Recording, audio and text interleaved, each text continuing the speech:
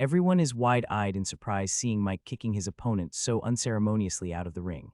Even referee looked a little startled by it, but soon he announced the winner while his opponent, who fell of the stage, got up, said something angrily at the mic before leaving. After Mike Harrison fight, others in the top also started to fight. Seeing their performance, I started to feel pressure. If I just level up, then all should be golden. With me being at a peak level of specialist grade, my chances of going further into the competition would increase more. Chew. Just as I thought to level up, Ashlyn comes out me. At morning I wanted to bribe her like yesterday to stay in the apartment, but she refused. Even seeing 3 food boxes that I ordered, she refused to stay at the apartment, wanted to come with me. I had no choice but take her with me after making some promises from her. As time passed, more and more people from the top rankings started to fight. Seeing their fight, I learned a lot, especially my weaknesses. In some areas, I was weaker than them, and it's not a thing which could be learned in a day or two.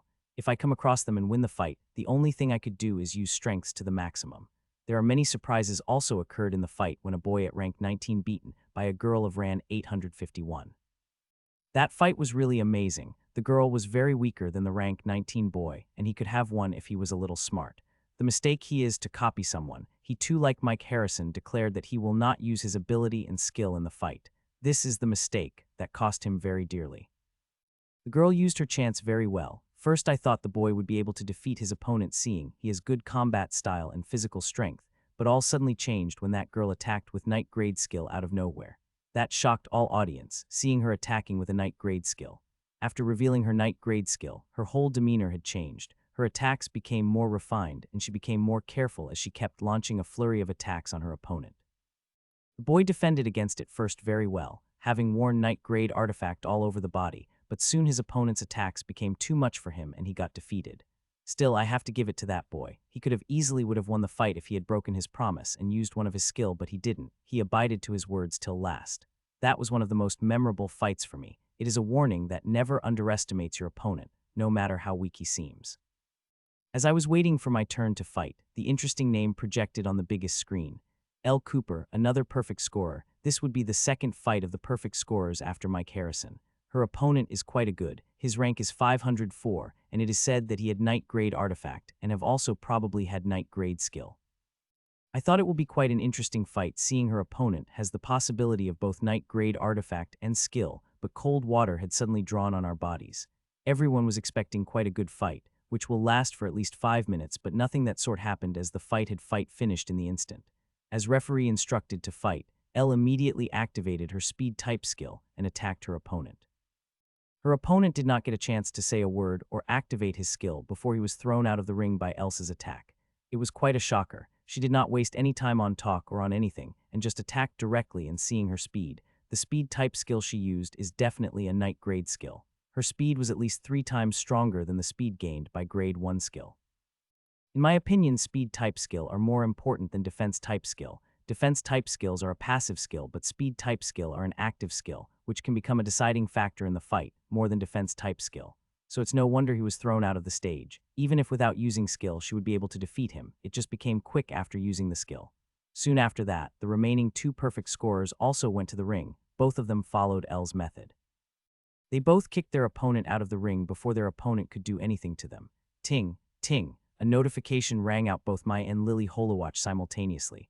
My heat skipped, thinking I would have to fight Lily. When I opened the notification, I saw that my opponent is someone else. I heaved a sigh, seeing that I don't want to fight Lily this early in the competition. The name and opponent of both of us projected on screens. Good luck. We both said in unison as we stood up from seats, giving each other light hug. We walked toward the assigned ring. This time I did not have to say anything to Ashlyn. She quickly went inside me without me asking. Lily lucky in her fight. She got a good opponent to fight. His rank is 553 while my opponent's rank is 264. This time my opponent is quite tough. His name is Ray, and him at peak specialist grade evolver. He has nearly all type of grade 1 skill, and he got night grade armor artifact. This news is verified. It is only mentioned that he had only armor type artifact, but he could other night grade artifacts as well. There is another thing worthy of mentioning him, that he is from Shadow Rogue, the same organization that Kevin joined. This will be my first time officially fighting the member top 7 organization. He is a C grade member just below the elite and about the same age as me. I didn't dare to underestimate my opponent. I have seen how powerful they are both in the space realm and in the challenge held in my town. The ring was empty. My opponent hadn't arrived yet. One gets 5 minutes to reach the ring and another 3 minutes as a warning. I didn't have to wait for long as I saw him walking. My opponent looked quite handsome, is a little taller than me, and had thin physique which is best suitable for the combat style of shadow rogues. He quietly walks up in the ring and stood opposite of me and activated all his artifacts, especially the signature dual weapons of shadow rogues. His are dual swords, which are half a meter long and curved on the edges for good slicing. Shadow rogues used short dual weapons most. They are swords, knives, or hatchets. Whatever they may be, they would be always two and short. There is always an exception, such as Archer, which I've encountered in the challenge. I still did not forget how she beat me by a few points. This time I did not want to take chances. That is, this time I activated my Knight Grade sword instead normal one which I used in my previous fight. Both of you ready? Asked referee. I affirmed with a nod, so is my opponent. Fight, said the referee, starting the fight. Fur. I directly activated my instant movement and ran toward him. He also did remain passive and activated his speed type skill and came at me. I was a little surprised seeing him activating his speed skill to the limit. Looks like he also did not want to take chances either. Still activating his speed skill to the limit, his speed couldn't match my instant movement. I am still way faster than him. Before he could close on me, I closed against him and swung my sword at him. Mimicking my movement, he also swung his sword at me. Clank, his one sword clashed against mine, while another is moving toward my waist sneakily. Sneaky as always, I thought to see his second sword moving toward my waist. Clank, his second sword stopped by my shield before it could reach further.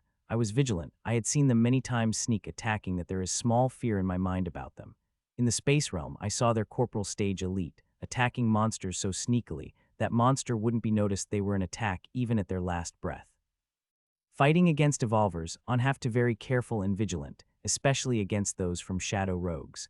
Without the expression of startle, my opponent flipped suddenly using the force of the blow and attacked me with double speed. I alighted fire jet behind both my arms and moved my sword and shield counter against it. Clank, clank. Two clanks could be heard as my opponent's dual swords clashed against my sword and shield. He swiftly jumped back using the power of the clash while I was little startled over something. Knight Grade swords. Both of his swords are Knight Grade, I said in my mind. Earlier, I casually thought that he may have more that one Knight Grade artifact, but little did expect it to be so true. If he can have two Knight Grade swords and Knight Grade armor, then there is a big possibility that all the other artifacts he was wearing are also Knighted Grade. He came to me again, but this his words covered with yellow lightning. I did not sweat much seeing this as I already knew he has lighting power. He is just coating it on his weapons. As long as this lighting does not touch my skin, I will be fine. I met him halfway with my instant movement and attack him with my sword, but this time his move was different. This time he is swinging both of his swords in the same direction. Seeing this, I became vigilant and provided extra power to fire jets behind my right hand, increasing my sword speed more. Clank, sure very sneaky, I thought as I felt shock traveling all over my body. Not only he had used speed type skill, he even used a special strength type skill which didn't produce any visual effects or power fluctuations. If I hadn't increased my speed in time, I would have definitely revived a big shock and had to step back. That would have been a golden opportunity for him to launch a sneak attack on me. Still, without backing down, he coached against me, with the power of his speed type skill and special strength type skill. Using both skills together, he gets quite boost in power. It's fortunate that I have a strong body due to 5 seals of supreme combat exercise. Otherwise, my body would have injured by the shock as the fire jets only increased my speed. I used fire jets as propellers, to propel my attacks by giving them speed. Clank, our sword clashed again, and he again used the power of the blow to jump back. Fur. This time when he jumped back, I followed him behind instantly and attacked him with my sword. He looked little startled seeing me following me instantly, but he quickly able to react and swung both of his swords as a defense. Clank, both of his sword clashed against mine as defense, and he was preparing to use this blow to propel his jump more when he saw something over his face. Bam, shield on my left hand, squarely hit him on his face that made him flew away like a cannonball. Not only he can sneak attack, I said. This move was not pre-planned. As I followed him with my instant movement, a thought came at me and I used this move. I did not expect it to be successful. I thought he would only use his one sword against my sword while keeping others free, but who would have thought that he would use both of his swords to defend against my sword, giving me a perfect chance to launch an attack with my shield. He flew like a cannonball, but he quickly stabilizes himself and landed without much harm. My attack did not do him much except for making his face little red. I was right, he really did wearing Knight Grade all over my body. If he wearing Grade 1 mask, that blow of mine surely dislocated his jaw. He did not wait just as he landed. He came at me with his full speed. This time his speed seems really fast. He not only activated his speed and strength type skill, but he seemed to also use his knight grade boots to get boots in his speed. Fur. I also did not back down and alighted all 9 fire jets behind my back for instant movement. I also moved toward him with my instant movement, and my speed is faster than him despite him using his knight grade boots. Clank. Both of weapons clashed loudly. The clash was so forceful that I have to take several steps to defuse the blow. When I just stabilized myself, I saw my opponent coming toward me full speed. Seeing him coming, I again activated instant movement to clash against him. Clank. Both of a sword clashed, and he also sneakily moved the sword against my chest. Seeing that, I activated the fire jet behind my left hand and moved my shield to crash against it. A smile comes across his face as he saw me lighten jet behind my left arm. I felt a bad premonition when I saw his smile, but it was already too late when his sword and my shield about collide near my chest. He made weird action with his wrist. The sword which about to collide against my shield changed its direction and cut across my stomach. Sheeing, his sword cut across my stomach. Half the blow was absorbed by the armored, but other half cut across my stomach, and the red line of blood is formed. I am lucky that this move was not powerful when he diverted his sword from my chest. He had to sacrifice some power of this move for that. He launched another strike with his left hand, cleverly avoiding my sword which about to intercept, but he got the surprised by my sudden jump. I lightened the fire jets under my boots, which gave me instant jump that hard to stop. I heaved a sigh of relief after putting some distance between us. He is very smart, I thought when I looked at the injury at my stomach. He had identified the big drawback of fire jets. They are like loose cannons. Once they are launched, it is very hard to stop them. After the competition, working on various drawbacks of fire jets would be my first priority. Suddenly, I felt the intense power fluctuation. When I looked up, my opponent is covered in yellow lighting as he came at me. He looked really handsome as his head to toe covered in lightning. I could even hear screams of some girls seeing his look. Knight grade skill. This speed and power, only fight grade skill, could only be knight grade skill. He came to at with his body covered with lightning and the power fluctuation I am feeling. It is definitely a knight grade skill. It is time to get serious, I thought. The fire jets started to light up behind me. This time the fire jets are little different. They are a little bigger and gave more power. I'm igniting the fire jets to their limit. Not only that, I've covered my sword with swirling fire. Last time fighting against androids, its effect did not seem much, but more than half a points I got are because of it. This time, it will show its real value in the fight. With flaming sword in hand, I ran toward him with my speed is a little slower than him. He swung both of his lightning-coated swords toward my sword. Bam! The large shock traveled through my body as our swords clashed. It was so intense that I nearly puked the blood out my gut, but more than that, I am feeling shocked inside my mind. This skill which my opponent used is not pure speed type skill, but a hybrid type skill. This skill used his ability as a catalyst to provide both speed and strength. Such skills are rare amongst the knight grade skill from what I've heard. I could feel the numbing tingling all over my body as if tiny snakes of electricity traveled inside my body. You're not using skill, said my opponent, who is also blasted back by our clash. His face full of shock as if he couldn't believe what he is seeing.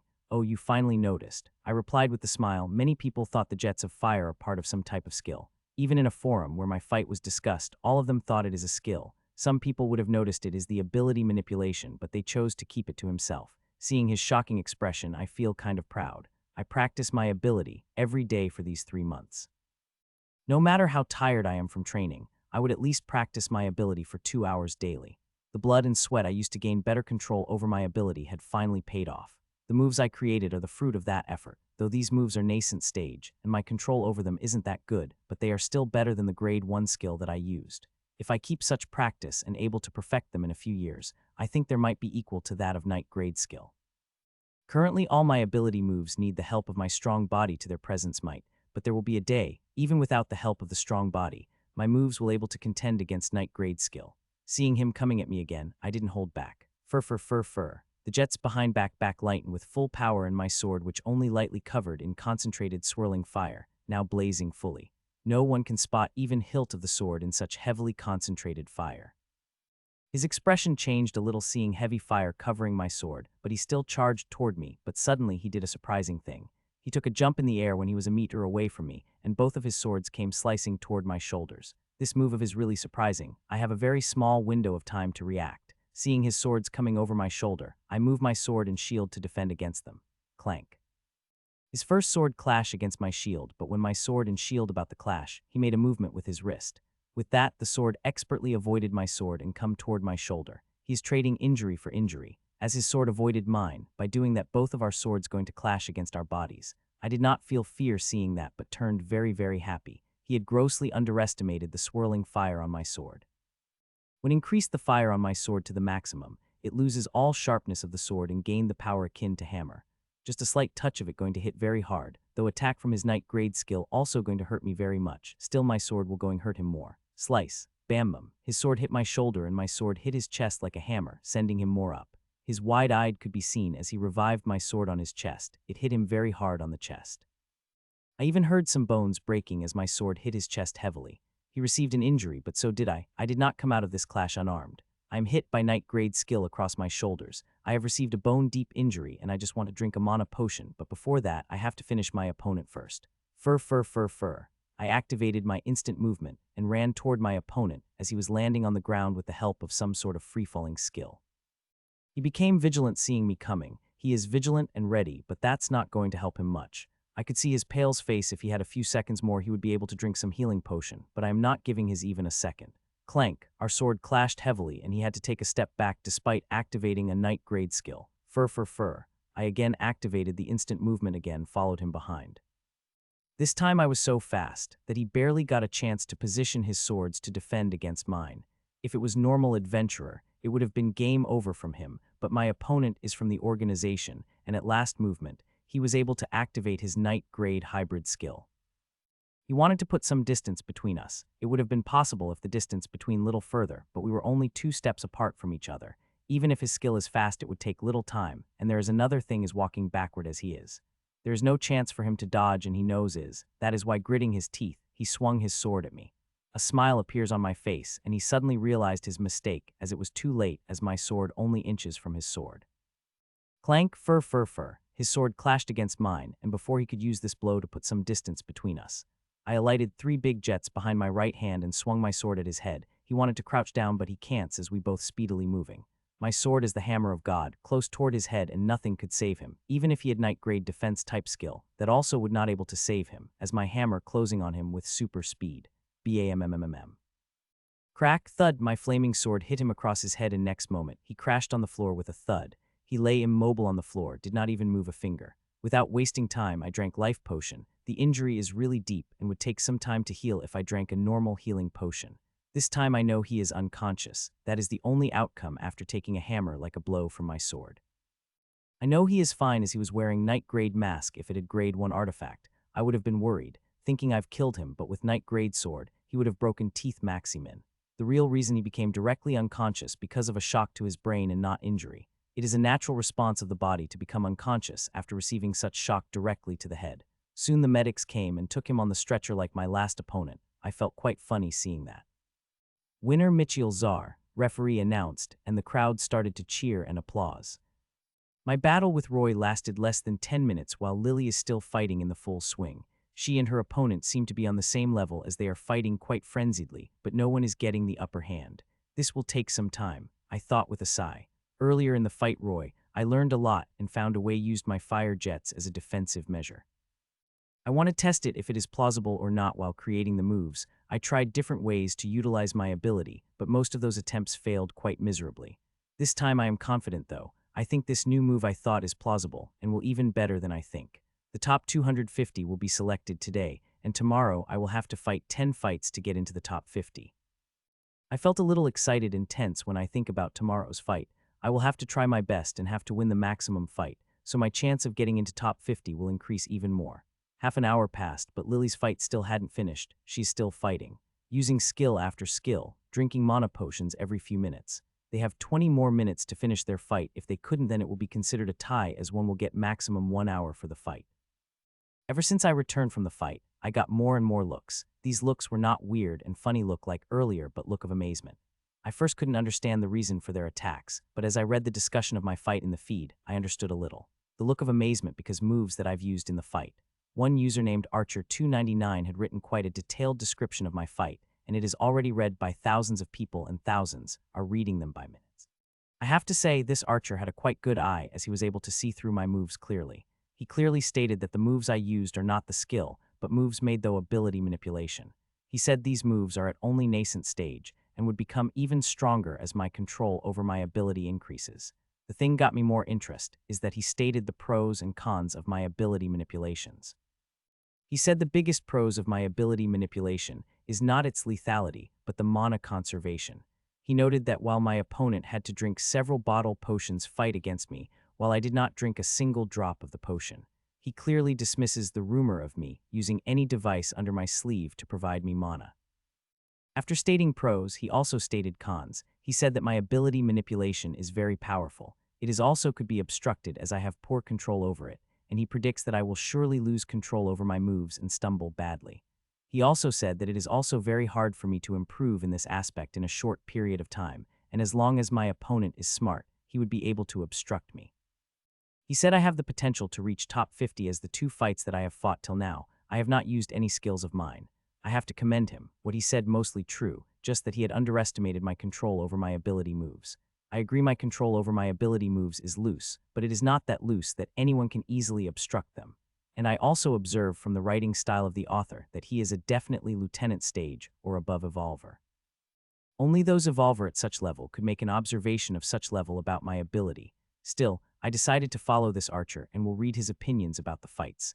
I would have read it now, but Lily's fight had suddenly turned very interesting. Only 10 are remaining till 1 hour limit is over, and both of them are fighting as their life depended on it. Drinking potion and activating skill, this is the only thing happening in the ring. Both of them releasing skill after skill at each other without pause, sometimes even activating 3 skill at a time. Lily definitely got a tough opponent this time. He has the same level of strength. If she wasn't able to bring something new in a few minutes, then this fight would definitely be a tie. Others may think Lily is at her last leg, but I completely disagree with them. I know that Lily is still hiding some of her strength. I know that Lily had created 5 seals of supreme combat exercise and physical strength she is revealing in a fight that of 3 seals, and that's not all. I have an inkling that Lily is definitely hiding something even more powerful. She hadn't revealed because she is saving it for tomorrow, where she will fight for the spot in the top 50, but seeing there are only 7 minutes are remaining on time limit, she will reveal some of her strength to end the fight quickly. I was right. 2 minutes later, Lily suddenly increased her speed and activated the strength type skill, which seems similar to 9 raging strikes. With her increased strength, she kept attacking furiously, that he barely get any chance to defend, but he kept persisting despite getting attacked such furiously. He knew that he had to persist for 5 minutes before this fight could consider a tie, and if his luck is good then, his next opponent could be weaker than current, giving him chance to enter top 250. Though it would not be good at getting in top 50 where he could get a price and have a 100 chance to get into the organization, it is still good. After getting into 250, he would get recognition, and some organization could even hire him seeing his potential. Not Lily's fight, but most if second fight also happening such way where both parties fighting at tooth and nail to win. Bam, finally Lily able to send her opponent out of the ring when only 2 minutes remaining to an hour. She looks quite tired and small injuries could be seen all over her body. Congratulations on getting into top 250. I congratulated as she sat by me. Don't make fun of me. That fight was a disaster. I bet you must have finished your fight way before me. She said, I just finished a few minutes before you. I said modestly, there is no reason bragging that I finished my fight in less than 10 minutes. As we quietly watching the fight, I got congratulatory messages from my friends and acquaintances. A message of Jill really made me laugh as she had written, since when did I get into the habit of bashing my opponent of heads, and below that there was an animation of a prehistoric man constantly bashing the head of Think Weak Man with rock mace. It was really funny. I replied to her messages and watched the fight for quite a while before I remember something. I am going back to the apartment. Are you coming or staying here? I asked Lily. I'll stay for a while. I want to watch my future opponents, she said jokingly. Okay, then see you back in the mess, I said. Leave. It's only mid-afternoon and fights will last till evening before list of a top 250 is finalized. Choo choo choo choo. Ashlyn suddenly comes out of me when I get out of the venue and started to demand snacks. Seeing how well behaved she was during the day, I divided to buy her couple of snack. I just brought her snacks but forbid her to eat on the spot. She will have to eat that all in back in the apartment.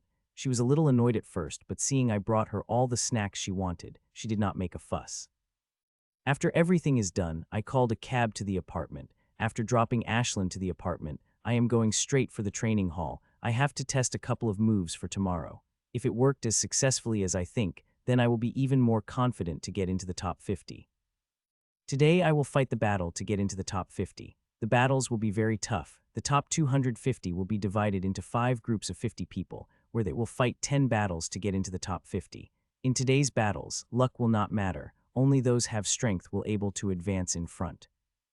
Yesterday one could get lucky or unlucky as it was a qualifier round. You only have win one fight to advance, but here one has to fight 10 battles and tried to win maximum to get into top 50.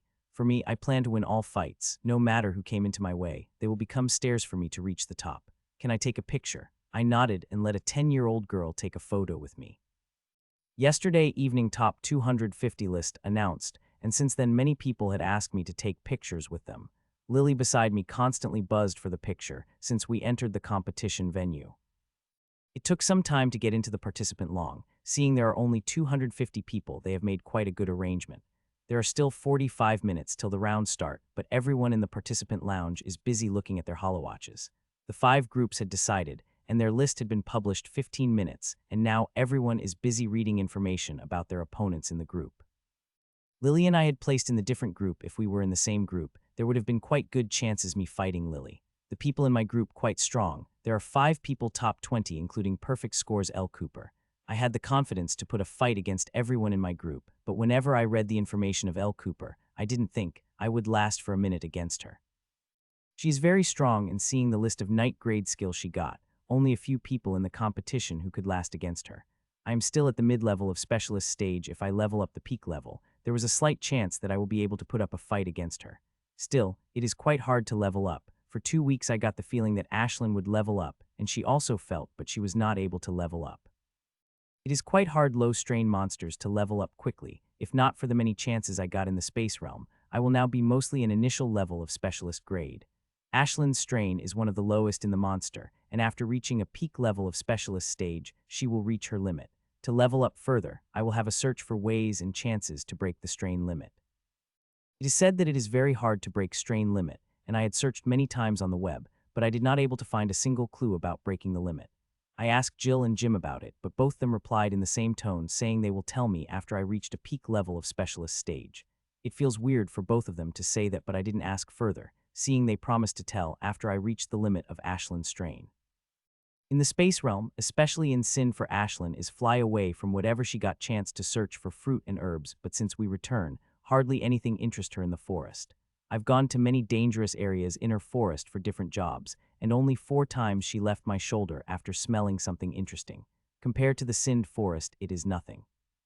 I will not lie, I was hoping that Ashlyn would be able to find miracle fruit again. That is why in their 3 months, whatever jobs I took, each and every one is at different areas.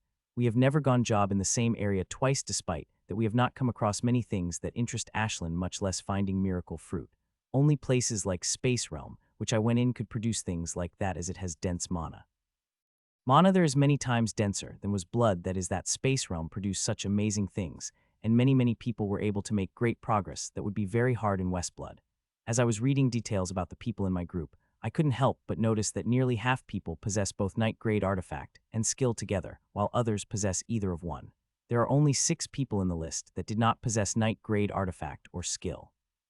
What is written here is only half information, while another half can only be known in the battle. I have fight 10 battles today and will have to finish them quickly as possible so I could have as much as rest possible. Mitchiel, you got the real problem here, said Lily suddenly. Hun, I asked startlingly, little confused by what she meant, but when I looked at what projected in the screen, I understood all. It is a list predicting who would be able to enter the top 50. It is made by the reputed site, and 60 to 70 people in their list always get into a place where they predicted. I felt good knowing their estimation of me this high, even though I got 49th rank in their list, but it had just made things little harder for me. The people who get into such list would always become the center of attention. I didn't mind the attention I will get from people, the attention I will be getting from the opponent that I am worried about. I would have used my skills yesterday and kept my ability moves secret. I would have able to win the fights, I am confident in that. The reason I did not use my skills and used my ability moves so that my future opponent would take me lightly, thinking my wins were a fluke. I have read a research paper on psychology a month ago. It's published that people would take skill more seriously than any other thing, no matter how amazing that is.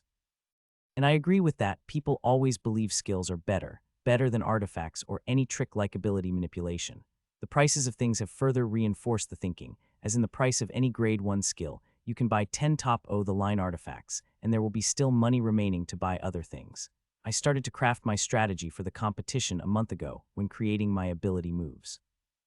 I wanted to go further in the competition. That is why I worked so hard, but now water is shed on half of my strategy. I have to salvage this, but it will all depend on what type of opponent I get. Soon the competition started. Anchor started the second day of competition by introducing the guests. Ting, my name is shown on the screen. I was surprised to get a fight in starting fights. Good luck, said Lily. I nodded and walked toward the ring while reading the information on my opponent. It is written that my opponent is free adventurers and have full set night grade artifacts.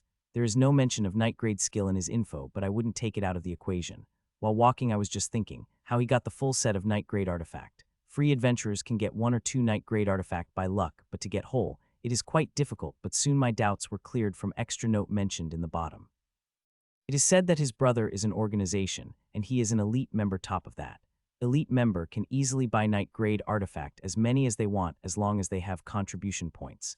It is quite hard to get night skill though. The organization keeps little tighter control over them. You can buy them for yourself easily, but it is hard to buy them for your family or friends. As I was going toward the ring, so is my opponent. He is fat, faster than the image shown on his profile. He looked like a young pig which had quite tender pink skin. Seeing him, I kind of want to beat him up. He looked quite familiar to someone I knew, more like a someone I hate. His face looked similar to the fatty who chased me 3 months ago for my night grade skill. I would have thought both were brother if not his information saying his brother is elite of the organization. The one who had chased me was definitely not elite, or he would have easily able to catch, and most importantly, he wouldn't have a need to chase after me for night grade skill as he would have able to get from his organization after putting some efforts. I suddenly sensed hostile gaze from Fatty. I got little confused at first then gave him big smile. As for the reason of hostile gaze, I don't care as I am going to smash his head into the floor in a minute. After arriving in the ring, I activated all the artifact on my body, just like Fatty did. Ha ha ha. Suddenly a laugh comes out of me. I was completely unintentional, and I would never at such thing but seeing the scene front of me, I couldn't control the instinctive reaction of my body. Fatty looked quite funny after all of his artifacts were activated. Earlier he was wearing loose clothes. Due to it, most of his figure is hidden, but after activating all his artifact, an energy layer of artifacts had covered his body tightly, which shows the perfect outline of his body. His man boobs and protruding belly are most highlighted, making him look quite funny. I will go to beat you so bad that even your mother won't able to recognize you, Fatty said while gritting his. For his threat, I just gave him smile thinking see if you can even last half a minute. Both of ready, asked referee. I nodded while Fatty said yes loudly. Fight, fur. I activated all 9 fire jets behind my back and covered my sword with fire to the limit and moved toward him. Fatty looked wide-eyed seeing me coming at him. He even had an open mouth like he wanted to say something before attacking me. Is he an idiot? The fight is started, fight quickly. Why waste time talking amidst fight? It will only going to give your opponent a chance to attack you. He started to move his weapon when already covered more than half a distance toward him. Moving sword is no use. It will be too slow to counterattack. The only thing can save him is a skill, a defense-type night grade skill. I swung my sword as I about to reach him. My target obviously his head. I want to finish this fight in a single move, and for that, blow to the head is perfect. Fear and unwillingness could be seen in his eyes as my sword a few inches from him. He knew he had made a mistake not reactivating fast enough. If he had reacted faster, he would have a slight chance to that my attack, but now even a night grade skill won't able to save to him. Bam, thud. My sword hit him so heavily in the head that despite having a fat body, he flung from the ring like a cannonball and fell outside the ring with a heavy thud. As his artifacts deactivated, his bloody head and unwilling expression could be clearly seen. Seeing him unconscious like that, an image of dead fish come out in my mind. It looked just like a fatty after it died due to our water for too much time. Cheer! A loud cheer rang out a second after. More people had paid attention to my fight ever since my name got into that list. After waving happily at some people, I returned to the participant lounge and sat on my previous spot, drinking drink that is delivered. My fight has been finished within 5 minutes. I should be able to get an hour rest before my next fight. Lily is not present. Currently, she is fighting a battle, and from seeing how she had the upper hand, she should be able to finish her fight within 10 to 15 minutes. I was wrong. It took just 2 minutes to finish it as Likely suddenly activated night grade skill and sent her opponent out of the ring. Her skill is quite good. It looked like a whip made of water. Its attack was so fast that her opponent barely got any chance to react before he was thrown out of the stage. Looking at the injury on her opponent, it looked very lethal also. This is the first time seeing one skill I wanted to acquire. This skill looked very flexible. Its maximum range should be 10 meters, and seeing how Lily able to manipulate, its minimum range should be 1 meter. My fiery strike is more deadly, but I will exchange it for this skill at this very second. This whip skill had many applications if I guessed right, As long as one has enough mana, one can use this skill to attack, defend, and bind. Very few skill could be used as such. This skill will perfect for Sergeant and above stage powerhouse, as they have enough mana to operate such skill at their heart content. Nice fight. I said I steered clear of the topic of her skill. Many people didn't like when one talks about their trump cards, especially night grade skills. If she had been ill, I would have definitely asked without reservation. Jill and I are very good friends and had gone through many life and death events to care about such things. As long as it doesn't breach any heavy secret, she will definitely tell me whatever I asked her. She had even offered to loan me her mid-level night grade artifacts for the competition, but I had declined. Not only she but Jim also offered to loan me his artifacts. In these 3 months, I've come to know many things about the organization from here and there. There I heard interesting news. It is said that only super elites had right to mid-level night grade artifacts, and this outside super elite could be these artifacts usually have a very high position in organizations. From that one can guess what potion Jim and Jill's parents would be for them to wear mid-level night grade artifacts casually.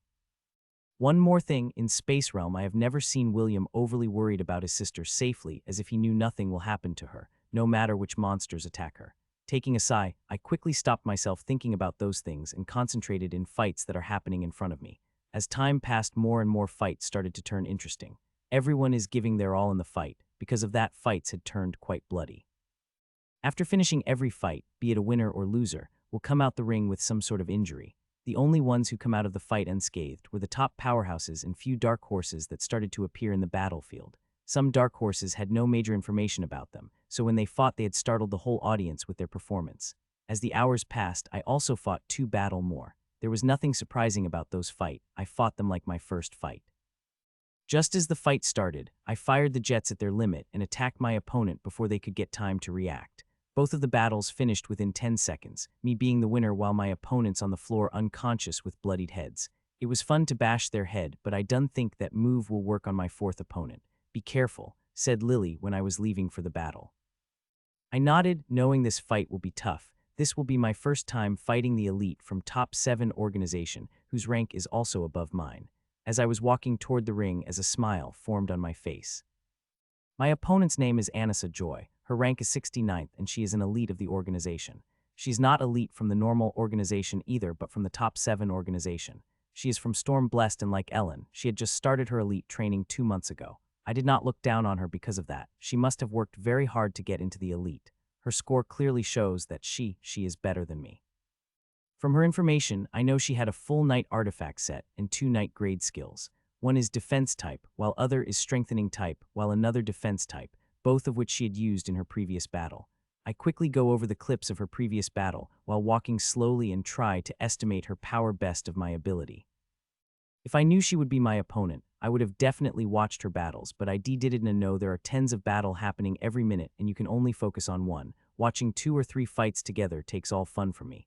I expect nothing less, I thought when I saw short clips of battles. She seemed to have speed type ability, like comparing it with her strength and defense type skill, she is quite strong. From her battle statistics, I've come to know that she had finished almost all her battles within 5 minutes. The only weakness she has that her combat style is still nascent stage. She's about my age, little tall with average face. Her most distinctive feature is her vibrant green eyes, which completely overshadow her average facial features. She gave me a simple nod as she entered the ring, and I nod her back. We both activated our artifact simultaneously as referee asked us if we are ready. Fight fur. I activated fire jets behind me to the limit and made instant movement toward her while swinging the sword. I know chances of this move working against her are very low, but I still wanted to give it a try. She did not look surprised seeing me coming toward, and as she ran toward me at the same time. As I halfway into the distance, I sensed great fluctuation from her, which could only be produced by night grade skill. She had activated her strengthening type skill. I know it because from her info that when her body is covered with light blue smoke, that means she had activated her strengthening skill. My sword had swept toward her head, going for a direct hit, seeing that not an expression of fluster appeared on my face as she swiftly moved her falchion to block my sword. Bam! Both of our swords clashed, and next moment, I have to take 5 to 6 steps back to manage the blow. This is funking strong. I cursed as I could still feel the power of the blow traveling inside me. When I looked up, I saw she had to take the same steps back as me to manage the blow, and surprise could be clearly shown on her face. Fur. She and mine's eyes met, and at the same time we moved toward each other for clash again. This time I saw her falchion moving toward my waist. Jay had no choice but counterattack, seeing her sword would also hit me, dealing me same blow. Clank. Our swords clashed again, sending out sparks and fumes of fire. We both took a step back and kept crashing, with no one gaining the upper hand. To supply little more power, I started to circulate Supreme Combat Exercise, but made no effect on the fight. We both now in equal terms on the fight, and to gain an edge, one will have to show one's trump cards. That both of us don't want to do right now. We both will clash for a few minutes before revealing any of our trump cards. Showing our trump cards in the early fight, as this will reduce their usefulness, as our future opponent will know about them. So it will be better if I were able to find a hole in her defense and defeat her in one shot, but it is hard. I've been searching for the weak spot in her defense for a while, but it's all no use. It's not like she didn't have a weakness. She has many, but whenever I make a move to exploit it, she will counter it quickly. She knew her weakness very well, and because of that she is very well prepared. Sup, I suck a liquid under my sleeve as I need the mana. If one looks under my sleeve carefully, they will find a small device. It is a mechanical gadget I brought 2 months ago. I don't like a needle piercing my skin, so quick supply for mana, this is the second best option. It is a small device of half-palm size, has many transparent capsules around it. All capsules are connected to the pipe in front of the device is the small open valve. These capsules are used to store the mana, and that open valve in the front which is used to suck mana. This device is very good. One could easily store 30 bottles of mana inside, and the valve in the front help in sucking mana easily. Also, I don't have to worry about it being damaged in the battle, as the only move from Lieutenant grade able to scratch it. I brought it one of the best one, though I have to pay a pretty penny because of it, but it's all worth it. Clank. We clashed one more time and separated. This time she was attacking toward my neck, but her move is countered by me. It's been 20 minutes, we have been fighting, but there is no definite winner between us. Looks like I finally have to start using my skills, otherwise it will be impossible to win the fight within an hour. 3 raging tides. Lively wind. Fur. I activated 2 of my skills and my instant movement. Adding instant movement with my strengthening skill and speed, I get enhancement in my speed, but more important, I got a killer move. My speed doubles when I activate my speed type skill with my instant movement. My speed is doubled, and when I swung my sword while running at this speed, the force my sword excludes come close to the knight grade skill. And when my sword clashed against something, I received so much that even my body with 6 seals can't handle it. That is why I have to activate strengthening skill to make my body strong enough to endure the blow. I also get little enhancement after activating my strengthening skill that made the power of blow equal to some weak knight grade skills. This move may give me power and speed equal to that of knight grade skill, but it is a very delicate balance. One wrong step and it would all collapse. That is why I don't want to use this move. If I had a practice of 1-2 moves, I would have able to bring down the problem of losing control to a minimum, but alas I don't have the time. Otherwise, I not feel scared whenever I use this skill. Seeing me coming toward her with such immense speed, I found no surprise in her eyes. She had already guessed I would use such move. If I hadn't, she would have used her hidden moves. As I am about to reach her, I sense 2 big fluctuations. I got a scare seeing this. She already had strengthening type knight grade skill activated, and now she had activated 2 knight grade skills. I can fathom to imagine what will happen next. She also ran toward me, and seeing her speed, one of skills she had just activated is speed type skill, which further enhanced by her already existing speed type ability. Her speed is definitely greater than me by 50%, and seeing sky blue crystalline layer had she had on her sword, another knight grade skill she had activated must be attack type skill. I don't want to clash against after identifying all 3 of her knight grade skill, but I have no choice as I can't stop even if I want to. Bam! Both of our swords clashed loudly and I felt like a monster had crashed into me.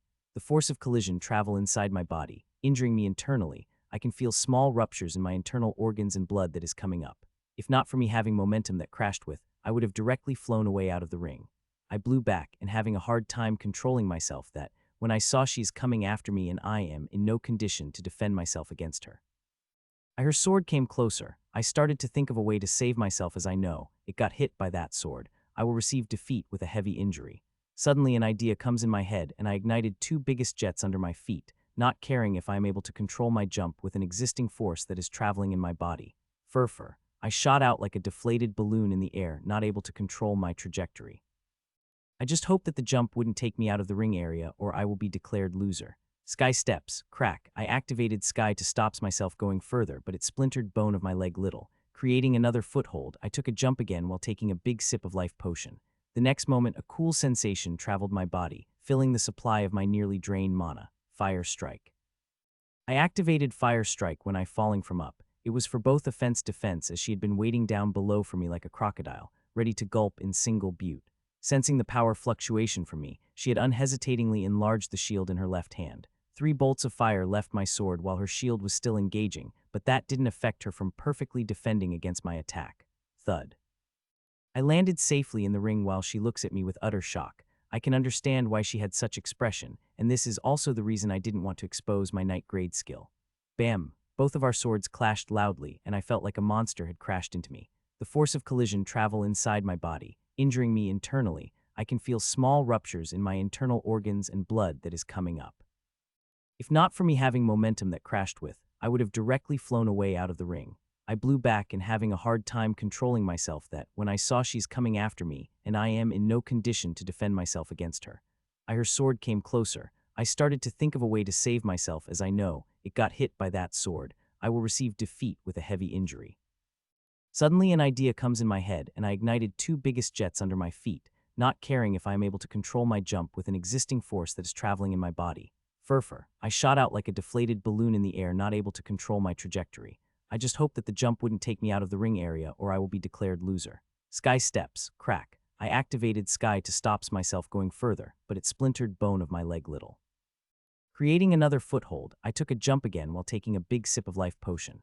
The next moment, a cool sensation traveled my body, filling the supply of my nearly drained mana. Fire Strike. I activated Fire Strike when I falling from up. It was for both offense-defense as she had been waiting down below for me like a crocodile, ready to gulp in single butte.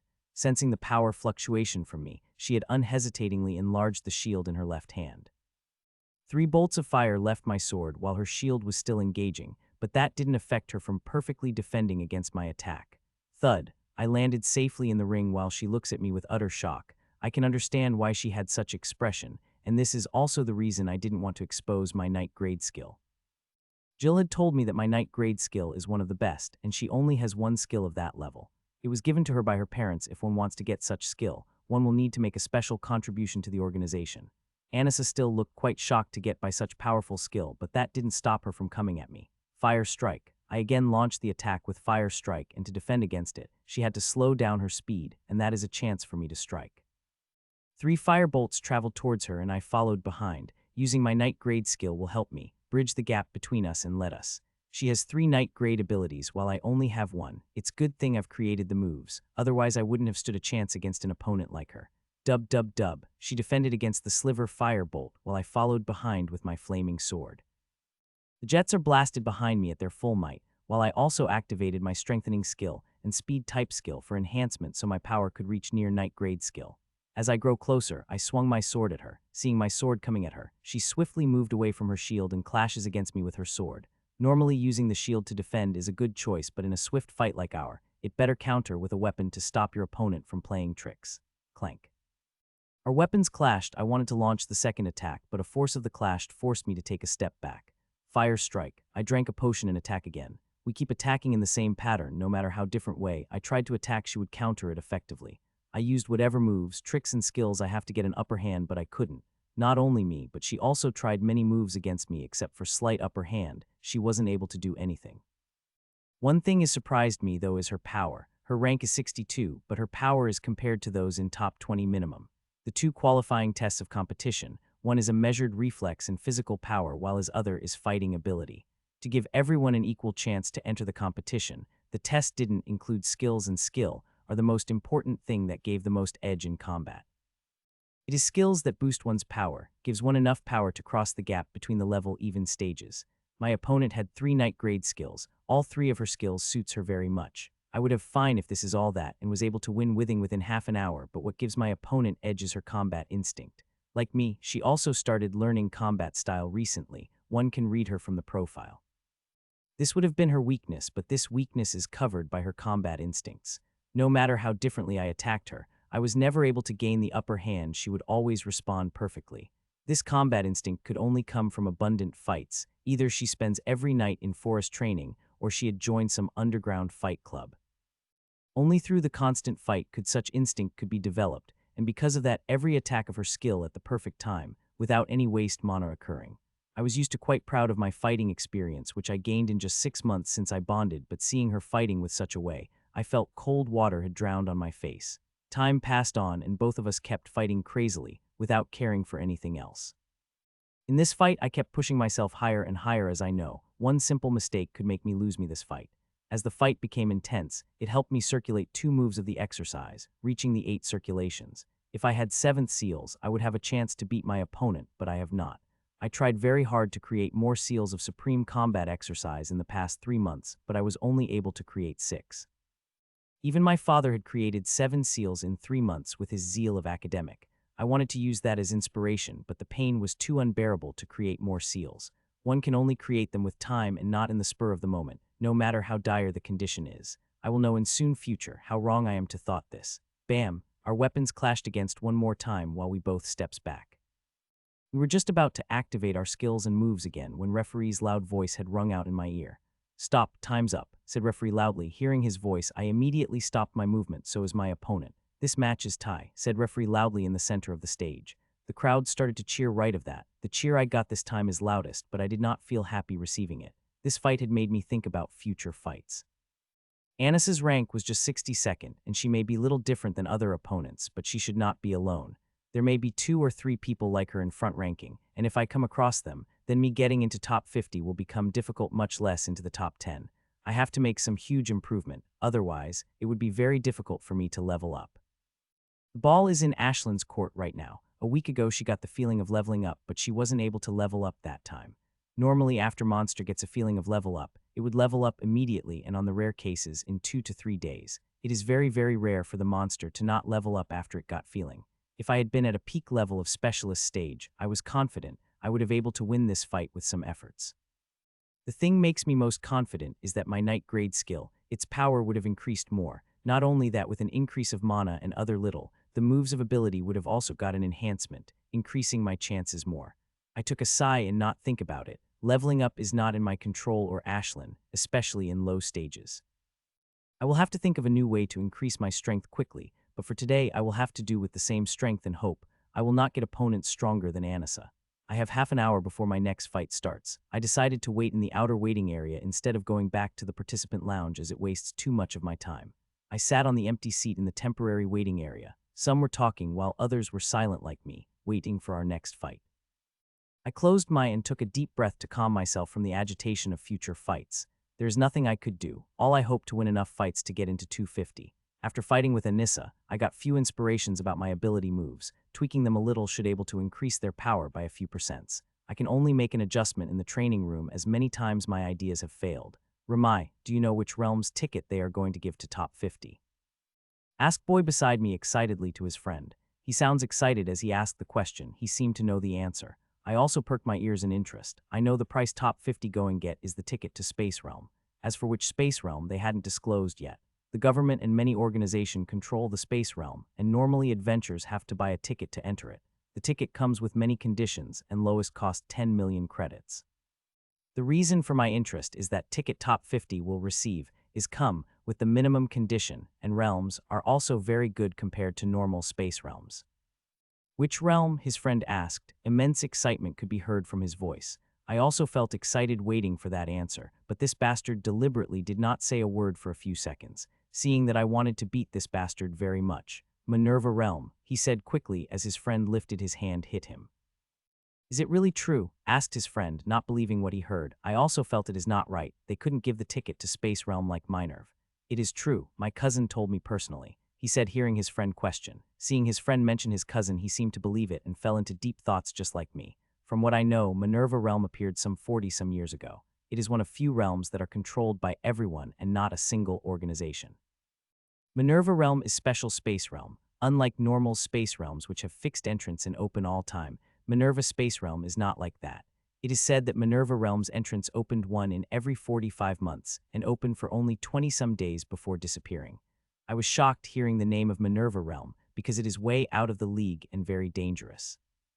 Normal they gave Realm ticket of the realm which has Corporal stage as the limit. Sometimes they even go Fur Realm which has a limit of Sergeant stage, but the limit of Minerva Realm is Master stage. From what I've heard, the Minerva Realm is very dangerous, more dangerous than Space Realm I went before.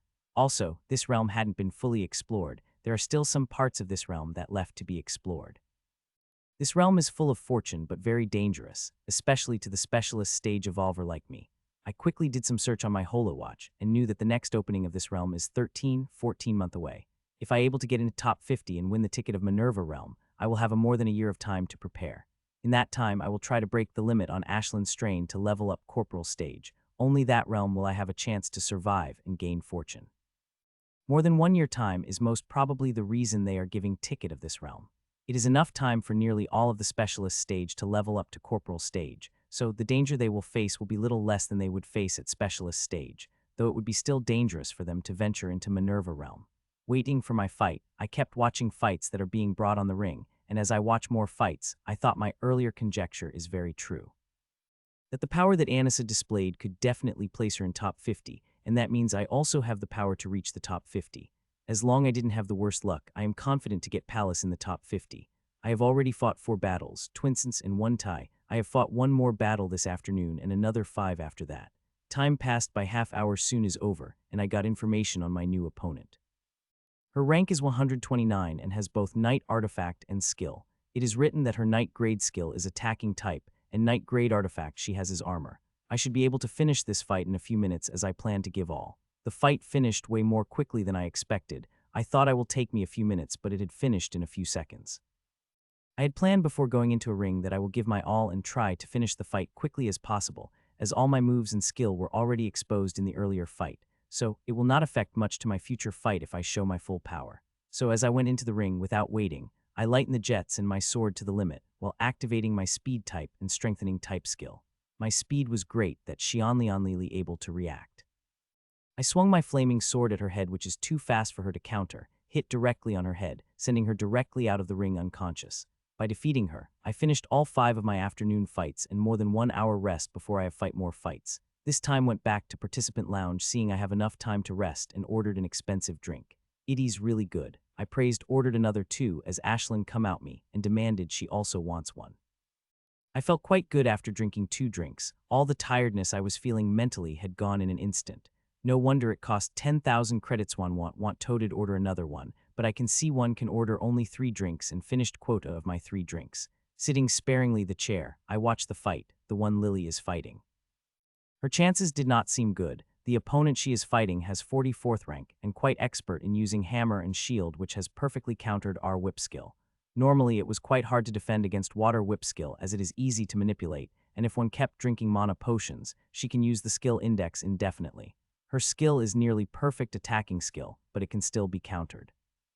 As long as the opponent is agile enough, her skill is countered, and that is what her opponent doing. It is her skill that keeping her battle. If she had any other skill, even if she had my fire strike, she would have lost 5 minutes after the fight. Her skill is best used in restricting opponent, and that's what she is doing. Despite him being agile, he is having a hard time getting close to her, but as time passed, he is getting used to her patterns, and it wouldn't take more than 5 minutes to Lily's defeat. As time passed on, her opponent kept getting more and more chances to attack while she was barely able to retrain him. The injuries on Lily's body kept getting heavier, and the opponent did not give her any chance to drink any potion. Few seconds later, Lily's whip started to flicker and stopped due not having any mana and that chance used by her opponent. He speedily came toward her and used his hammer to directly strike her chest, which made her flew off the ring like a kite. It is not surprising results. Her opponent is surely going to win. His win just got delayed due to Lily having a retraining type skill. Lily seemed to become unconscious after the attack as referee fed her potion and medics took her away. Ting. I kept watching the fight while waiting for mine when my HoloWatch buzzed, notifying me about my next opponent. Well done, said Lily as I sat back on my seat. Of the 8 fights I had fought, the most difficult is a 4th fight which I had a tie. That was the hardest fight. I had to use my all just to keep to fend off against her attacks. I couldn't help but sigh whenever I think about that fight. Anissa is doing quite well, just like me, except for our tie she hadn't lost any match either. You already have a 90 chance to get into top 50. One more win and I will become 100, said Lily. I just smiled and didn't say anything on the mark. What she said is right. As long as fights didn't took sudden drastic turns, I have place into top 50, and if I won another match then it will become confirmation. Then no matter how good one perform, they will not able to take my place. You too, as long as you win or tie both of next fights, you will also have a chance in top 50, I said. Lily had 6 wins and 2 losses. As long as she does not loses 2 of her fights, she will have a chance to enter in the top 50. Well, I can only do my best, said Lily with hope in her eyes. From what I am seeing, the last 2 fights would be difficult for me. I order a drink and started to read the details of my opponent, which I will have to fight in the next 2 battles. It is not difficult to predict my next opponent, as my group had only 50 people. I already made a list of 9 people. If my guess is right, then my 2 opponents would come from those 9 people. Of the 9 people, 3 people I have no chance to beat, as all 3 of them in the top 10, and perfect scorer is also in the list. Still, I am not worried about the next 2 fights. I already have a chance to get into top 50. Even if both of my opponents are from top 10 and I did not get into top 50, I will be a little sad, but not overly, as this competition had already marked my way. The only regret would be that I will not able to get the price of top 50, the ticket of Manurva realm, but no worries. I have confidence in myself to amass enough money by a ticket of that realm. I watch every fight and a reading summary of their every fight, so I could get a clear picture of their ability. Only info of 2 people really surprised me, while others were in my realm of understanding. It can be said that those 2 people were really something. Time passed by as I kept reading the info of my opponents, and before I know it, the bell rang on HoloWatch informing me of my opponent. This is the strongest opponent I will be fighting. His name is Orvan Steele, rank is 19, and he only lost 1 fight till now, which he fought against one in top 10. Good luck, said Lily. I nodded and walked toward the ring. I had already read the details about him, and now I just have to give my all and win this fight. I think I will have a chance to win the fight. My strength had increased a little by experience since I fought with Anissa. The mistakes I made fighting against her, I will not make fighting against him. As long as I play my cards right, this fight will I win. As I walked near the ring, I spotted my opponent. His looks average with average height. He would have been called somewhat handsome if not for his big nose, which ruined it all. He's 20 years old, 1 month away from 21. If he had been a month older, he would not be able to participate in the competition. Kid, I advise you to give up right now if you waste my time. I will beat you really well, that even healing potion won't able to heal your injuries in short amount of time. He threatened, just as I entered the ring. I'm not surprised by his threat. He had a habit of threatening his opponent before the fight. He not only threatens his opponent but also acts on it, and because of that too, his previous opponent had already followed his kind advice. Good, I will have fun breaking this spine of yours, he said. He tried to smile while saying that but failed miserably as anger clearly shone on his face. Both of you ready? Asked referee as we were activating our artifacts. Fight, said referee, seeing no objection of us. I covered my sword with swirling flames till there is no sign of sword could be seen and stayed on my spot while my opponent comes toward me. My opponent used a battle axe, which is more net long and one of the best weapon for cleave. He had activated his Knight grade speed type skill and strength type skill as a light layer of blue and orange had covered him. His 2 skill augmented each other and give him boosts. I did not move to see him coming close to me. Seeing this, he let out a weird smile, thinking I was paralyzed in fear because of his strength. He swung his sword with all of his strength as he came near me. Furfur, as his axe about to reach me, 2 big jets of light under my feet, shooting me up directly in the air like a rocket. Fire strike. I swirl in the air and launched 3 bolts of fire while going up. This is an unavoidable attack. He is still in the momentum of his skill. No matter how much he tries, he won't able to stop all 3 of my fire bolts. He sensed 3 bolts of fire coming toward him speedily. He instinctively swung his sword back toward his head while leaving his other parts of the body with the only defense of his armor. He couldn't do much also in the momentum, as an activating shield would take time, and as for Knight grade defense, he had to activate it just as I launched my fire bolts. After that it would be useless. Clank, clank, I have to commend him. I thought he would only defend against only one of my firebolt, but he defended against 2 with the help of some luck. Defensive is the Knight grade armor is less compared to Knight grade shield. It would maximum able to block 60 of my firebolt's power, but it is enough for them to pierce through his body. Hutch, my firebolt traveled through his shoulder and bore a small hole through it. If one can put an eye on the hole of his shoulder, he can definitely see the other end. These firebolts are special compared to other skill. Not only they could pierce through the body, but they also incinerate the path they had traveled, so it will make healing difficult in the short amount of time. Ah, fuck, he cursed in pain as he stopped while I drank the potion and used sky steps to make another small jump. He saw me up to air and looked at me angrily and flexing of his muscle. I could see he is using needle machine to supply him of mana. This was the perfect strike. If I had gone with my usual style, countered his earlier attack by force, there would have been no use. I would have been pushed back in a show of force, and both of you launched another attack each other like mad full without getting a result. Fire strike. I attack again while the air, this time while feeling pain. He had activated his defense type skill and shield. Ping, ping, ping, thud, my 3 bolts of fire started by him, but they gave me enough time to land perfectly on the ground. He looked at me with his red eyes as his axe could be seen covered in fire. Next moment, he swung his sword at me, and 10-something fireballs came at me. His hand movement seemed little shaky, but not shaky enough to affect his skill majority. If I able to pierce few more of firebolt in his body, only then would I able to affect him majorly. These fireballs are deep yellow with a tinge of violet in them. They are not common fireballs, but night grade skill. I have seen their clip before. They looked like normal fireball, but they had similar sticky property as finely lion's power. They act like tar. Once they touched your skin, they will stick and only diffuse when they used all their power. One should always stay away from such skill. He is quite good. He had launched fireball such way that I will not able to avoid them by jumping. He must not have read my profile or watched my previous matches, or he did not have made such a silly mistake. Previous opponent was smarter than him, even though they lost to me. Fur. Just as he launched his fireballs, I lit up all 5 jets behind and moved sideways with my instant movements. I had already watched his match and knew all about his skills.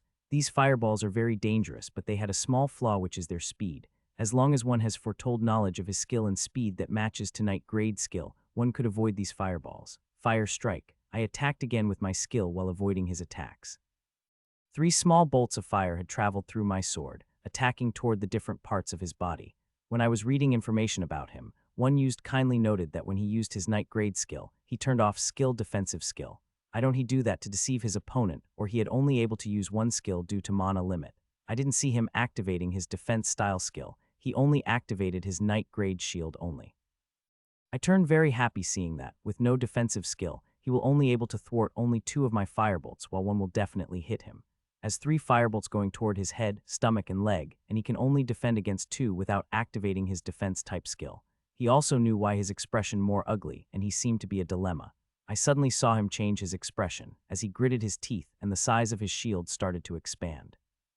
Before my firebolts go near him, the shield expanded to the size of his body. He is now protected against any attack I launched against him. Idiot. Really, he is an idiot. Full expansion of shield is only used against monsters or idiot human. Thin Irvin had maximized his shield against the attack of his 6th opponent, to which he won. He won because his opponent is an idiot, but not me. Seeing this fully expanded shield, I turned to take a healthy gulp of potion, smiling widely.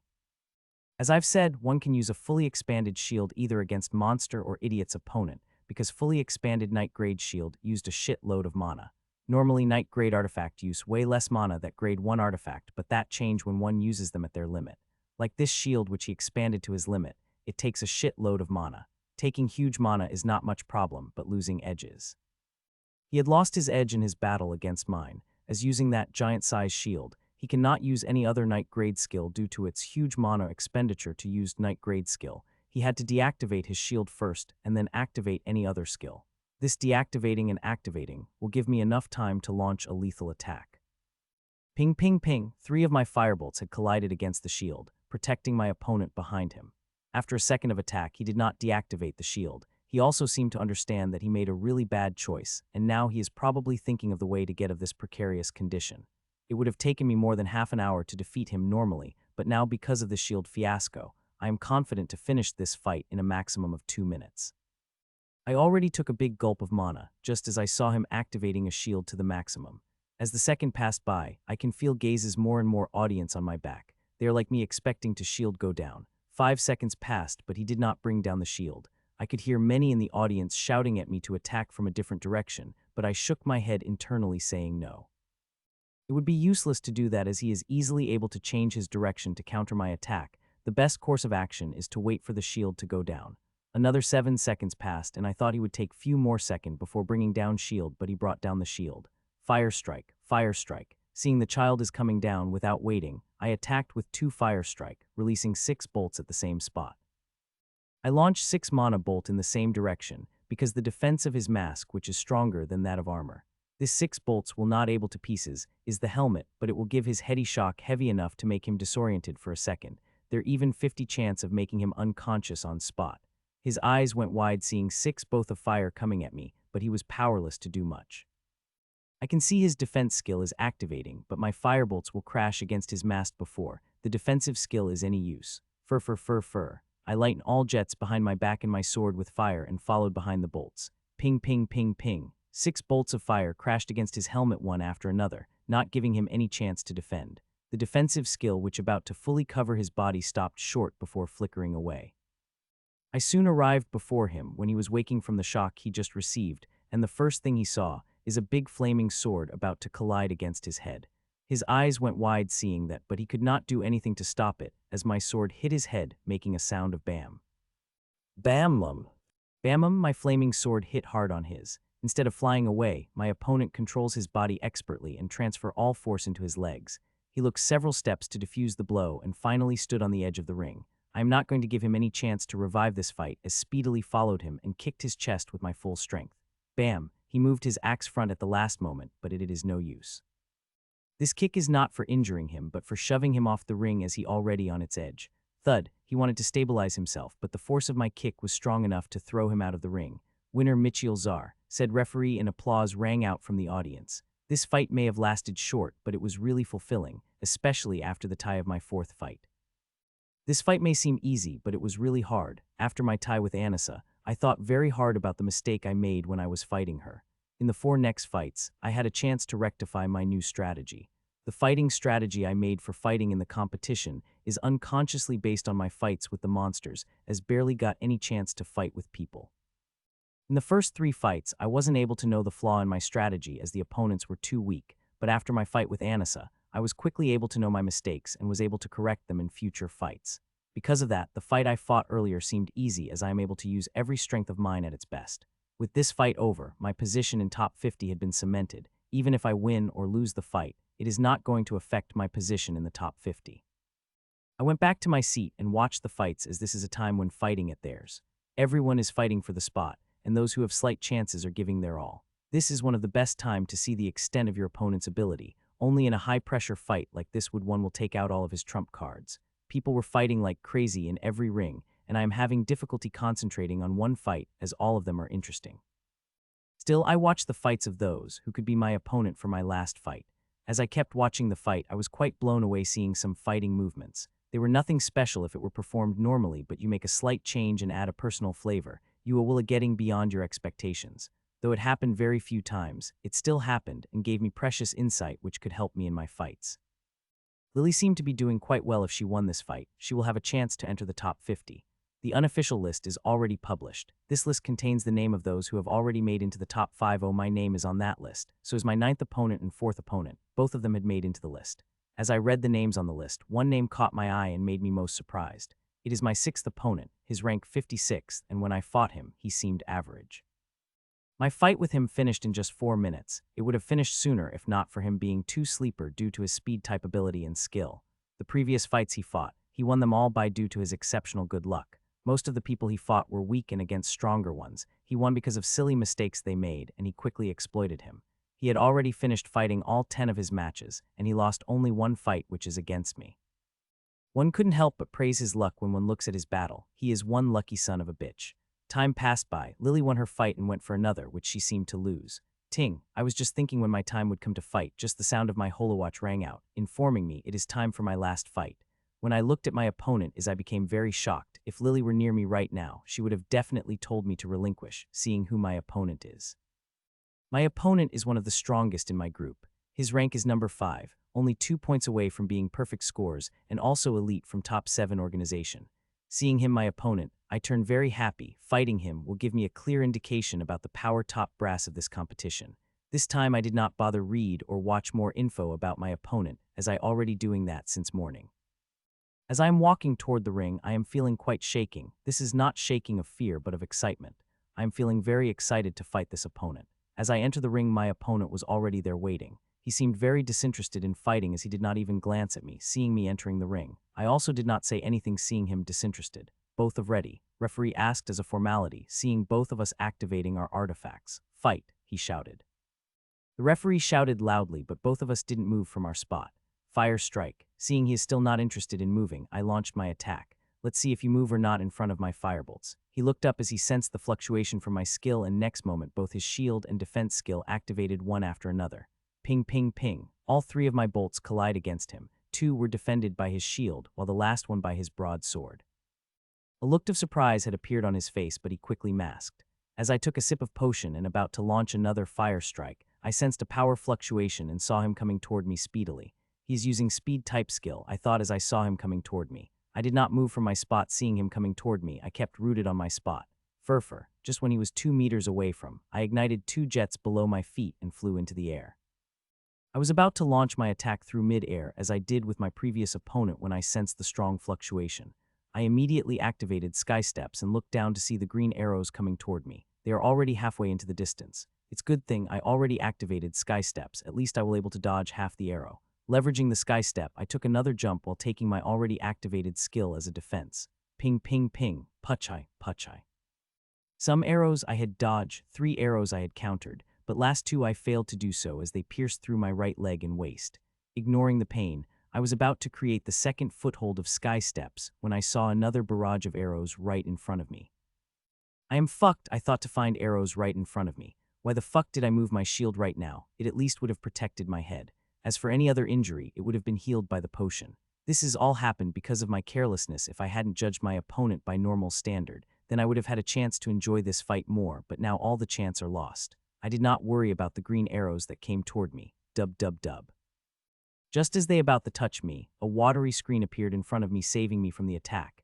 This is done by referee. His intervention means I lost the match. Winner Mark Forster, said referee. Sighing, I walked away from the ring. I was too careless in this fight. I made several mistakes. First and foremost is to judge my opponent's strength wrong. I could have easily defended against his attacks if I was a little careful when I took the jump with the help of the jets. The second mistake I made that letting my guard down too early, after defending against his first attack. If I had kept my shield in front of me, a second more than the fighting would have lasted a few minutes more. The longer the fight, the more precious experience it would have given me for tomorrow's fight as every opponent going to up tough. Congratulations, I said as I gave a light hug to a Lily. She finally made it.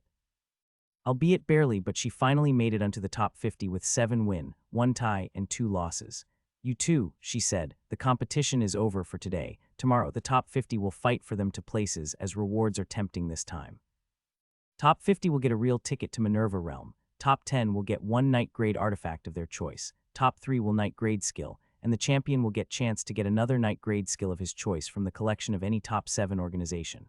That is a huge opportunity, as the best skill for oneself is not the skill that is most powerful, but the skill that most suitable. Only then one could make the best use of that skill. I was just thinking that when I was pulled out of my thinking by request. It was the request for a photo. The list of top 50 is already out, and those who were unknown like me and Lily became instantly famous across the city. Now that we are walking out of the venue, we are asked by many people for a photo. I had to take a photo every few steps. I wanted to reject as it was making me late, but it did not feel the right thing to do that.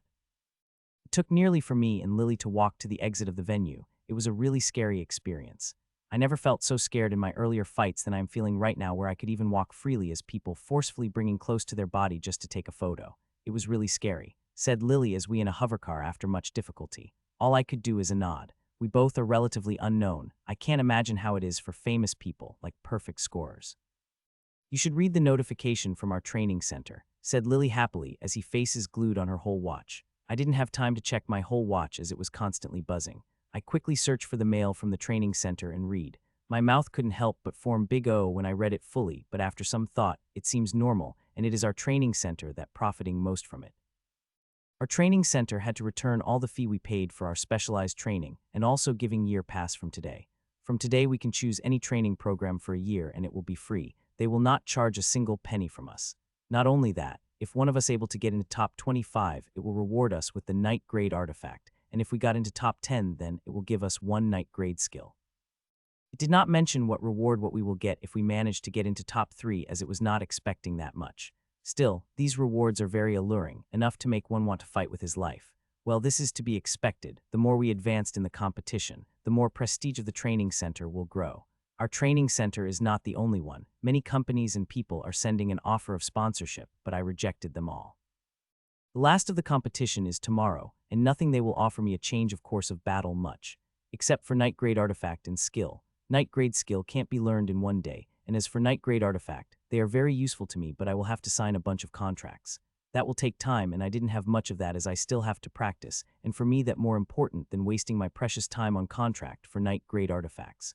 They are really generous, said Lily as she finished reading the mail. Yes, very generous. I also replied as I closed the mail and started replying the congratulations from my friends. Where this, it will save a lot of time, I said as I passed the high-quality face mask to Lily.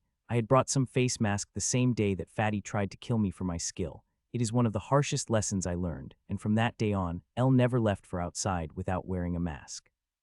When our hovercar stooped by the entrance of the training center, we spotted more than normal people there, but no stopped us as a mask or a normal thing. Gasp, I head loud gals from Lily, just as we enter the lobby of our training center. Not only she even I could help but make a sound of a surprise seeing this. Anyone in my place would make such sound seeing this. 80 lobby of our training center is filled with the projection of Lily and me. There are tens of them. We are standing. We are fighting. Our most memorable moves in the fights, like the one which I launched Fire Strike while in midair. There are many such movements. I can't help but feel my ego rise seeing such projection of mine. They even added many special effects onto it, so it is seen more majestic than it already is. We stayed watching the projection for a few minutes before walking toward our dorm. When I reached the hallway of my dorm, I saw a lady by the door of my apartment, and I couldn't help but question a reason behind it. She seemed to in her mid-20s, tall with a pretty face. The most distinguishable feature about her is amber-colored eyes, and the aura she is excluding is definitely that of the lieutenant stage. Seeing me coming, she moved a little, and that is when I am able to see the logo of the training center on the breast pocket of her blazer. She must be sent by the training center. Mr. Czar, I am Karen. I am from the training center, she said. I nodded and opened the door for her. Please come in. I invited, internally saying it should not take much of my time. What can I do for you? I asked politely. Nothing, I'm just here to give you this, she said with a smile and removed the big case from her blazer pocket and placed it on the table. I would have been surprised by seeing this if not I have the storage myself, and as for her having storage, it is a normal thing for Lieutenant Stage Evolver to have to it. Normal space storage and low-grade night-grade artifacts are nothing to them. She opened the case and inside it were 5 things, neatly placed together. I didn't have to think twice to know what they are. The 5 of them are night-grade artifacts, mask, armor, weapon, shield, and boots, the whole gear. I looked gear with my eyes shining. The price of low-level night-grade artifacts starts from 50 million and the front of me seemed top of their grade. This whole set, if I want to buy it from outside, would cost me around 350 million. 10 minutes ago when got my specialized training fee returned, I was planning to call Jill to buy a night-grade artifact, but now seeing the whole set in front of me, I don't think I would have to call her. What do I have to do? I asked while look at my holowatch subtly, indirectly informing her that I am short on time and she should finish quickly. You have to do nothing but win fights. This gear is a loan from us. If you enter the top 25, you can keep 1 artifact from this gear. If you can get into top 10, the whole year will be your including night grade skill. As for semifinals, we will finance your training for 10 years, she said. I got quite shocked hearing her offer, but quickly controlled my expression. She did mention me reaching semifinals, but did not me being champion. Looks like they also think my chances are too low to become a champion. Here, the copy of the contract, she said, and projected the copy of the contract while I was still in deep thoughts. I carefully read the contract, seeing if there are not any hidden loopholes. After confirming the contract is fair and there are no hidden loopholes, I signed the contract without hesitation. I shall not waste your time more, Mr. Czar. Good luck with your matches tomorrow, she said and left my apartment. I nodded at her, but all my focus on the 5 sets of artifact pieces won the table. With full night-grade artifacts set on my body, my chances of getting higher in the competition increased further. Without waiting, I quickly wore the artifacts and ran toward the training room. I have to practice with them to get used to them. I have to say the training center has been very generous. Not only they have given me complete night-grade gear, they even gave me access to their best training room for the night. It is the best in the training room. I quickly selected the android for practice and activated the whole night-grade gear. As I fought the android with my full night-grade gear, I clearly felt a big enhancement in my power. This gear gave me a major boost in my power. The biggest is the defense. Now I didn't have to be very careful of the attack as I now have the night-grade armor. I called the Lily after my excitement of night-grade gear ran dry. She said that someone from the training center visited her, but the offer she got is somewhat different from me as she already has full gear of night-grade artifact, but she rejected their offer. As right after top 50 list was announced, she got the elite membership offer from Silver Spear, which she accepted. Silver Spear is one of the top 7 organization of Union. Getting its elite membership directly is really hard. They must see some potential in you to offer that. She said she will sign final documents tomorrow after the competition and move into the grounds of organization. I congratulated her on getting this opportunity before cutting the call. I felt both sad and jealous hearing that. Sad because she will be leaving tomorrow as she is an only good friend I had in the training center, and release because I didn't get any offer from top 7 organization. I had put a reminder on my holowatch that as soon as something related to top 7 organization came, it has to notify me immediately, but nothing that sort rang out. I got an offer from the normal organization, but I did not get a single offer from the top 7 organizations, which is very weird. From what Jill had said, she said that those unaffiliated people who were able to reach top 50 will definitely get an offer from the top 7 organization, but I got none. I'm not self-praising, but I know I am powerful that Lillian could beat her within 10 minutes despite her having that amazing night grade skill. I took a sigh and did not think about that much. Now my main focus should be practice. For other things, I will think about them after the competition. Today is the day, I said out loud as I got up from the bed. Today is the final day for specialist stage competition. I am in full spirits as I freshen up. I already made as much as preparations as I could and will give my all in the matches. I became ready within an hour and get out of my apartment wearing my mask. I all alone today as Lily's parents came in especially to watch their daughter on the big stage. I also wanted to ask my parents to come, but decided not to think for several reasons. Nobody has given me second look as I come wearing the mask. If I had not worn a mask, I would have now hounded by the crowd that is waiting for the lobby of training center like eagles. I called the hovercar for the venue of the competition while I checked miles on my holowatch. As I kept reading the emails, 2 emails had made me extra happy. One is from Jill, while another is from Jim. Both of them said that they will come personally to cheer for me. I felt happy reading that as I know how busy both of them are. Jim is busy with his alchemy. Whenever I saw him in this past 3 months, he seemed sleep-deprived to me. As for Jill, she is taking hard training from her aunt as punishment. Her aunt is punishment for her and her brother with hard training, as both of them went to Space Realm without informing. In this few months, Jill hardly got time to go out. Whenever we met, she always complained about how hard the punishment is.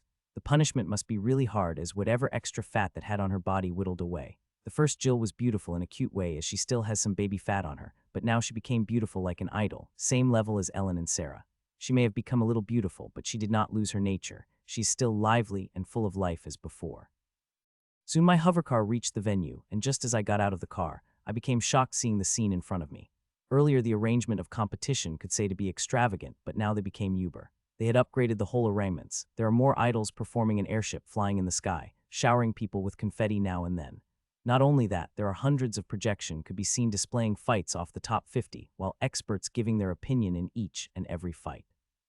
It feels really amazing. I enjoyed quite a few performances of the idols before going inside. I get out of my apartment too early as there is still 1.5 hours for the competition to formally start. Gasp. A gasp comes out me involuntarily as entering inside the venue. The place where used to tens of fighting rings is now had a single fighting arena. One can easily run around it. This arena is very big. One can fight here at one's heart content without caring for space like in fighting rings. People could be already seen coming into the venue as 20 of it is already filled. I also walked toward the participate area. This time it is closer to the fighting arena, and the audience could get a clear view of the top 50 finalists. As I got near the waiting area, I removed my mask so that guard by the door would not stop me. After confirming my id, I took the seat in the participant area. There are 8 people sitting already, and with me here there are 9. Others would come as time passed. Today I have to win only 1 fight to get into the top 25 and 1 artifacts I am wearing would be mine.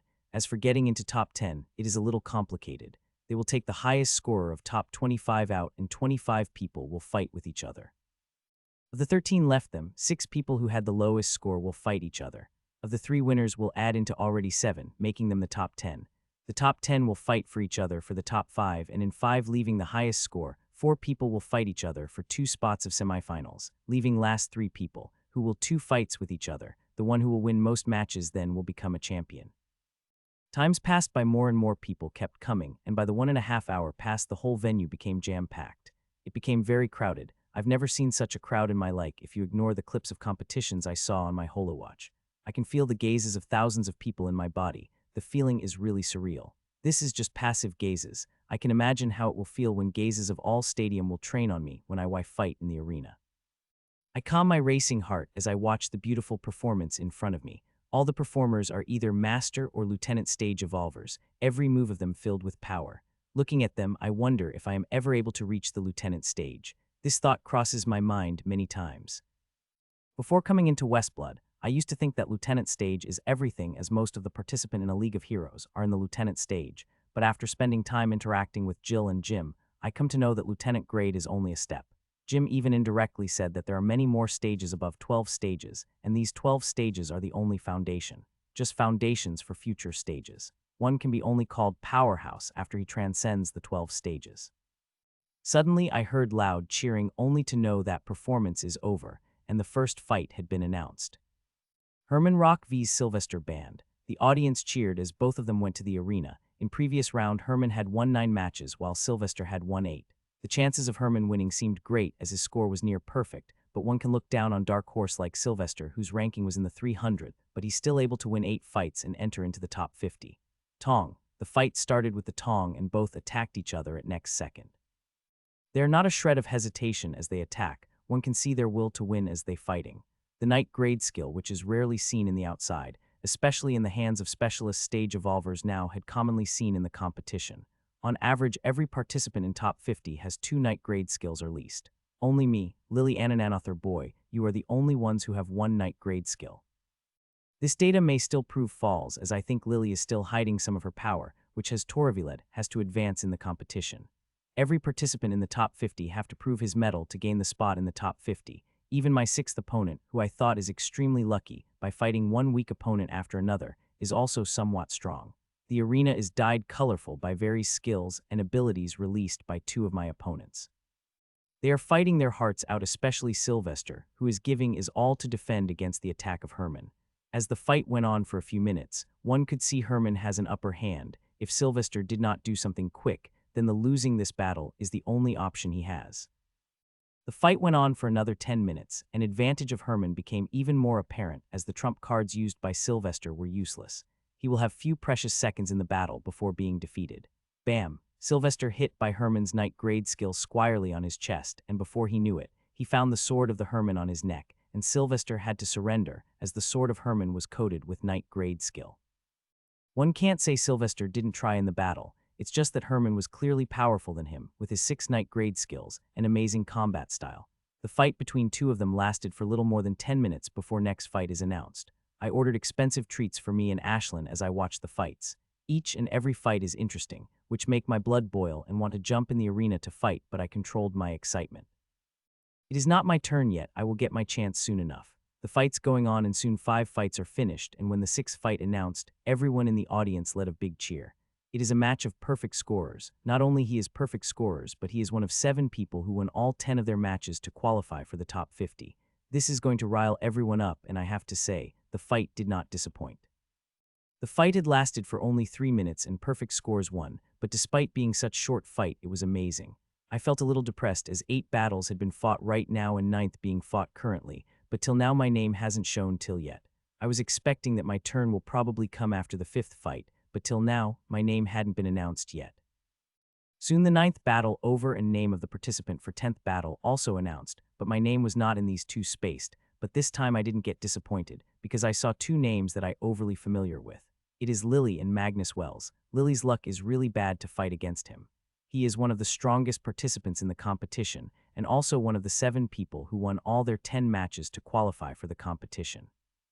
If Lily wants to win this fight, she will have to perform a miracle, otherwise her chances of winning are really low. Her clear disadvantage is shown within second as their fight started.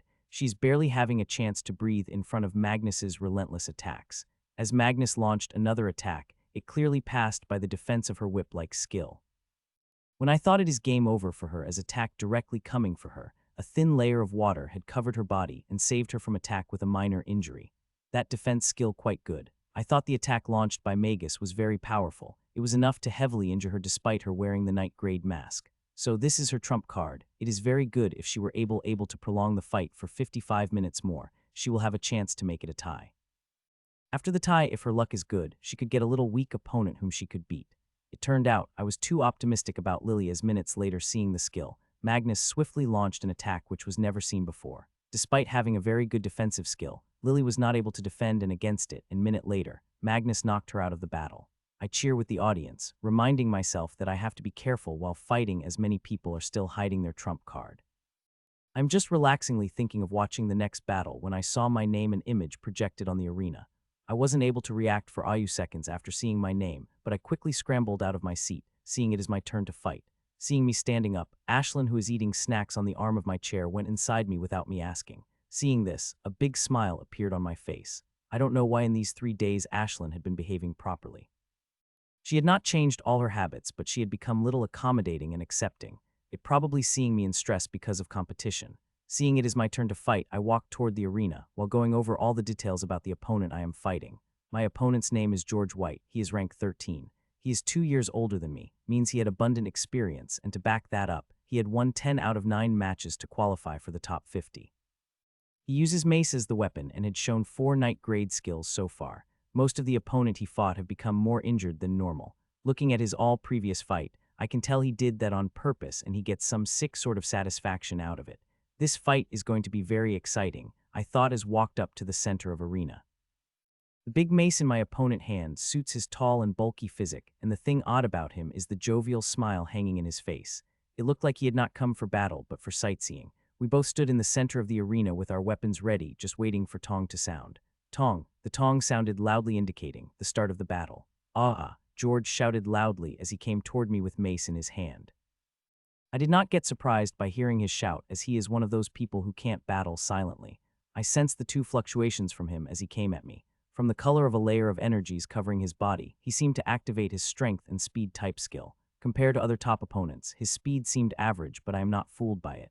This is all but trick, from what I've read in the forum. It is written that the strengthening skill he used is a hybrid type. Not only it provides strength, but it also provides something like instant speed. Coupled with the second speed type skill he had activated, he can instantly increase his speed in a moment's notice. That is why I'm not moving from my spot till he comes close to me. To others it is very idiotic, but to me, it is best chose as I can do instant movement, and now I have knight grade shoes which made me faster than before. So even if he activated his instant movement right after coming close to me, I am confident in getting away from him. As he comes close to me, I sensed an intense fluctuation and George's speed increased suddenly. That fluctuation is not because his speed increased suddenly, but he activated his third skill, which is an offense. Take this, he said loudly as the layer of sand had covered his mace, producing thorns of sand all over it. He again increased his speed, and his mace come toward my head swiftly. If I did not do something this very movement, that mace going to blast my head, injuring me heavily. I now see why most of his opponents have become quite an injured fighting him. Fur. I instantly ignited all the jets behind my back moved sideways with my instant movements. His mace was only armed away from me when I moved away. I would have not taken such risk if I was not confident. Fire strike. I launched my attack as I move. I launched this attack at the perfect moment. This attack going to hit him very hard, I said smilingly. He smiled weirdly seeing 3 bolts of mana coming toward him. As I launched the attack, I was sure at least one of my mana bolt will hit him when my mana bolt halfway into the distance. I saw his sand mace getting bigger. I turn happy for movement thinking he is enlarging his weapon, but soon notice he is not enlarging his weapon but manipulating his skill, so it like a shield. Audience as well as me couldn't help but gasp seeing this. This one hell of skill control. Ping, ping, ping. My 3 fire bolts had collided against his big fire mace rapidly as I took the sip of the potion. Well, it's a good move, but if it's all you have then you should go home, he said and swung his mace and thorns of sands came at me. Fur. I ignited the jets behind me dodged the sand thorns. I knew about this move of his and been vigilant against it, so as soon as I saw him swinging his mace, I quickly moved away. As I dodged his attack, I saw him coming toward with corner of my eye. Fire strike. I attacked him with fire strike again, but this time instead of using his sand type skill, he used his defense type skill and came at me without stopping.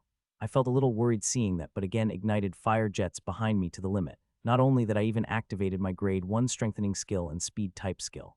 My speed increased suddenly and distance between us, which was lessening, increased again.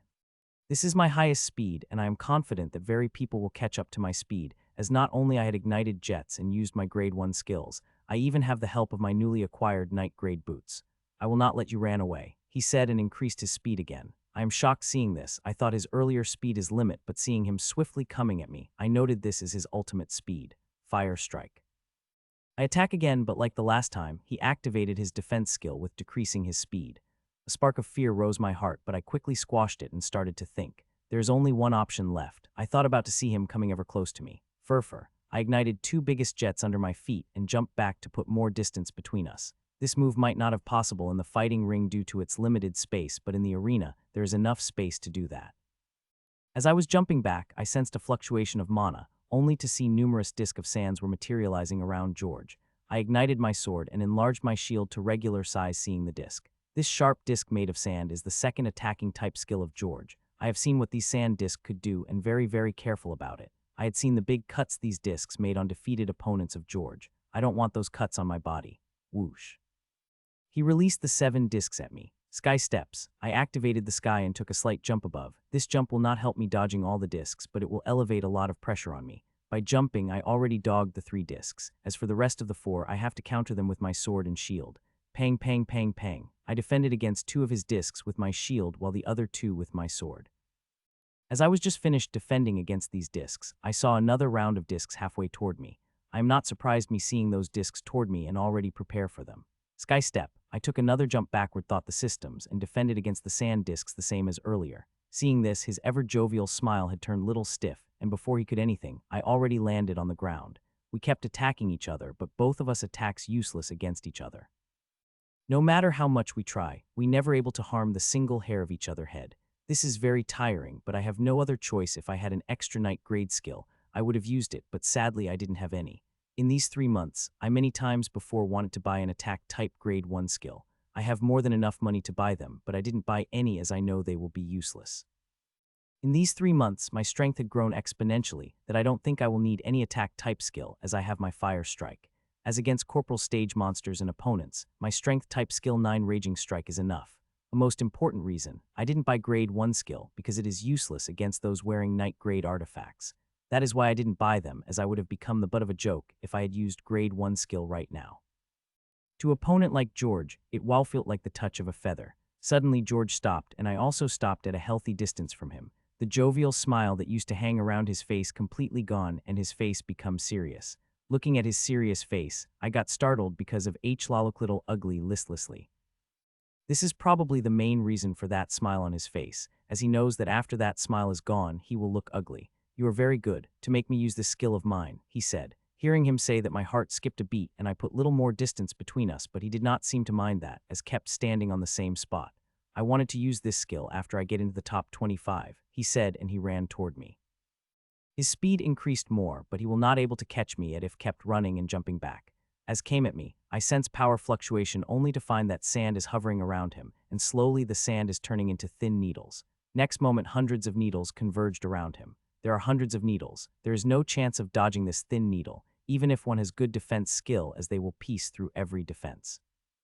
These needles' physical damage is very little, but they are most vicious for another reason. Especially for me, as the fire jets behind my back need full concentration, and those fucking needles are a danger to my concentration. There are hundreds of those needles. No matter how much I try, I will not able to dodge them. I had to minimize the damage and think it come out this predicament safe without losing this battle. Go, Jer, waved his hand, and hundred of needles came at me. Ah. Hundred of needles swiftly came at me. I wanted to dodge, but it was futile as there are too many of them. I felt pain all over my body due to these needles. The only area safe is my head and chest. Before I knew it, the sudden onslaught of needles broke concentration, and next moment, I saw sand mace coming at me. I am fucked, I thought as I saw mace coming at me, and I hastily put my shield in front of me. Bam, crack. The mace loudly clashed against my shield, and I flew away, but not before vomiting mouthfuls of blood. I think some of the bones also broke, and I became injured even more. Not only that, I can see George following behind, ready to launch another attack. I was feeling despair as I didn't have a definite strategy to deal with coming blow when I felt something from Ashlyn. About time. I have been waiting for this feeling for a fucking week, and now it came. I am leveling up finally. Fuck, I am leveling up. I waited for this for months. In this past week, since Ashlyn got the feeling, the wait had been excruciating. All my friends level up. Even Ellen, who was just at initial level, had leveled up to the peak level, much less Jill and Jim, who both leveled up to Corporal stage. This level up going to give me a big boost in competition, but before that, I had to survive from the mace that is coming toward me. Using all my willpower, I again moved my shield in front of me despite being my arm injured due to an earlier attack.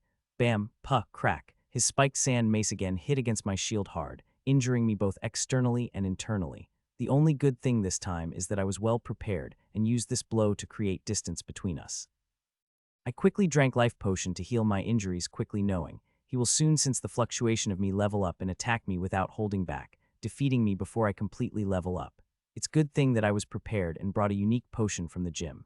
At normal speed level up took around 15 minutes, and if I drink life potion, the time will cut to 5 minutes, but 10 minutes are still more than I can't handle.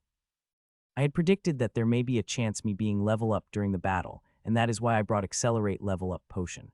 As its name suggests, it is a potion that helps in accelerating process of level up. The 10 minutes which were going to take me after life potion now would take me just 2 minutes. In exchange of such acceleration process, I had to experience some uncomfortable feeling that it produced. As I was flying back from the blow, I quickly took out a small red bottle from my storage and popped it all in my mouth. As the liquid entered my mouth, I started to feel the uncomfortable sensation of thousands of ants crawling all over my body. If not for the pain of supreme combat exercise helping that numbing sensation a little, I would have surely gone crazy by it. I really want to curse him right now. He said that sensation will be minutes and would not affect me in battle. My ass. I cursed when I thought that, with this sensation, I would have hardly able to ignite the jets without failing.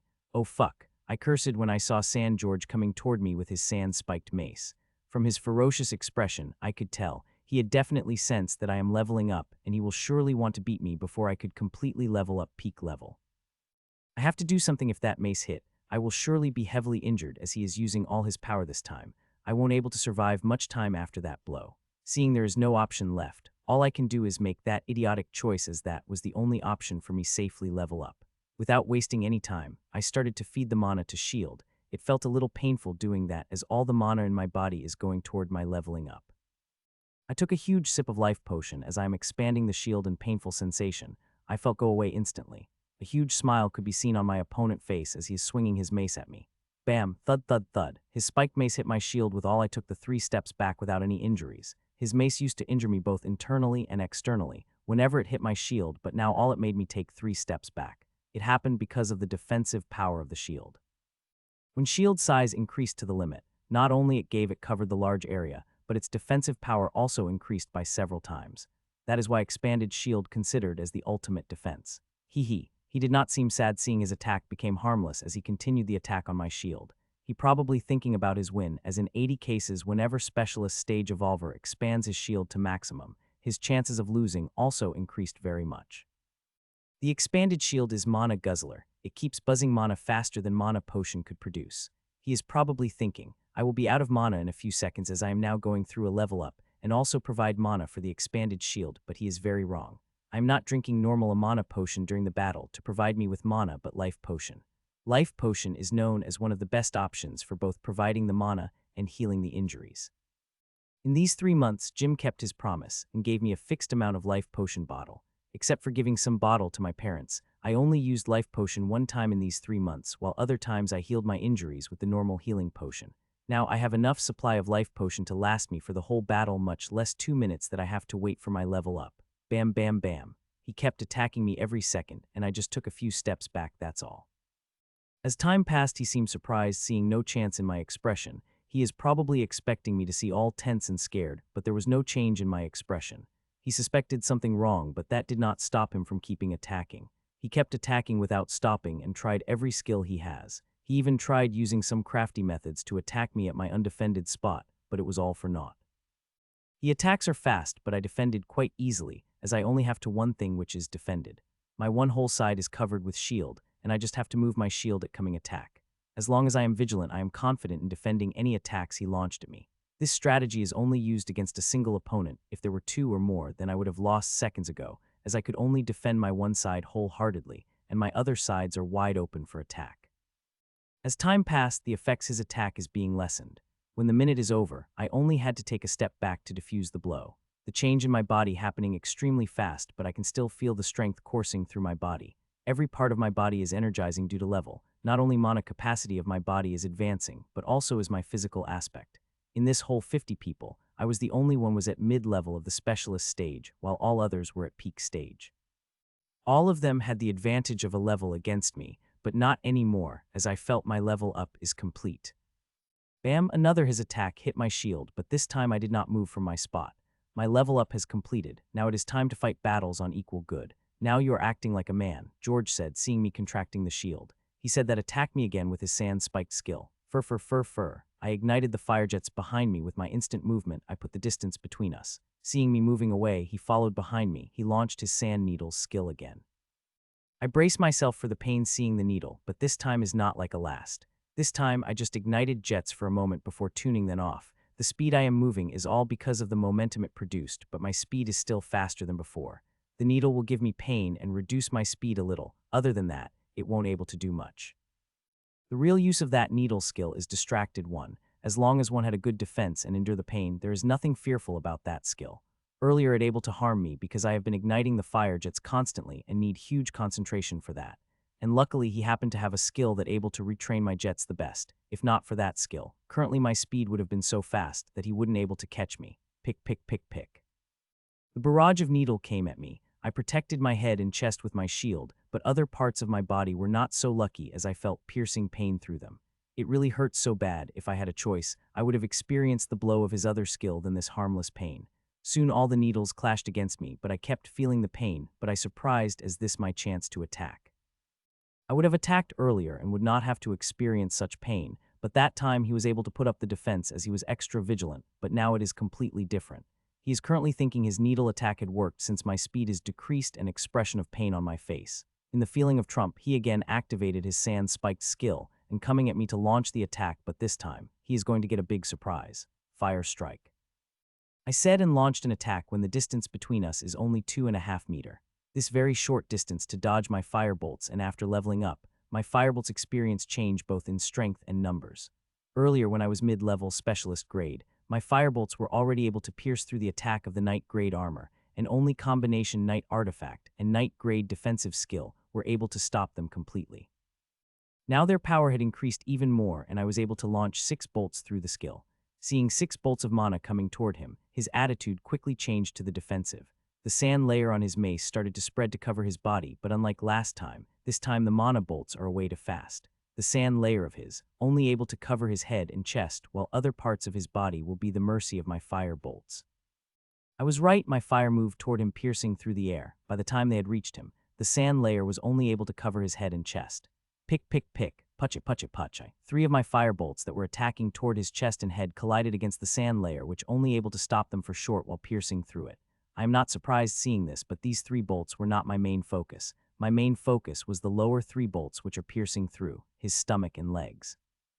His stomach and leg were only protected by his knight grade armor. The 3 mana bolts were felt the small obstruction of armor defense which took away their 40% of the power. They traveled through his body as if lit was butter, leaving a sharp burning smell behind. Whenever the mana bolts touch the skin, they will change their property. At that time they will less focus on piercing and more focus on the burning the path they are traveling, dealing maximum damage this way. They just feel very painful as looking at George's face. He looked like he is facing the torture of the lifetime. I can even see light smoke coming from the small holes that my mana boys had made on his stomach and his thighs. The only disappointment that I can see the effect of 3 bolts which I launched towards its head and chest. I really want to see if they were able to pierce the 2 layer of defense or not. Fire strike. I launched an attack again as soon as I got enough mana, as those 6 bolts of fire nearly took 90% of mana. I had to drink mana potion right after launching the attack as I'm doing right now. 6 bolts again traveled towards George, but unlike last time, this time, I sensed the mana fluctuation and next moment a ball of sand covered George. I got quite shocked seeing such skill. One look at such skill, and one will know that this one of the best defense skill. This is one of best defense skill not because of its defensive power which I had no idea about it, but the area it covered. The defensive skill of George gave his defense 360 N. He will able defend against any attack which came into his way. I am a little confused though. This skill may be one of the best defensive skill, but from what I am seeing, one can't move while using it. While activating this skill, George had made himself a sitting target. I can't seem to understand why he did that. The only plausible explanation is that he wants to make this matching tie, after defending using this skill for an hour. I will think about why he did this later, but now I had to use this golden opportunity and launch as many attacks I can. Fire strike. I attack again with fire strike, this time little differently than before. Instead of attacking different spot like last time, I released all the 6 bolts at the same spot, so my mana bolts could leverage on the power of each other and my target is supposed place of his head. Pud puff puff. I did not hear anything except for my mana bolts piercing through the sand layer. I got a little disappointed seeing there is no change in my attack, but I did not get disappointed by it and launched another attack as soon as I had enough mana. Fire strike, fire strike, fire strike. I kept launching attacks one after another and after 6 times, I felt it is not going to work, and to attack after getting closer when the sand ball suddenly collapsed. After collapsing of the sand ball, I saw George lying unconscious. At first, I did not understand how he became unconscious, but after getting a clear look at his head, I understood all. His whole head is completely bloodied. One cannot any dry spot or hair on his body. He looked like a red devil with his face colored red with his own blood. Small streams of his blood could be seen wetting the floor of the arena. If I did not see his nostrils flaring and chest heaving, I would have definitely thought I'd really killed him, seeing all this blood dripping down on his body. I know he is very alive, but some people in the audience did not seem to think so. I could hear people talking I killed him, and some people are not nondescript about it, even seeing medics feeding him the mana. While they were busy accusing me, I am busy thinking about how all my shots landed on his head to make him directly unconscious. After thinking for a while, I came across the most probable answer. Most likely, after I leveled up and launched my first attack, it probably pierces through the defensive mace, which he used as a defense and defensive mask he was wearing. After seeing the power and speed of my bolts, he knew there was no chance of running away as my bolts will easily catch up to him. So he decided to use his trump card, which is his sand globe defensive skill, and pass the time, till our match became a tie. This skill of his provided 360 protection, but remembering his size, I don't think one can move much when inside the sand globe. One can't even relive itch when one inside that is how compact space inside the globe would have been. The guess I made about the position of his head was accurate, that is when I launched an attack after attack. My bolts passed through the defense without feeling obstruction of his head and his mask, injuring his head for good. He endured a few rounds of bolts, but after some time, he wouldn't able to endure any more and fell unconscious. So this much be what happens, I thought as walked toward waiting area amidst the cheer of the crowd, with the smile of earning one artifact that I am wearing on my body.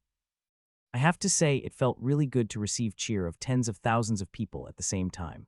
I can now slightly imagine how would it felt to this on the stage of the League of Heroes, where the audience is 10 times more than this. I walked back to the training area and sat back on my seat, and at that time, robots have already cleaned the George blood off the stage. I can't imagine how George would feel after he woke up.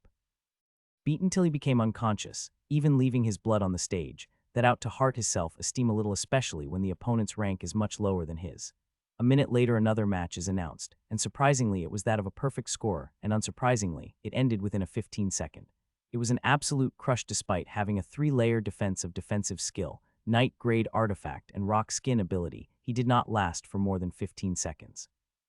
That was really a battle. Battles were fought to get into the top 25. Some were interesting while some downright bored, where a participant did nothing more than make use of the huge area by running around it.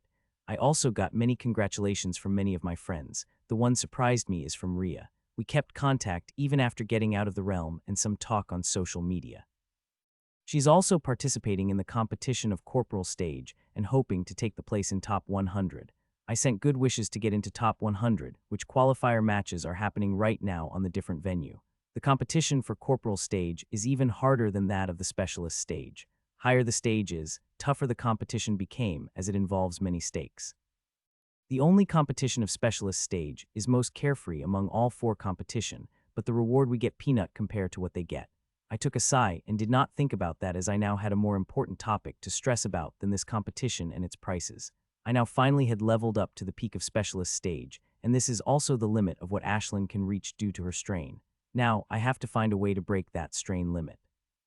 It is not impossible to break the strain limit. Many people had done that and I can do as well. The important question is how. I had searched on the web for days, but it was futile, and when I asked Jim and Jill, they always said I had to reach my limit before they could answer the question. Now that I leveled up to the peak of Specialist stage, which also may limit, I can know the answer. I plan on asking them tomorrow. The quicker I will know the answer, the quicker I can try to break the limit. Right after I had won my match, I had reviewed the congratulation message from Jill and Jim, who are sitting in the audience. More and more matches went on, and in the blink of an eye, 24 matches are over. Only one match remaining to be fought before the top 25 could be announced. Because it is the last match before the top 25, its hype increased more, and the audience started to cheer loudly before they could even reach the stage. The match started with great applause, and both of the participants had started with their best move. There is another aspect of this fight that made it more interesting, that the difference in strength between 2 opponents is really less. There is only a difference of 1 rank between them, and both of them own 5 skills each. This probably is the reason the organizer chose to be the last match in the top 50. Both of them didn't disappoint and started fighting tooth and nail, never stopped to amaze the audience with the fight. While watching, I also compare myself to them and thought how would I react if this move used against me. This is what I had picked up in recent days, and I think it helping a lot. It is already proved that visualizing the fight in mind help a little, but one also had to strength to back it up moves he visualize, otherwise it can only become one's fantasy. The fight went on for straight 25 minutes before the girl revealed her trump and struck viciously, ending the fight single move. I cheered loudly seeing her move. This is called the real trump card. When you used it, it will strike the opponent dead before he knew it. Next second, the list of top 25 is revealed, with my name also in it, with many familiar faces that won their matches earlier. As I go over the opponent, I thought they're not as difficult as they used to be. This was probably because I leveled up and power of my Knight grade skills power had increased exponentially.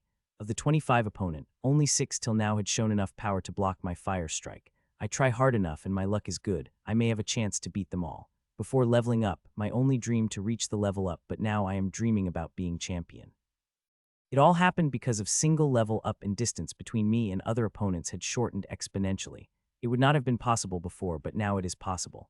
As time passed, I saw many holowatches of participant around me kept buzzing, so is mine, but the buzzed I've been waiting for did not come.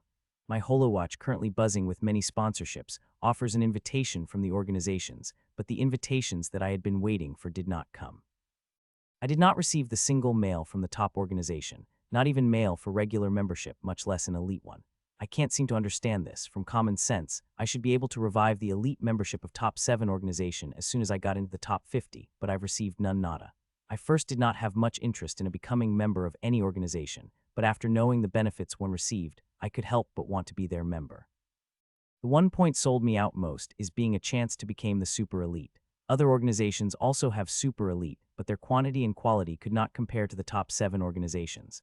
I have a dream to become stronger, that super elite, but in order to surpass the super elite, I first had to gain the power to contend against the super elite. Times passed, and soon the half hour is over, and competition started again. I was quite laid back on my seat, but just as I saw my name, I jumped up. I did not expect to be the first one to fight against in top 25 round would be me, but I am happy it is me. I have to win this fight, and do well, especially if my performance is good enough. Then I could be one of the 7 who could skip the next round. As after this top 25 round, there will be 13 people remaining, but there is only space for 10 people to make up for the top 10 and revive its price. So those 6 people who have the lowest score will fight each other, and 3 winners will be added to the rest of the 7 top, make the 10 participants for top 10. My opponent's previous rank 15 in the assessment of top 1000. He is the same age as me and is elite of top 7 organization. He had shown 5 Knight grade skills so far, and his most distinctive is his speed type skill, which accentuated his lightning ability. He is one of the fastest participants amongst the 25 people. I smiled seeing his info. Let's see if you're capable enough to dodge my fire bolts. As I got into the area, I found he is already there waiting. He did not say anything except for giving me a look which I can't seem to identify. As I reached the center of the arena, I activated all my artifact, covering my body fully with the layer of protection. Tong. The tong rang out indicating star of battle, and without waiting my opponent came toward. As mana fluctuations spread out, I saw his legs covered in lightning as he came toward me with his butterfly sword. He really is one of the fast participants, I exclaimed as I saw him coming toward. George Speed, who I though am really fast, is really pale compared to him, as my this opponent's speed is about 30 to 40% faster than him. Seeing him coming toward me, I launched my attack. A single moment of lateness could cost me this battle, especially against an opponent whose speed is so damn fast. Fire strike. I launched 6 bolts of fire strike together. Unlike last time, this time I did not launch my firebolts at a different part of the opponent's body. If I do that, there is a slight chance he will be able to dodge my bolts in time, seeing his speed and reaction. This time I launched the 6 bolts widely. I launched them wide enough to cover all his exits. No matter how fast he is, he will surely be hit by at least one fire bolt of mine. He seemed to activate his defensive skill as soon as he sensed fluctuation from me. When bolts left my sword, he was only 2 meters away from me. The lateness of a single moment, an attack of that butterfly blade would be on my body. Just as I released bolt, I took the huge sip of mana, the biggest one I've ever taken, as next few attacks would take a lot of mana, and I will not have enough time drink the potion for mana. He had quickly changed his direction in the intention of surviving against my attack, but his speed is too slow compared to my bolts. No matter how much he tries to dodge, at least 2 bolts will definitely hit him. Foo's Puch, I am right, but also a little sword. At last moment, he dodges the bolt which going to pierce his waist, and bolt was only able grazed by the defensive layer of his armor. He was lucky at one bolt, but he was not lucky for another, that moved toward his shoulder. When it collided against the defensive layer of skill, it was not able to stop it even for a moment. The defense-type skill of his clearly inferior, that of George, which able to stop the bolt for the slight moment. After breaching defensive layer of skill, the bolt completely disregarded defense of his armor and pierced his shoulder. Just as bolt pierces his shoulder, a clear look of horror appeared on his face and he ran away without waiting. Fire strike. I again launched the attack. He made a mistake running away. If he had continued with his attack, he would be pierced by some of the bolts of mine, but his attack also landed on me, and at such close distance with his attack type skill. My injuries would have sure greater than his, and by luck, it had to launch the second attack, then I would have been finished by him. This was a risky gamble for me, but it paid off as he ran away. Now I can comfortably launch an attack on the single spot while he tries it all do dodge my attack. With mana I have in me and lethality of my mana bolts, this match should be finished in a minute. Fire, cheer, cheer. I walk out of the arena, enjoying the cheer of the audience, while my opponent lying on the ring with numerous holes in his body. Who told him to run away? That was the biggest mistake that cost him his defeat within a minute. Note, tomorrow will be the last episode of this arc. I hope my fight was good enough to let me skip the next round and get me directly into the top 10. I shook my head at such thought. Mine was the first match. There is 11 more before I can say my performance is good enough to get me that spot. The next match started as soon after I sat back on my place. I watched them carefully as I will fight one of them for my next fight. When I finally saw the trump card of participants, I got quite startled. I have to say my initial assessment of them quite wrong after some of them revealed their final trump cards. They are stronger than I had imagined, but I am still confident in beating them. One by one, all the matches are finished and list for the next round announced. A bright smile appeared on my face as I saw that my name is not on the list.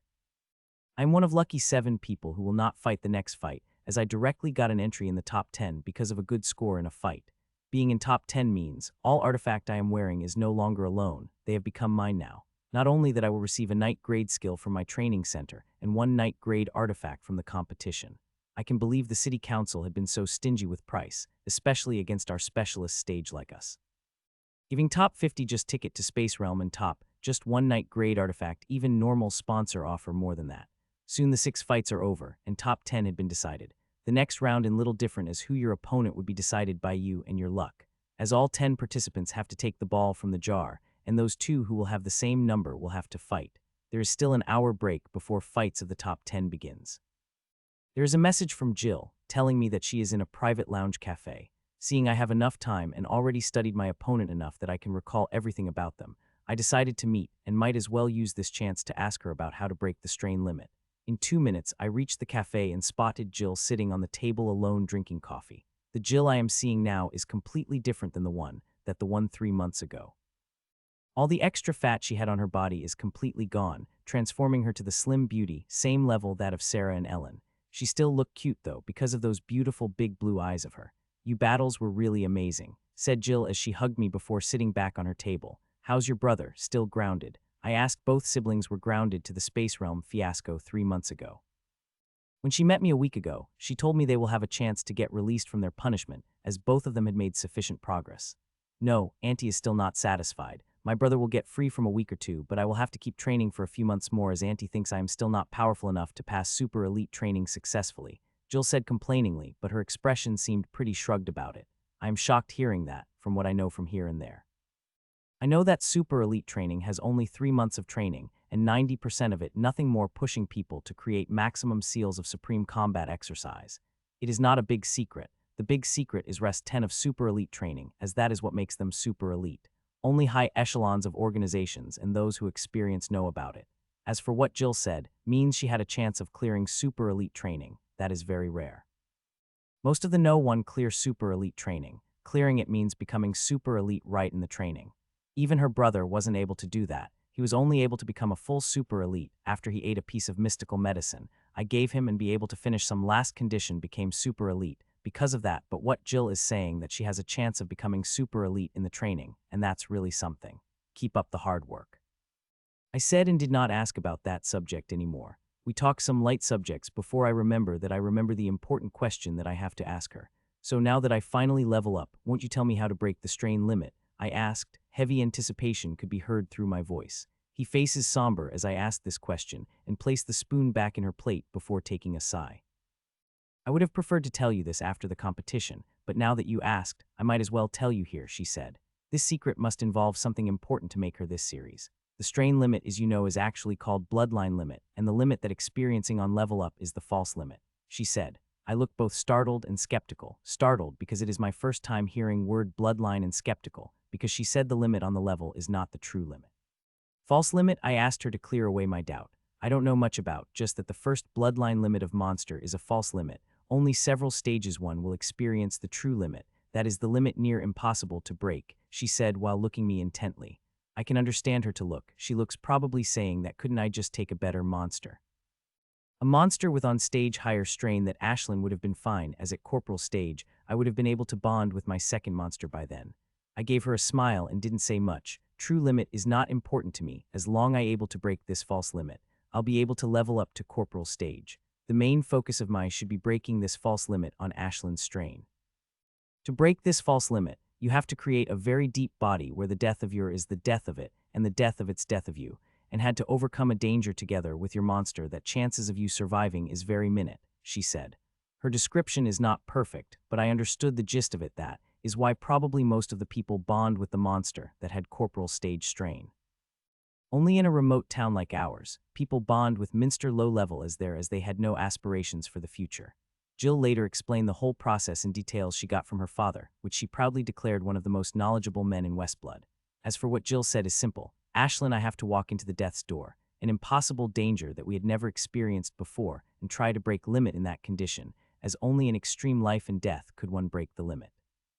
There is an easy way where you can save yourself such trouble and relaxedly level up, Jill said smilingly. My heartbeat accelerated hearing that the first way had a very high chance. If there is a way where I could save myself from near dying, then I will be very happy to do that, no matter how expensive that way is. What is it? I asked hastily, unable to contain my voice. Eat a miracle fruit that helps you level up, she said in a serious voice, but soon started laughing. Don't joke, I said annoyingly and admonishing myself for getting too excited. It's not a joke. Miracle fruit really helps in breaking the false limit. Breaking true bloodline limit is a completely different matter, though, said Jill, confirming the joke she is not but the truth. I was a little annoyed at first, but soon, though, it might be possible for me to eat miracle fruit with Ashlyn help. To others, it might be difficult for others to encounter the miracle fruit, but I have a slight chance with the help of the Ashlyn. But I don't think I will able to find miracle fruit in the Republic. The environment is not suitable enough for miracle fruit to grow. Only Space Realm, whereas dense mana exit. Only such place can produce a miracle, and currently only Space Realm. I could enter Manurva Space Realm, which will open in 14 months. Looks like I have no choice but do it the hard way. After talking a few more minutes with, I walk bulk to participant area as a competition about resume in a few minutes. Unbeknown to Michael, when he left, Jill walked to the corner of the cafe, sat next to beautiful women in her 30s. The women are so beautiful to topple the cities, but not a single person chose to talk to her. They would even skirt around to avoid her table for some reason. So, Auntie, what do you think of my friend? Jill asked excitedly to the beautiful women. Jill asked her aunt. She wanted to bring Mitchiel to her organization for some time because potential she saw in him, but she didn't get a chance till now. Her organization is a little different from other organizations. It is a neutral organization which always stayed away from power struggle of other organizations. The process of recruiting of their organization is little different than others. That is always why they have very few numbers. Their numbers are even less than Shadow Rogues, who have minimum numbers than any other organizations. Your friend is quite good. He would have been very suitable for our organization, but sadly, he has no future, her aunt said with a sigh. Jill's shocking hearing this. It is Mitchiel potential that made her want to recruit him in her organization. Otherwise, no matter how good friend he is, she would have not forced her aunt to come here to see the performance of Michael. He hasn't received an invitation from the 7 organizations, right, said her aunt. I could help but nod hearing this, as Mitchiel also lamenting how he did not receive an invitation from the top 7 organizations. What is the reason? I asked. A huge potential Michael. The only flaw he has is that monster of his. As long as he overcame the false limit, which she had full confidence in him, he can bond with another monster which had a high-level bloodline. Now that my aunt is saying that he had 0 potential and not worth recruiting, this really stumped me. Fat monster syndrome, said my aunt. Just as I heard these words, my body shook heavily. These words could produce terror in anyone's heart. Those who fell into this syndrome are very unlucky, especially those who have low-strain monster. I don't quite remember the technical name of the fat monster syndrome, but it isn't a syndrome that one is born with, but a syndrome one gets after one bonded with the monster. Normally, before the bonding, the human had a single box of mental space, which is then taken by the monster after one had bound with it. After one level to corporal stage, one produces another block of space which can house another monster. Normally, people won't bond with a monster right away after leveling up to corporal stage, as mental space little weak and put a lot of strain on one's progress, but one can still bond with the corporal stage. As for what fat monster syndrome does, is that the first monster you had bonded would take over the second place also, leaving no space for another monster. Not only it occupies second space that opened up at the corporal stage, It even occupies space, which opens space at the lieutenant stage, colonel grade or so. Once space is occupied, it can be returned even if the monster were to die. One can't know before bonding that monsters would be a fat monster which took all the space. Also, this condition also sensed by lieutenant stage or above powerhouse. Mitchiel's future is really bleak to bond with a fat monster, and which have low-level bloodline at that. The fat monster would have been fine if the monster had a bloodline of corporal level. Michael still would have had bleak future, but with his low-level monster, his future is really bleak. With little hard work and luck, he would be able to break his false limit, but breaking the true limit is near impossible. I didn't hear anyone till now had broken the true limit on their monster's bloodline. Such a waste of potential by the wrong monster choice. The competition had resumed, and all 10 of went to the stage for the draw. The thing about bloodline limit, I had already put it in my all my focus on the black jar placed in the center of the stage. 6 people had already taken out their draw, and now it is my turn. Gurgur, I put my hand in the opaque black jar and took out the first ball my hand touched. I kept wishing for the good opponent as I took out the ball out of the jar. Number 3. My heart took a huge beat as I saw this number. L. Cooper, she will be my opponent as both of our names projected on the screen. As I turned my neck to look at her, I also found her looking at me. Both of us looked at each other before looking away. I will have to try really hard to beat, and the best time would be the start of the battle. As long as my firebolt pieced her vital parts in the first 3 seconds, only then I will have a chance to win the battle. Soon after, everyone got their turn at the draw and returned to their seat, except for the 2 who got no one in their draw. The first match is between perfect scorer Herman and Reynold, who just entered the top 10 after winning a match last round. The match was not that interesting as Reynold was not really an opponent of Herman. After barely surviving a minute, he had to surrender as Herman's sword on his neck. The second fight, which started, had become one of the best fights in the competition. It is Magnus versus Richard, the perfect scorer. Most of the people were betting on the Richard being winner, seeing he perfect scorer, but they couldn't be more wrong. As the battle started, it started going according to audience wishes. Richard started to suppress every move of Magnus, not even giving Magnus chance to react. I thought Magnus would lose a battle in a minute or 2, but suddenly Magnus's power sword and battle reversed. It was now Richard who was having a hard time. Not only Richard able to launch an attack, but he kept receiving injuries, and in 5 minutes, he was thrown out of the stage by Magnus. This fight was really amazing, the best fight of competition so far, but now is not the time to think about it, as it was my time to battle. As long as my firebolt hit her vital spots, then I am the winner. Jill earlier had said that no one in the competition had the defense skill which could stop my firebolt. So my best strategy would be to attack her head and chest before she could launch an attack at me. Soon I and Elle stood in the center of the area and activated our artifacts. Elle's weapon is a little uncommon. Like normal weapons like sword, saber, spear, etc., she used a whip as her weapon. I didn't underestimate it, seeing it's unconventional, seeing many people whipped by it very badly. Tong. The tong rang out, and without waiting, I started to circulate Supreme Compute Exercise to the fullest and swung my sword to launch my attack. Fire Strike. I was halfway into activating my fire strike as it took a fraction of a second to launch when I found something black coming toward me, and next moment it gripped my neck very tightly, which broke my activation of skill. Before I know it, I felt the heavy strain on my neck, and before I could do anything, I found myself flying in the air. Thud. I wanted to use the sky steps to stop my momentum, but it's too late as I crashed out of the arena with the thud. What just happened? I asked myself as I dazedly went back to my seat in the participant area. The fight is over in a second, and I still have no idea what happened. Only when I watched my battle in slow motion on my HoloWatch did I understand what happened in the arena. It turned out, just as the battle started, both of us activated our skills. Her skill activated faster. Her skill was the rare supportive type, which merged with her whip, which made it faster and stronger. Before I know it, the whip gripped my neck and flunked me out of the arena. It's really humiliating, though I did not have any anger toward Elle as she did what she has to do to win the battle, but I still felt humiliated for being so weak that I couldn't launch the single attack before being defeated. The competition passed in a blur as I watched the fights without much concentrating on them. When I fully came to myself, I found the final battle is being fought between Magus and Elle. Their fight really did justice to final and lasted for 55 minutes, with Magnus being the winner by a small margin. I stayed till the end and got my reward, and when I went back to my apartment after much difficulty of my new fans, I found the same lady from the training center waiting by my door. Puchai, my sword pierced through the eye of peak-level Corporal stage monster. I have been fighting it for 10 minutes, and only now I was able to kill it. This time fighting it, I did not use any skill or ability but purely killed it with my physical strength. That is quite an admirable feat even for myself. It has been 14 months since Westblood competition had ended, but there is not much change in my strength on the surface. I'm still at the peak of Corporal stage. The biggest was that knowing fat monster syndrome. Ever since the competition, I found Jill was acting a little weird. I felt like she is hiding something from me. Finally, 5 months ago, I wasn't able to control myself and asked finally what is wrong with her. Only then did I come to know about the fat monster syndrome. I didn't react much after hearing that, as that time first thing on me is to break the false limit and level up.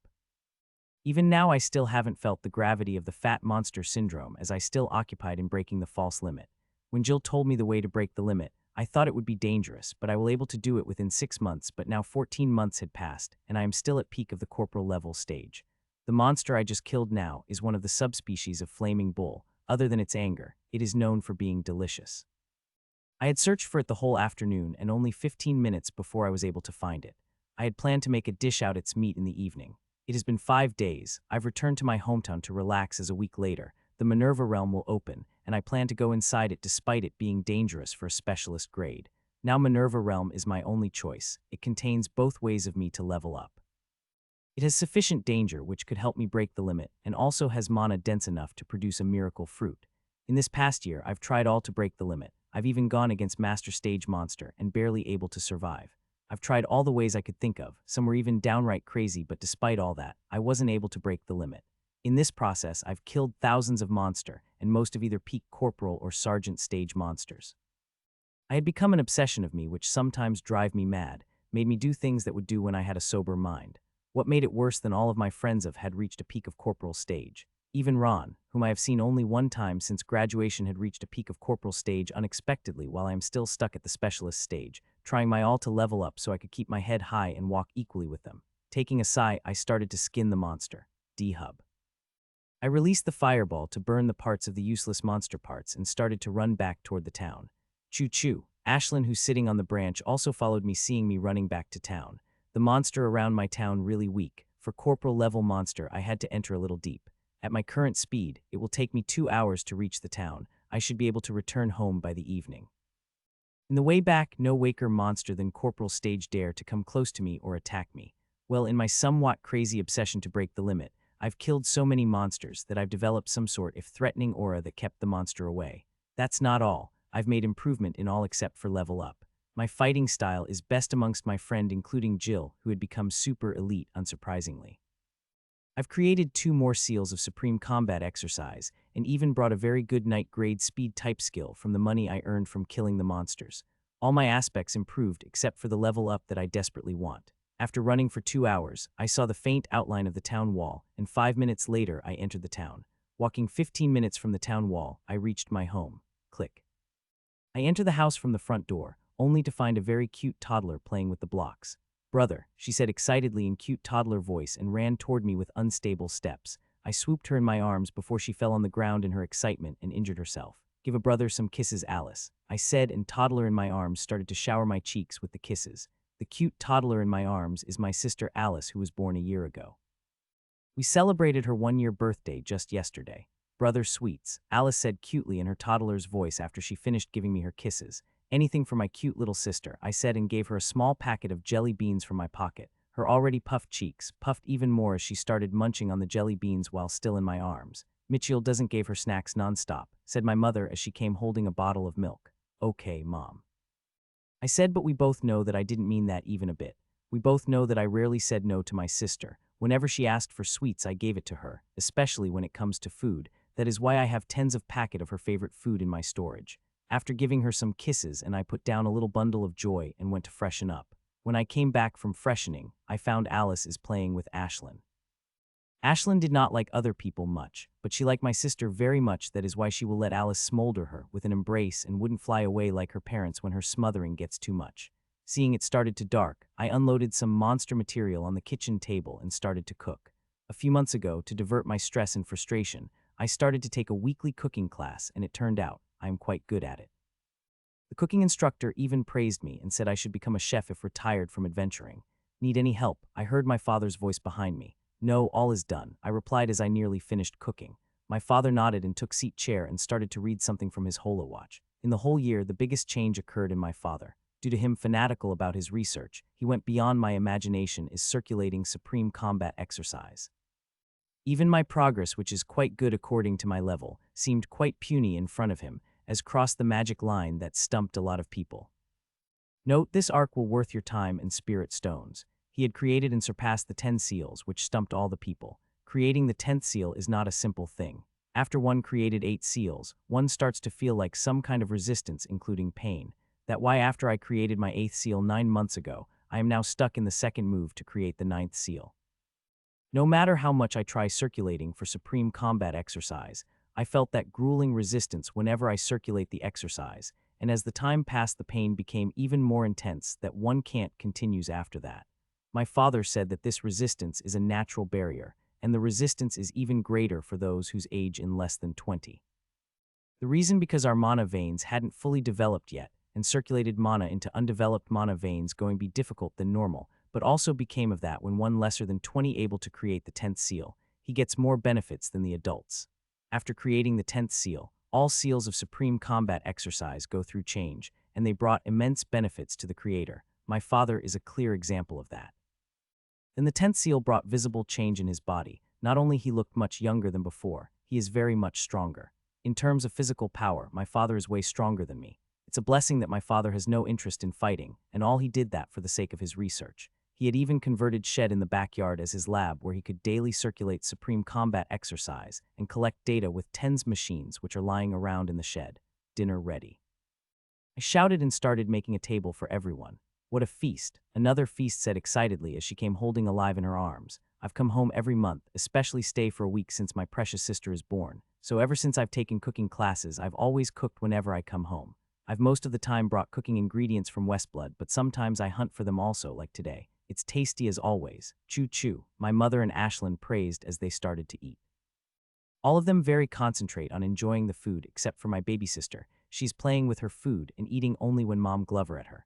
How long your special training last? Asked my father while taking the bite of his food. I had already told them that my fake organization sending me to the special training in the space realm.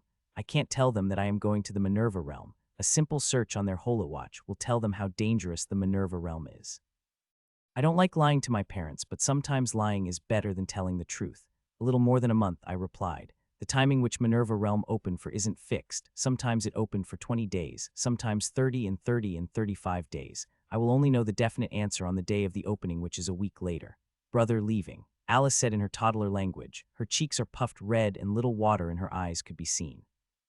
If I didn't say something good to pacify her next moment, then I will have heard her cry. Of course not, precious, I will never leave my precious sister, I said and pinched her cheeks lovingly. Her cheeks turned normal and she started to eat her food again, seeing Mom is looking at her. Rest of dinner went well as we did not talk about a heavy subject as leaving in front of Alice. Every time I've come to visit, Alice became very happy, but the time of leaving is a nightmare. She always cries when she saw me leaving, and that time making her quiet is a really tough job. After dinner, I played with Alice for a while before she started feeling sleepy and Mom took her to her crib to sleep. How is your research going? I asked my father. It going quite great. I should be able to finish preliminary in half a year, said my father. Well, it's good, I said with a smile. My father research speed faster than expected, and if higher-ups are not that dumb then, he will receive a certification of grade 2 doctor in 6 months also. This is the only preliminary research and he wishes to do more. I have already transferred 10 million into my parents' account forcefully a month ago, which will be enough for his take course and do research for his grade 3 doctor certification. Unlike my father, my mother did not have much interest in the field of medicine. She became a doctor just because it gave her a normal and simple life, but now I could see lodging in her eyes to do something fruitful seeing my father passionately pursuing his dream. I hope she would find her passion as well, just like my father. I talked with my parents for an hour more before going into my room to sleep. Hum hi hun. Humming my favorite tune, I changed into my pajamas and laid on the bed. It is quite early for me to sleep, and even if I tried, I will not fall asleep this early. Knowing this, I opened one book from my holowatch and started to study it. In this past year, except for the crazily pursuing level up, the thing I most did is to study this book. The Complete Mysteries of Totem. I found this book on remains of the human body at the start of my adventure in the Westblood city. Ever since then, I would study this book whenever I got the time, and in the past year, I keep studying it even more. It's a very complex book, and I had to spend more than 1.5 years just to understand the introduction, but now that part is over, and studying of runes has finally begun. After studying the runes for a few days, one thought came into my mind that I've had underestimated these runes way too much. Runes are a representation of world laws. Each and every rune is very complex and elusive. I have spent days just to get a basic understanding of these runes. They are equally exciting as they are difficult, and studying them aid me a lot mentally as it zapped all my mental stamina in an hour of just studying them. After constant studying of these runes, I had noticed a small change in me. I have become a lot calmer, and my control over my ability also increased as well. As I was studying, an idea flashed through my mind. Why don't I give this book my parents to study, especially my mother, to see if she had any interest in studying it? It would be good if she produced some interest in it. I studied the book for an hour and unconsciously fell into sleep without closing the book in my holowatch. I'm leaving today by the evening train. It's been quite good to spend some time with the family, but now it is time to back to the real world. Manurva Realm would open in 6 days, and for that, I still have many preparations to make. Most importantly, I have to buy a speed type of skill. Currently, I have 3 night grade skills: combat type, strength type, and defense type. After the competition over, the training center had given me a night grade skill as they promised. Just that the skill was little peculiar. That skill said to be one of weakest skill, but also one of the strongest skill amongst low-level night grade skill. The skill they gave me is strengthening the type of skill, which uses mana and vitality both to activate, and the amount of vitality is to become sufficiently powerful, can only be gotten by 10 or more seals of supreme combat exercise. Currently, its power barely reaches the power of night grade skill. It will only its full strength after I create 10 or more seals of supreme combat exercise. My second skill, I brought about a year ago from the money I got from the sponsoring and little monster hunting. It is defense type skill, which I had desperately needed it. It cannot be said to be best or worst amongst the night grade skill. It is medium, but it does quite a good job protecting me from the dangers. The last skill I have, attacks type skill Fire Strike, which needs no introduction. Now the only skill I need is speed type skill. If I can combine the speed of my fire jets with speed type skill that I will buy, then I am confident no one could match my speed within the same level as me, no matter how powerful their low-level night grade skill is. I sighed and walk out bed to freshen up. This will be last time. I spend some time with my family before going to the Manurva realm. The realm is very dangerous, and I also wish to take risk of my own to make the breakthrough. Manurva realm is the best chance for me to break false limit. If I hadn't able to do it there, then I don't know how much time it will take for me break the limit. Shaking my head, I walk toward the kitchen to make breakfast. It is still early morning and my parents should wake up soon. I should start making breakfast. Time passed by. From morning came afternoon, and finally the evening. We just finished the early dinner, and now I am packing my stuff as I have to leave for the railway station. I finished packing everything, and now it is time to leave. When I went to the hall, I found my parents already sweating and Alice playing with Ashlyn. "All ready?" asked my father. I nodded. My mother picked Alice in arms, and we all walk out of our house and entered the hover car that is already waiting outside our house. The ride to the train station is silent. The only one who made the sound is Alice as she looked outside the window. In 10 minutes, we reached the railway station and sat on the bench waiting.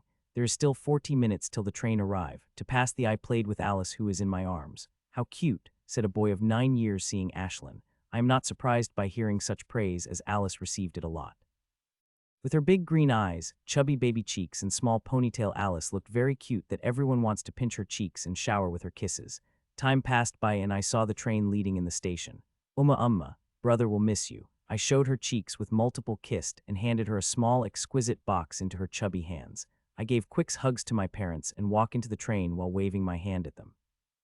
"Brother, wah." I heard Alice calling me in her toddler's voice before started crying loudly. All I could do wave through train's glass and hope she would notice a small exquisite box in her. It is a box of her most favorite sweets, the sweets she liked most. A minute later the train started, and next second, I lost the sight of my sister and parents. Wiping the tears that formed in my eyes, I walked toward my seat. I've come to town more than 10 times in near 2 years, but tears could help but form in my eyes every time I've left. Getting my emotion in control, I sat back on my seal and just tried to sleep, so when I woke up tomorrow, I will be near Westblood. Usually I don't sleep early, but due to being emotionally tired, I fell into sleep in minutes. Next morning I was awakened by Ashlyn pecking on my cheek, and when I checked the time, only half an hour remained till the train reached the Westblood Stadium. Seeing that, I got up and freed up to get rid of the sleepy feeling. Soon the train reached the station and I get out of it with Ashlyn. The hovercar was already waiting when I get out of the station to take me to my apartment. 10 minutes later, the hovercar stopped front from a silver skyscraper, and I get out of it. This is my new apartment building. I had rented an apartment in it when I moved out of the training center 2 months ago. Through the elevator, I quickly reached my apartment on the 121st floor. This is the most expensive apartment I've ever rented. If my parents heard it, they will surely be shocked.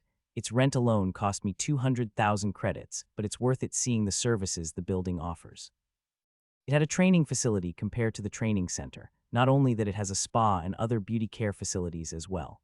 This apartment is also a studio-style apartment, but it has 3 times more space than that of my old apartment in the training center. Here I can walk around without any stuff obstructing and space congestion.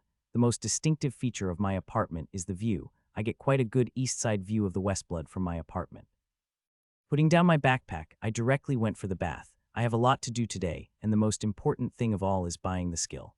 I would have brought it a week ago before going home, but Jill stopped me saying every time before any big realm were to open, new stocks of skills appear in the market week before it. That it is the reason why I did not bring the skill week ago despite having the money. I hope the wait of the week will worth the skill, as I will only have 6 days to learn the skill before Manurva realm opened. After coming out of the bath, I changed into new clothes, finished the lunch that I had ordered before getting out apartment with anticipation. All the stores that sell the night grade skill are in the central ring. There are no such shops like that in the middle ring. Only the sergeant stage or above could enter such stores freely, while those below that have to have a membership of the stores. Thankfully, I got the membership with the help of Jill's reference. I had taken a fast hovercar, but it would still take me 15 minutes to reach the store. I hope the wait worth it. It would be very sad if there is no new good skills appeared on the stone. The hovercar flew through the big wall gate of the central ring, and whole view in front of me completely changed. It's not my first time coming to the central ring, but every time I see it, I couldn't help but take a sigh of admiration. The central ring feels like a completely different city. Compared to skyscrapers in the other 2 rings, building in the central rings were not very tall. The tallest building in the central ring is 50 stories tall, but every building elegant and beautiful. The one who resides in the central ring is the real powerhouses of the Westblood city. The people in the single block of the central ring are capable enough to raise the other 2 rings of Westblood. It is the people of the central ring which are the main force fighting the monster horde that attacked the city, while others act as a force to deal with the fodders. Soon my hovercar reached the store. The store is egg-shaped building which is only 7 stories tall. I get out of the hovercar and walked into the building. There are usually a lot of people can be seen coming and going out of shop. Seeing that, I am not surprised. Like me, they also waited this day so they could buy the best skill that the store has to offer. There are 2 master stage guards at the front entrance. One of them started to lift his hand to stop me, but before his hand fully upped, I projected my store membership card in front of him. He dropped his hand and let me enter the store unobstructed. The first floor has the beautiful crystal interior. Whoever designed it is very talented. The low-level night-grade artifact placed on the crystal shelves, while information and visuals of skills are projected from the crystal pillars. There are 7 floors in the shop, but my access would let me only buy things from only the first floors. Only those with special membership like Jill could shop on the 2nd floor or above, and those who do not have a membership will have it master stage at least. As I entered the first floor, I heard the loud murmur, and when saw the reason behind it, I myself couldn't help but shocked. Totem artifact. There are 9 crystalline cases are floating in the air, and inside it are totem artifacts. There are a sword, saber, spear, armor, and other type of totem artifacts. One can clearly differentiate totem artifacts and normal artifact after taking one look. Totem artifact is just different, and they also looked different. Totem artifact is made by Lieutenant Stage and above Powerhouse and Stage of Totem. The artifact is dependent on at what stage their creator died, leaving them behind. The totem artifacts in front of me are clearly left behind Lieutenant Stage Powerhouse, but that did not diminish their values. Their value even surpassed mid-grade artifact, especially to who are below the Lieutenant Stage. I am quite surprised seeing they selling them on the first floor, as normally on the first floor is just regular low-level artifact and skill are sold. The better low level of artifact and skills are found in the 2nd level, and totem artifact usually sell at 3rd floor with medium-grade skills and artifacts. Of all 9 different artifacts, one I liked most is simple while armor dress. It looked like it is made using pearl while scales of some monster. The owner of this totem artifact must have paid a really high price for materials to create such a beautiful dress. This simple while armor dress, but if its owner would have more time, she should have made it even more beautiful than its current form right now. The armor dress is still beautiful, and that is the reason why the bidding on it is highest. It had already reached 4 billion credits. Normally, Lieutenant Stage Totem Artifact sells around 2 to 4 billion, but its bid had already reached 4 million. There are 5 days. In those 5 days, its bid would definitely rise near the 6 billion. Moving my gaze, I checked the other totem artifacts. They are good on their own right. Totem artifact created by Lieutenant Stage powerhouses, and he or she would always choose the best materials for their totem, so they could give them the best enhancement. I hope I will able to enter the Lieutenant Stage. After studying that book, I have a pretty good idea about the whole totem making the process. Seeing these totems, I also wanted to create my totem, and sometimes I even think about what type of totem I would create. Sighing, I looked away from totems, walked towards the speed type night grade skills section. I had already seen all the old skills, so I did not waste my time and directly walked toward the new arrivals. On the new arrivals, their 7 skills are placed, which projecting their information and visual. Of 7 skills, 3 are neutral, which could be used by anyone, no matter which ability they have, while the 2 needs wind type ability, and 1 needs fire and lightning respectively. I read the description of 3 neutral type skills first. Reading their description, there is not much change in my expression. The power of the skills is within my expectation, as they do not offer much enhancement compared to other skills on the old shelf. I was not hoping for a skill which gave me faster speed compared to other skill in old shelf, as I know that is impossible. Those skills which could give faster speed are on the second floor. The main reason I was willing to wait as I am hoping for the skill that would offer something different than just fast speed. Like a higher level of mobility, even if that came from sacrificing speed a little. That would help in dodging a lot of attacks from the opponents and monsters. Most of speed type skill provide high speed, but gives very less freedom of mobility. If you want mobility, then you have to practice until you can enough control over skill for you to perform some mobile actions while using the skill. The other 3 skills are no use to me, as they need lightning and wind ability. Now the only skill left is skill named Fire Flash, which uses fire ability for speed, and I hope it will be good, as it is common sense. The best skill for you is a skill that uses the ability you have. They are best due to they used less mana than the neutral type skill and also easier to control. Fire Flash, this skill which uses fire ability to create an aura of fire around the body which gave it a speed. As I further read the introduction, I couldn't help but smile. This skill provides an average speed, but because of the aura it spread around the body, one can control this skill very easily. This indirectly meant that this skill is better at mobility. After reading the description and watching its visual one more, I decided to buy this skill. The price of this skill is 156 million. The price of normal low-level night grade skills is between 100 to 200 million, and 156 million seemed quite reasonable to me. Ting. Without waiting, I flashed my holowatch in the crystalline surface, and the transaction is completed. I really wanted to buy 1 attack type skill, but I am really short on the money. If I would have not brought those fake potion in desperation, now I would have more than enough money to buy 1 attack type skill. Jim had warned me many times not to believe in any potion that could break the false limit. There is no such potion, at least not in our continent. Still, I did not listen to him and brought such potion and thing in my time of desperation. I had opened more than 100 million on such fake things. As my power increased, I started to hunt powerful monsters. From that, earning money had become very easy. Just 2 bodies initial level specialist stage monster, which I could easily kill with my fire strike, would sell near million credits, but earning money is what I was focused on that past year. Breaking the limit is all I had in my mind, and still is. The reason I am buying the speed type skill because I am going to the Manurva realm, and if I come across which way out my leg, this skill would help me in running away. Normally, I don't fight using the skill like that will not help me breaking the limit. Every time I went to the forest, I receive heavy injuries to the point all my bones are broke and I am bleeding from head to toe, but despite I am gone through these experiences, suffering the inhuman pain, I can't seem to break the limit.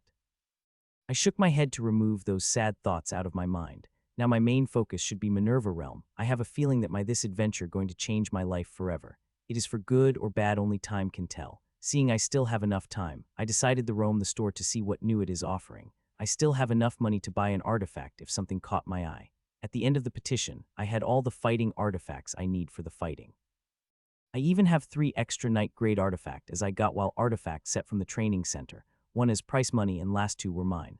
The 3 of them I left home in my parents' care. My father could use them to protect his family in case he comes across any danger. In here there is not only fighting artifact, but there is also utility artifacts as well, such as a tent. I had brought night grade tent 7th month ago from here, as sometimes I spend time at the forest. It is very good. Grade 1 tent could not compare to it. I browse many artifacts, but none of them catches my fancy. Buying any of them would be useless as they will not help me in any way. After browsing artifacts, I moved back to the skill section to see if there is any new skill. If something really did catch my eye, I can always borrow money from Jim and Jill. Mitchiel. I was just browsing through the strength type skills when I heard the sound behind me. I surprised to see it is Ria who called me, and even more surprised to sense she had already reached an initial level of sergeant stage. The difference between our level had grown a lot. In the space realm, there is only a difference of stage between us, but now it had grown into the different 2 stages. The difference may seem small, but it is huge. Even if I was able to break the false limit, I will still be behind her by 2 stages. I will have to put double efforts I am putting right now to catch up to her. Ria, I haven't seen you in months, I said as I gave her a light hug. It is near 6 months ago. I saw her last. That time she was at the peak of the corporal stage, but now she is at sergeant stage. I was sent to the Rhythm City branch, she replied. She also participated in the competition, the corporal stage one in which she got quite a good rank in the top 100, which is comparable top 10 in specialist. She got an offer from one of the top 7 organization, the White Deer, which she accepted. She must have become even more powerful now that she got formal training from the organization. Are you here to buy skill? I asked. With her being a member of the organization, she can get better skill and artifact from her organization. Only the stuff on the 2nd or 3rd floor might interest her a little. No, I am here with a friend. He wanted to make a bid at Totem Artifact. Said and pointed toward the boy who seemed to be making a bid. He is tall and quite handsome as well. A perfect choice of boyfriend, and top of all that, he is at the peak of sergeant stage. We talked for a minute before the boy came back after making a bid. Steve, this my friend Mitchiel. Ria introduced. Steve just nodded at non-committally and left toward the 2nd floor. All Ria could do is flash me an apologetic smile as she went with her boyfriend. I shook my head seeing this. I am not new to such behavior. I've experienced it many times. Those with higher stages would always look down on others, especially when the difference between the 2 stages is great and have no affiliation with any organization. Finding nothing interesting, I got out of the store and went back to my apartment. Having brought the most important thing, I just have to buy some miscellaneous things before my preparation is complete.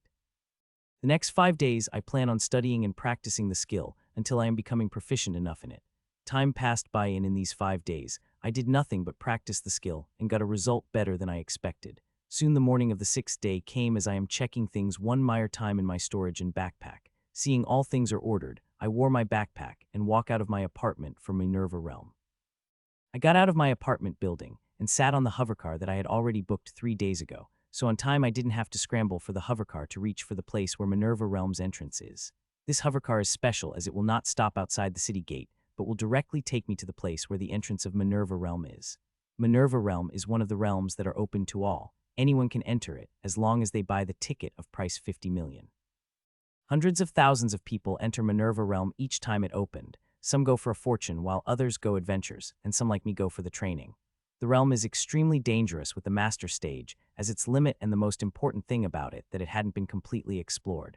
Manurva realm is divided into multiple regions, and crossing off each region became unpredictable as it could send you to any part of that region. Thank God Jim and Jill both had given me the best map their organization has compared to their map. The map I brought from the market is absolute shit. It would take me 1.5 hours to reach the entrance, plenty of time to take a nap. Last night I didn't get much sleep as I was busy studying the maps that my friends had sent me. Zzzzzzzzz, I got awake by shaking off the hovercar seat. Yawningly I opened my eyes, but when I saw the scene in front me, my eyes couldn't help wide opened. What I see in front me is a sea of people. There must be more than 200,000 people here, and thousands are coming minute. What Jim said really seems real right now. He said there will be near 1 million people will be entering the Manurva realm. I did not believe it when he said that, but seeing the numbers I couldn't help but believe it. The space realm that appeared in the Green Hills couldn't compare to the Manurva realm, where about 8,000 people had entered. I wore the wild ceramic-style mask on my face before getting out of the hovercar. This time I plan adventure alone. At least before I level up, I won't be teaming up with anyone. Teaming up will waste my time and create only obstructions. There may be many people here. Everything is well organized. Any troublemaker would be dealt with in the minutes. I walked toward the stand number 243 as this is where I have to wait. From what Jim said, the entrance will materialize sometime around afternoon, and that will be our time to enter the realm. The atmosphere is fully charged with the excitement. Fights of words or fist are seen now then despite having strict security around. After reaching stand number 243, I quietly sat on the empty seat in the corner away from any disturbance. Seeing this place has a network, I started to browse through my social media account as I wasn't able to do that in the past week. The whole week, I had been fully focused on training with my skill. I wanted to be proficient in using it before entering the realm. I liked and commented on photos of my friends that I like and also make a short chat with them. Everyone had posted something on their account except one. Her feed had been empty of any content for 2 months straight. 2 months ago, Ellen said that she had been going to enter the private space realm of her organization for a few months, but it had been little more than 2 months, but there is no sign of her. Well, it would have been nice if she had come to the Manurva realm, as many members of the organization from other branches had also come. 2 more hours passed, and the intensity of people coming had increased more. If they kept coming at this speed, the numbers surely would cross Jim's estimation. League of Heroes. This is an indirect reason for this much of crowd. League of Heroes happened during every 10 years and is most watched competition across the Republic, where millions participate across their cities for qualification for the main competition in the capital.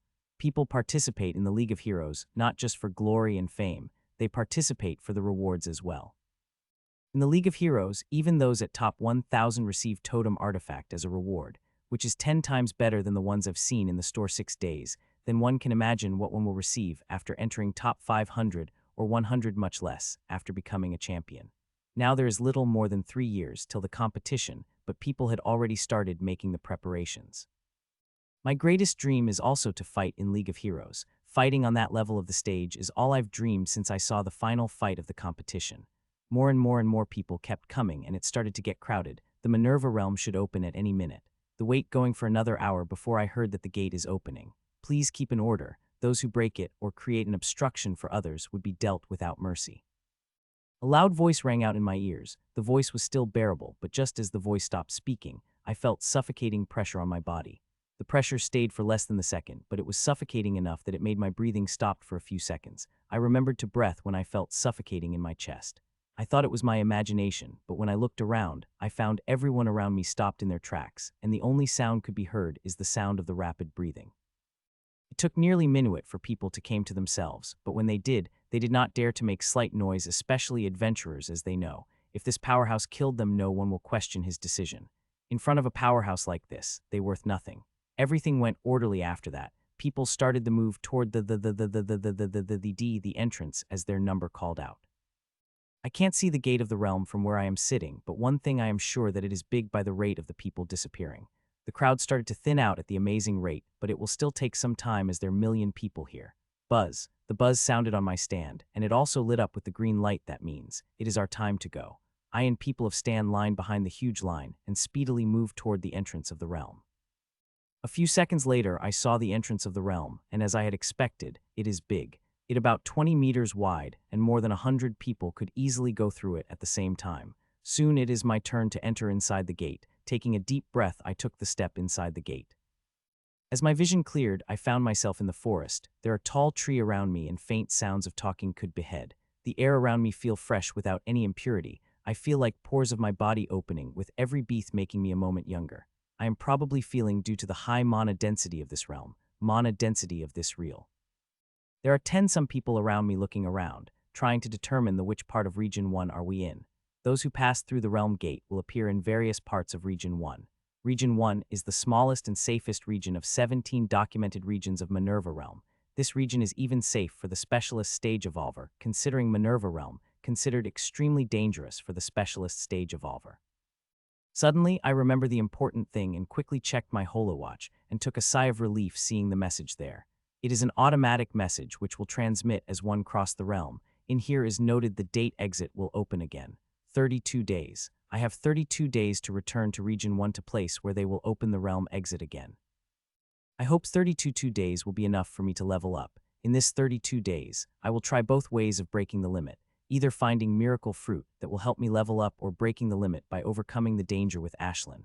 Opening the map, I started to access the area I am. After looking at them for a few minutes, I pretty much conformed where I am and how much time it will take me to reach my destination.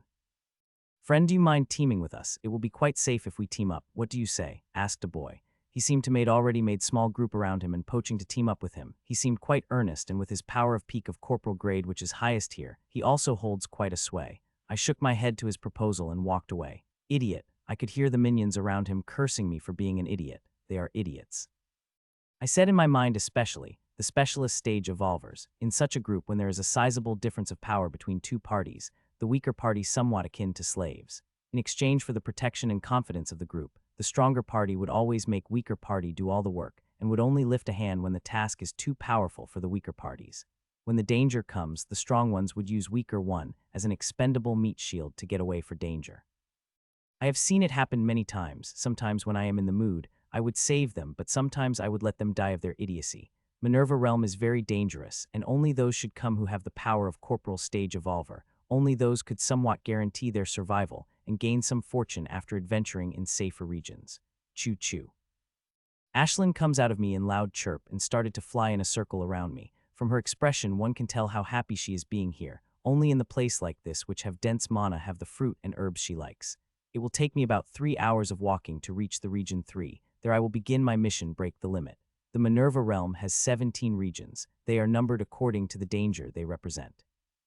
Region 1 has the lowest danger, while Region 17 have the highest danger. It is said that even super elite could be dead in the last 3 regions if he is not careful enough. Region 15, Region 16, and Region 17 are the regions which represented the highest dangers. They are so dangerous that they hadn't been explored even 5 till yet. Region 1 to Region 5 could be said for the Corporal stage evolvers. Region 6 to Region 8 is for Sergeant stage evolvers, and from Region 9 and above are for Master stage evolvers could survive. This is just rough estimation, as from Region 5 every region had some Corporal level monsters in them, just that they stayed in the secluded part of that regions, and a number of regions ascended, so are their quantity and danger with it. This classification is not for normal evolver, but for the elite. Even some normal master stage evolvers would not dare to enter Region 9, seeing how dangerous it is. I will train in the Region 3 for 2 days before moving to Region 4. That's where most of my training will be concentrated. Sheeing, a metallic sound rang out when I swung my sword to block the projectile that is coming toward me. Whatever it is quite powerful, as am I still feeling shocked on my right hand. That thing had dispersed just as it attacks me, and that, except for black metallic blue, I wasn't able to see anything, but one thing I am sure, that it's some kind of monster. If it attacked once, it will attack again. I will just have to be more careful this time. Sup, I again heard a faint sound from my left side. Without looking, I whipped my sword toward the coming sound. I'm not worried that my sword will miss. This past year fighting dangerous battle, my instinct and senses developed quite well. No matter what that thing is, it will be surely hit by my sword. Clank, dub, my sword hit that thing without missing, but what surprised me that instead of getting cut in two, it flew like cannonball due to the force of my sword and burrowed into the tree trunk. I quickly ran toward the tree trunk lest it ran away quickly. When I reached near the truck, I finally saw what is the thing that attacked me. It is fistless mantis monster, which the whole body is jet black. It looked like it made of black of iron. If not for seeing its beady green eyes, I would have thought this monster is not a monster, but the small figurine made of metal. What surprised me most is its power stage. The monster is only at a peak level of specialist grade, just like me, but is able to survive against my attack with minimal injury. If it were monster from Myesta Forest, even at the initial level of Corporal stage, it would have been cut in two by my attack earlier, but this peak level specialist monster survives against it with minimal injuries. The reason I was surprised seeing this, because from the intelligence, I've read this powerful monster is only found in Region 2. Monsters of Region 1 is little stronger compared to the monster we found in the home. Seeing it is coming out of the hole, I attacked it one more time. This time I used more force than earlier. Pachak. My sword tore through its body and divided in two. This time there was no obstruction from its metallic defense. I removed the fingernail-size monster core from its body and walked toward the Region 3. Manurva realm is little different than the other realms. It realm which made from connecting various small realms. There are 17 such small realms made whole Manurva realm, and that is why when one enters from one region to another, he will appear at the totally random place of that region. That also applies to the entrance of the realm. That is why when we first entered it, appeared in random places within Region 1. By my speed, I should be able to reach the boundary of the Region 1 within half an hour, I thought as I looked at the map on my holowatch. There are many monsters attacked me on the way, but all of them were killed by my sword, and though the earlier mantis monster that attacked me must have come from the Region 2, as the other monster Region 1 that attacked me were a lot weaker than it. I felt little confused though, as from what I know, monsters can't move to other for some weird reason, and that is good thing. Otherwise, if the strong monsters of other regions were able to move to other regions, then this realm would only for Sergeant and Master Stage evolvers to adventure. Soon I reached the boundary which connects Region 1 and Region 3. It looked like layer bubble which stretched miles and miles. Chew. Ashlyn chirped and went inside me as I closed near the bubble layer. I hoped that when I entered another side, I won't be directly entering the layer of some powerful monster, or the question of me surviving will become real called. As I passed through the layer, I find wind on my body and then came the coldness. When my vision cleared, I found myself on the hill and it is slowing. The hill is lightly covered in the snow, and when I look around, I felt like I am standing in some beautiful scenery. This is one of those ideal places which a picture should be taken to upload on your social media account. There is not a single hill, but a whole range of them which stretch for the miles and miles. I did not waste any time and launched a fist-sized drone out of my pocket to take some pictures of me. I had brought this drone months ago to record my battles against monster, so I could watch it at home and go over the mistakes I made, but now I am using it to take beautiful pictures of me. I know I should first analyze my location first to access the danger, but scenery here is so irresistible that I couldn't help but take some photos. These photos sure going to make them jealous, I thought. After taking photos from all the angle, I put away the drone and opened the map on my HoloWatch to access my location. I already have a faint idea about where I am seeing. I studied the map quite extensively for 3 days. My current location is Christopher Hill Range. It is dividing line between the territory of Specialist Stage and Corporal Stage Monster, a good location for me to start my training in the Region 3. Activating my sword, I started to climb the hill as I wanted to go the other side of the hill, as that's where Corporal Stage Monster is, and also is one of the greenest areas of Region 3. I wanted to train in the area where the strong monster is, and also have lots of trees because that where the chances of miracle fruit is highest is. Roar, I heard and saw the monster coming toward me with its claws out. The one is coming toward me is Bear Monster. It seemed to have been patiently waiting for the prey, and must have easily spotted me from a high vantage point. It is around 7 meters tall, and its whole body covered in thick dark brown fur, and each strand of its hair is coated with air, so it looked Bear Monster covered in the armor of the snow. That not all, the claws which it going to seemed more than 10 inches long and very shard. It is initial level Corporal Stage Monster, and it is going to weigh stronger than the initial level Corporal Stage Monster that found in Myesta Forest. Roar. It let out another big roar and jumped at me, wanting to divide me in two with those extremely sharp claws of its. I did not move seeing it coming at me. I let it come close. When its claws were less than half a meter away from me, that's when I finally made my more move. Fur, thud. I activated 2 tiny jets behind my legs move and moved 2 steps away from its claws. My speed was so fast that even clear confusion shone on the bear monster's face. Its face looked very cute in confusion before reverting that of fury. Fur. I did not plan to give any chance to the bear monster. That is why as soon as it landed on the ground, one small fire jet ignited behind my hand, increasing the speed of my sword many times as it speedily stuck toward the waist of monsters before it could even react. Catcha! A sound of ice breaking rang out as my sword passed through its defensive ice armor, making a large cut on its skin. Roar. It roared loudly after receiving the injury and come at me furiously, but I easily dodged its attack, activating small fire jets behind my legs. If I had come across this bear monster 14 months ago, I would have had no chance but run despite having skill can pierce through this monster body. If I had to make a comparison, then this bear's fighting power is equal to the Herman, the winner of the Specialist Stage Westblood City competition 14 months ago. If that's complicated, then in simple term, this monster bear is powerful enough to contend against the mid-level Sergeant Stage monster back home. Even he had to expand all his trump card, and quite an amount of time to defeat this bear monster. That's how powerful this bear monster is, but now I am easily fighting it without much breaking the sweat. Catcha.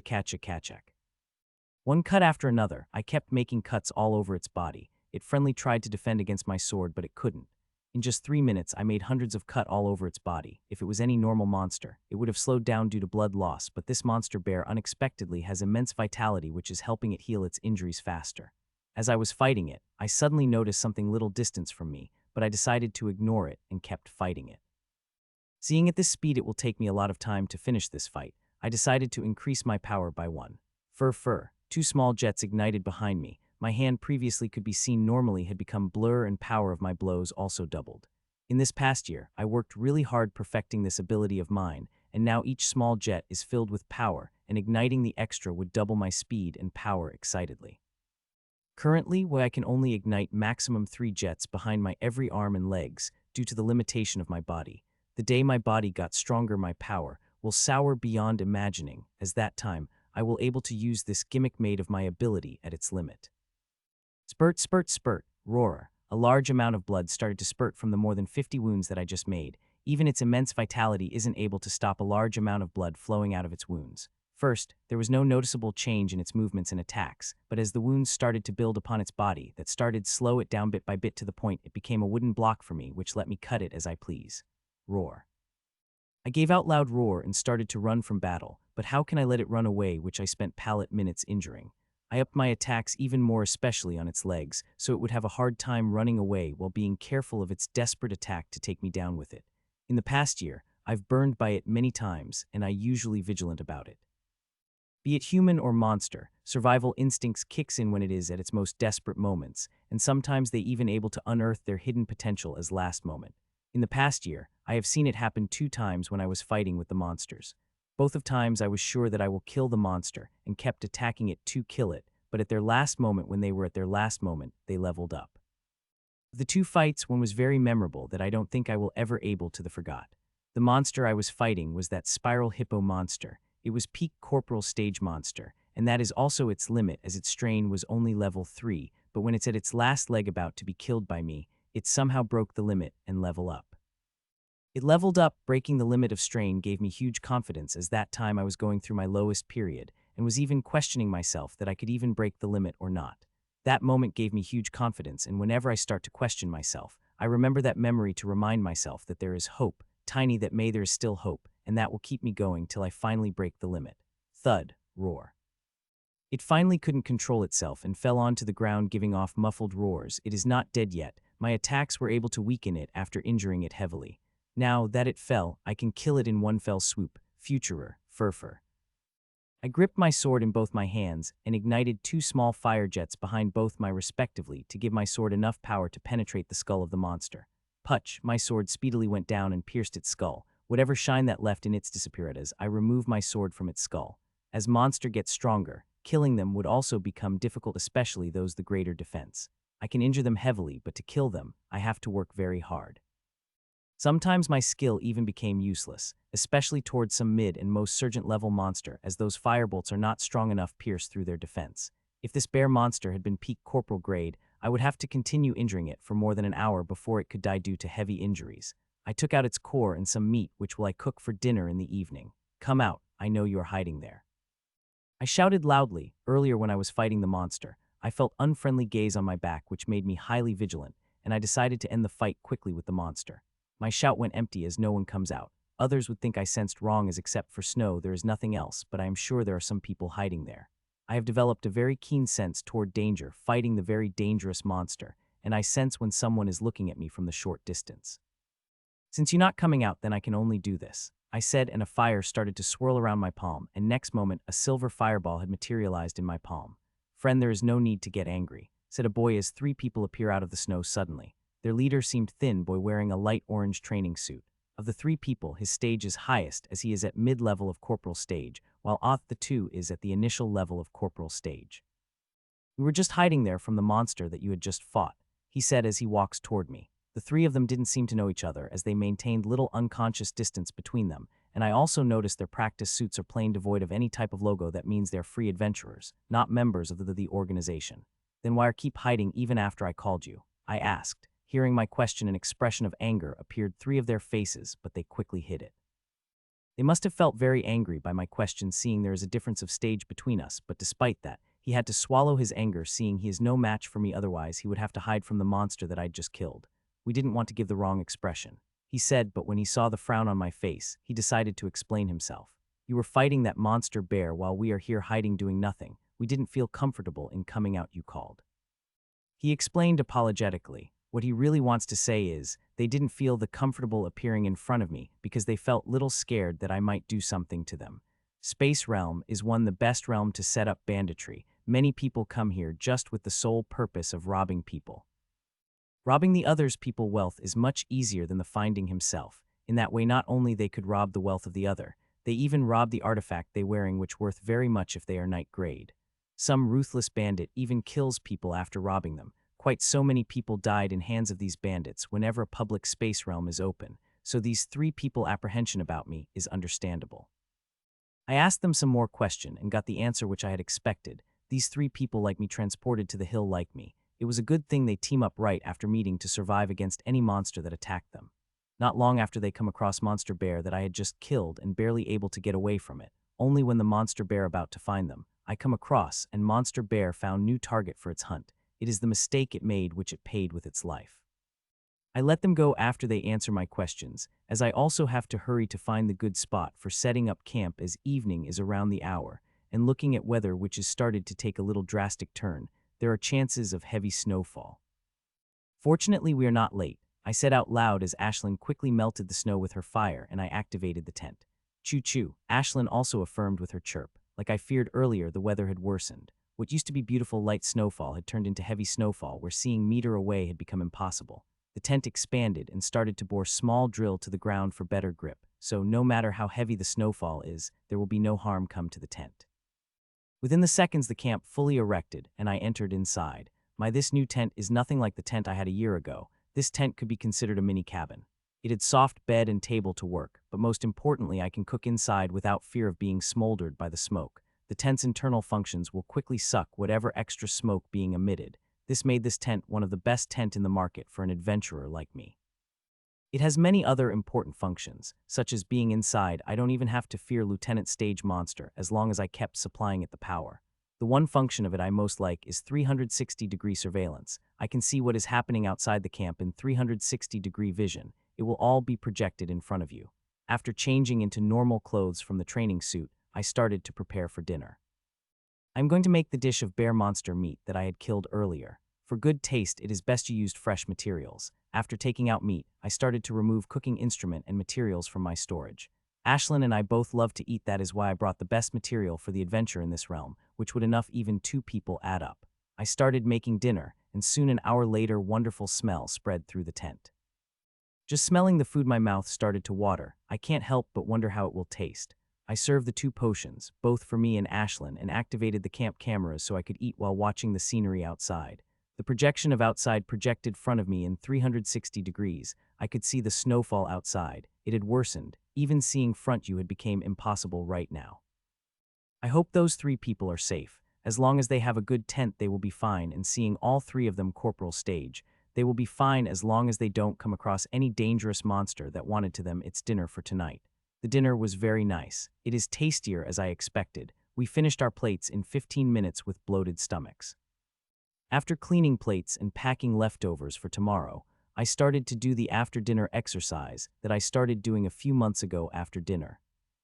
It is the exercise of my combat style. It is still very tiring exercise. I felt very tired doing it despite creating the 8 seals of supreme combat exercise, but I help very much. It helps in digesting the meal quickly, but most importantly, it also helps in freeing my muscle and keeping my body toned, which indirectly help me in the combat. I do this exercise every day after dinner, except for when I am at is my relaxing time where I didn't even think about training. After doing exercise for 3 hours, I stopped and take a shower in my tent's very tiny shower. Yes, this tent had a shower, a very tiny one, but it is enough. The only prerequisite of activating shower is there have to have enough power and source of water around the tent. This is the specialties of night grade camps. They have features that normal grade 1 could have. Mine is still lacking though. Compared to the mid and high level camps, they have some features that will absolutely blow one's mind. After the shower I studied the map for 2 hours and made plans for my training from tomorrow. This time I plan to return home being Corporal stage evolver. I even prepare to take some risks which I had some reservation in taking this past year. I fell asleep while making plans for my training, and when I wake up the next day, the snowfall seemed to stop, but my tent is buried in heaps of snow. I am not worried seeing my tent is buried in heaps of snow. It had been my old tent. I would have to work little hard to get out, but with this tent, it's all one button away. Without carrying my tent buried in snow, I freshened up and took a good shower before started heating the leftovers from yesterday. Choo-choo. Ashlyn also woke up by smelling of food and stood to wait in front of the inner pot. It didn't take long to leftovers to be cleaned up by 2 of us. After cleaning the plates and packing everything, it is time to leave. I pressed some buttons on the tent's control panel, and soon I felt slight heat sizzling sound from the outside.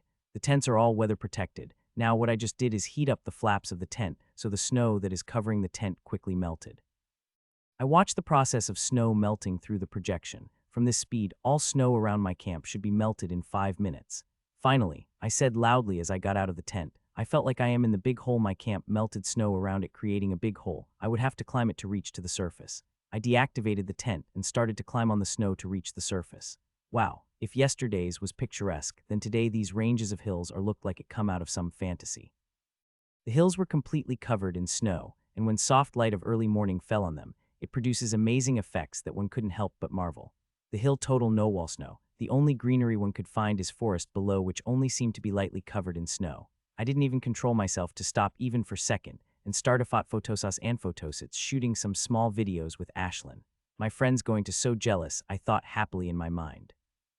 It took me 20 minutes and little self-control to put the drone away. If not for my high anticipation to start my training, I would have spent hours taking photos.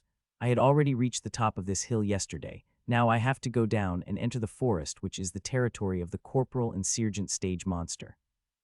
On the way down, I intentionally avoided fighting with Corporal Stage Monster to avoid wasting time. As this training, I am mostly going to focus on the peak level Corporal Stage Monster and initial level Sergeant Stage Monsters, as only monsters of peak Corporal Stage and above could give me feeling of despair in the Region 3. Coming down from the hill, I saw many people coming out of snow and walking around the hills, going toward their direction. Everybody had their plan before coming to the Manurva realm, otherwise they wouldn't bring the 50 million ticket of the realm. This realm is a treasure trove. Not only there are super exotic monsters which one can capture to sell later, but there is also very rare herbs and minerals. The higher the region one can go, the most fortune he will earn, but danger also increases the same. I even heard some people even found the mana crystal source somewhere in the high regions previous times when the realm opened.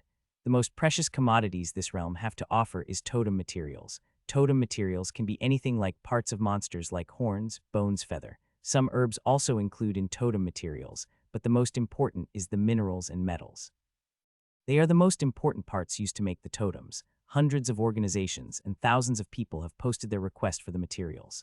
I had already memorized all the names of the material which I could. If luckily I come across some materials, I will be struck rich, but it is full dream as all the material need to make totems are really rare and could only be found in the region 10 or above, where only powerful master stage powerhouses dared to enter.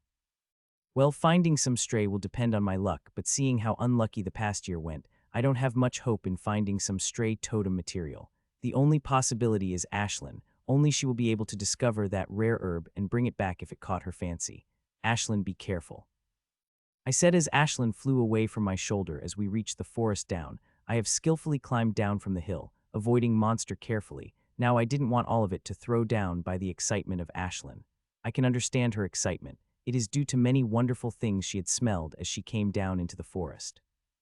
Hearing my warning, Ashlyn became little calm and started fly sneakily. My plan is to fight peak-level Corporal Stage Monster to perfectly gauge the power of the monster in the Region 3. The power of peak-level Corporal Stage Monster Region 3 would be comparable to the power mid-level to peak-level Sergeant Stage Monster's power in Back Home. In the Back Home, I have never able to kill the peak Sergeant Stage Monster.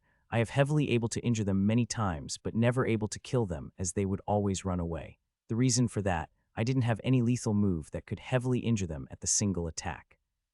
My fire strikes, the strongest move under my arsenal, would barely able to pierce through the skull of mid-level Sergeant Stage Monster to kill it when that mid-level monster is defense-oriented, then even bolts of my fire strike failed to kill it.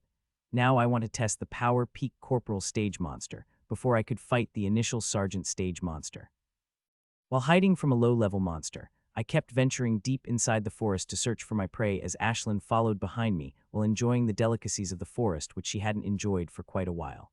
Soon I heard something, and when I followed behind that sound, I found a Pika-level Corporal monster is enjoying the feat. It is very scary-looking Anatase lizard which seemed to be elephant monster.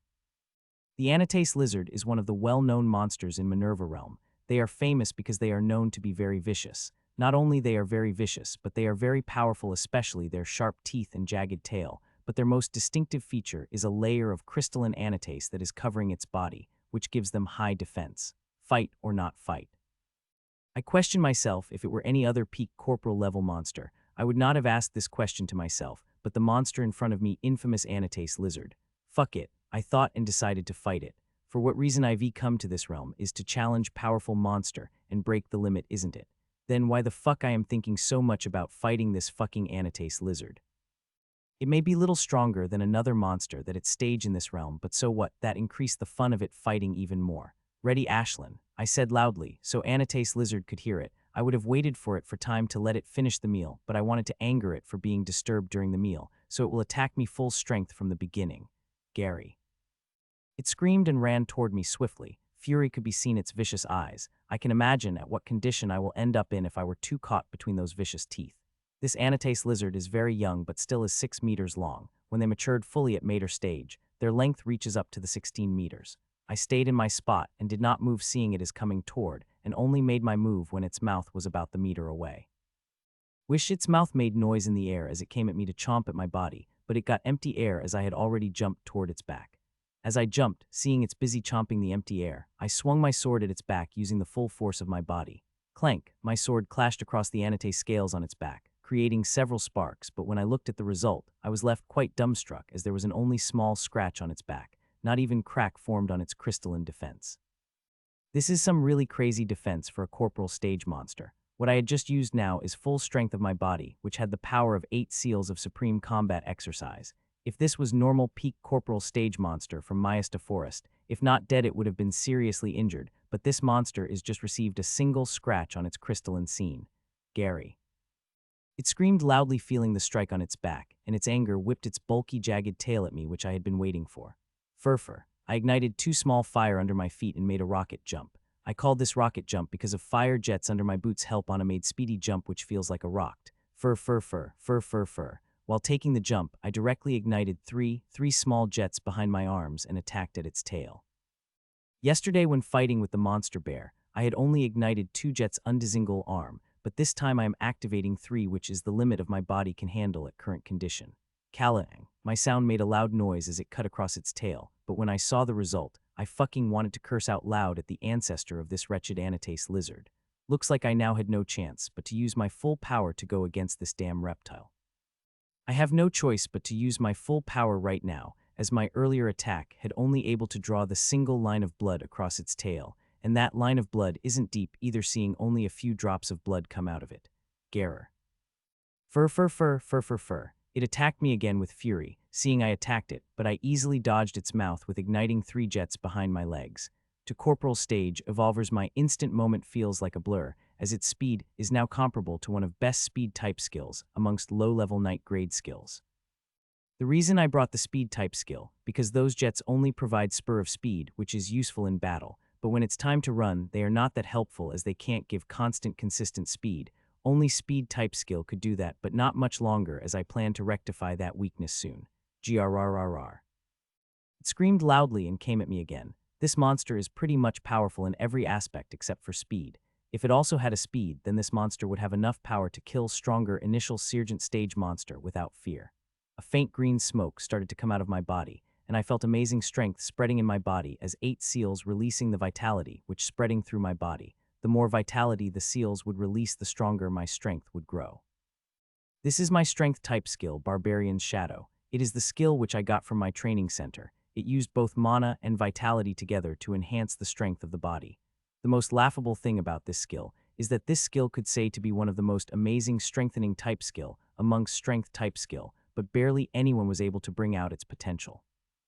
As this skill uses 1/4 of mana and 3/4 of vitality, which is insane. To bring out this much vitality, one needs more than 10 seals of supreme combat exercise, while I am currently only able to provide less than 1/4 of vitality this skill needs. So this skill now only able to provide me with power that barely reaches night grade skill, but that will be enough. Fur. On top of activating the strengthening skill, and I even ignited fire jets behind my arms for extra boosts, let's see if how your defense survives against this. Ola! I screamed loudly, jumped seeing it come biting toward me. This time I am performing the same attack as I did for the first time. Pacha, grrrr. I brought down my whole weight down with my sword. As my sword hit its back, the scales which I only able make scratch last time, but this time my sword passed through scales like butter without feeling any obstruction. Finally, my sword passed through its skin, creating a large wound, and I heard loud screamed of monster next moment. Thus, I wanted to launch another attack, but I saw its jagged tail coming at, so I jumped off its back, but despite quickly jumping, its tail still grazed by my arm, and I felt great shock traveling through my body. Thud, if not for me going through such instances past year, I sure would have controlled my body at last minute by somersaulting in the to manage the force and land safely at the distance. Fuck, that was close. I said as I still feel the force of the blow traveling all over my body. That bulky, jagged tail of its looks slow but is extremely fast. I have to be careful of it from now on. Gary, it screamed loudly and came toward me. I did not stay on my spot either and ran toward it. To defeat this monster, I have to immobilize it, and what better way could that be than injuring its legs? All would become easier as long as I injure its legs heavily. Grrrr. Came at me with its mouth opened, but this time it is more vigilant of my jump, that is its head is little up so it could take bite off me if I tried to jump. Not only that, its tail had been ready to whip at me like a bat as long as I entered its range, but too bad for it as this time I am not going to target its back. It attacked me with its mouth. I shudder seeing its big jagged teeth which could tear any flesh and make a powder of any bone that comes between them. Fur, swish, pacha. I made my move when its mouth just inches away from me. I dodged the attack and swung my sword at its legs before it knew what happened. Like last time, I carved deep red line across its legs. It screamed loudly and wanted to attack me, but I moved away and attacked another of its leg before getting away from it. As I've said, this monster is very powerful to make me use nearly all my strength, but it had a fatal weakness, which is its speed. It's not that its speed is very slow, but its lack compares to strength and defense it has. If its speed also been compared to its strength and defense, then I wouldn't have able to launch attack it this easy and would have had to use fire strike. Garer. I kept attacking it through the different method and made near hundreds of cuts across the body, but it still looked quite well. More than well, as now it had entered the frenzy and attacking me constantly like a crazy, but still, I am handling it quite well. From my estimation, I have to keep attacking it 100 more times before I can immobilize it. I had to be careful though. With frenzy taking over its mind, it will lose whatever rational mind it has and will full behave on instinct. And that is a most dangerous thing, as one can analyze others' rational thoughts, but analyzing one instinctual thought are very hard, especially monsters which we consider dumb. Pachak. I kept attacking it while being vigilant of its mouth and tail, as I just moment before I am barely able to save my waist being chomped off. It was really very sudden. I was attacking its right front leg. I moved with instant speed and launched an attack. Just as I finished attacking and moving away, I sensed extreme danger only to see its mouth coming at me with extreme speed. It was a good thing I had experience of such things. I instantly ignited jets under my feet and jumped back. If I had jumped front, I would have met with its tail. Thud. Finally, it succumbed to its injuries and fell on the ground with the thud. The hard work of the past half an hour finally paid off. A surprised sound came out of my mouth as the anatase lizard slumped on the ground and fell unconscious. I would though it was dead if not for hearing its faint breathing. Let's go, Ashlyn, I said to Ashlyn after I killed the anatase lizard by hacking his neck tens of times by my sword. Testing is over. Now it is time to fight the real monsters. After killing anatase lizard, I started to go deeper into the forest to search for the Corporal stage monster.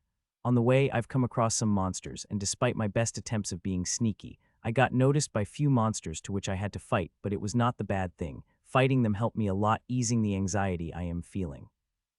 Sergeant stage monsters of this realm going to powerful. I hope they will able to provide me that spark which will help me level up, as God knows how much I've tried for this. There have been many instances that I had nearly died. I just want this limit to break. I deserve it since I had put up so much hard work. As we entered this forest, she had picked up her old habit of picking up herbs and fruits which she liked. Till now, she had only brought up the fruits, but I believe she will soon bring some herb as long as it catches her eyes. Soon, I reached the place where Sergeant Stage Monster roams. Now I just have to find a powerful initial level Sergeant Stage Monster fight. As I was searching for the Sergeant Stage Monster, I heard the faint fighting sound. Feeling curious, I decided to check it, since this is the first fighting sound I've heard since coming to this area. I sneakily started to walk toward the sound, but when I got close enough and saw what is happening, I got little startled. There is Peak Corporal Stage Girl seem to be fighting Peak Sergeant Stage Monster, and the fight is going on. The girl did not seem at disadvantage at all, but that's not what startled me. What startled me is that the monsters she is fighting are bipedal monster. Like the previous realm I went, it was contaminated by foreign energy, which made a monster of that realm aggressive and mutates into bipedal monsters. This realm also contaminated by that foreign energy, but on many levels in the lower regions. That is why I spotted very few bipedal monsters in the forest, and all of them at specialist stage. The monster that girl is fighting the only bipedal monster I've seen in this forest which is not at specialist stage. I watched the fight for a few minutes before walking away, thinking I have my own monster to fight. I searched for the monster for an hour more, but no fruit come out of it. I saw many monsters, but they were either at mid or peak level of the specialist stage. Choo-choo, just when I was thinking the whole day would go without any result, Ashlyn came chirping. There is a monster really? I asked, reading her emotions. Choo-choo. She affirmed and started to fly toward the direction where she spotted the monster, and I followed behind her excitedly. Soon we came across the clearing where the monster is, and startlingly it is a bipedal monster which looked like iron rhinos. Iron rhinos are level 3 strain monsters, but this rhino monster is clearly at initial level of Sergeant stage, and the color of its skin darker than normal iron rhinos. Well, its difference is nothing to do with me. The important thing is I finally found an opponent to fight, a bipedal one at that. Crunch crunch. I walked toward the iron rhino while intentionally making the sound of crunching left by my feet, so the monster would notice. Roar. It worked like a charm. As soon as it heard the crunching sound of my feet made, it came running toward me with its fist out. I didn't back down either, seeing that as I also activated my strengthening skill and ignited 3 jets behind feet directly and run toward the Iron Rhino. Clahank, fuck, puh. I ran toward the Iron Rhino with strengthening skill activated and 3 jets ignited under my feet, and when I got close enough, I executed my plan, which suddenly moves away from monster and ignites jets behind my arms to launch attack on the back of the monster. But my plan utterly failed, as this Iron Rhino was way faster than I had imagined. It hit me before I could even launch an attack at it. Its fist hit me like a sledgehammer, injuring me so heavily that I had to vomit a large amount of blood before flying away like a cannonball. It was a good thing at last moment I used my sword as defense, as its fist clashed against my sword. If that fist had crashed against my body, then I would have been in a lot worse condition than I am now. Thud thud. I stabilized myself in mid-air and controlled my fall expertly. I didn't waste a single moment before sucking away some liquid from the white pipe under my sleeve. I sucked on white pipe only when it is an emergency, as it contains the life potion, which not only replenishes mana, but also heals the injuries very quickly. 14 months ago, I had a quite large supply of the life potions, but when I started crazily pursuing the level up, I had used up all my reserve in 1.5 months and had bought the potions from Jim at discount price. Not only I brought life potions from Jim at discount price, but I also brought from the store, as the number of potions which Jim could provide to me is not enough. But every time I brought the life potion from the store, my heart burns a little, as every bottle of life potion cost 100,000 credits. That is why I used life potions sparingly, and only drink it when I really have a need for it, like now. The cool sensation of life potions spread through my body, healing the injuries whenever it passed through. I would like if I had a few more seconds of rest, but unfortunately I did not, as Iron Rhino is coming at me with a very ferocious expression. With my skill already activated, I dripped my sword tightly, waiting for Iron Rhino to come close to me. Seeing that this Iron Rhino is not normal, I decide to use my full power, holding back nothing. Roar, D-Hub. It roared loudly as it attacked me with its fist. Seeing the fist coming toward me, I dodged like last time, and like last time, seeing that I dodging, it started to move its second fist to intercept. But before it could launch another fist, something very hot had hit across its face, distracting it for a slight second. That something hot is Ashlyn very concentrated fireball. In this past year, not only I've improved, Ashlyn also improved as well, but the thing that most improved is our bond and teamwork, and every time I fight, Ashlyn hover above me, there to provide assistance if needed. The fire of Ashlyn does no damage to Iron Rhino, seeing its immense defense, but injuring Iron Rhino was never her intention to distract it, which she had become very proficient. The moment of time brought by the Ashlyn is precious. It helped me avoid the fist of the Rhino. Fur. I started igniting jets behind my arms. This time I've ignited 5 behind each arm instead of 3. Normally my arms only could bear the power of 3 jets at most, but when I used strengthening skill, it made my body stronger to bear the pressure of 5 jets. I ignite 5 jets very less, as every time I used my arms very painful, not only that it also strains my arms very much. Slice, spurt. My sword sliced across its back, tearing its iron skin like butter. The wound I had created inch deep, and blood could be seen splurting out of it, but I was shocked seeing the wound. I thought this move of mine would at least cut to the bone, seeing this is the most powerful attack I have after Fire Strike, and Fire Strike is barely stronger than this move. This means if this move couldn't cut across the monster bone, then the possibility of Fire Strike piercing its bones is almost zero. Now, this fight is all depend on my skill, as I have no sure kill move which could kill this monster in the instant. If I want to kill this monster, I have to give my all, and still there is still a possibility of me not being able to kill that monster. The thing is, I am not sad and disappointed, but rather exhilarated. Now this the fight I have been waiting for, the fight which would give me enough pressure that to make me break the limits that had been binding me. Roar. It roared loudly with fury and come at me while I am still taking a jump back. Seeing it speedily closing on me, I don't think I will have a chance to land safely before it attacking me next second. I furiously thought for ways to avoid its fist, as if we clash directly it will be who will come out worst, as monster offensive power is too great. I had experienced with first hand. I am such an idiot. I thought I had a perfect skill which could save me from this predicament. I didn't think of it, as I didn't use any of my grade 1 skills in months. Sky steps. I activated and take a jump in the sky, but when I looked down, I saw the scene below. No one who enters in Manurva realm wished to see. Even super elites would run with their tail tucked between their legs when they even saw a shadow of them. Below me is a fallen body of Iron Rhino, which dead had been cut half, and beside it is an aqua blue snake, which is eating its brain with relish while looking at me intently. I come across one of the 3 banes of Minerva realm. The blade snake, aka the reaper, aka the brain devourer, aka the bloodhound, aka the blue nightmare. These are the names of 1 meter long nightmare, which is looking at me from below. It is 1 meter long aqua blue snake, which had about 3-inch long blade end of its tail. It is one of 3 most dangerous monsters of Manurva realm. 97.7% of those people who come across these 3 monsters die. The 3 monsters had their own quirks, and the one which is looking at me from below know for its persistence. The blade snake. It got its name from the sharp blade it has at the end of its tail. It loved to slice heads and eat the brains, and its most favorite delicacy is eating the brain. It is said that once the blade snake gave you stare, it will follow you till it will eat your brains. That is why it is known as a bloodhound. The best course action after seeing the blade snake is run. Run fast as you can. While running, activate all the defensive measure you have to protect your head, as this is body part that the blade snake targets the most. Don't expect help from anyone. Even Master Stage Powerhouse won't help. Even seeing it is Specialist Stage Blade Snake, following you, much less the Corporal stage, which is down below. The only way to save your life is run. Run toward the boundary of the region and cross it. Only then you will be safe, as monsters from other regions can't enter the different region for some reason. Sky Step. That is why I took the longest jump I've ever taken using sky steps and even ignited jets without thinking if they will be any use or not. If I had come out of the predicament alive, then I will sure pray to God daily and even light a candle in his shrine every week, as my mother told me to. Sky steps. Taking third big jump from the sky steps, I reached the crown of the tree, and from there, I started taking a jump on the other tree, but suddenly a blur caught my eye and gave me a big fright. The blade snake is climbing the tree at lightning speed. Its speed is so fast that my eyes were only able to the blue blur. Feeling very scared, I started running on the trees. I know this is very dangerous, just a little mistake on my part, and I will fall on the ground where Reaper will be waiting for me with its blade.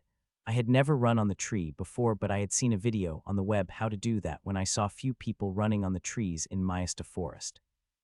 It's fortunate that I still remember the basic tips of it, which are now helping me ran on the trees right now, but I know the slight mistake on my part would cost me a fall. Just single slip of my feet and I will directly enter the world of the dead. The one thing that helping me most are my fire jets. Using sky steps over and over would take too much of my mana, as I am already using 2 of my night grade skill while I am running.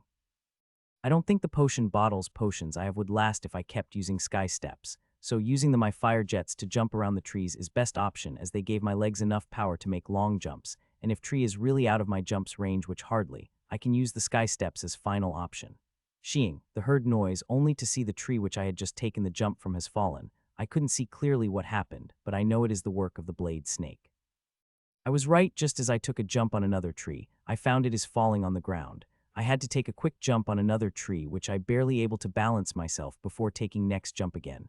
This fucking Reaper. I curse it as I sacred shitless, seeing that the blade is cutting the trees which I am jumping on to make me fall.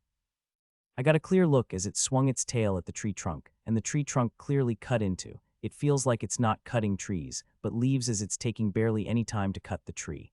I am really feeling scared right now. If it caught up to me, then I wouldn't have a chance to scream before it cut my head in half and eat my brains.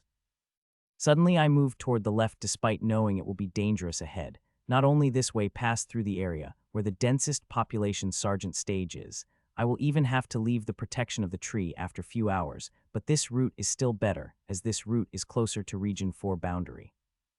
The boundary of Region 4 little more than 100 kilometers away. If I had taken the other way, I had to run for about 150 kilometers away, a 50-kilometer more than the route I am currently taking.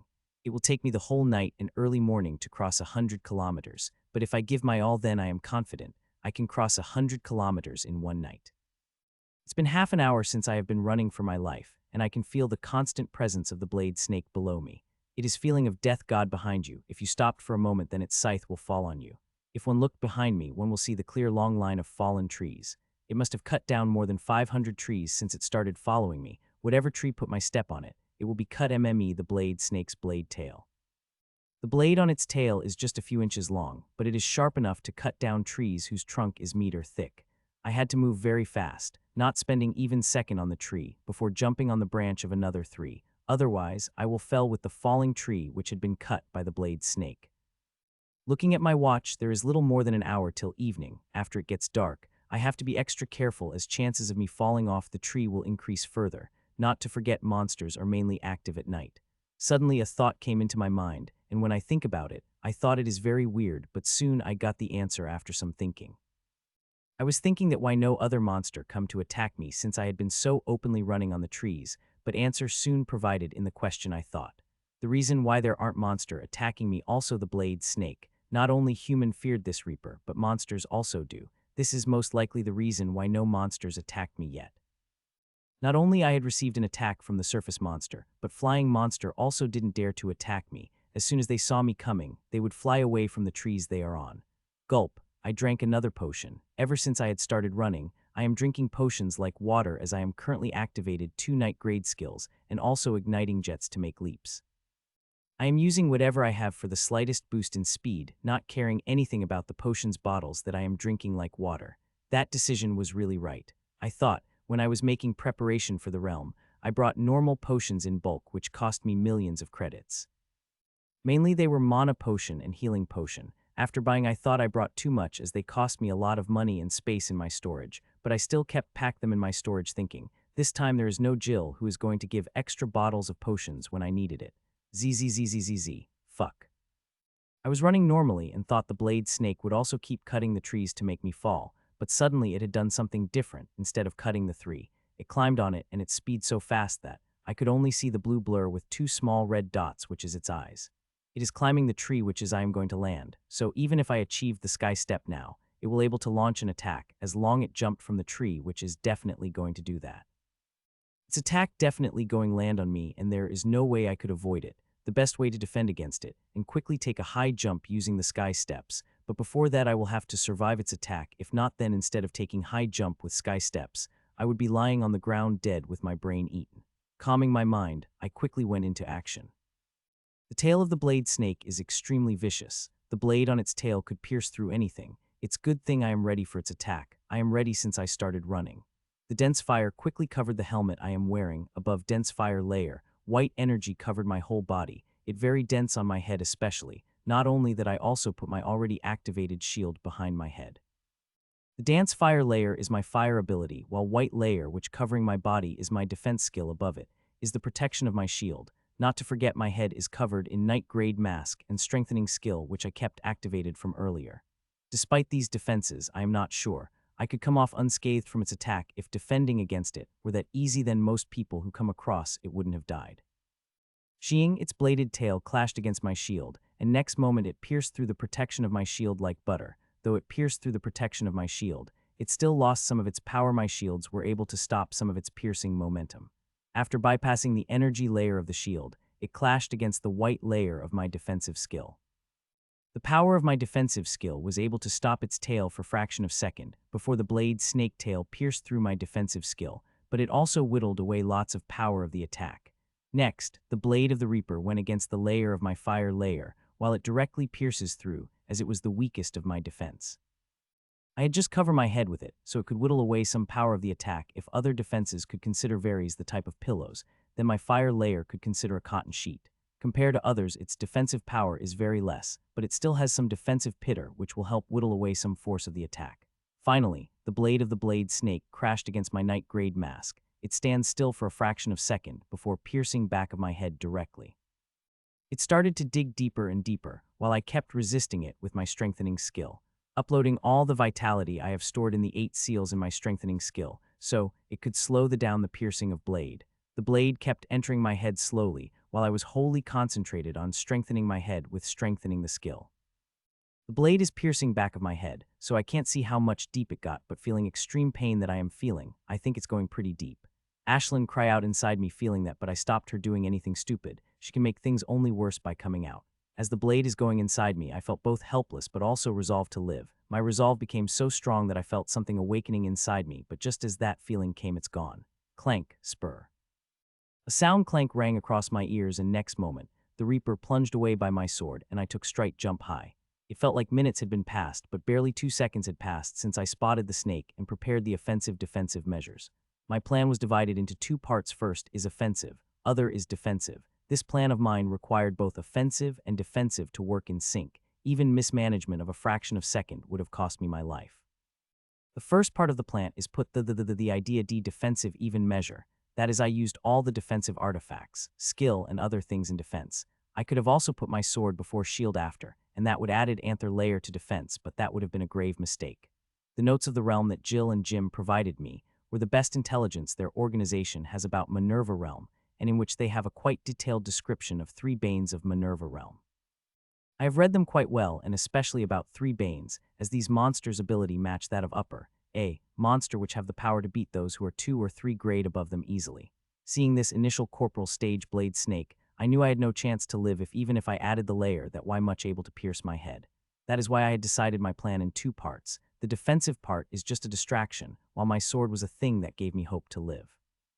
While the snake is busy with piercing through my defense, I was ready with me to strike it away. I couldn't be too early but couldn't be too late also. If I attacked too early, the blade snake could easily change the attack of its direction, and that time my sword might not be able to reach it. While I was late then, there is no question swinging sword, as I will be in embrace of Angel of Death by then. The key is perfect timing, and the best timing is when its tail started piercing my mask at that. The Reaper will be sure of my death that won't able distracts itself, and that Hiltonen to launch an attack at it. The plan was successful but received a grave injury. The blade of Reaper went quite deep so that when it came out, a fountain of blood started to spurt from the back of my head. It's good thing that I had drunk the life potion. It stopped the injury next second, and even started to heal the bone of skull of that had been pierced by its blade. As for the blade snake's condition, I am sure nothing happened it as it had the stellar defense. That sword strike of had not even left a scratch on its, much less injuring it. I am currently concentrating my all to running, trying to put maximum distance between us, as I am sure it will follow. The nickname Bloodhound it got isn't without a reason. While running, I thought about the feeling I got when the blade of the Reaper had pierced through my head. It felt like cracking of some shell or awakening of some sort, but it was gone before I can sense it more carefully. While the feeling I got for a fleeting second, but I am sure, it is feeling of breaking of limit. Till this past year, I know the general direction on breaking the limit, but now I got the glimpse of the map, which is enough. With this clear direction, I'm confident in breaking the limit. It's just that I will have to embrace the death at a much closer distance than I like to, I thought with a laugh. 20 minutes passed by, and that is when I caught the shadow of the green snake below me, as it is following me with its blurring speed.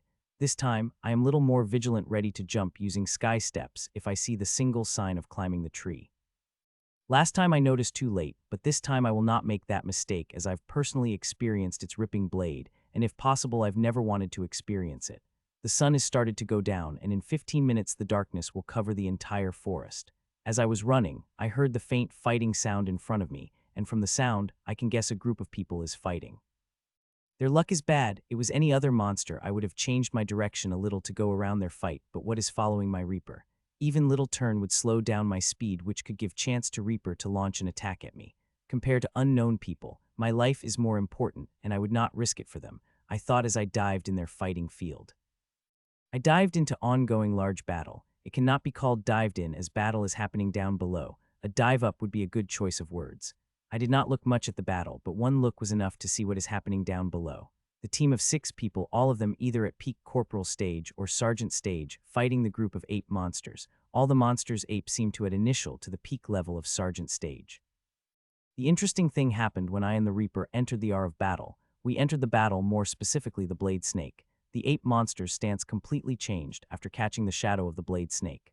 They who were screaming in fury while fighting with humans had become quiet as a mouse and started to run at their most top speed without care for the battle.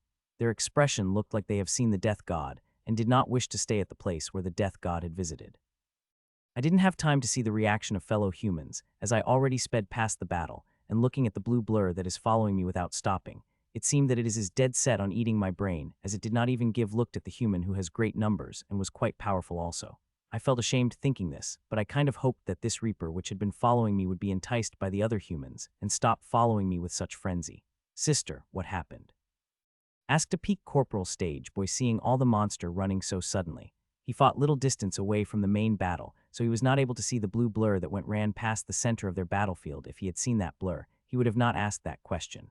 The Reaper, she said softly before looking at all her team member, which still seemed in a daze, while her brother still seemed confused by her answer. Let's get out of Region 3 as soon as possible.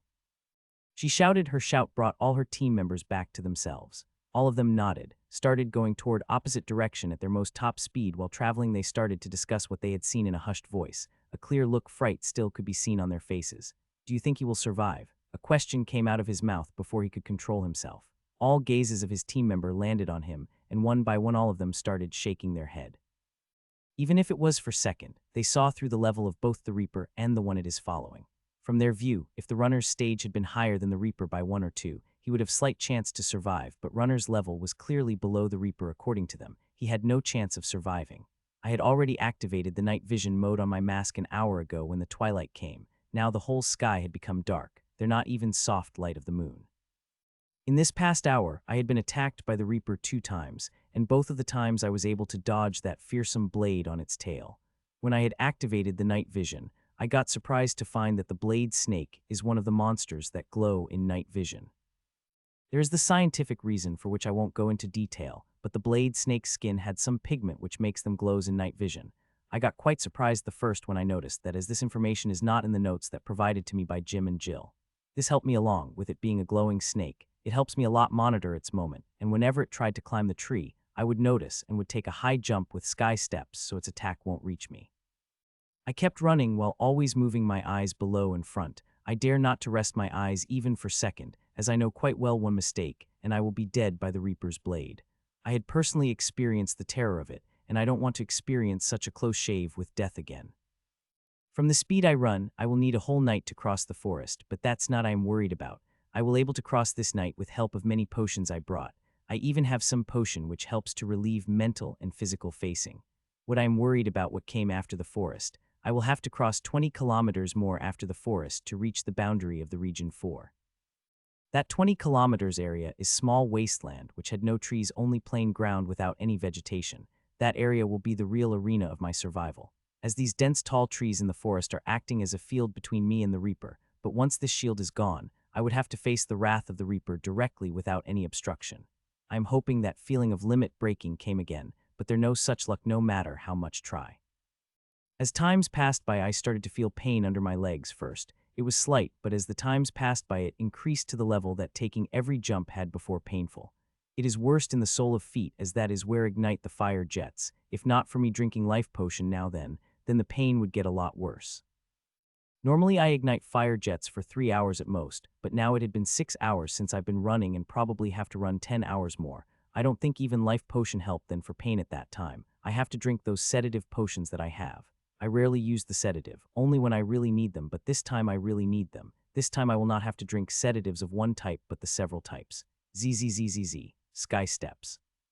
Suddenly I noticed the movement of Reaper as it tried to climb a tree, but when it was halfway into climbing the tree, I had high in the air where it could not reach me. It had no choice but climbed back as I jumped several trees in front of it. In its frustration, it started to strike several trees which fell of one another. After letting out frustration, it again followed me without stopping.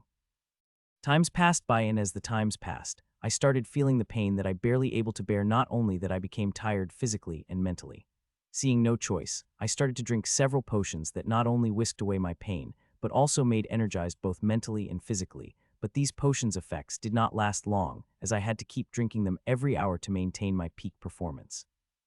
As I keep drinking more of that sedative potion, my body started to crave them more, as it is instinctively known that even slight delay could make pay the price that I will be not left alive to pay. I kept drinking potion despite knowing that when I stop I will face the effect lot worse that I am feeling right now, but I couldn't care less about that, as only because of this potion I am running at my peak. If not, I would have succumbed to the pain and fatigue hours ago. Finally, I said happily when I saw first rays of dawn 12 hours later of my running, but my happiness did not last long. Half an hour later, when the sky had become bright enough, I saw the wasteland for the distance. It will take me a maximum half an hour to reach the end of the forest, and that is when my real running will start. My survival will depend on my efforts and some luck. If I failed, then I will embrace the angel of death finally. My heart started to pound as I got closer to the wasteland. This wasteland will be my real test of survival. The closer I got, the more dread I feel. Does it not feel tired ever? I asked myself as I saw the blade snake is following me without stopping. There is no change in its speed. It is as uninformed as it when it starts following me. A grade monster that it may be, but it out to feel tired slightly, but no, there was no change in it ever since it started following me. Well, it's upper A monster for nothing, if it was not able to do this much. It is said in this whole Manurva realm there are not more than 6 A grade monsters, and 3 are known for their fearsome might, which is why they called the 3 Banes of Manurva realm. Times passed by, and now I can clearly see wasteland ahead me, seeing that dread in my heart grown even more stronger. I'm feeling dread because that shitload of potions that I had in my storage is nearly gone. I have about 10 to 15 minutes of supply with me at most, and to cross the wasteland I will need the 2 hours minimum. In this 13 hours, I am running from the blade snake. My 2 night grade skills are constantly activated, without stopping, not to mention fire jets I use for every jump, and the defensive skill I use whenever the Reaper climbed the tree as a precaution. All it requires immense mana. I had to drink mana potion every few minutes. If not for me having so much mana potions with me, I don't think I would even able to survive 3 hours from this snake. One not only needs the power to survive from the 3 banes, but they also need the resources. Without resources, they will not able to last long. It was because of these resources I have that I was able to survive till now, but now my resources are running dry. If I did find the other way quickly, then Reaper would really pierce its blade into my head and eat my brains. Looks like I finally have to use that thing. I thought but couldn't help grimace when I thought of that option. I really don't want to use that option. I've only used it one time before, which is get away from the master stage monster, but that place was the Mistaff Forest, while this is Manurva realm. The difference is great between these two places. In Miasta Forest, as long as you reach a safe place, or to the bunkers placed by Adventurer's Paradise, you will be safe, but here there is danger at every step. The most dangerous is the boundary of region, and as no one knows where one will end up after crossing the boundary. But who am I kidding with such thought? I clearly knew that is the only option I've left. As for what condition I will be in after crossing the boundary, that is the I could not burden myself with. I will think about it if I were alive to cross it. Grinding my teeth, I took out the glass bottle from my storage. This bottle is double the size of normal potion bottle, and inside it contained blood red liquid which is shimmering slightly. This potion is forbidden potion. After drinking it will stimulate my body to the limit, and not only that, it will also keep proving me a huge amount of mana. The effect of this potion should last about 1.5 hours. This potion seemed too good to true, as I won't have to drink string of potions every few minutes for 1.5 hours, but their huge side effect of drinking this potion. That is why they are known as forbidden potions. Sale of such potions is illegal in the Westblood, but I've come to know about the place which sells this potions by one lucky encounter. The potion will stimulate my body above its limit, and also provide me with unlimited mana for 1.5, but when the effects of this potion are over after 1/2 hour, it will weaken me so badly that I will barely able to move my fingers. It will keep me immobilized for at least 6 hours, and after that, I will be in a weakened state for the day, but I couldn't care less about that, as without this potion I am a dead man anyway. Gulp. I gulp down potion in a single gulp. Unlike one's imagination, it does not taste bad. It tastes quite good, actually similar to that of tangy syrup. After potion entered my body, for a few seconds I did not feel anything, but a few seconds later its effects spread through my body. I felt like I've boosted with the unlimited energy, and next moment, I shot out like a rocket. It's good thing I've experienced this feeling before, otherwise I would have surely not have controlled myself this properly. When I had drunk this potion first time, I nearly collapsed many times due to a sudden rush of power. With such rush of power, my speed more than a double as I shot out like rocket through trees. I started to jump over the tree which I was going to jump before. I felt exhilarating. When I looked back, I saw the Reaper is still following behind me, but the between started to grow larger. I did not turn too much happy seeing that, as I knew its speed will also increase soon. In the forest, its speed is restricted due dense trees, but ahead is plain wasteland, where it will have no restriction in following me. Thud, zzzzzzz. I jumped from the last tree with a thud and entered the wasteland, and started to run with all my might, as I could faint slithering sound not much behind me. As I've expected, its speed increased suddenly as we got out of the forest, and it now following me with frenzy in its eyes. The distance between us also decrease and it comes down to few meters. Just slight increase in its speed could make it catch up too, and that scared the hell out me. That is why I used all power. I have to run fast as I can. 2 of my night grade skill were also activated in full power. I never stopped them, even after drinking the forbidden potion. Zzzzzzz, fur. I was running when I heard a faint sound from Blade Snake. Almost instinctively, I made jump sideways with my fire jets, only to find that Snake is jumping toward my earlier place. If not, I had jumped just now. Its tail would have definitely pierced through my body. Good thing I was vigilant. I will have to be vigilant as earlier to survive from sneak attack like these. As time passed, the sky had fully brightened, but my chase is still going on, but this brightened sun also gave me the hope as I could see the faint outline of the spatial boundary. A bright smile came across my face as I saw the spatial layer of the boundary. As long as I pass through that layer, I will enter the region 4, and I won't have to worry about the Reaper the further. I saw many tents across running through the wasteland. Whenever I saw them, I would always change my direction a little, so the wrath of Reaper would not befall on them because of them. Normally, I don't like to save others, but I also don't intentionally harm them if they did not do anything to me. In forest, I had no choice but dived into battle as there was clearing on both sides, and the only way to the front is through the battle. That is why I chose to go thought the battle. After all, my life more important than theirs. Some people saw me running from the distance, and when they saw what is following me, a look of extreme great appeared on their face, and they started to run with all their might. Some people even packed their camp as they ran in dread. I could help but muse seeing them. If I were at their place, I would also do the same, but unfortunately, why I'm not that lucky. Zzzzzzz, fur, slice. I again heard the sound and took a jump after activating my jets, but I was little late as it tailstruck across my body. The good thing is that it is not my head, but the shoulder it injured it. The cut was quite deep. Its tail had cut more than half of shoulder. Had been little late, my whole shoulder would have fallen to the ground. I quickly drank the potion before the injury worsened further, but unfortunately what I drank is normal healing potion, and not life potion, which could heal injuries immediately, as I have left with a single bottle of life potions. As I times passed, frequency of its attack increased further, and it keeps attacking every few minutes. Most of the attacks are dodged by me, but some of them I've received on my body. The only good thing that the attack of the Reaper did not touch my head.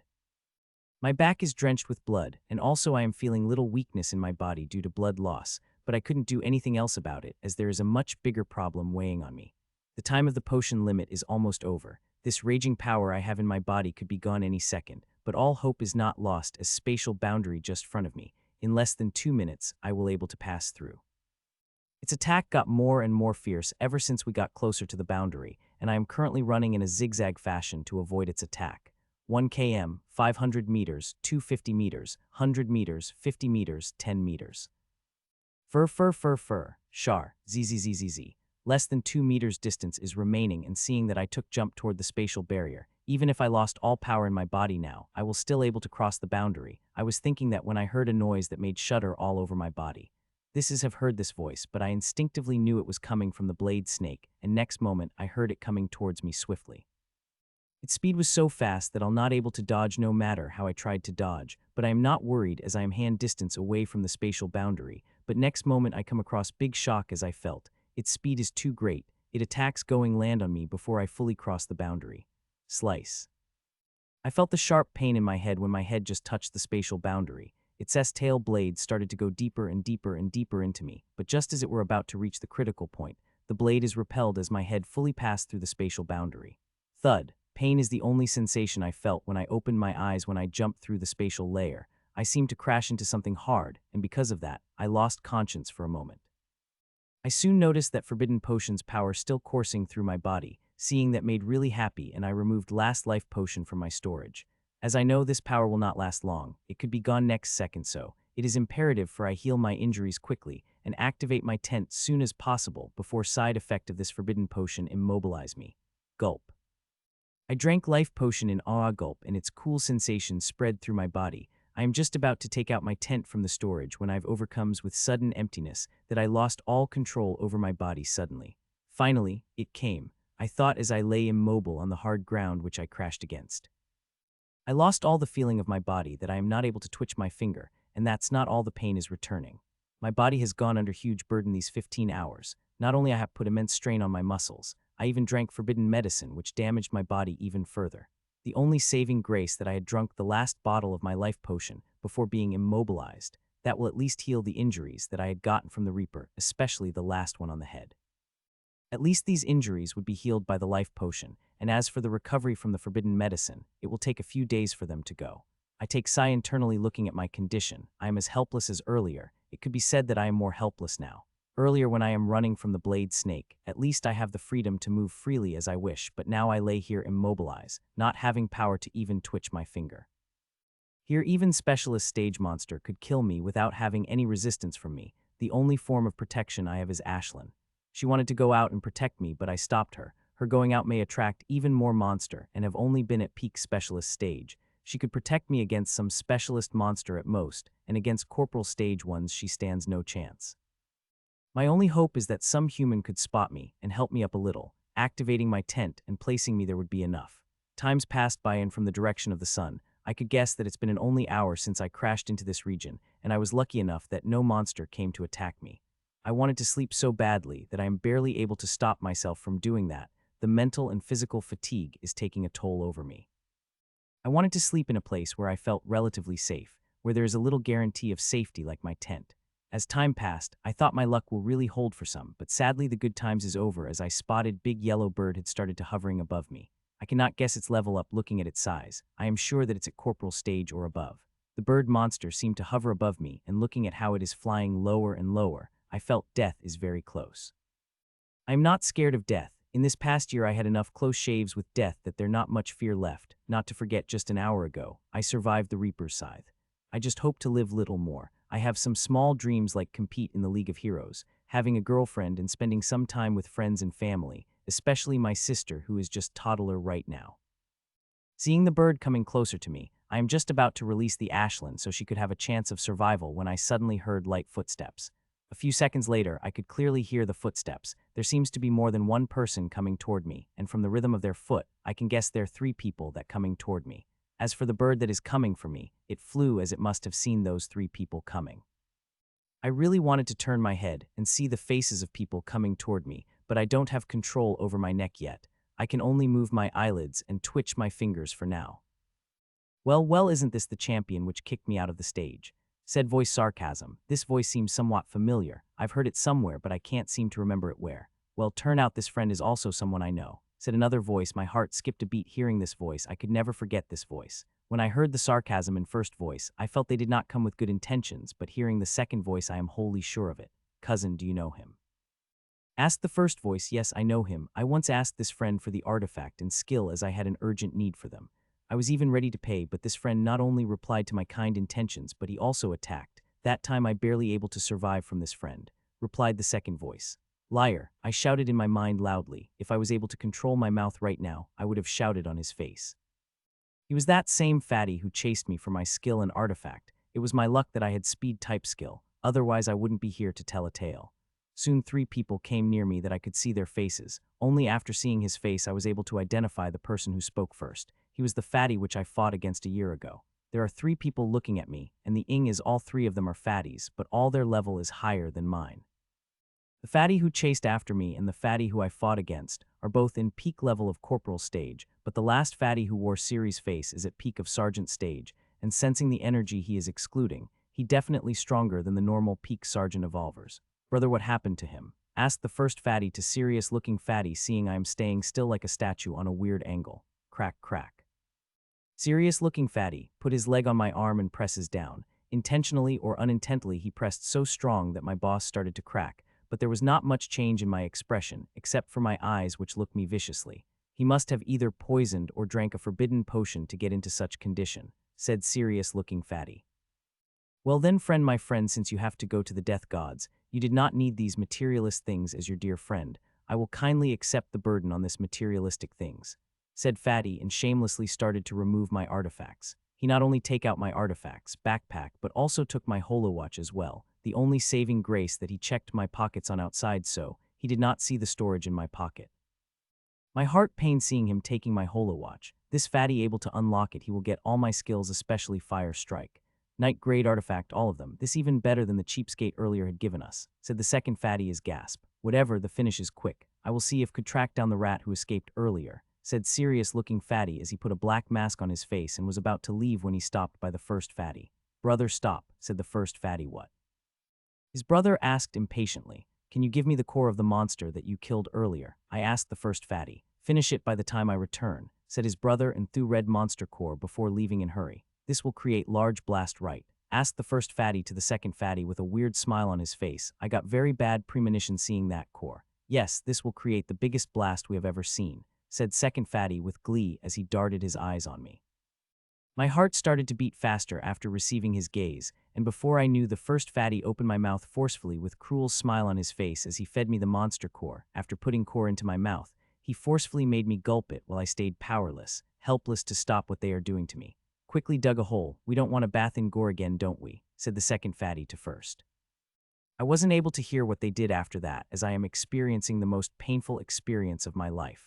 The pain is 10 times, 100 times painful than the pain of mystic medicine that I ate.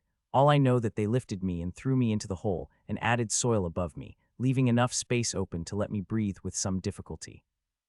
Oha, oha. Muffled screams could be heard through the hole not far away from them, but they are acting like it was normal as they are talking between themselves. How much time do you think we will have to wait before we hear the big bang? I asked the first fatty to another. They had already done this thing 2 times ever since they entered this realm, and they always ask each other this question, as this becomes some sort of ritual to them.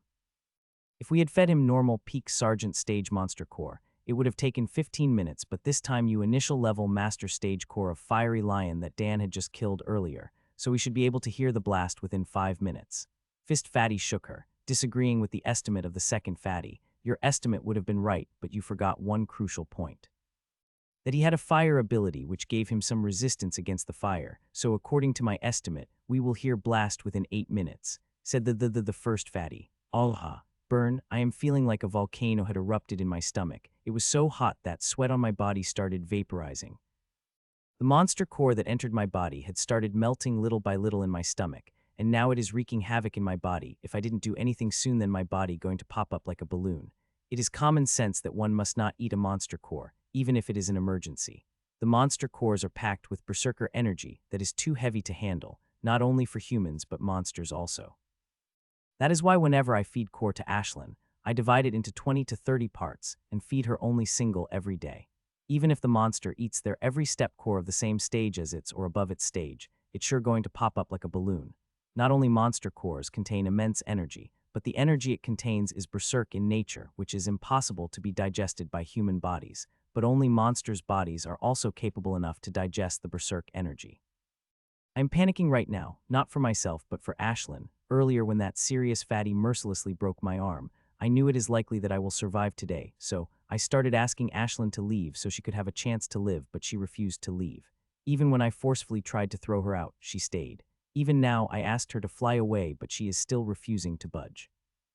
I'm going to die definitely, but I hope she lives. Not only for her but for me also me. It will give peace before dying to know that she can live. First time I saw her, it was when she came out breaking her eggshell. She surprised us quite a bit with her shiny silver fur.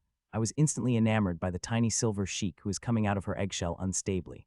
From the day she was born, she was all about the food, even her siblings quite afraid of as they let take the first dip always. As she grew older, she even started taking the food of her parents. She never let anyone play with her, but she never rejected me, and 1 month after she was born, my room became her permanent residence. Time passed by and the time came to decide which monster I am going to bond with. Many organizations had sent their offers with details of monsters they are going to offer me. I looked at those offers on the side and threw them to trash, seeing I had already decided on which monster I am going to bond with. My parents had tried to dissuade me for a while, saying I will have to bear less burden of practice if I bonded with other monsters than Ashlyn, but I was firm on my decision. Ashlyn is family, and I want her to live, but this stubborn birdie hadn't been listening to me. The power of core started to reach every part of my body, and I can feel every cell of my body is being damaged by the berserk energy of the monster core, and the worst thing is, the core hadn't melted even 1%. With a body and little fire immunity I have, my body will endure 3 of its energy at most before popping off like a balloon. If this core had been any other fire monster's core, I would have been able to endure a minute or 2 more, but sadly it is the core of Fiery Lion, which had the strongest fire I've experienced, and had the sticky quality to its fire like lava. I am way too familiar with the fire of Fiery Lion, as this is only monster core Ashlyn ever reacted to. Because of that I've fed clips of this core every day to Ashlyn. She even ate it at yesterday's dinner. The Fiery Lion's cores that I got from my space realm finished in 5 months. After that, I had to buy them from the store hoping they will bring some change in the Ashlyn's fire, but to this day there was no change. I felt my throat became dry from screaming loudly that I am barely able to make noise right now. As the seconds passed, I saw my skin is glowing. At first it was faint, but soon it got brighter and brighter. It is not a good sign. This means that the energy of the monster core had already seeped into every cell of my body. Every passing second the monster core will melt more, releasing more berserk energy into my body. Currently my body barely holding on that berserk energy, but soon the energy will reach the limit of more than I can handle. It will become like a balloon which has too much air. It will pop up, spreading bloody gore in all directions. I didn't fear death, but I also don't want to die. Sadly, I have no choice. The monster core is already inside me, melting bit by bit. Its berserk energy tearing into every cell of my, filling it with more energy it can handle. If I had a chance of life, even a minute one, I would have given my all for it, but I did not see much chance no matter how much I racked my brain for it. Choo-choo, suddenly Ashlyn chirped inside me. I turn happy thinking she is finally ready to leave, but when I registered what she said, I couldn't help but stumped inside. She's telling me to look at my refinement engine. There is something weird happening there. When I concentrate on my refinement engine, I found nothing out of ordinary as it running ordinarily with the mental energy that I am instinctively providing it. Normally, to run the refinement engine, one had to provide mental energy and actively ran it, especially the analog type ones. These refinement engines are run manually, but with nearly 2 years of constant practice and hard work, I trained my mind to instinctively provide it with mental and run it without my supervision. Now it runs instinctively, even when I was in sleep, and because that my mana purity had reached whopping 91.9, which is really amazing, as after 90% even increasing mana purity 0.1 is very hard. The only drawback of this process is that my refinement engine runs really slow, but it's still worth it as I don't have to concentrate my refinement engine ever, and it is way better than the others who gave an hour of their time to their refinement engine daily. First I thought I was normal, but when I looked carefully, I couldn't help but utterly shocked by what I saw. It is so shocking that my mind froze for a while. It is converting the berserk energy.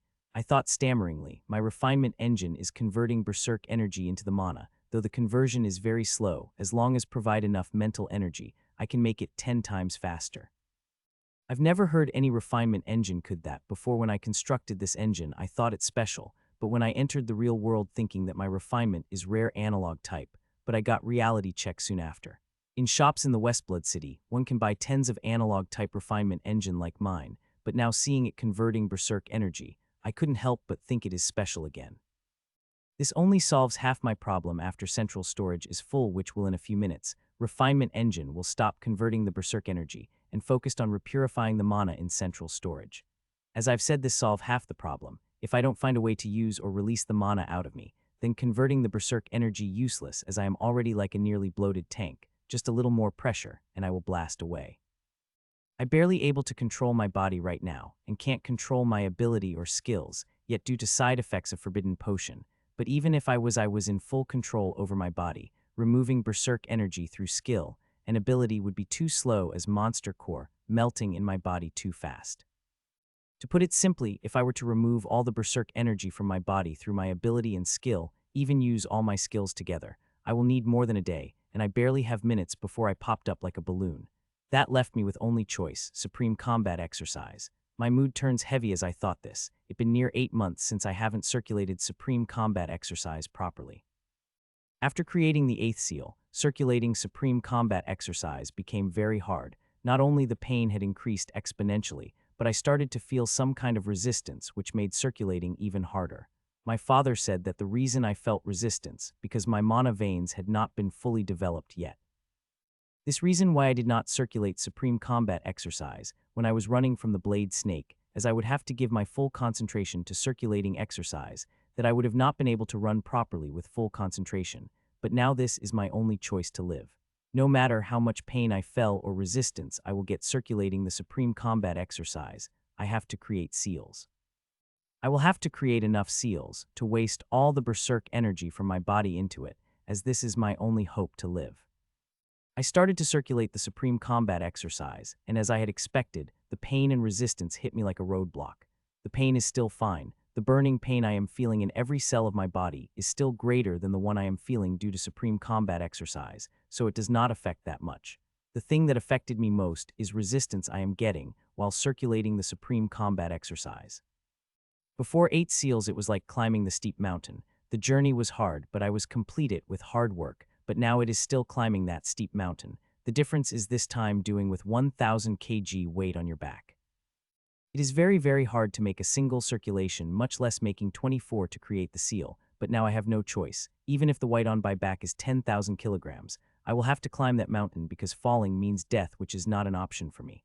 Ah! I started to scream loudly as kept circulating the mana on its route, and finally able to finish the first circulation. As I am starting on the second circulation, I felt resistance had increased by a fraction, but that did not affect me as I keep circulating with all my strength. I could feel that the sword the Damocles is inching closer to me every moment, and I have to create seals to keep it from decapitating one. The melting of the monster core is not going to stop, and the more it melts, the more berserk energy I will have in my body, so before it could reach its limit, I had to create the seal of the supreme combat exercise. One circulation after another, I kept circulating the mana in my body and finally, related to the 6th cycle and started on 7th. I have to circulate even faster. I can feel the body reaching the limit. In 3 to 4 minutes, I will reach my limits and it will pop like a balloon.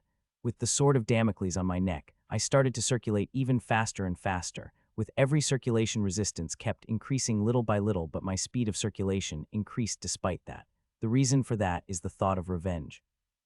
Earlier, I did not think I have any chance of surviving, so I did not waste my time entertaining the thoughts of revenge, but now there is small chance me surviving, and the thoughts of revenge started to surface on the mind.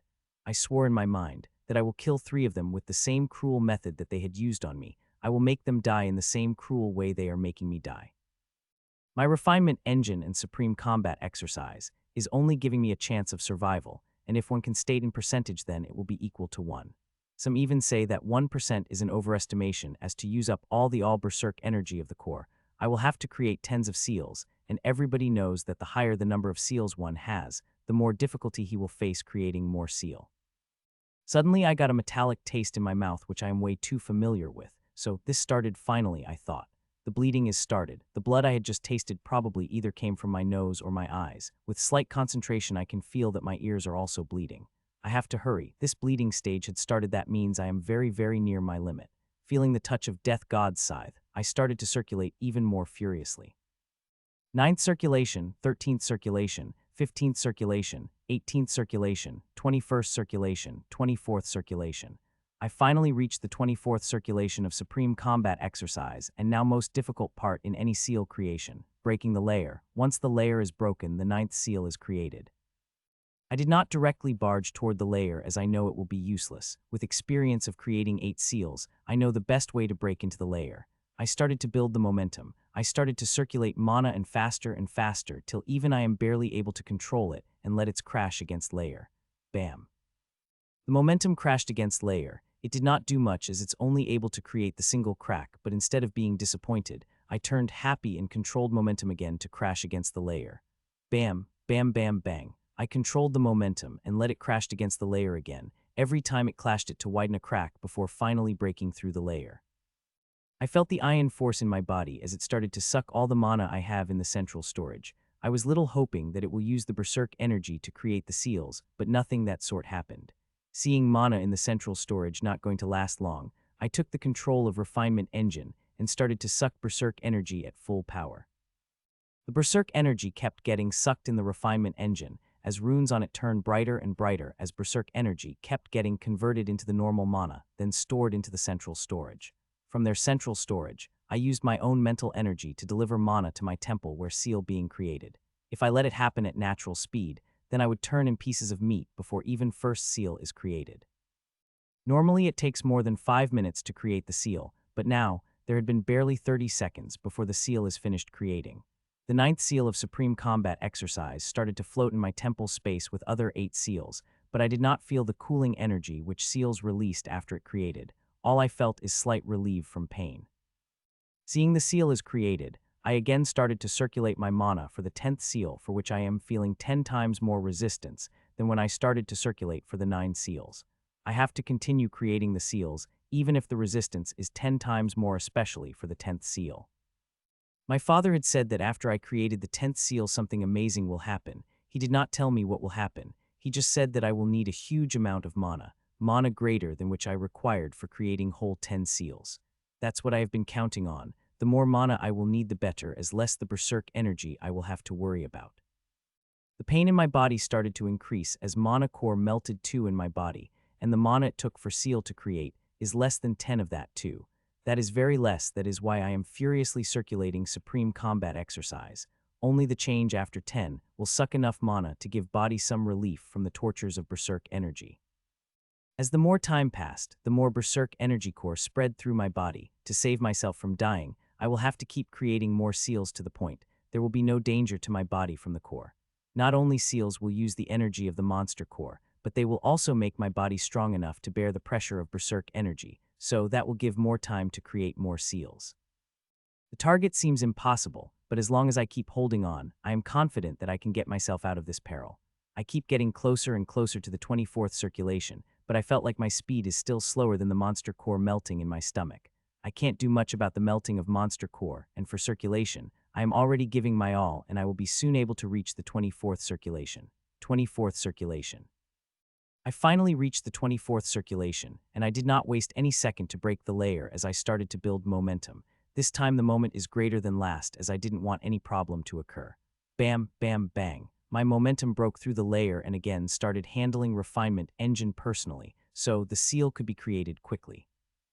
Like last time, the seal finished its creation within half a minute, and like last time, I did not feel cool, refreshing energy that seals release after it's created, just slight decrease in pain, which comes back to its previous intensity in few seconds.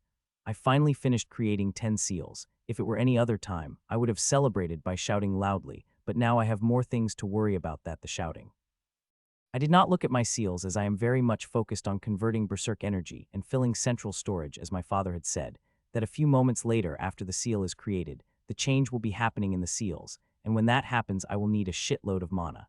I kept converting berserk energy to normal mana while keeping slight sense toward the seals, but no change occurs in them. I even started suspect something happens or not. The change started when I filled central storage for nearly 3/4. I felt huge suction in the central storage of my refining engine from my temple space. When I concentrated at my temple, I saw that the 10 seals which were in a sterating in my temple space are in a circular fashion, and they are spinning. Their speed seems to get higher and higher by the moment. Seeing the suction is increasing, I took my mental energy back to refine an engine and about to start converting energy at full speed to meet the needs of suction. A familiar feeling arose from the Ashland and my connection. I only felt this feeling once before a few hours ago, just for a moment, but I could still remember how it felt. This time this feeling came. It did not go away in a moment like last time, but kept rising. Its rise is very minute, but I can still feel it. It is rising and it will not go away this time. I will have to preserve until this feeling reaches its peak. Once it reaches its peak, it will become the spark that will burn down the wall that had been stopping me from leveling up. This is the feeling of breaking the limit. I knew it intuitively, and now the only thing I have to do is preserve, and the breakthrough I had been waiting for the past 1 year to happen. It has been 10 minutes, why hasn't he exploded yet? Asked the first fatty to another. They have been waiting in anticipation for the explosion. I am also surprised as well. A peak specialist stage would have exploded by now, no matter how powerful he is, said second fatty with perplexed expression with his face. They have done this many times before, and their prey would always explode at their estimated time. This is the only time both of their estimations is wrong. Should we go check? Asked the first fatty. He nerves had been acting up ever since he buried that guy in the hole with his cousin. He just wants to go and finish that guy with his earth spear, but he knows his cousin will definitely not like his fun being spoiled. Why are you so worried? We have fed him master stage core, remember. Even my brother will explode after eating it, much less this puny specialist stage. Said second fatty haughtily. His eyes are filled with sick excitement, and as more time passed the more excitement filled his eyes. He finally able to calm his nerves after his cousin's reply. His cousin right after eating master stage monster core, even his big cousin would not be able to survive despite being at peak sergeant stage. As for surviving by vomiting core, that's impossible. Once core enter inside the body, it can be vomit out. Even cutting stomach won't help much. My confidence was boosted even more after I felt the feeling of breaking the limit. If I level up, then my chances of surviving will increase even more. I would have kept watching that feeling, if not for me sensing something weird from my refining engine. When I looked up, I saw my central storage is nearly empty, and there is barely 2% mana left, which is also being sucked away very quickly. Fuck. It has been barely 3 seconds when I moved away from refining engine, and already full central storage is already empty. Leaving everything, I started to run a refinement engine in full as I felt the sucking force on my temple increasing speedily, and if I did not provide enough mana to it, I will really adverse effects. The conversion rate is becoming higher as I gave my all to it. The berserk energy came from the end, filling the pipes of refinement engine. The various process in the refinement engine whittles away the berserk nature of the energy, converting into the mana that used. I have to run the refinement engine very fast, as needs from my temple space getting bigger and bigger. Now, before mana could store away in central storage, it was being sucked away in my temple space.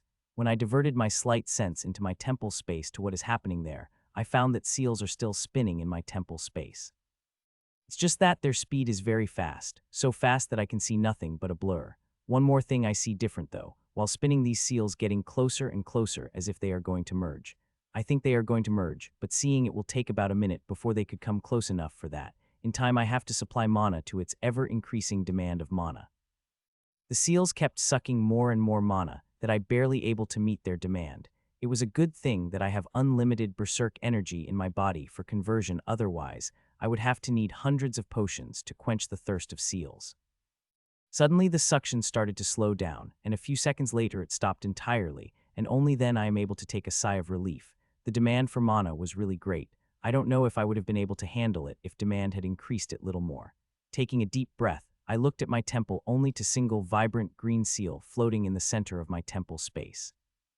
This seal is a completely different design than the previous seals of Supreme Combat Exercise. It is more intricate and looked like it was made of vibrant green amethyst. The seal kept floating in the center of my mind space. I keep looking at it, waiting for it released its energy. My father had said that after I had created 10 seals, I would receive immense benefits which will be far greater than I received after creating the 10 seals. Bop. Suddenly the amethyst seals started to release the fog. The fog is so dense that it completely clouded the seal, but that's not the important point. The important point is that the cool, refreshing feeling started to travel through my body. The excruciating burning pain that I am feeling in my body all gone. Except for this cool, refreshing feeling, I am not feeling anything. That green fog started healing my body wherever it traveled. Not only that, the damage I received from started to heal on by one. Healing energy is the just side of creating a seal. The seal's main job is to strengthen the body and make it stronger, and I can feel my body is becoming stronger as more vibrant green fog seeps into my body. My body, which seems to be glowing like red like a blowtorch, also returning to normal as glow kept fading one by one. The most surprising thing is that the more fog getting seeped in my body, the more control I am gaining over my body. Due to the side effects of drinking forbidden potion, my body had been going to paralysis, and I would only gain control over it after 6 to 7 hours, but now only 2 hours had passed, and I am gaining basic control over the body. Although I am still feeling weakness in my body, it still feels amazing to be able to make some movements again.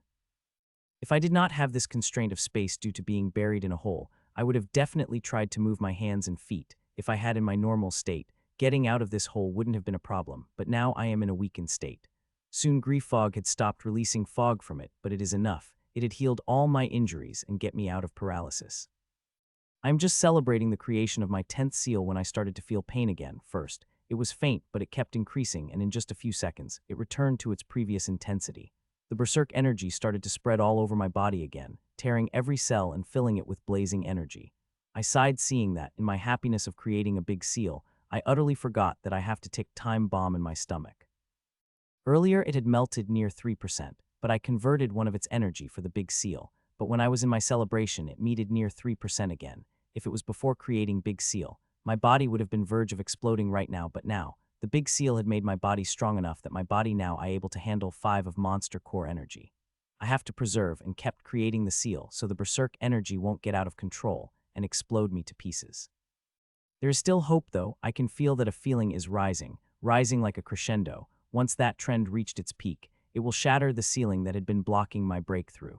So now I just have to circulate and keep creating seals, as this is the only thing that could control the berserk energy to have my breakthrough. Once I have the breakthrough, the pressure of monster core will lot loosen. Not only that I am confident after I reach the corporal stage, I will gain full control over my body, and my weakened state also will be completely gone. Fucking shit. I cursed inside me. As I started to circulate the Supreme Combat Exercise, I felt resistance again, and this time, it is greater than the past, much greater, but I have no choice but to grit my teeth and circulate Supreme Combat Exercise, as even second of delay could cost me my life. I kept circulating Supreme Combat Exercise like there is no tomorrow as my berserk energy kept increasing my body. If it had increased beyond the limit, then it will be my end. The only thing that gives me hope is the feeling of leveling up. I hope to level up. In this past year, it has become some sort of obsession of mine. I will die happy if I die in corporal stage. Ever since I found hope, me living is very low. Even if I level up to corporal stage, my chances of living will increase a little as the core in my stomach contain huge amounts of energy, and the only way I commonudisald live is if I able to spend all the berserk energy it had in it. I just hope that I will level up corporal stage. After I level up, I will have enough power to get out of this hole and kill those two who standing not far away from the hole I buried in. I will need 2 minutes, maximum 2 minutes to kill the two of them despite them being at peak corporal stage. That much confidence I have in myself. I will die, but I will die taking them with me. That is why I furiously trying to circulate, so I could have a chance to take revenge on 2 of them at least. 7th circulation, 17th circulation, 21st circulation, 24th circulation. Bang. The 11th seal is created, and like last time I started to run refinement engine to convert the berserk energy into mana while providing the mana to the 11th seal. I noticed that at 4-time mana that 10th seal. Normally every seal take double mana that of the previous seal. I'm not surprised to see that, as I had already been told my father that 11th seal would take 4 times mana, that of 10th and 12th would take double that of 11th seal. The 11th seal is now circling around the big seal like satellite after taking a short look at my temple space as I started circulating again. I have to be faster. I can feel that Monster Core's meeting speed had increased somehow. If I am slow, then it wouldn't belong to before I exploded into the tiny pieces of flesh. With this sword of Damocles behind my neck, I started to circulate faster. My circulation again became faster after the Monster Core melted 4. My body again started to glow brightly, and blood also started to come out my orifices. Bang bang bang. I did not give my mind to all that and give my all to the creating seals, and luckily I was able to create 12th, 13th and 14th seal in quick succession. I was quite happy seeing my speed of creating seals, and about to start on for circulating for 15th seal when I noticed the condition of my body and paled horribly. The Monster Core melted near 5. The Berserker already reached the limit of my body could handle. Just a little more Berserk energy in my body and I will explode. My condition is very grave, but not all hope is lost. My breakthrough crescendo will also reaching the limit soon. I would have to hold on for a little more, create little more time by creating more seals. As long as I level up, the chances of my surviving will increase exponentially, and I will also be able to take my revenge. Thinking this, I started to circulate Supreme Combat Exercise at even more frenzy. Bang, the 15th seal is created, but I did not focus on it much and started to circulate for the 16th seal. I have to keep creating seals till the time of my breakthrough arrives. The Berserk energy had already reached its limit. My body is on total brink. The smallest push can make it explode into small pieces. The only thing is stopping my body from exploding are these seals. Every seal makes my body a little stronger, which help it contain more Berserk energy. Currently, I am not caring about anything. I am not even looking at the crescendo that has reached the middle power. The only thing I have in my mind is creating more seals. Only creating more seals, the crescendo will have enough time to reach its peak, and I could finally level up to the Corporal stage. I circulate Supreme Combat Exercise crazily, and that is the only thing I have in mind. If I would have opened my eyes a little, I would have noticed the eye-catching fire red lines started to form all over my body. They look dangerous, but also has devilish charm, and one could simply describe them as deathly beautiful. They are like a beautiful flower which blooms only once a year at midnight for 1 minute before withering away. That is my condition right now. These fiery lines mean my body had reached its limit. The Berserk energy had spread to Y part of my body. It had filled every part of my body to the brim, and now could explode at any second. But I did not know that as I am circulating Supreme Combat Exercise madly, and looking around would only waste my precious time, which could only be used in creating the seals. Bang. The 16th seal is created, and like earlier, but I still did not look at in my temple space and kept circulating my mana crazily. While I was crazily circulating the Supreme Combat Exercise, the fiery lines on my skin became even more bright. They had reached their level of brightness as small cracks started to form around them. Bang, the 17th seal also formed, and I started circulating for 18 seals. Second passed, and when I was halfway into circulating for the 18th seal, a sharp pain assaulted me, a pain such I've never experienced before. The pain of mystic medicine and volcano erupting in my stomach seemed puny in front of it. I screamed, experiencing such pain, and I know my end is near. My body will soon be exploding, and no amount of seals could stop it now. Ashlyn, leave. I started to urge Ashlyn to leave, as this will be last chance she will have a life if I had exploded, and she is into me, then she will die with me. I don't want that to happen. I started to scream at Ashlyn to leave. Leave before it's too late, but I had not received any response from her, as if she became mute to my screams. If my senses were not clouded by the body-tearing pain, I would have noticed that there is something weird is happening to Ashlyn. Crack, crack. The cracks started to form on my body. If I could have opened my eyes, these cracks formed on my, meaning that Berserk energy in my body had reached more than I could handle, and I am going to explode at the next second. I instinctively felt that I am going to explode next moment, and when that realization hit me, I felt no other emotion except for calm. I am ready to accept my death. I had lived my life to the fullest. There may be some regrets, but there is no use re-image over them, as I can't do anything about them. I felt calm and peaceful. I have never felt this calm and peaceful ever in my life, and I felt fulfilling emotions as my death had arrived, as I can feel my body had started exploding. Chiua, I thought, my body would explode and I would be erased out of existence, but suddenly I heard a long chirp from Ashlyn. It is the longest and loud chirp she ever made, but that's not important. The important thing is that I suddenly found myself at a completely different place. I am not transported somewhere, but my conscience is, and I have a pretty good idea where I am. I have read about this space many times. I am at the source space, to be exact. I am at the Ashland source space. It could be considered similar to the human's heart space, where we construct our refinement engine. I'm very shocked and excited to be here, as very few people get to see their monster's source space. In the center of Ashland's source space is giant silver sparrow, which is made of fire, and this fiery bird is source fire of Ashland, and currently, it is doing something very interesting. It is sucking fire into its large mouth. The more it's sucked, the shinier its fire becomes. My conscience, which is Ashland's source space, could feel that the fiery bird is getting stronger as keeps sucking on that fire. Not only that there's small dots of fire, hundreds of them, even thousands, are merging with the fiery bird. Interestingly, I know what type of fire it is sucking and merging with. It is a deep yellow, slightly golden fire of fiery lion, which core I had been feeding Ashland for the past 1.5 years, and also the core I had been force-fed. I don't know what is happening. I am alive or dead, but I don't care much, as I am not going to get the answer of these questions here. So the best choice would go with the flow and see what happened next. I kept watching small dots of fire kept merging with big fiery bird, and also fiery bird sucking a large amount of fire of fiery lions, which is coming out of somewhere. As I watch more and think, I started to guess what is happening, but I didn't dare to make an assumption, as I will be very disappointed in what I guess does not come true.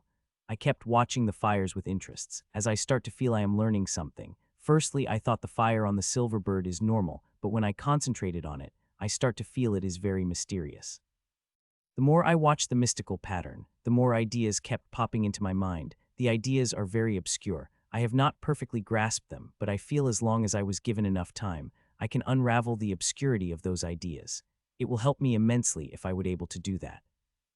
Next, I concentrated on the dots of fire which is getting merged with the silver bird. I first thought they're small balls, but when I concentratedly looked at them, I got pleasantly surprised to find that they were all small fiery lions. Small movements of fiery lions could be seen if I concentrated enough. Although these small fiery lions' quantity nothing compares to the fire that fiery bird is sucking through its mouth, but these fiery lions give off a certain charm when they merge the fiery bird. It felt amazing to watch both of the fires. Both have their distinctive charms, and if I could comprehend even a tiny bit of it, then I will improve leaps and bounds, but that is very difficult, even after looking at it so much. All I had obscure ideas which I can't seem to unravel for some reason. I got lost in the mysteries of fire that I lose the sense of time. I felt like sometime I am looking at 5 minutes, and sometimes it felt like days had been passed. Losing in the mysteries of fire is also a good thing, as it helpless me distracted from thinking about some other things that I should not think in this place.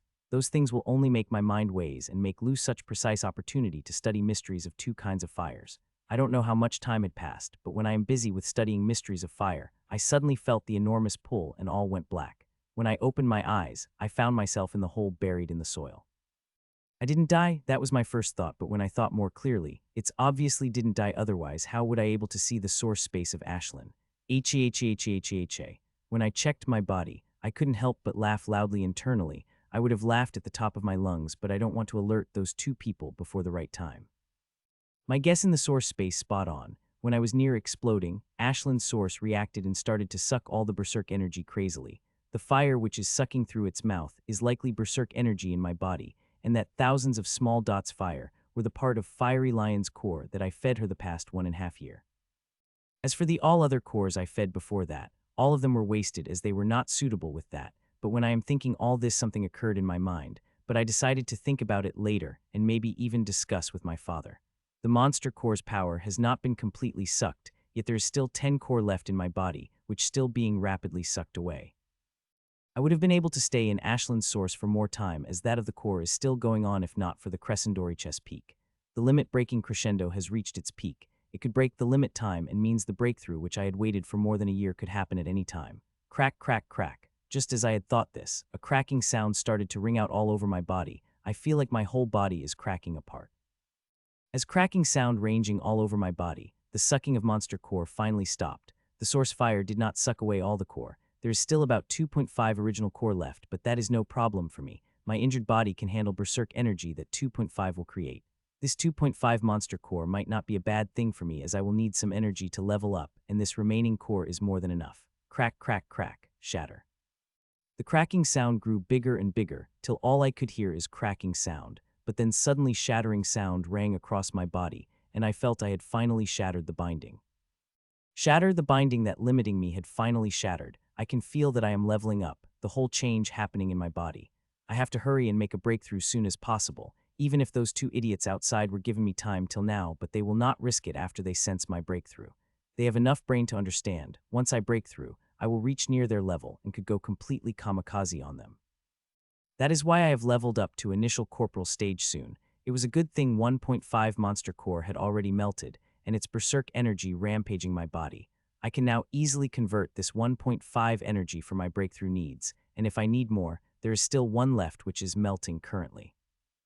It was a good thing that I had my central storage full, otherwise I wouldn't have a second chance to rest, as whatever mana I am converting, it getting sucked by my body. I have run my refine engine faster and faster to meet the needs. Suction. Just as I thought I will only need to refine at this speed, another huge suction started, and this time surprisingly, it is from my temple space. I understood the reason quickly. It was like last time when I level up to specialist stage. The one seal I had in my temple space had imprinted on Ashlyn. That time I had only one seal, and this I have one big seal and 7 normal seals, or could be said now I have 17 seals which are going to take a hit load of mana. Mana I have not worried about. I have tons of berserk energy in my body to convert. The thing I am worried about converting the mana, as I am now currently needing the mana for level up. Oh. A sound came out of my mouth. As I was refining furiously to supply for the seals and my level up, I started to notice change happening in my refinement engine. It is not only getting bigger, the runes on it started changing as well. But I am also surprised seeing this, as every refinement engine change a little after host break through the stages. Well, it is a good thing for me, as my refinement engine is changing, the converting berserk energy into mana also getting easier, so I was able to supply more mana to the source. Ashlyn is still unresponsive. She seemed unconscious. Her source is still undergoing the change, as the things related to the source is never a simple thing. One thing I am sure though, I will soon receive a huge upgrade in my fire ability. Currently, there is no change in my fire ability. I can feel it, but very soon that will change. Fuck, it's been half an hour, are we not going to do anything now? Said the first fatty said agitatedly. His nerves, which were calmed down by his cousin's words, are now acting weird again, and this time at full force. He is getting a feeling that something bad will happen soon, and he just wants to finish that bastard in whole soon and run toward his big cousin, who will save him whatever bad that is going to happen to him. Don't worry, if he had not exploded in 10 minutes we will kill him personally, said second fatty, he also feeling something weird is happening in the hole. He decided not to think about it much, as that boy going to die anyhow, but after seeing his cousin acting agitatedly, he decided to pacify his cousin, saying they will kill him in 10 minutes if he hadn't exploded. Well, we can sense he has still buried the hole, and as for not exploding yet, I can only say he has higher fire immunity than we had expected, said second fatty. A few minutes later, they started to hear screams again. This time they were gun-wrenching. Both of them looked at each other and started to distance themselves from the hole. They clearly understood what this type of screams means. They have heard them many times before. Whenever they heard this type screams, their hearts started to beat faster in excitement and pleasure as they wait for the climax that follows. That means the exposition. Whenever a man blasts apart, creating a rain of flesh and blood, they feel pleasure internally and wanted to do it more. That is why since yesterday they had already done this 2 times and this their 3rd times. But few seconds later, screamed suddenly stopped for some reason, but there is no explosion. Both of them looked at each other and their holowatch. Since there is only 4 minutes remaining, they decided to wait it out. If there is no explosion happen the next 4 minutes, then he gonna kill that boy himself, as he is still very angry about the humiliation he received in the competition a year ago. Time passed by seconds turned into minutes, and another minute had passed. Now there are only 2 minutes before they took action themselves when they felt something from the hole. As soon as they sensed that, a big change occurred on their faces. Giving each other look, they both activated their weapons and ran toward the hole. Good, I said internally, as I found that the weakness I had in my body is completely gone. Each and every part of my body is filled with the energy, and I hadn't been fully leveled up yet. I had already supplied all the mana needed for level up and imprint my seals into as Ashland Monster Core that I had been worried about since I had been force-fed. It is completely dissolved, leaving bit tiny portion of berserk energy in my body. I would have converted the last remaining berserk energy, but my central storage is full, and there is nowhere I could spend it. I had done what I had to do to speed up the level up, but I am not waiting in this hole till I level up, as I am sure the aura of my leveling up getting higher and higher, seeing that they would attack me at any moment. I want to attack them first, even before burying in the hole. I had the confidence to fight with them head-on. I might have not been able to beat them seeing there is difference of level up, but they might also not have able to beat me, and now is the complete different equation. I now have the power of 17 seals. With such physical strength, both of them are no match to me, and that is why I had already moved my hand toward my storage to take out the spare sword I have in storage. This spare sword is just grade 1 sword, but it is enough to beat them to a pulp. Bam. After I activated the sword, I take a jump out of hole despite having a layer of soil above me. I am not worried about obstructing me as I have enough confidence in my newfound physical strength that I could easily reach the surface despite having the obstruction of sold. Thud, I perfectly landed outside the hole, only to find that two fatties also coming toward the hole with their weapons out, and they looked quite shocked as they saw me jumping out of the hole. They both looked at me with surprised expression for a while before turning, and they both looked at me with their cruel, murderous eyes. I don't know how you get rid of the monster core, but don't think you are going to leave alive today, said Fatty who had chased me in Myesta Forest. Causing let's attack, there is no meaning in talking, said second Fatty as he came toward me with his speed skill, and also activated his attack type skill as golden brown energy covered his sword. His cousin also followed behind him. He also activated his speed type skill and attack type skill, which same as his cousin as golden brown energy covered his axe. He had learned the lesson. I thought in mind, I had remembered him now. He is the same Fatty who I fought in the competition. He did not even get a chance to attack, as instead of attacking he was busy talking. I used that chance to attack, which knocked him out and threw him out of the stage. I did not move to see them coming toward me, just stood there waiting for them to come close to me. Both of them came toward me one after another. This time I will not be avoiding their weapons, and directly clashed against them without using any skill. The second Fatty comes close to me and swung his big at me. Seeing it is coming, I swung my sword to clash against it. Bang, thud, thud, thud. Holy fuck, I gasped loudly, just now when I clashed against him head-on without using any skill, just with pure physical power. I only took 3 steps back. This is fucking amazing. He is at peak Corporal stage while I am currently leveling up to Corporal stage. There is a difference of near 3 levels between us, and on top of that he was using just 2 Knight grade skills and full Knight grade artifacts on his body, while I am only holding simple grade 1 sword and defended with just my physical strength. The difference between huge, but I was easily able to defend against his attack, and if I had better control over my body, I would defuse his attack with a single step. Not only I am shocked by this, but they are also as that why they have stopped dumbstruck in their places like an idiot. With just one move, I got a good look at my power, and now there is no need to test further. Wish. Taking advantage of their dumbfound state, I swung my sword at Fatty. While swinging my sword, I held nothing back. I have to finish it quickly. If that serious-looking Fatty came, then I will have no choice but to run. Seeing my sword coming at him, the panicked expression came across Fatty's face, but he quickly held his sword vertically to defend across my strike. Hee. A smile came across me when I saw him do that. At last minute when my sword about to strike him, I flicked my wrist and my sword changed its direction as it whipped across his ear on the blunt side. Bam, thud, my sword struck across his ear with bam, and before he could even say a word, he fell unconscious like a last-like. I was expecting an attack from another Fatty and prepared to dodge, but to my surprise, I found him running away with his speed type skill. Sup, no use.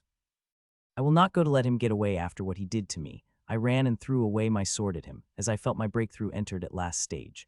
Normal grade 1 sword can be active for 3 seconds after cut off from energy, and it will take me 2 seconds to strike him. I had thrown away my sword with all my strength, and I am very confident that it will strike him, as I had become quite good at throwing shots in this past year. While my sword piercing through the air toward Fatty, my breakthrough had entered the final stages and started to upgrade my body at the whole level. My body, which had injured to cellular level had started to heal. Not only physical and mana capability of my body also started to increase. Bam, crash, my sword crashed across the back of head running Fatty, and next moment he stumbled and crashed his head on a boulder. The crash was so loud that he directly fell unconscious despite wearing a Knight grade mask. I did not move my body away as I wanted to fully experience my breakthrough. Time passed as seconds turned to minutes, and finally about 4 minutes later, all the energy in my body had calmed, and I finally entered the initial level of Corporal stage. I had finally entered the Corporal stage, I said with a deep sigh. I had dreams about this movement for a countless time, but now it had finally come true. It took me a while to come out of my joyous moon, but I finally get myself out of it, and when I looked at 2 unconscious bodies, my eyes harden again. I bring backs to bodies together and started to remove all the artifacts they are wearing. I didn't forget to check their bodies in case they have storage space, but no such luck there. After wearing my Knight grade artifact they have taken from me, I finally took out 2 red monster cores from my pocket. If one looks at these cores carefully, they will that these cores are look similar to the one that they had fed me, just a little smaller and less bright. These two cores in my hand also the cores of the fiery lion, just that they have peak level sergeant stage fiery lion, and the core that these fed me must have been of master stage fiery lion.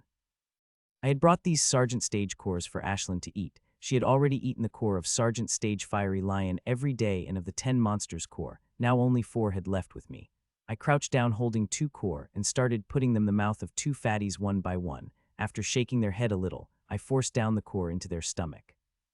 I had sworn earlier that if I got a chance, I will give them the same death they were trying to give them to me. My only regret that these core are not as powerful as the one they had tried to feed me. It just took a few seconds for them to come out of their unconsciousness. They started flailing the ground as the volcano erupted in their stomach. I can clearly understand how much pain they are feeling, as I am feeling the same pain a few minutes ago. It is excruciating, and it will increase more over time till it reaches the peak. They looked at me with begging eyes, as they can't talk due to the pain they are feeling, but I just looked at them with cold, hard eyes. Seeing how expertly they fed me the core and dug a hole for a maximum sound effect, they have probably done this many times. These people are cruel. They get sick pleasure in watching someone suffering in pain. People like this should be tortured the same way as they had done with their victims. I felt kind of sick watching them suffering the pain. If I had any food in my stomach, I would have definitely vomited. Despite feeling sick, I forced myself to watch them and swore if anyone does anything cruel to me, I will reciprocate that behavior 2 times against them. It was a good thing that I bind their legs and arms with the special type of rope I found in their backpack in case they tried to suicide. These sick people usually weak-willed. If they think there is no chance to survive, then they will commit suicide instead of facing the death dead on. The rope in their backpack must be used to bind their victims, and now it is used against them. What an irony. I watched then for 5 minutes before diverting my mind, as I have many important things to do. First is heal myself completely, and second is be ready in case of the serious fatty comes back. I had leveled up, and my strength had increased exponentially, but still, I feel that I am not strong enough to win against that fatty, as I had a feeling that fatty has elite level power. With my current strength, I will have no problem killing nor peak sergeant stage humans, as long as I try hard, but to kill an elite, it is a completely different thing.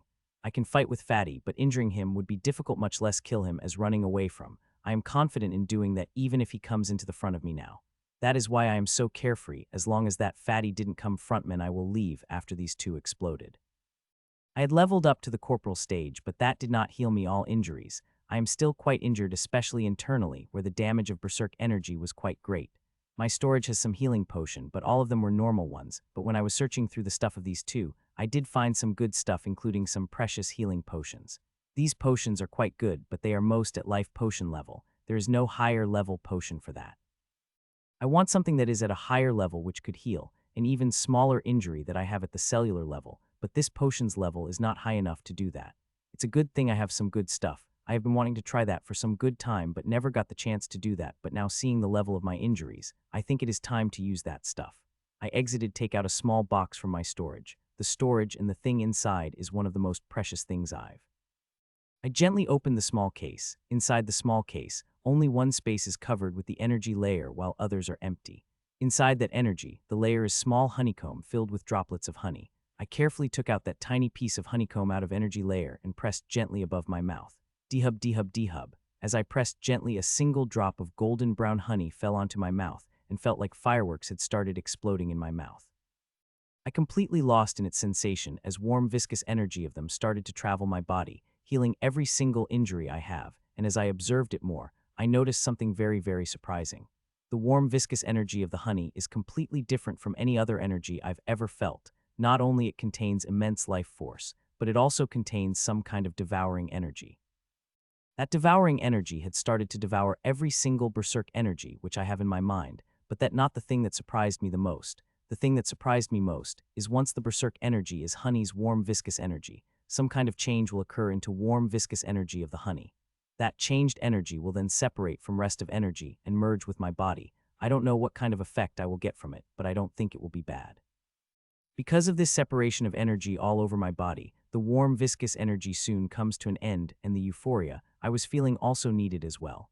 I am such an idiot. I cursed myself as I looked at the watch. It'd been 10 minutes since I drank the drop of honey, but I felt like only seconds had passed. It's fortunate that I hadn't dropped the honeycomb or pressed it hard enough to drop some of its drop on the ground. It would have been a huge loss if I had done that, but it was not the reason that I cursed at myself. The reason I cursed at myself because, in my excitement, I had forgotten about the side of this honey. Side effect of this honey that it gives one the feeling of euphoria that one will lose himself onto it. Ashlyn and my mothers were in euphoria for hours. It is my good luck that I had berserk energy in my body which had to spend power of the honey swiftly, otherwise I would have been in dire consequences. Such attack of strong monster, worst arrival of Serious Fatty. If Serious Fatty had arrived and would have seen me standing in front of pieces of his brother and cousin, I would have ended then and there. Taking a deep sigh and looked at the front, the screams of two of them reaching the peak and seeing the red marks forming on their fair skin, their end is just a few minutes away. I started to sort the useful things from the stuff of fatties. There is quite a lot good stuff here like potions, herbs, minerals, but most precious is night grade gear. I control my excitement and packed everything precious in my storage while burning the rest of it with my fire. Seeing blood flowing from their aperture, I take a look at my face only to find it is dyed in with my dried blood. I simply clean it water and left it that. I do want to bath, but I don't have time for that. I first have to find the safe for that. Crack, crack. Ah, ah. As cracks on their skins reached the limit, the pain was so immense that they had gone completely mad. There is not a shred of sanity could be seen on both of their faces. These two are really weak-willed. They are not even able to bear slight pain at their last moment. Their minds broke down before they could experience their death. Seeing them broken down, I felt quite good about myself that I am at least able to bear the pain till the last moment. I quickly cast defensive skill over me to protect me from the blood and gore that going to explode in the next few seconds, and just as I thought, I quickly activated my defensive skill. BOOM. Boom.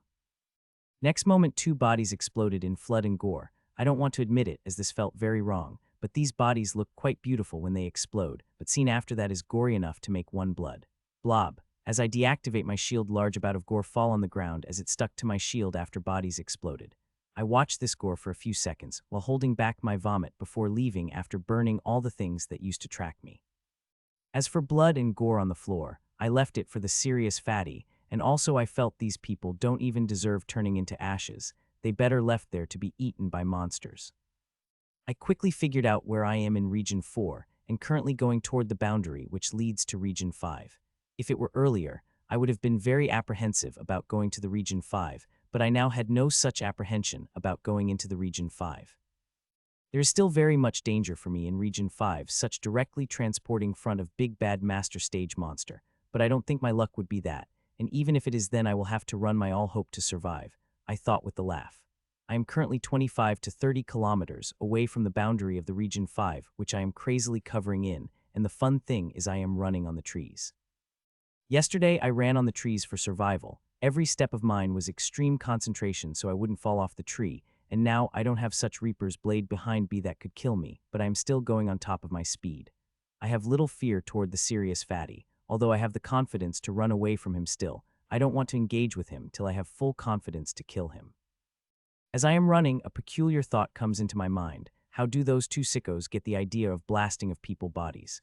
This is very abnormal, not to mention cruel. This can't is a fleeting thought that comes to their mind and they just thought, let's blast the fucking people apart. This idea has come out of somewhere, and I quickly come to a realization where they must have got the idea of people, the three Banes.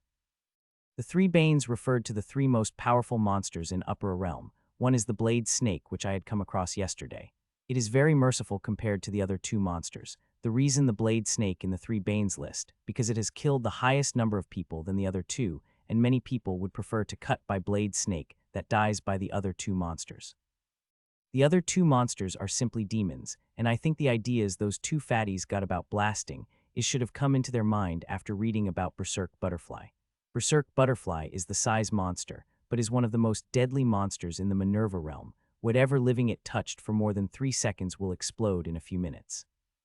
The information said that the monster core of Berserk Butterfly is special, as it contains 10 times more Berserk energy than normal, and Thaberserker Butterfly has used this energy to attack the people. Whoever it touched, it will transmit shitload of Berserk energy into the body, and in the next few seconds, the body will explode. It is a lot like eating a core like earlier, but with Berserk Butterfly, the only difference between them is that Berserk Butterfly kill lot faster as it transfers huge Berserk energy in one go, not like Monster Core which melts little by little. As for the third monster of the three Banes, I don't want to talk about that devil. I shudder controllably whenever I think about the devil. Slice, thud. Another Corporal stage monster fell on the ground, Running through the trees, many monsters had attacked me, but no matter had able to bear more than one slash of my sword.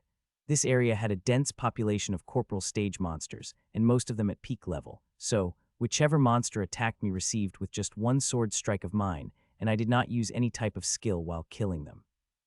After taking out the core of the monster, I resumed my journey while crunching another energy bar that I took out of my storage. Till now I had eaten more than 20 energy bars, but despite that, the deep hunger I am feeling didn't satiate. I hadn't eaten anything since yesterday, as at late afternoon I had been running from the blade snake. The snake chased me till the morning next day, and in morning today I fell into weakened state after I crossed the boundary. That time I didn't have time to activate my tent, much less eat after that. Only after killing the fatties a few hours ago did I take a bite of my first energy bar, and I had been eating them since then while running. Though it didn't satiate my hunger, it'd fill my stomach. As for the satiating hunger, that is the last thing I have in my mind, as fatigue and yucky feeling weighing on my mind. Not sleeping for the night is not the big thing, but that last 24-hour is like a roller coaster ride, which my mind's so tired that I can close my eyes and fall asleep next second. As for yucky feeling that I am having all over the body, that is even worse. The berserk energy had torn my body completely. Although I had saved myself from dying, because of that my body had bled from the many places. That dried blood and other stuff on my body are driving me mad. I just want to tear my now and here and take a good long bath, but that is impossible now. It will be only possible when I enter the Region 5 and found a safe place. Ashlyn hasn't awoken yet. I think she will take at least a day or two to wake, but when she wakes up she will bring big changes to her and me. Whenever I thought about Ashlyn waking up, I can't seem to contain my excitement, as the reason is Ashlyn is unconscious, because her source is undergoing changer after absorbing the source of the fiery lion. I can't help but excited thinking what changes her source will have. Like my seals of supreme combat exercise which imprinted in Ashlyn's body, her source is like that to me. So whatever changes Ashlyn's source will experience, it will be imprinted on my source, which is the source of my fire ability. There is sure going to be a big change in Ashlyn's fire ability, but how big it is going to be, I have no idea. I am just happy that there's finally a change in Ashlyn's fire ability. All those credits I spend in buying cores for Ashlyn will finally be worth it. Soon I saw the boundary of the region, and seeing that I increased my speed again, only crossing the boundary will I able to feel relief from the small burden that had been weighing on my mind. I was a little worried that the serious fatty would track me down, and I will again have to play a game of chase again, but now seeing the boundary, all my worries got vanished seeing the spatial boundary in front of me. Even if he showed up now, there is no fear as I can easily cross the boundary. As I go nearer the boundary, I notice many people crossing it. While coming through the forest I've come across many people, but they are not many as them. Well, this is to be expected seeing million people had entered the Manurva realm, if not for realm being big and each region having tens of spatial boundaries that leads towards different regions, I would have seen thousands of people. Many people were in groups, but some of them alone, but one thing is common between all, that all of them are quite strong. If not them being this strong, then they wouldn't have dared to enter the Region 5. Half the people that came to the Manurva realm trained mostly at Region 2 and Region 3, as only these realms are relatively safe, and their reason for more, the uncertainty. I think this uncertainty of the spatial boundary made most of the people stay in Region 2 and Region 3, as they don't have control of where they will end up after crossing the boundary. One might very well end up in the mouth of Master Stage. Seeing the boundary in front of me, I walk into it normally, as I don't want to crash into something like morning. While Mitchiel was happily crossed the boundary, someone in Region 4 in extreme opposite mood of that, and that person is Dean, which Mitchiel refer as serious fatty. Dean was already bad mood when he was coming back from his failed attempt to track down his hunt, as he was fairly confident in doing that, but his target somehow disappeared. He had tried to track down with the help of his monster, but it was too late, and the hunt also wasted a lot of his time. He planned to look for him for an hour, but he wasted 3 without any result. He came back thinking his brother and cousin should have finished them with their fun and would be waiting for him, but when he reached the place where he left his brother and cousin, he didn't dare to believe what he saw, but his monster confirmed his guess.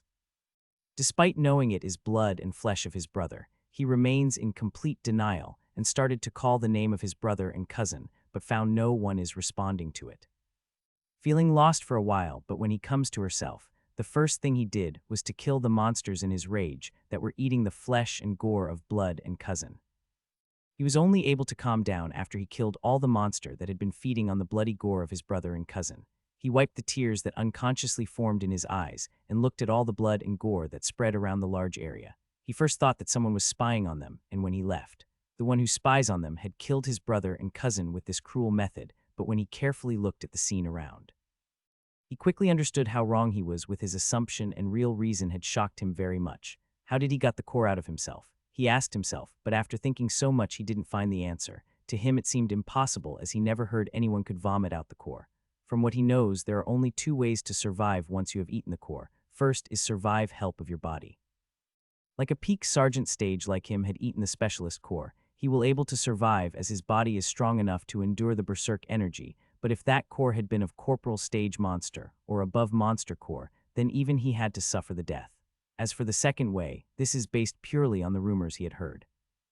It is said that those who went on for super elite training had given special refinement engines, which can convert any energy, and even converting berserk energy is not a problem for the refinement engine, but that's simply rumors he heard.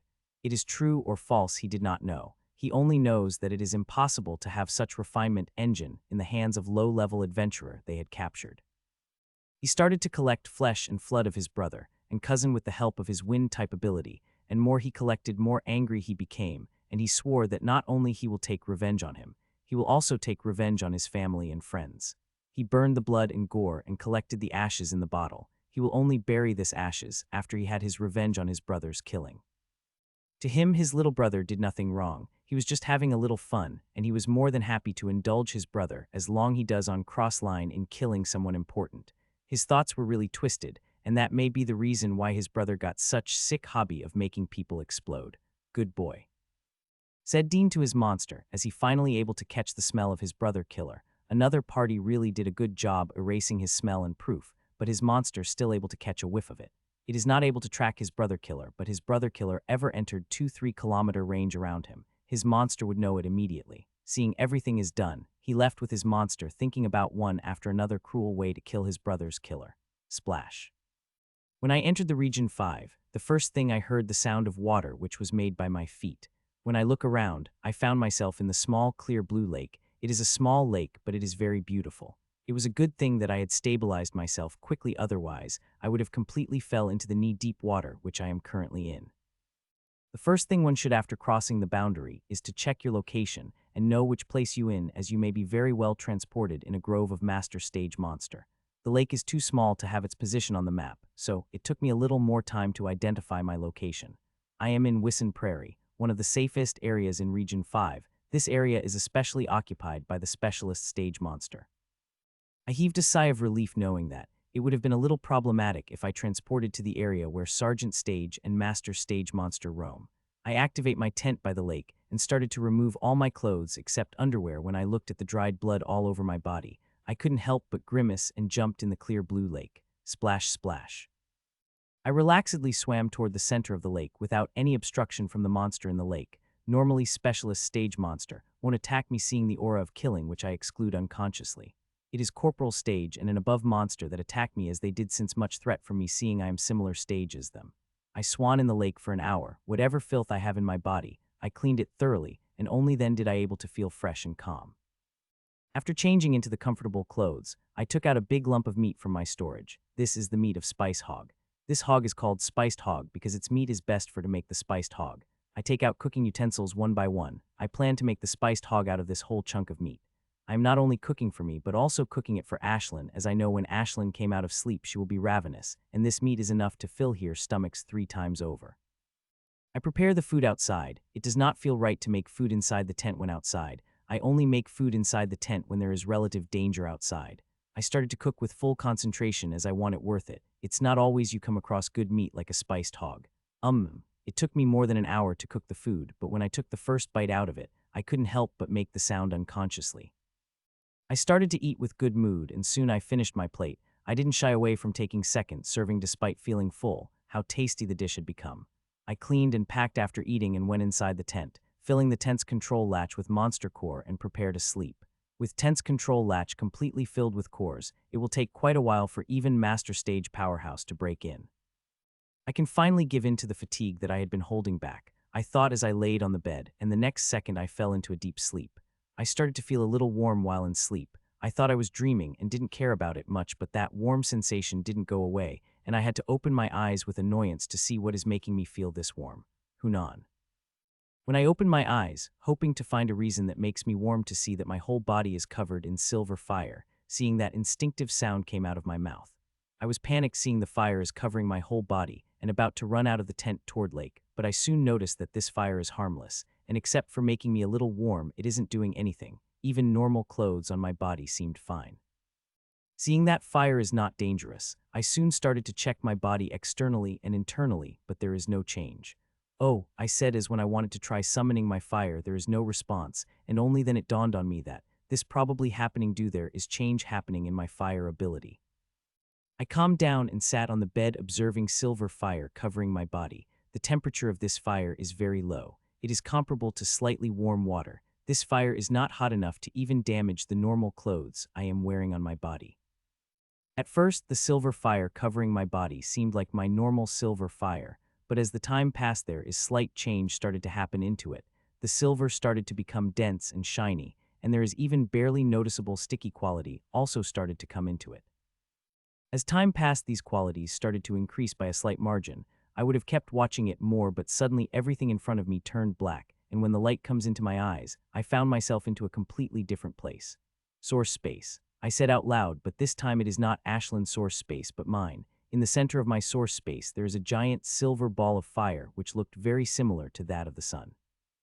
This sun-like giant fireball is my source, which I got my fire ability from, and currently above it, translucent shadow of fiery bird, which is seemed to transferring huge amount of fire into my source, which is seemed to changing it one by one. Ashland's source seemed to be upgraded as it looked a little different from when I've seen it in the morning, and now it is upgrading my source. So, when this process is complete, I will have my fire ability upgraded, which will make my abilities go even higher. I watched as the translucent fiery bird kept supplying a large amount of fire to my source and slowly changing it bit by bit. As time passed on, my source started to become more and more like Ashland. The process will soon be finished, I thought happily. Just when I thought the process will complete soon, I noticed something different about my core. At first I thought that my eyes are playing tricks on me, but the more I look at it, the more I felt it is real. It is just tiny warps in my source. They are so tiny that they are barely noticeable to the eyes if one wasn't looking for them personally. It was my luck that able to spot them. They are not the Ashland source, but they are on mine. First I didn't understand what they were, but then I deeply concentrated on them and probed them with my mental energy. I finally got a whiff of what they are, and I was shocked. It was tiny berserk energy, and looking at it seemed to very slowly merging with my soul. If I had seen my source a day later, I would have thought my source is normal, as berserk energy would have been completely merged with my source. I felt very scared seeing the berserk energy is merging with my source. I have personally experienced the terror of the berserk energy just yesterday. It is uncontrollable, but also very powerful. The reason monsters' bodies are so powerful because they are refined by the berserk energy. It makes their bodies so strong that humans are never able to compare to them in bodily strength.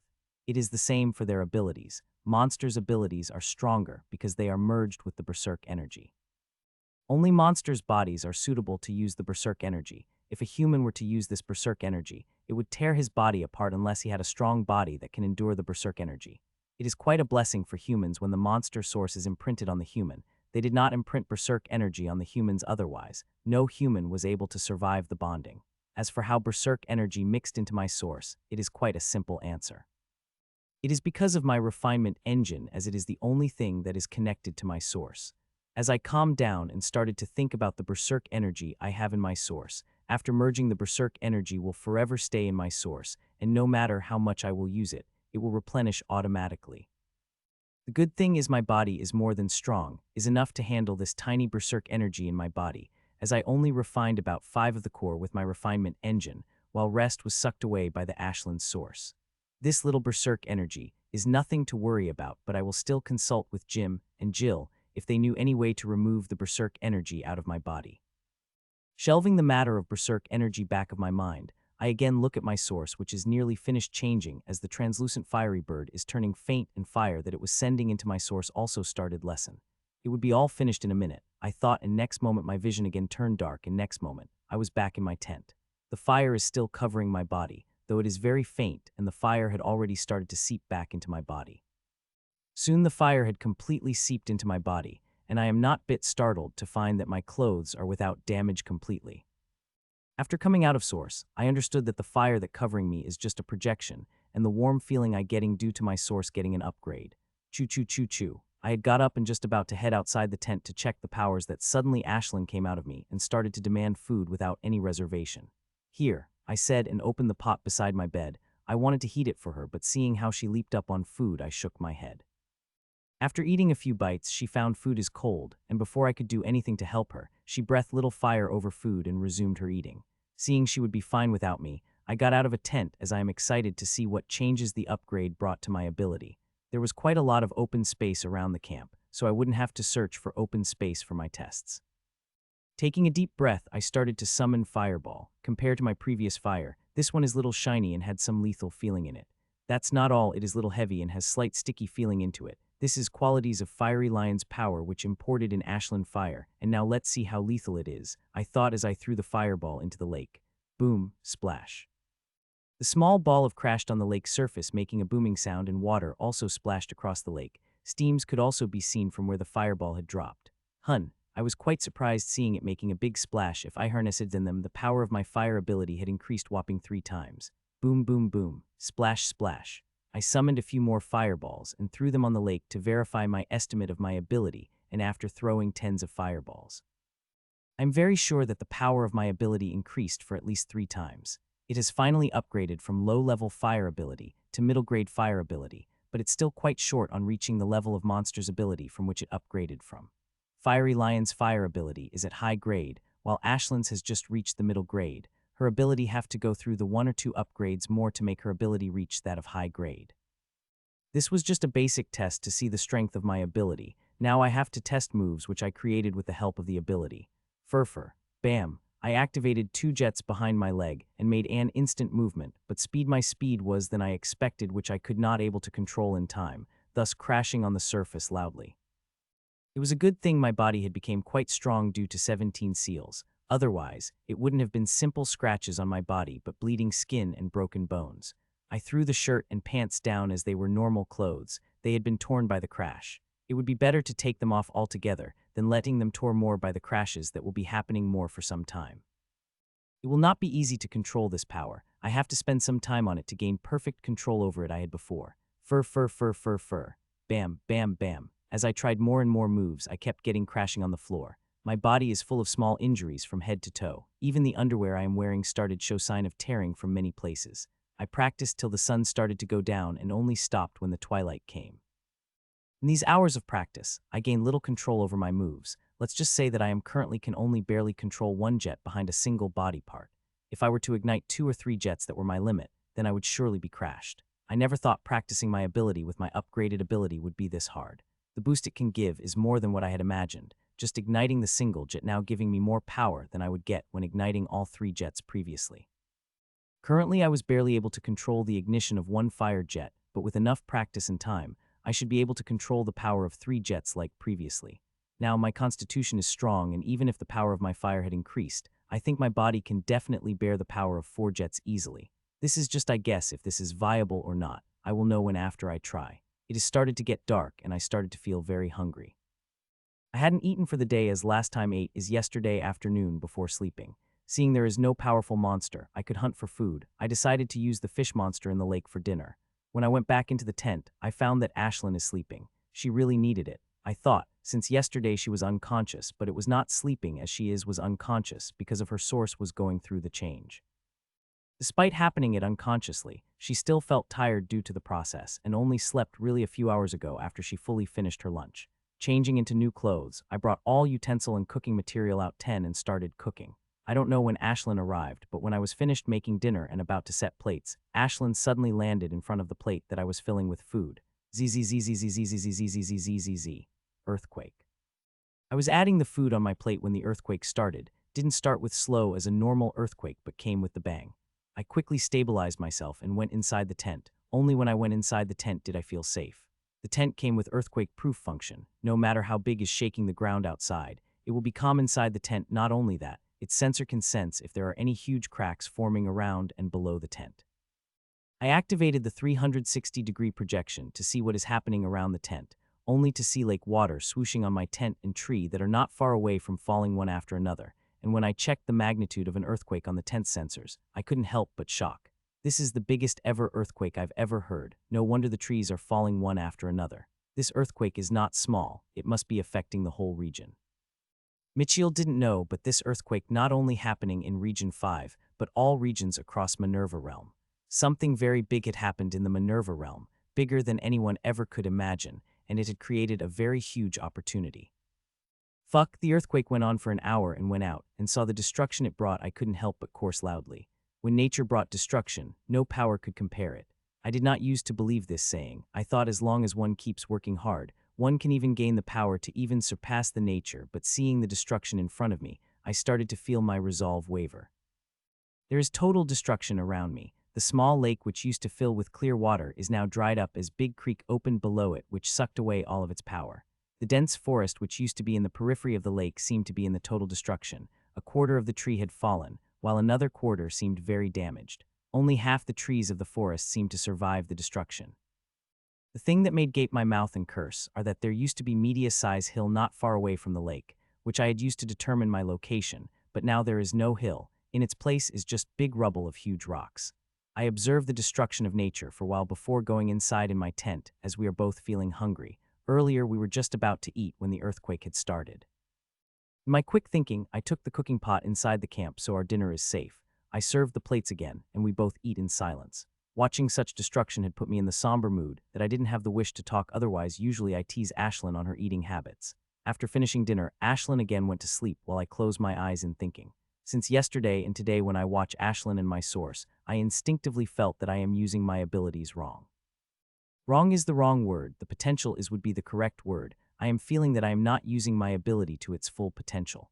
The moves I created have hollowness in them. They do not have the spark that should have in them, but no matter how I think, I can't seem to find a way bring out the full potential of my ability. I thought for hours, but no result came. I should not be hasty. I said to myself as I felt that I will surely discover the way given enough time. Feeling tired, I finally fell into sleep, and when I opened my eyes the next day, it was early morning and I felt quite fresh. I have already planned for today. I decided to travel to Region 6, but I will be going tomorrow, as it will take me more than to reach the boundary that leads to Region 6. I am planning to the monster stage monster's territory is only master stage monster, now able to make me use my full abilities.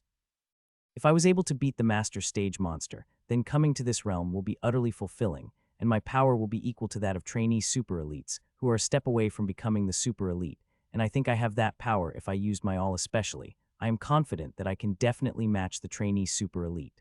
I am confident that I have a power that of trainee super elite, but I still have to test it against the monsters. I freshened, bathed, and quickly finished the lunch with Ashlyn. I quickly packed the tent and walked toward the ravaged forest. As I entered the forest, I couldn't help but marvel the destruction that nature had brought. Not only had trees had collapsed, but I even saw the carcasses of the monsters lying here and there. Giving them single look, I started to run across the trees if it was before I would not able to run when the trees, as due to earthquake many trees had collapsed, and due to that there formed a gap between the trees. To make up for that one I've had to have levitation ability, or had to have the power to make the long jump. I don't have the levitation ability, but now I can make a really long jump with the ignition of the fire jet. With me making the high jump across the trees, I rarely get to the ground. The only reason I get to ground when the distance between the trees is too great. I run across the trees, and in just 2 hours, I cross the territory of Specialist Monster and reach the territory of Corporal Stage Monster. Normally it would have taken me 4 hours, but now it had just taken me half the time. I cut through the Corporal Stage Monster's territory at the same speed as I did in Specialist Stage Monster's territory. The only difference he in this area monsters attack me, but it makes no difference to me as whatever monster that came to attack my cut by the sword before. Choo-choo. Ashlyn's fire bore a hole through the initial level Corporal Stage Monster before it even knew it. Now with the upgrade of her ability and imprintation of 17 seals on her body had transformed her completely. In terms of ability and physic, she is comparable to lower B monster, but her fighting power is comparable to the upper B monster. When Ashlyn was weak, she trained hard as me in ability manipulation, so her attacks would get stronger. She was able to convince fist-size fireball into less than finger size, and that not all, she even made it swirl faster to make it even more lethal.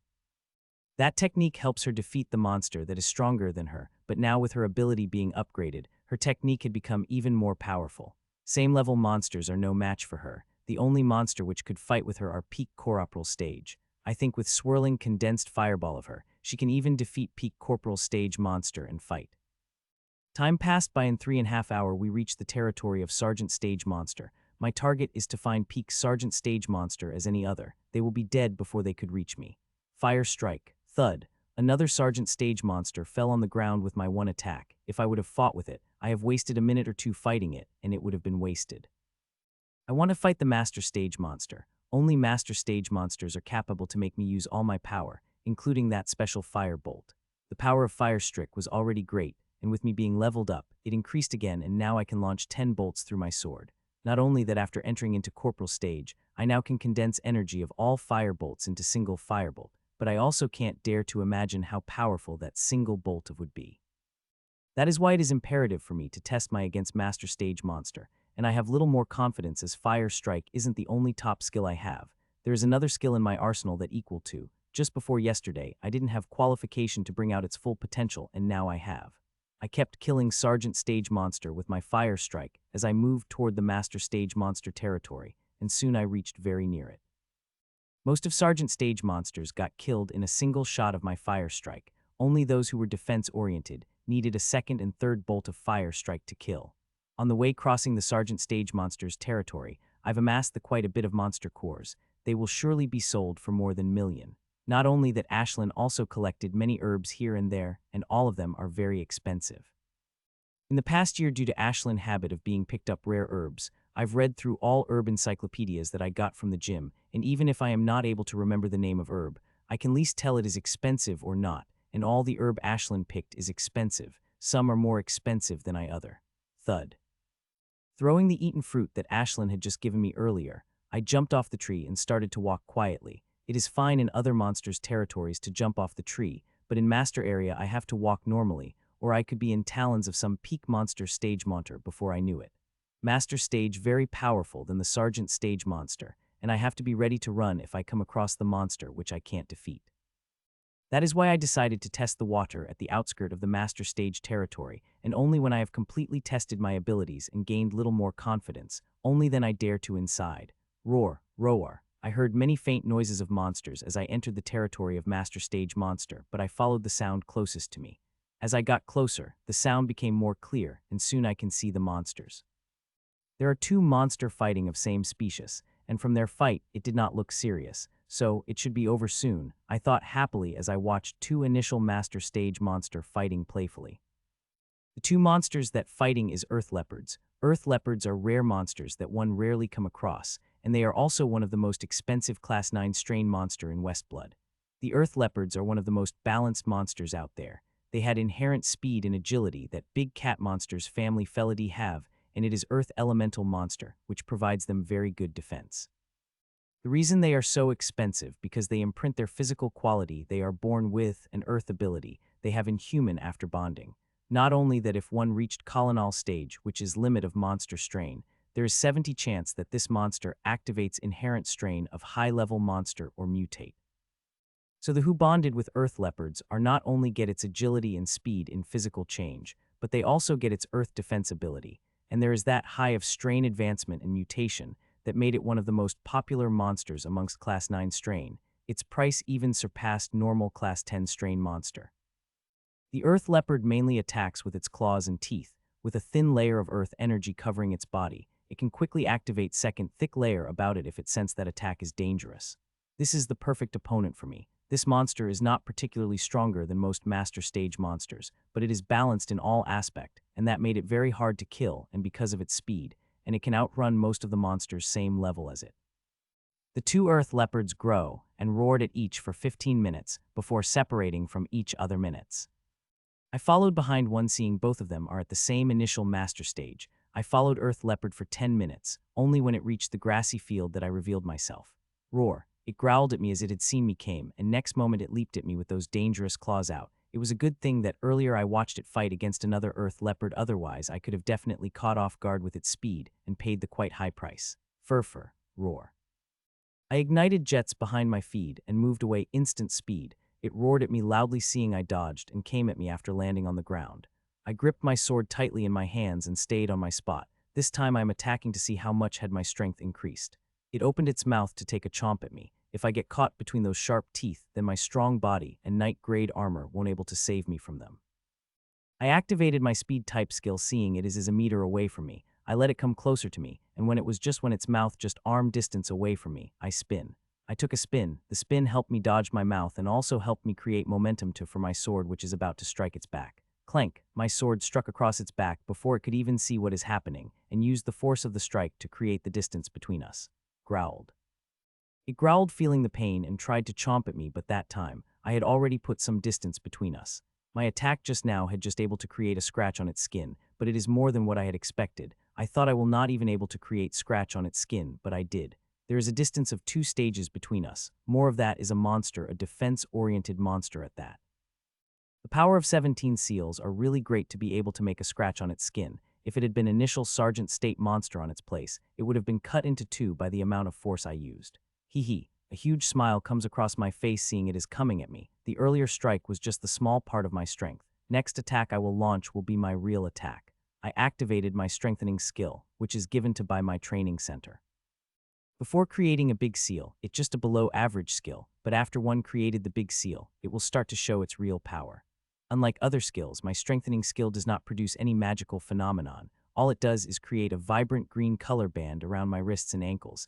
I now have an only single band around my wrists and ankle now, but when I will create another big seal, the bands will be doubled. As the green bands around me formed completely, I felt power rush through all over my body. The boots of strength it gives is a completely different level than other skills. This skill is on the same level as my fire strike, just that it very hard condition compared to my fire strike. Yesterday, when I first time activated it after creating a big deal, I was blown away by its power. This skill of mine using vitality provided by 16 seals to the fullest. Roar, whoosh. It roared at me again, sensing energy fluctuation from me. That did not stop him, but made it more ferocious as it swiped its claw at me. Seeing its claw coming at me, I swung my sword at the nerves of its leg. This move is very dangerous as I had to strike it before its claw could touch me. Pacha, spur. My sword perfectly slices across nerves of leg, and next moment huge amount of blood started to flow down from it. This injury to the nerves quite serious. This will bring down its speed by 30 for at least 3 hours before it healed. Bam, puh-puh. I was very much elated that I got distracted for the second, and at that moment something came at me with swift speed. It stuck my chest hard, and before I knew it I flew away while vomiting blood out of my mouth. It was its tail. I thought when I was flying away, I forgot that it can attack from its tail. I have been injured quite severely. Thud. Just as I fell on the floor, I sucked the potion through the pipe to heal my injuries and ready myself to launch another attack as it is not far away from. Growl. It came at me growlingly. Anger could be seen on its face. The injury I gave it was quite a heavy as blood could be still seen spilling from its leg. One leg is damaged, now I had to injure its other so its speed would directly decrease to the half. It roared again and come to chomp at me while I crazily started providing vitality to my strengthening skill so that the power of my strike would be stronger than last time. Slice. I sliced another of its leg again. This time it had activated its second layer of earth protection, but despite that my sword sliced through it like it's butter and cut the nerve of its second leg. Fur. This instead of creating some distance between us I took the risk and ignited jets under my feet and took a jump. Pachak. Before it knows what happened, I made a cut across its back. I took such a risky move because I want to distract it for a bit. If I were to attack its third leg next time, it will be ready. No matter how dumb the monster is, it still has the instinct to understand what is happening to it, what it should do. Growl, growl, thud. It growled at me and tried to leapt at me in anger, but when it was flexing its leg to make a leap, both of its forelegs failed it and it collapsed on the leg. If there is a monster which defense you can't breach, then next thing is you do is to cut its nerves. It will like crippling the monster. After cutting enough of its nerves, the monster could become like a vegetable on the chopping board which you can cut as you like. Ruar. It stood up and roared again, but to my utter surprise, it took U-turn and started to run with its tail tucked between its legs. Seeing that I don't either laugh or cry, but one thing I have to say that this earth leopard is damn smart. It knew it had no chance of winning against me and would face possible death, so it instantly started to run away without a care for the revenge. I will not let you get away this easily, I thought in my mind as I started to create a special bolt of fire strike. Master Stage Monster Defense is too strong compared to the Peak Sergeant. My normal fire would not able to threaten their life much, lest this is one is a defense-oriented monster. Only Special Bolt able to threaten its life. It was a good thing I had just drank potion a few seconds ago, otherwise I would not able to provide the shitload of mana it is sucking from it. In second it zapped away all the mana in my body, but Special Firebolt is created finally, and I launched it through my sword. Sup. It created the sound from the air as it sped toward the monster. Its speed was so fast that I am only able to the blurry image of it. Putch, thud, the mana passed through the air and pierced through the head of the monster, and next moment, it fell on the ground. Gulp, Gulping the potion for my mama weakness, I ran toward the body of the monster which lying dead not far away from me. Fuck. I couldn't help but curse loudly when I saw the condition of the monster head, but on the inside, it is completely melted. Its brain, the tissue around it all is melted into liquid, even some parts of skull bone also melted. I wouldn't have noticed all this if not for this melted pus has started dripping from its ears and eyes. This is some crazy heat.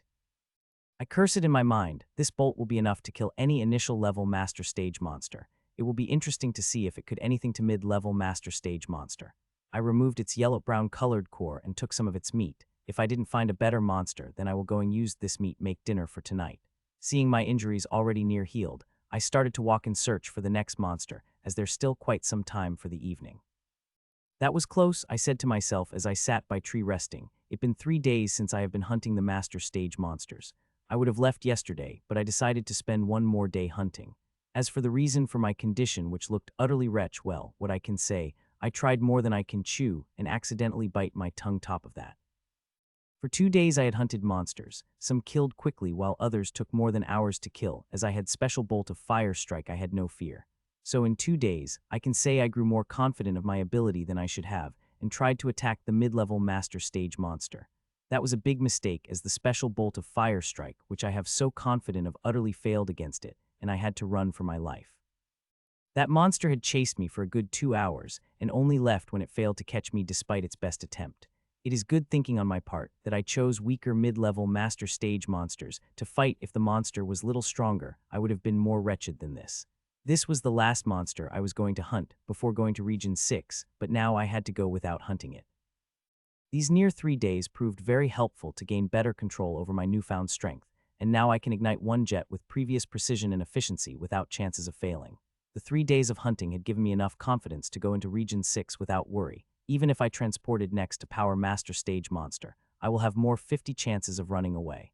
I look around myself to where I am currently, with monster chasing me. I didn't have the luxury to see the map.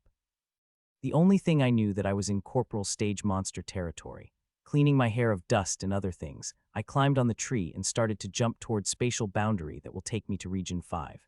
Before coming to the Manurva realm, I had decided to train in Region 3 and Region 4. I had decided to Region 5 if I had leveled up and had enough confidence in my ability, but now I am heading to the Region 6. I will mostly train in Region 6 till the realm closed. As for going to Region 7, I didn't even think about it. From what I have read, Region 7 is very dangerous. The monster there way more powerful than the other regions. Region 7, Region 8, and Region 9, this is where strong Sergeant and Master Stage Evolvers train, their strength usually above normal elite, and they are just below trainee elite in power. Corporal Stage and Sergeant Stage Super Elite also train in this region. As for Region 10 and above in that area, only Master Stage dare to train as in Region 10 or above. The monsters are at a completely different level. It is said monster is not the only type of danger there. There are things that are more dangerous than monster exists in those regions.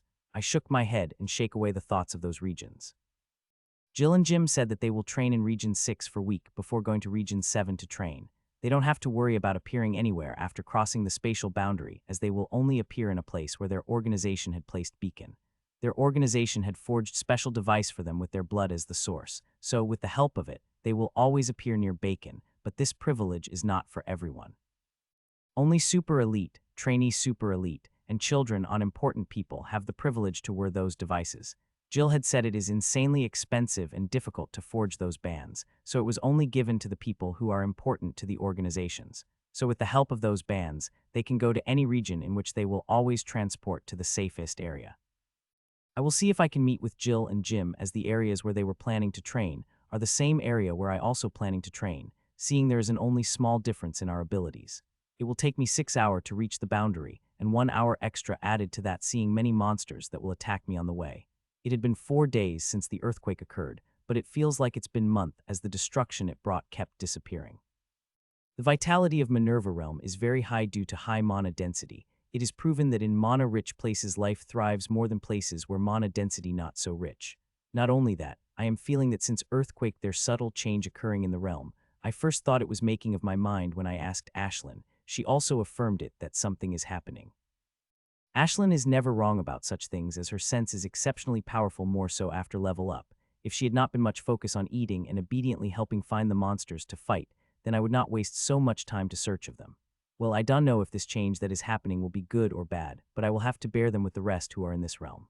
Time passed by and I soon reached the spatial boundary that will take me to the region 6, and without much ado, I walk through it. Fuck, fuck, fuck, I started to curse loudly as I crossed the spatial boundary, and next moment I felt very hot under my feet, if not for me activating my full night grade gear before crossing the spatial boundary. The thing I stepped on is lava. There are about 15 big and small volcanoes in region 6, and as long you stay away from it. I quickly walk away from small lava puddle, and remaining lava that stuck to my boots came out on it.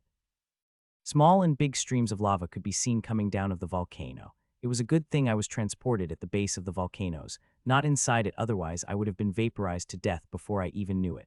These volcanoes are the reason that more than 90 of people that entered the Manurva realm did not enter region 6, but these volcanoes are also where fortune exists, as they are places where fire crystal exist.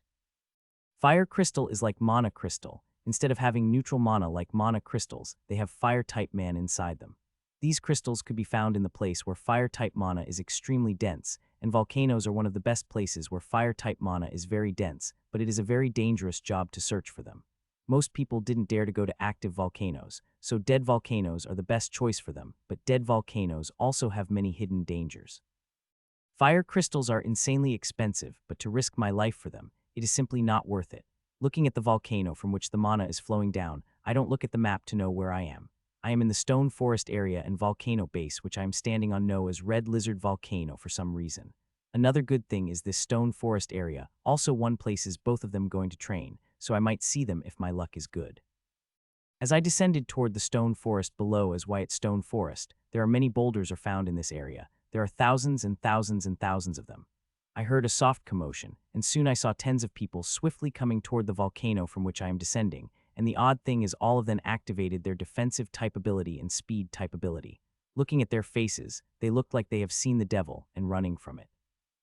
First, there are tens of people coming out of the stone forest, but in a few seconds they had reached 100 and kept increasing. I stopped in my tracks, seeing this many people running toward the volcano. There must be monster horde, I thought. I also prepared to go up like them, but decided to ask someone what is happening before going up like themselves. What happened? I asked Peak Sergeant Stage Girl, who is coming toward my direction, and terror also written on her face. Vaporous death. As soon as I heard those words, I immediately covered my body with silver fire and asked Ashlyn to immediately go inside me. Terror also appeared on my face, while I also started to climb the mountain when I picked a spot where dense lava is flowing. Despite it being hot, I felt safe around it, as this also why more than 1,000 people are climbing the mountain, and more kept coming out of forest every second.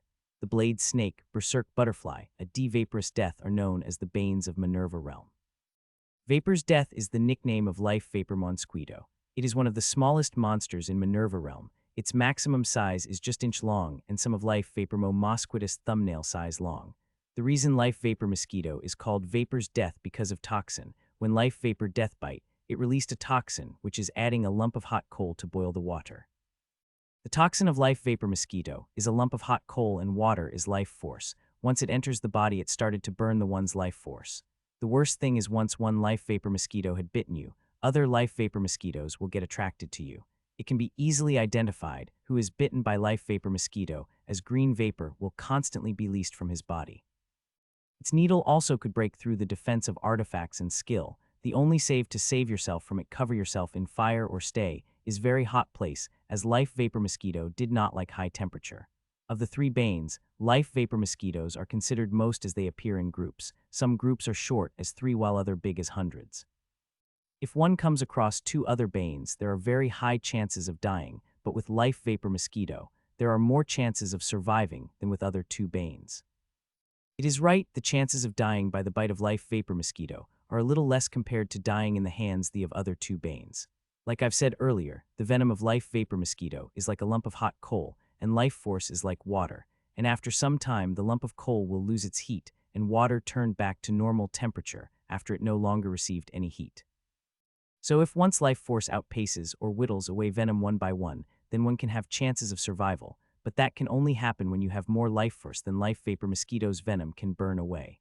Normally one can survive the bite of the life vapor mosquito if your level same as it higher than it, with 10 to 20 life force left in you, but if life force mosquito's level higher than you have no chance to survive. Sorry, there is a chance. One can survive as long as he has to have things that contain immense life force, like the honey of daffodil bees. As long as one whittle away all the toxin of life vapor mosquito, he can survive even if he has less than 10 life force left in him, as life force could be recovered naturally over time. Many people had started activating their tents beside the streams of lava. They had activated their outside. The life vapor mosquito of Master Stage easily pierced the defense of the tent, but now activating here, they have no such fear as life vapor mosquito of any stage won't come near the lava. My heat resistance is very good, and it became even better after the whole eating core fiasco, so I didn't feel much about activating the tent. More and more people kept coming, and their numbers reached more than 3,000, but in all those people I have seen only 6 victims of life vapor mosquito. The venom of life vapor mosquito not only burned the life force, but it also completely immobilized on, so if you get stung by it, then in few seconds you won't even able to take a step forward. That is why very few victims could be seen, as only very good friends or siblings would risk their life, as picking victim of life vapor mosquito not only add an extra burden on you, but also attract many more monsters. Seeing the 3 Banes, people would sacrifice their friends to save their life. Saving other would be last thought that would come to their mind. Only those who have strong relationships or have the friendship of life and death would think about other when facing the 3 Banes. More and more people coming out of the stone forest. As they ran out of the stone forest, another victim came. This time it seemed to be a girl who was on the back of the boy, and there is another beside him who is supporting victim from falling. The green vapor seemed to be coming out this girl body are exceptionally dense than all the other victims. This girl is gone. I thought while shaking my head, this girl must have been bitten by strong life vapor mosquito, or several of them to make such dense vapor to come out of her body. I was about to move my gaze when I caught the slightest glimpse of the girl's face. Despite it being looking quite sickly, I was able to identify her, and the next second I bolted out of my place with a layer of fire covering my body. Jim.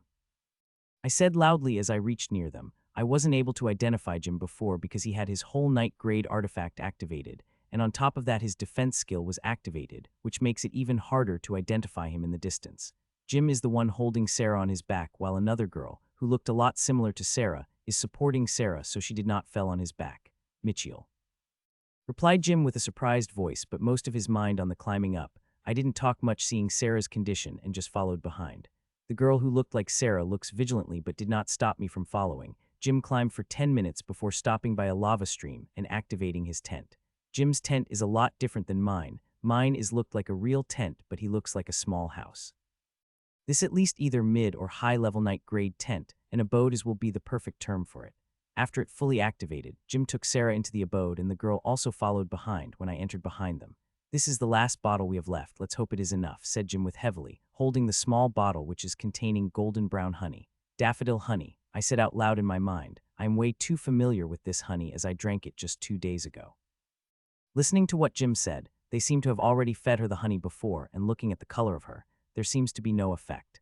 Seemed like my earlier guess was little wrong if she had been bitten by a group of Corporal stage, even Sergeant stage life vapor. Mosquitoes 10 drops would be more than enough, as not only Daffodil Bee's honey contain immense life force, it also contains some different type energy that able to swallow other energies, like it did with Berserk energy, which I had in my body.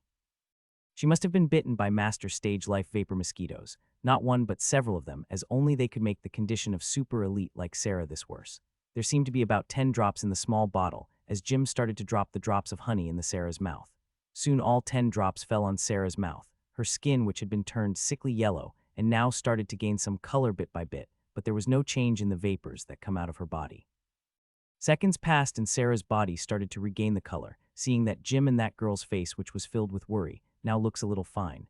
Everything was going well and I thought Sarah would make it seeing, but suddenly her body, which seemed to gain color, had started to turn yellow again. Sarah, Sarah, both Jim and that girl cried out loudly, seeing that. Tears could be seen flowing from their eyes as they saw Sarah's conditions getting worse.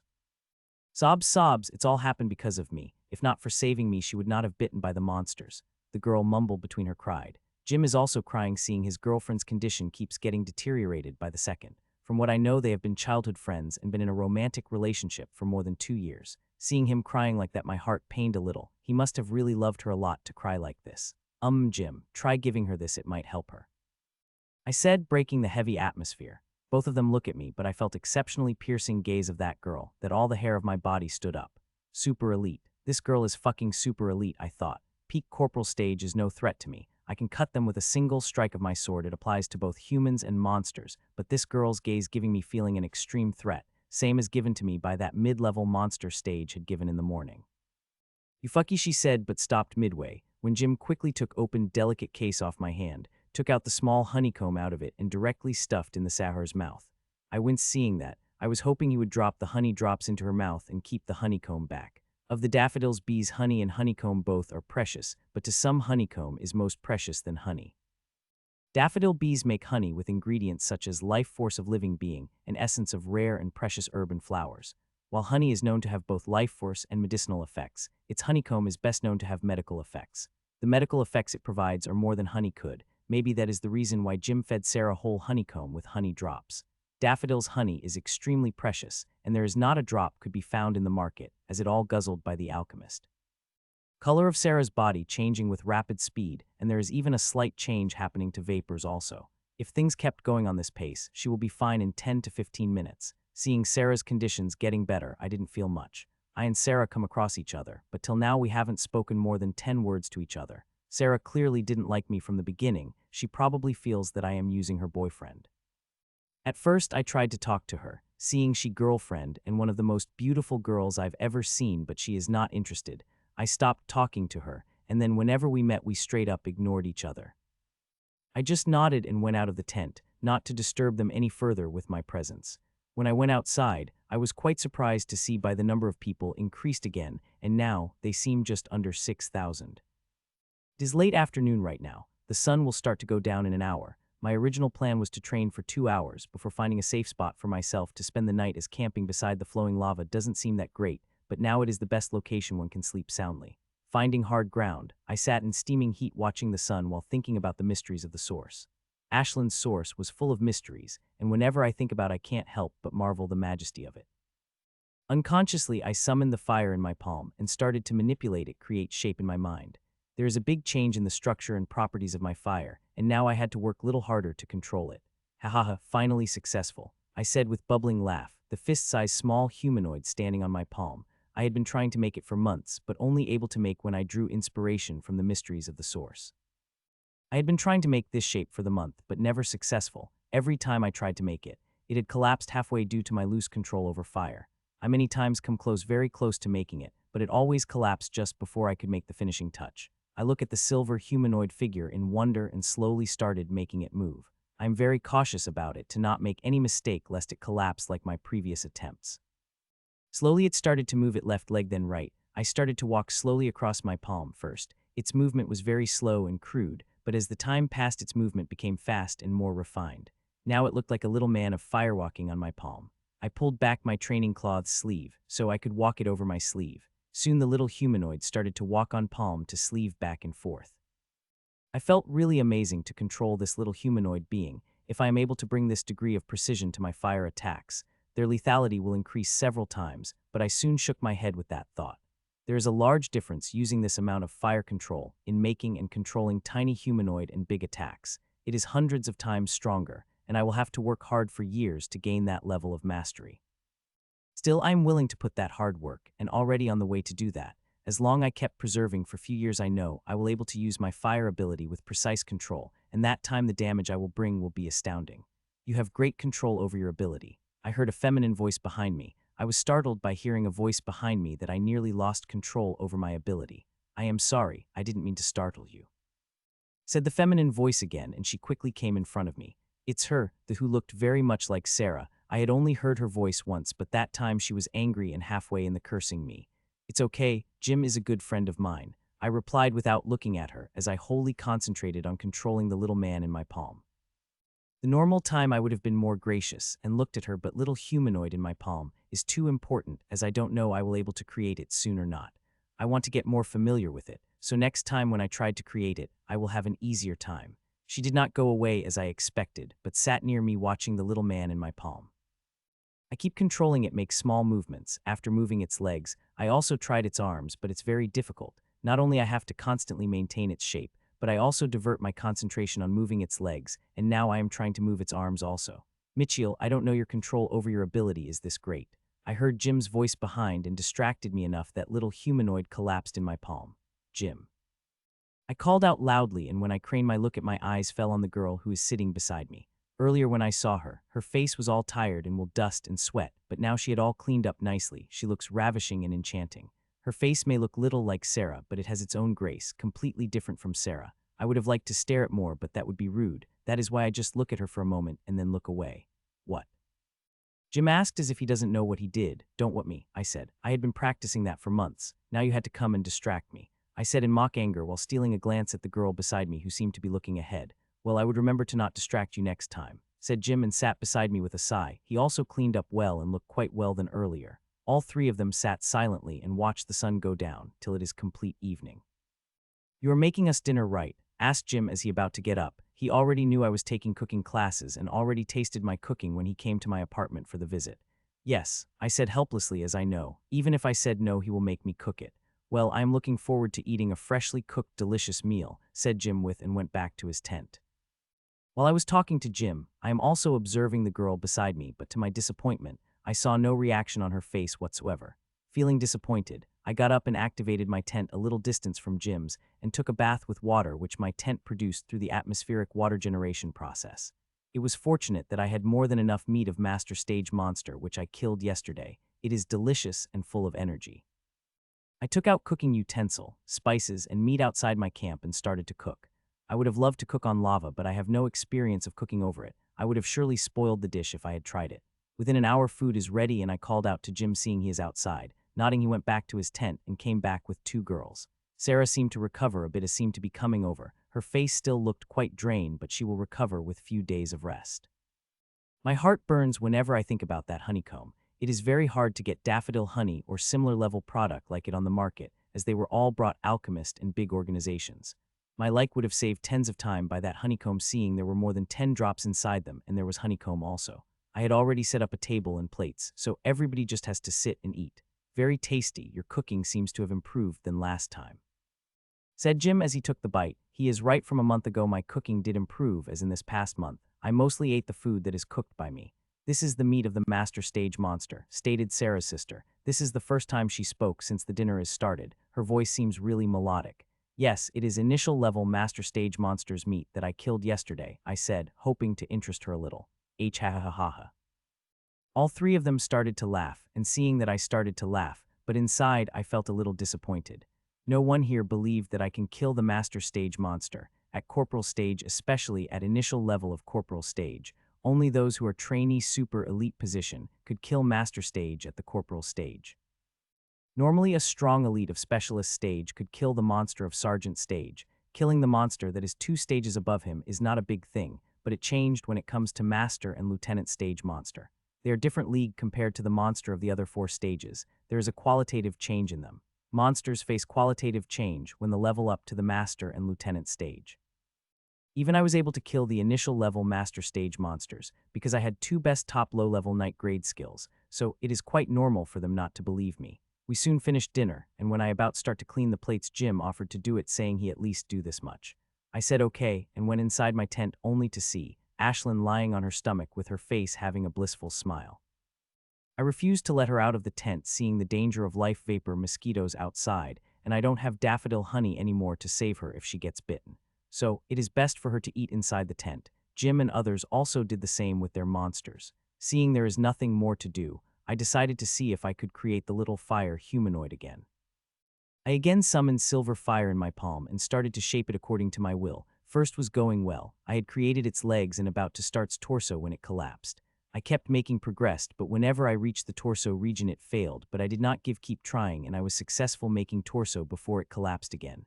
Knock knock. I am about to try it again, but there is a knock on my tent. Come in, I said loudly, knowing it was Jim. Jim came in inside my tent and places the clean utensils on the table.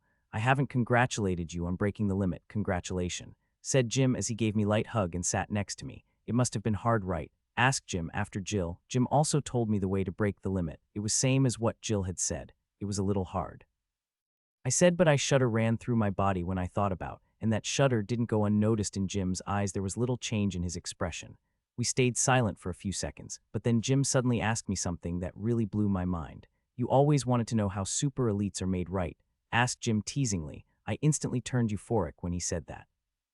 I always asked him veiled about that process, but he never said anything much about that secret. but now he asked me that question means he is definitely going to tell me something interesting about that secret process. Jim's question shocked me and made me very excited that I wasn't able to think straight for a few seconds. Yes, I really want to know, I said quickly in excitement. I have always been curious about the process they train super elites. I know some bits and pieces that I heard here and there, but not the whole truth. As you know, every corporal stage elite below 20 had a chance give an exam for super elite training, said Jim.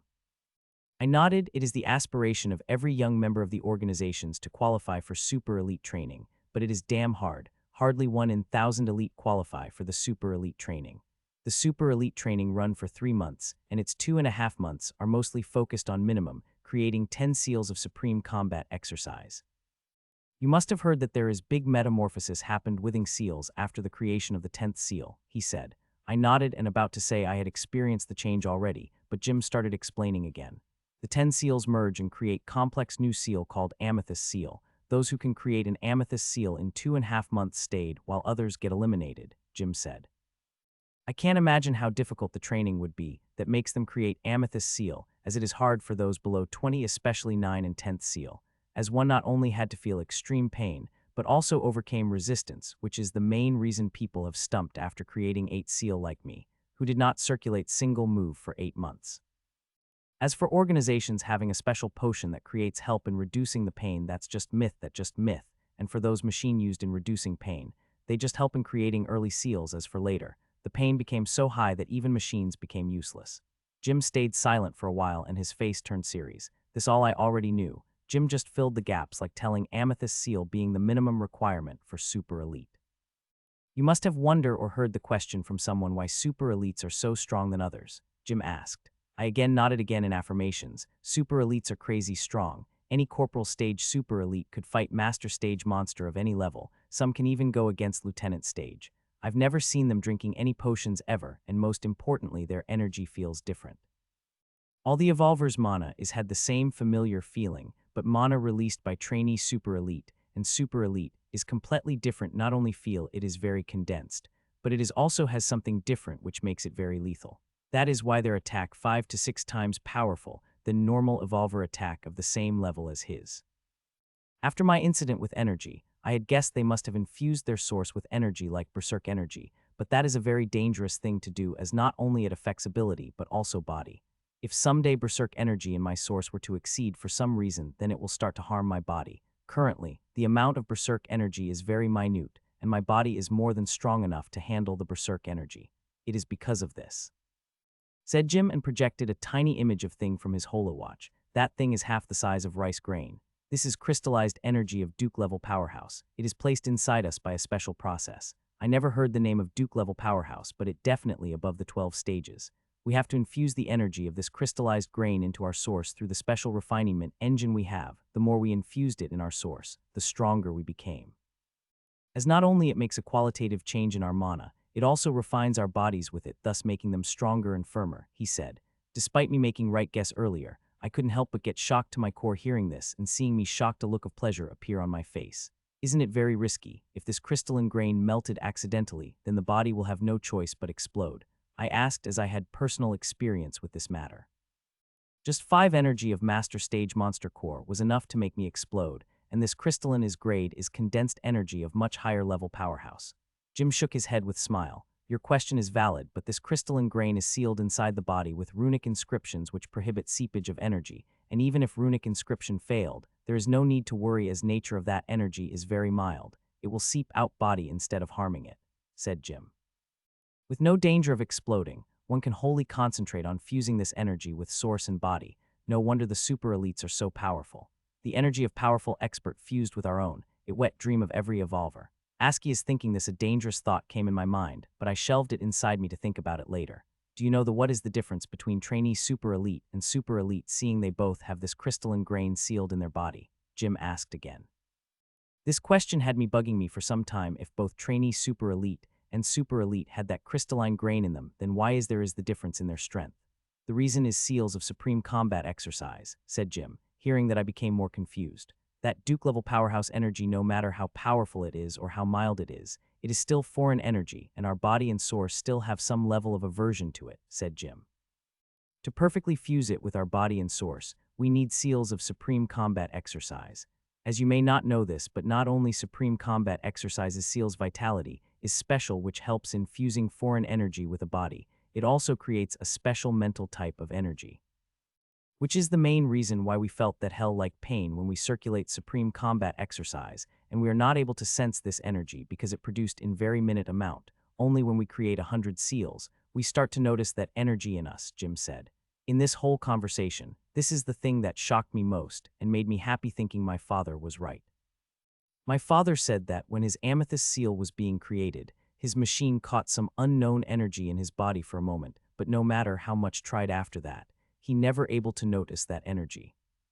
The reason that there's difference between the power of elite and super elite, at corporal stage, if one want to actively take the power of crystalline grain, they need to have a minimum 15 seals in their body. Super elite have 15 or more seals with them, while trainee super elite has less than 15, as they can only use the energy that crystalline grain passively release.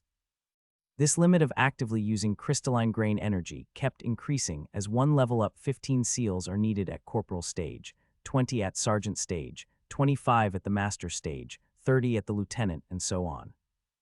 If we are not able to attain this level at every level up, then we will revert back to trainee super elite. That is why many of us super elite hold back their level up to create seals, so when we level up to next stage, we still are super elite and not trainee super elite, Jim said with a laugh. This answered a lot of my questions and surprised me also. I never knew Jim had also become a super elite. I always thought he was just a brilliant alchemist. This also explains he was still at corporal stage even after 1.5 years. Jim had already reached the corporal stage when we were in that space realm. He told me about a few more things before he started to leave, but he stopped suddenly before leaving and turned to me. Do you mind showing me that small case of yours? Earlier, I didn't get a chance to look at it properly, he said. I looked at him confusingly but still handed him the case. I was right. Jim shouted loudly after he looked at the case for a few minutes. I look at him weirdly, hearing his excited shout. It is very rare to see Jim so excited. I have seen him this excited very few times.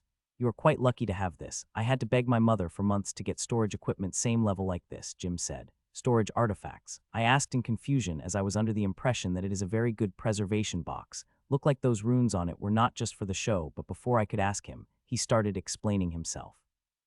Yes, a vintage high-level night-grade storage artifact, and this type of design used to be quite a popular century ago, but now people used pocket-type storage artifact. It needs refined mana crystal. The non-refined one I won't work on it, he said with regret. Don't worry, after we went back home, I will give you a refined crystal, he said and handed me back the box. I felt very pleased when he said he will give refined mana crystals without hesitation, as not only they are insanely expensive, but also very rare. How much space it will have? I asked with trepidation, hoping it will be seeing it high-level night-grade artifact. 10 square meters, Jim said, shocking the hell out of me. I had expected it to be 4 or 5 meters at most, as the storage pouch I have is low-level night-grade artifact, and it had an only space of 1 square meter. Don't take it out in front of anybody, warned Jim. I nodded in understanding. The allure of high-grade storage equipment is too great. Its space is 10 times greater than what low-level storage equipment could offer. He left soon after saying I had to make lunch before leaving for my training, which I readily agreed. Just as Jim left, and I shut my tent tightly and activated my tent at maximum security without care for the sergeant-level core I am burning at every half an hour. After seeing all is safe, I took out 1 thumbnail-size colorless crystals out. This is refined crystal, which was part of a payment that Sean had given me and Sarah. I don't know why, but it never comes in my mind to mana crystal on the case. All this time I was using monster core like an idiot. I carefully put the mana crystal on the slot, and next moment all the runes on it lit up a little, and when I opened the case, I saw nothing but dark space, just like my pocket storage. It really is storage artifact, I thought in my mind. Till now I still had some doubts in my mind, but seeing the dark space, all is cleared. An involuntary sound came out of my mouth when I looked inside it. Inside it is paper books, each one is about 100 pages thick. There seem to be about 100 of them. Paper is quite rare to see, only high-class people use as a symbol of status. It is not that paper is expensive, it is quite cheap really, but no one actually uses it, seeing Holowat can do the same work and store millions of times of data. I am quite disappointed seeing this. I was expecting some totem artifacts or high-level night-grade artifacts or some rare things, but seeing there are only paper books, I am quite disappointed. Well, this storage equipment alone is quite good and I should not be greedy, I thought, and took out 1 paper book. See, what is it about? The book is light brown, and looking at the cover and binding, it looked quite expensive. On the book cover, there is a drawing of intricate warhammer. Whoever drew this must be expert. A Silver, this is a name written in big letters below the drawing of Warhammer. This A Silver must be the writer of this book. Gasp, an involuntary gasp came out of my mouth when I look at the first page of the book. Fucking unreal. I said out loud, thank God. I had made the tent soundproof, otherwise it would be heard by people outside. Totem Blueprint. This is Totem Blueprint. I never guessed I can be this fortunate. Not only this book had Totem Blueprint, but it also has a full explanation of this blueprint. Totem blueprints are used in the making of totems. They are just like regiment engine diagrams. It's just that totem need a lot of external materials to be made. I quickly take out all the books out storage, a total of 102 books, all of them printed by the name of A. Walter. This must be a collection of some runemaster who specialized in making totem blueprints. The runemaster is a profession which deals with the runes. There are many branches of this profession, and the one who specifically deals with the designing of totem blueprints. They are known as totem masters. Jill's parents are also runemaster. Of which branch are they, I don't know that. I only knew basic about runes and totem designing, but still, I was able to understand quite a bit. If I study these books and totem making books I have profoundly, then I may be able to design my own totem by the time I reach the lieutenant stage. I read these books for quite a while as they had quite a bit type of different types of totems. Some totems are downright weird that I've never heard that this type totem also exist. Before leaving, I had given my mother the totem book I have, hoping she would at least read it once, but seeing her totally uninterested look on her face, I don't think she will even open that book. I kept reading it for hours and only stopped when I heard the sound outside. Feeling curious, I activated 360-degree projection. It turned out that some people came to Jim's camp, and Jim seemed to know them as he seems very friendly to them. They must have been members of his organization. Jim had sent the SOS signal to his organization member when Sarah was stung by life vapor mosquito. They must have been quite far away, as they took more than 6 hours. After seeing all is good, I closed the projection and started to think about something with Siri's mood. That crystalline grain is nothing but the concentrated energy of Duke Stage Expert. If we go by this thinking, then the monster core is nothing but concentrated berserk energy, like different type energy of that high-level expert. For this similarity, there are many differences between them. First and foremost is the grade of energy. The grade of energy contained in the crystalline grain is too high, and so is its amount. Jim said that it will take him years to melt him that granule even if he tried his best. Compared to energy is in crystalline grain, berserk energy in monster core really minuscule. It will be like comparing grain of sand to the large boulder. There is both qualitative and quantitative difference between them. Last but not least, flavor of the energies. Both of their nature are extreme opposite. One is mild, which even when out of control, will seep out of the body without damaging it, while other is berserk energy, which name itself suggests its berserk nature. It is extremely destructive and uncontrollable in nature. If one just consume it above his bodies can't handle, then the only option he has is exploded. When I was talking to Jim, a daring and dangerous thought in my mind, but I squashed it, in the thought of thinking about it later, but now the more I think about it, the more plausible it seems. I have been taking Super Elite very lightly till now. I had never seen them using their full power, but talking to Jim, I am starting to guess their true strength. If I want to compare with the Super Elite, then using berserk energy is the only option I have, as I will not going to get that crystalline grain in some lucky encounter, and even if I got lucky and obtained the crystalline grain, I don't know that secret process and runic inception they used. I can say I am quite lucky to compare to other adventurers, as I have refinement engine which could refine the berserk energy, and also have enough seals in the body that it can handle some amount of berserk energy. Making my mind, I took out a monster core from my storage and ate it to start this experiment. If successful, then, I will soon have the power to fight with Super Elite on equal terms. The monster core went into my stomach and started to melt immediately, but except for feeling a little hot, I did not feel anything.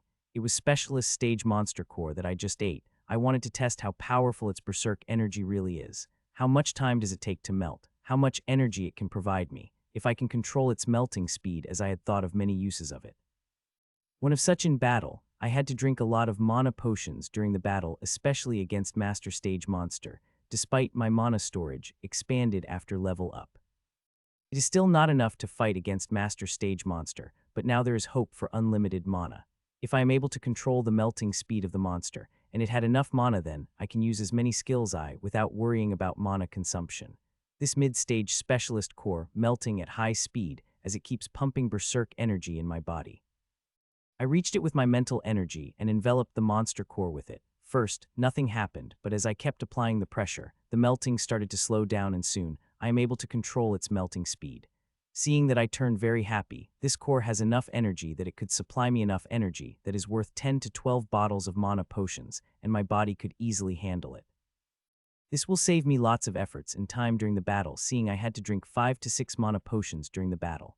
The power of this mid-level specialist stage core amount to less than one of the monster core I've fed. The berserk energy in this core is quite a low grade compare that of master stage monster core, but I have a plane. Eating master stage core is not a problem. If I ate in a small amount like Ashlyn, the main problem is controlling it. What I plan to do is start from controlling berserk energy of low-grade cores. As my control gets stronger, I will move to high-grade cores. I am already capable of controlling the specialist stage berserk energy in my body. In few days, I should be able to corporal stage, and by the end of the month, if I work really hard, then controlling master stage berserk energy won't have a problem. There is quite a lot of berserk energy in my body, and I can't convert anymore as my central storage is full. I won't be a problem if I left it inside the body, but I will feel quite uncomfortable leaving it there. It will be best if I pick the sword from the stand beside my bed and get out of the tent. Nearly all people are asleep, and those who are awake are far away from me, so my actions won't disturb anyone. When I was walking a little away from my tent, I noticed there are 3 new tents beside Jim's. They seem a little worse than Jim, but were a lot better than mine. One more thing I noticed about Jim's tent that it seemed a little bigger than when I looked carefully. It seems like expanded and produce another room. Seeing everything is fine, I walked away a little distance from my camp, so my magic fluctuation won't blare someone tent's defensive functions. I stopped seeing I am enough distance away from tents and activated my sword. Fire strike, fire strike, fire strike. After launching 13 consultative special bolt of fire strikes, I converted and used all the fire strike I had in my body, but I also felt slightly tired also mentally. Launching special bolts of fire strikes really take a toll on one mentally. Till now maximum special bolts I've ever launched is 4 when I was running away from mid-level master stage monster. After spending all the berserk energy inside me, I walked back to my way feeling relieved that practice didn't alert anyone tense security functions. It didn't take me long to fall asleep. When I woke it was already morning. I freshened and bathed seeing I have a full day to train an aspect of berserk energy, making me very excited despite it being very risky. When I got out of a tent, all the people around me seemed to wake up as everyone busy with their morning activity, and some are even seemed to leave in a hurry for some reason, and the weird thing is they are going direction where life vapor mosquitoes were yesterday. Don't they fear death? I asked, although there is a very small chance of them coming across life vapor mosquito, will still that area today. No sane person would take that chance today. Instead, they would usually take the bypass around the volcano, but these some people for some baffling reason are diving straight into the danger. One more weird thing, Jim and his friends that came yesterday hadn't seemed to wake up, as I did not see any person in front of their tent. I did not think about it much and started to make the breakfast that I had promised Jim. I am very excited to train today, and I am planning to leave early as I want to see how much my advantage will I gain in battle if I have unlimited mana. While I was making dinner, I noticed movement from Jim's tent, but was soon surprised to see a number of people coming from there. There seemed to be a lot more people than yesterday night. There 16 people came out Jim's tent. All of them had a serious face, but their eyes are filled with excitement. I've never seen this level of excited in Jim's eyes, not when I gave him treat rare herbs and treat heart, not when he talked about super elite secrete, not even when he shouted happily when he noticed the case I have his high-level night stage artifacts. This excitement is on a completely different level. All of the people started deactivating their tents, Jim also doing the same. Are they leaving? Who is going to eat this huge amount of food that I am making? Suddenly Jim said something to Sarah, who seemed to completely fine. I thought she would take at least 10 days to recover, but now she looks more than good. Jim walked toward me with hurried footsteps. Jim, listen to what I am going to tell you very carefully, said Jim in a very serious voice. The earthquake we heard a few days ago happened in all regions across Manurva realm, and the reason behind it that new special space dimension had attached to the Manurva realm, said Jim. I will not go into much detail due to time constraints, but I will tell you one thing. This realm is one of the awakening grounds of top-grade power in Central Continent, he said. When he said that, there is the look of worship appeared on his face. Awakening ground, awakening what? I have never heard about this term, but seeing how serious Jim's voice is, it seemed very important. Members of 7 organization entered this new region and found out there are already hundreds of thousands of people from the Central Continent for awakening. They have put no restriction on us going there as long as we pass the test. We will be eligible for the awakening ceremony, he said. Awakening what? I asked before he talked any further. He keeps talking about awakening but not expecting what is this awakening is. Oh right, I forgot to explain the most important point, he said sheepishly. I really what to say you betcha, but I controlled myself. Awakening of our mind in a sense so we could comprehend the rule. Usually our mind naturally awaken after we break through 12 stages, but through this ceremony, we can awaken it now. Rules are power our world is governed with. Rules are the power that transcends the limitations of the stages. Theoretically, even private stage evolver can kill the most powerful expert of the word if he can comprehend the rules to a high level. The fuck? I cursed in astonishment when I heard this and wanted to ask something, but Jim started talking again. Organizations and government going to open the gates of the realm again tonight and let anyone who is lieutenant stage and below. Every organization going to give every member of their chance to enter this realm. Not only that they had opened gates for all adventures across the Union for free. Whoever able to awaken their mind and able to comprehend even spec rule will be made super elite no matter the cost. They are announcing this across the whole Union, and people from neighboring countries as well, Jim said without stopping for breath. I am so fucking much confused that barely able to understand anything, but he kept talking without stopping even for a second. Jim, hurry. People started to shout his name to come back, seeing all the tents are packed and they are ready to leave. They seemed quite angry at him, but he waved at to stop a little and started to talk again, this time even more speedily. This awakening ground connection to Manurva realm bringing many changes to it. You must have sensed it, right? Asked Jim. Yes. Everyone can sense change happening in the Manurva realm, but what it will do, no one had an idea about it.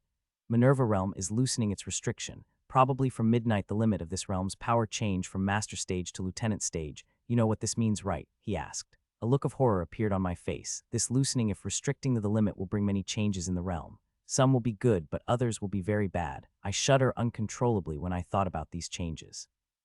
It will go to affect us the most, but before I asked anything about it to Jim, he started talking again. The entrance to the awakening ground lies in Region 9, and I hope, Jim, you really come. This is a life-changing opportunity which people of our continent rarely get, he said. Ting. He handed a small bottle to me and also sent something to my holowatch before running toward his friend, with whom he rapidly left in the same direction where I saw people going earlier. I watched them leave with a blank expression, as my mind in jumble, thinking about what Jim had. Rule, what are they? A type of energy, or a different type of power? I don't know what to think of it. He said that the awakening ceremony will help us awaken our minds and help us comprehend a high level of power. He said that rule power transcends stages, and even lowest stage evolver could kill the strongest powerhouse of the world if he comprehended. That sounds like words of fantasy. Even if I don't know much about the world I live, I still know that our continent is a tiny part of the world, and our continent had evolvers that reached just 12 stages, which are called 12 basic stages for some reason. The real powerhouse is found in the central continent, but it is extremely hard to go there, and only top organizations knew how to get there, as all the top organizations here are just small branches of the organizations of central continent. Going to Region 9 going to be dangerous, unlike Region 1 to Region 5, where you can go directly to any regions as there are multiple barriers. It is different from the Region 6. If I have to go to Region 9 from Region 6, then I will have to pass through Region 7. Region 7, Region 8, and Region 9 are already very dangerous, but now with loosening restriction, the realm will become even more dangerous as unpredictably if spatial still exist. As now realm's limit will increase from master stage to lieutenant stage, so all those in this realm, those who are stuck in master stage, be it humans or monsters, both will able to level up. From master stage monster, I can run away, but I would really hard to run away from the lieutenant monster. Jim had said the realm's restrictions will loosen around somewhere midnight, and that is when organizations will open a gate of Manurva realm again to let millions of people in. There will be a slaughter, not only of monsters but of humans as well, as to gain power then transcend the stages. If they are able to even touch their power, not only they will gain huge strength, they will be made super elites as organizations had promised. With such tantalizing offer, many people will jump the gun without care for their lives. There will be mayhem. I just hope that organizations will only corporal stage above evolvers let in that way casualties that will happen could be minimized. Now I have around 16 hours before restriction loosen and the gates of Manurva realm open to let a large number of people in. As I think about it as a simple plan formed inside my mind, I am going to go directly to the Region 7 now. It will take me 8 to 9 hours to reach the boundary. After reaching the Region 7, I will find a relatively safe place before those master stage monsters started to level up to the lieutenant stage. There in Region 7, I will wait for waves of people to come, as I am not going to be lucky enough to transport next to the boundary in Region 7. I will wait for new people to come and fight of strong monsters that had leveled up, and use that chance I will cross the Region 7. As for crossing other regions, I will think about it after I reach the Region 7. I quickly started cooking the meal food that stooped cooking after Jim came at me. There is a lot of food here, enough to be eaten by 6 people and their monster. I am not worried about it will go waste. As long as I put it in my storage, I can easily eat for 2 days. I finished dinner and started to eat with Ashlyn. After I quickly finished eating the food, I packed and cleaned everything in record time. There is no need to think about it. I said as I looked at the forest below me, I am going to the same way that Jim's and several other groups had left. Just a few minutes ago, I had called those groups idiotic, but now I doing the same as them despite having a small chance of encountering the life vapor mosquito. Even if I came across the life vapor mosquito, and it bit, I quickly had to drink the daffodil honey I have. The small bottle that Jim handed me before leaving contained at least 20 drops of daffodil honey. It is more than enough for the honeycomb I had fed to Sarah. I take out the peak level specialist monster core from the pocket and ate it as I descent toward the forest. Controlling the core of the monster melting speed with my mental energy, I activate both my strengthening skill and speed type. On top of that, I even covered myself with the silver fire so life vapor mosquitoes won't come close to me. As I descended on the forest and jumped directly on 3, this sergeant stage monster territory, so I don't have to slow down my speed. I ran across the forest with full speed, thinking the less time I waste in Region 6, the more time I will have in the Region 7, and if my luck was really good and I had transferred near the boundary in Region 7, then I could even reach the Region 8 before boundary had fully loosened. As I was speedily going toward the direction of the boundary, I saw some people also doing the same at their full speed. The news is traveling. The organizations did not intend to keep the news of Awakening Ground secret. Instead, they spreading it and encouraging all their members in the realms to spread it. Otherwise, they would have not planning to open realms gates for tonight and let anyone in free as long as they fit the criteria. Jim had said millions of people would be coming from tonight, and organizations specially keen on taking their talented members to the Awakening Ground, no matter the cost. Buzz buzz, I heard the faint buzzing sound, and hearing this sound I have become instantly alert and cursed my bad luck. Fuck, what did I do to born with such shitty luck? I thought as this buzzing sound is the sound of life vapor mosquito. Soon I saw that 2 red-sized mosquitoes are coming toward me, one small which only slightly bigger than the thumbnail while slightly bigger on is the thumb. They are at mid-corporal stage and peak sergeant stage respectively. There is no chance of running seeing they both are faster than me, and having back against them would be a very dangerous choice, as even slight touch of their venom would immobilize in a few seconds. The good thing is that there are only 2 of them, as most of the time life vapor mosquito is found in a group of 10s or 100s. I sighed of relief after hearing no mosquitoes nearby. Killing these 2 life vapor mosquitoes would not be a problem as long as I worked hard. With the help of unlimed mana and special bolt of fire strike, killing them would be easy as long as I am able to hit them seeing their extreme speed. Fire strike, fire strike. I released 2 special bolt of fire strike one after another, but both of the life vapor mosquitoes avoided, but Corporal Stage 1's wing is grazed by the bolt, burning it a little which made its flying unstably. The fire on the special bolt is extremely concentrated. Even if one just grazed by it, it will still injure it seriously. That Corporal Stage life vapor mosquito quite lucky that its wing is just slightly grazed by it, and it had strong defense, otherwise it would have turned to ashes with just this amount of fire. Both of life vapor mosquitoes stopped and started to hover around me searching for the best time to attack. Fire strike, gub. I launched another special bolt, this type at Corporal Stage who is unsteadily flying. It tried to dodge it, but due to its wing being burned, it wasn't able to do it, and my special firebolt directly land on it and it burned to death before it even knows it. Buzz buzz, seeing its partner dead peak sergeant stage life vapor mosquito came at me furiously. I smiled seeing the closer it got to me, the less it will able to dodge. Fire strike, D-HUD. As it was just meters away from me, I launched the special bolt of the fire strike and it squarely on its body, and made a sound as the life vapor mosquito collided against the tree due to the momentum of my force.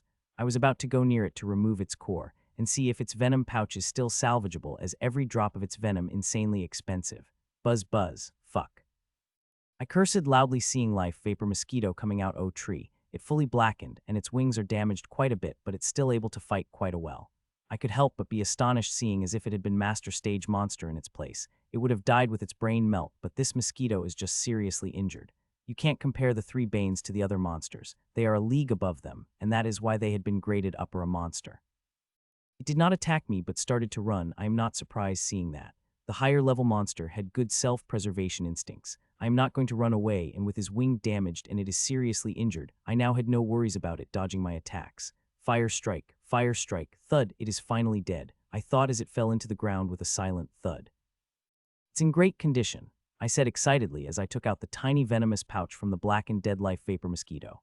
There must be 4 to 5 drops of venom inside it. As I placed the pouch in the small bottle carefully, the price life vapor mosquito is insanely expensive and could be compared to the drop of daffodil bees honey that I have. These few drops will sell even more expensive seeing they are from Sergeant Stage Monster, and honey I have is made by is Corporal Stage daffodil bees. The reason the venom of life vapor mosquito, because it is the thing which burns the life force. I had never any venom could do that before hearing about life vapor mosquito. It is also the thing which Jim had given special start in his list, means it is very important. After storing the Int's venom pouch, I took it to Corporal, which would only fetch 3 or maybe 4 time price master stage monster, seeing it is from upper a grade monster. It gets a good price, but compares to venom it is nothing. It may be not much in price compared to its venom, but to me, it is more precious. It is a core upper A monster which has more dense and powerful energy in its core than that of the master stage. When I get enough control over berserk energy, I will eat it and see how dense berserk energy it have. The Corporal Stage Life Vapor Mosquito completely turned to ash as I touched it, except for its core. Nothing had survived. I resumed my journey after storing everything in my storage. On the journey to the boundary of Region 6, only Stone Forest are as dangerous as it had both master and specialist stage monsters. As long as I cross this stone forest, my whole journey will be uneventful till I reach the boundary. Time passed by. As I traveled through the stone forest, I've come across many specialist stage monsters which I killed with a single shot of mine. As master stage monster, I did not touch them as engaging with them only going to waste my precious time. It's not that I did not kill any master stage monsters. I had killed them and even ran away from them. Just when I was about to get out of the store forest, a peak-level master stage monster started to chase after me. If not for me having unlimed mana, I would have definitely got seriously injured. After getting out of the stone forest, the rest of the journey was quite simple, except for the minor glitch. There had been a team of 4 led by mid-specialist stage evolver tried to rob me, but they were all dead by my special bolt before they even knew it. They had come to rob me, but I robbed them instead as I took all the good things their dead self had. Boundary, I said with a sigh as I saw many people hurried to pass through it. No one is an idiot, and those who got the same intelligence as me should have though plans similar to as it is most viable and efficient. Cross as many as region you can before restriction loosen, and if they able to reach the region 8 by luck, then their half the journey is already completed. Dub dub dub. Without waiting, I also passed thought boundary, and when I reached the other side, I was in a heavy downpour of rain. The good news is that it's a day, and not night, otherwise it would have held to identify my location. Region 7 completely filled with the rainforests, and there is always some amount of rain. It is a good thing that I am very much dry due to several layers of protection. I walk round in the rain for 10 minutes to find the tallest tree. After finding the tree is tall enough to serve my purpose, I climb on top of it. After climbing when I look around, I became quite frustrated. I can't see through this fucking rain clear. I had to spend 15 minutes on the treetop, bearing the onslaught of heavy to gain the idea of where I am. It is both good news and bad news. The bad news is I am knee-deep in the master stage monsters territory, and to get out of it, I will need 7 to 8 hours seeing heavy rain, and by that restriction will completely loosen. If I am still in this territory by that time, and come across newly leveled up Lieutenant Stage Monster, then it will be my end. There's also good news that I am really close to the boundary of Region 7. As long as I cross it, I will be able to enter the Region 8, and it will take me around the same time. I am calling the second choice as good news, but it can very well turn into very bad news, as by the time I cross the boundary, I will have a maximum hour of time before restrictions loosen, and after crossing the boundary. If I again transported to Master Stage Monsters territory, as I had just now, then it will surely be my end.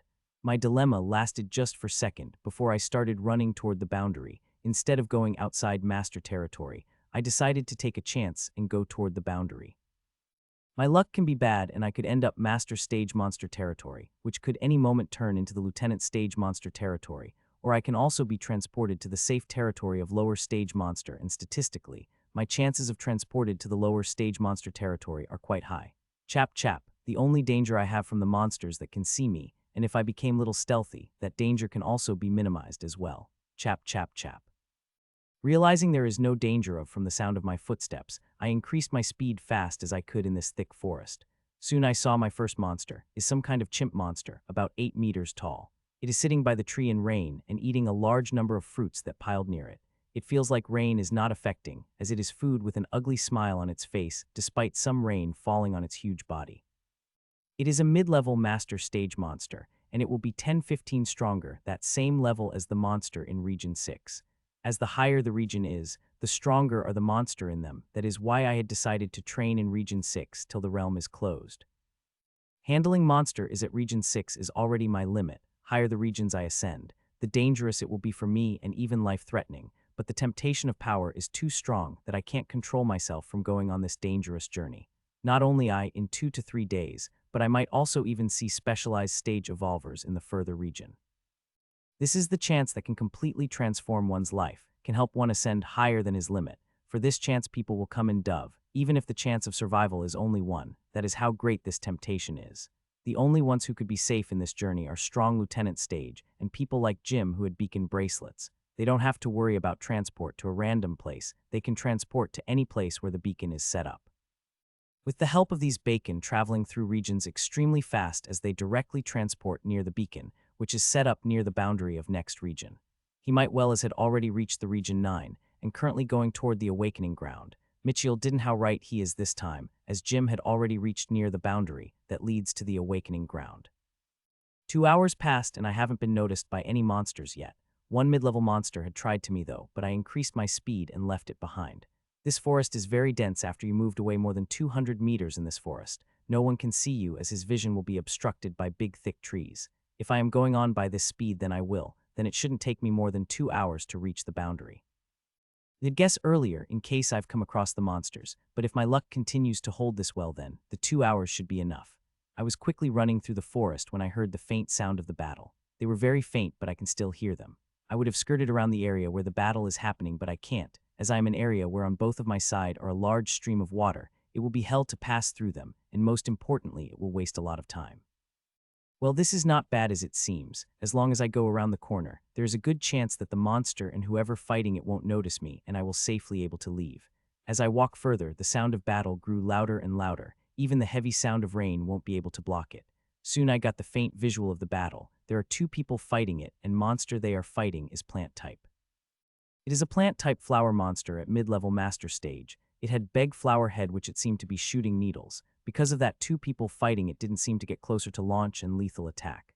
They have a few long range skills but they are not able to harm much. If it was any other same level monster is in it steady, they would have injured it heavily, but the vitality of plant type monster is too high. One had to kill it in a single strike.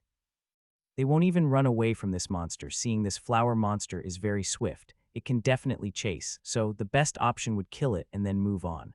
I stopped suddenly. I know them both of them and we can even be considered a friend. They were Billy and Nigel. Both of them used to live in the same apartment building as me. We can be considered friends as they many times gave me tips when I was training, and one time they even saved me when I was chased by the monster in my first days of adventuring. Last time I saw them more than a year ago. Both of them were at initial corporal stage, but now both of them are at the peak level of sergeant stage and were able to fight equal term with mid-level master stage monster. I would have gone on my way seeing it mid-stage monster, but I stooped remembering how many times they had helped me and my fire ability is a nemesis of plant-type monsters. My fire strike would work quite well against it. Sighing, I moved toward the good spot to launch the attack. I hope to finish the fight in a minute or 2. I don't think my fire strike is powerful enough to kill this mid-level master monster, but my attack can injure and distract it enough to give 2 of them the chance of getting close to it and kill them off. Fire strike, fire strike, fire strike, grrrr. I climbed on the tree to get a perfect aim at the monster and launched 3 special bolts of fire strike at flower monster. My sudden attack both surprised the monster and 2 people fighting it. The monster screamed loudly and launched its needle attack at me, while 2 people below used this chance to attack the monster. Billy and Nigel did not waste time knowing who attacked the monster. Seeing I did attack the monster means I had no ill will toward them and they focused on killing the monsters. As for the needles that monster had shot toward it completely missed as I jumped from my location after launching the attack. Fire strike, fire strike. I again launched 5 special bolt of the fire strike to aid the Billy and Nigel as monster about to launch its attack on them. I have to say, this plant-type monster is extremely tenside. In just a few seconds its body showered with more than 20 powerful attacks, but every it got healed in a few seconds. These plant-type monsters have terrifying vitality. If you don't have the power to kill them in one stroke, you better don't fight it as it will take hours to whittle away all of its vitality. Seeing mana in my body is nearly finished, I took out another peak-level specialist stage core from my pocket ate it. This is the 3rd monster core I ate today. The first one I ate when I left the volcano. the second one I ate an hour after I killed 2 life vapor mosquitoes, and third one now. All of them were peak specialist stage cores. They lasted for quite a while, and I am perfectly able to control its melting speed, and the berserk energy is released. I now have no problem controlling the specialist core. From tomorrow, I will try the corporal stage core and see at how many levels I was able to control it. If it too much, I will come back to specialist core and practice with for few more days, and if it is fine then I will get my mana with converting corporal stage berserk energy. I may seem quite carefree eating monster cores, but I am extremely careful about it. I keep a very close eye on it, how it affecting my ability and my body. It hadn't been a full day since I started my experiment with berserk energy if I didn't count being force-fed one, but I haven't seen its effect. Berserk energy is rampant and uncontrollable, but it is also one of the best to refine one's body and source, as this is the reason why monsters' bodies and abilities so strong. With time, this berserk energy not only will make my body stronger, but it will also give my ability a berserk nature which will make it very lethal. The only side effect is that one day if it went out of control, it will blast me like a balloon. So as long as I kept eating the monster core, I will also have to keep making new seals of supreme combat exercise, for it keeps successfully fusing with my body and source without any side effects. As long as I care for these things, I don't think I will have any problem with exploding like a balloon. Slice. With the powerful swing of his saber, Billy had finally cut the flowery head of Flower Monster. The battle may look it took too long, but it is finished in less than 2 minutes. It's okay, I said and came out of hiding. As they saw my face, both left dumbstruck as they wouldn't believe it was me, Mitchiel. Both of them shouted in unison, "You guys should leave this area. It's going to get very, very dangerous," I said and about to leave. I have already wasted a few minutes. I don't want to waste any more time. Mitchiel, wait, said Billy hastily as I activated my strength and speed type skill again to leave. You are going toward the awakening ground, said Billy as I stopped. This time it's my time to be dumbstruck. I thought I will take 2 days at least to spread this news across the realm, but seemed like I was wrong. You guys knew about it? I asked in surprise. Yes, we coincidentally come across Nigel's old friend, he informed us. We were just going toward the spatial boundary, but this fucking monster attacked us out nowhere and was quite clingy, so we had no choice but fight it, said Billy. Let's not waste any time then, I said and started running, and they both ran beside me. So do you think what they said about the awakening ground it's true? Ask Nigel. He rarely spoke, and whenever I see him, a small amount of pity reflected in my eyes for this poor guy. He rejected in public by his crush and then badly beaten by it. Although he seemed recovered from that incident, such incidents surely would have left a scar on his heart. I think it is real, I said, and they started explaining to them what Jim had said as their friend to seem to have told them and only a bit about it. Fuck this real, Sam only told us that Awakening Ground had an amazing chance, and if we are able to pass the test and get that chance we'll receive power beyond our imagination, said Billy. Few minutes passed silently as they were in deep thought and thinking about what I said before quite Nigel asked the question again. This time eagerness could be heard in his voice. Do you know what is this rule power is? I shook my head hearing that question. I am already very confused, and whenever I try to think about it, I became even more confused. I would have asked more to Jim what is the power of rule, which he talked about, but he left before I could let a word out of my mouth. Time passed by as we swiftly ran toward the boundary, and rain gave us safe passage for any monster. The hour passed silently, as if nothing major happened. Then we should be able to reach the boundary within an hour.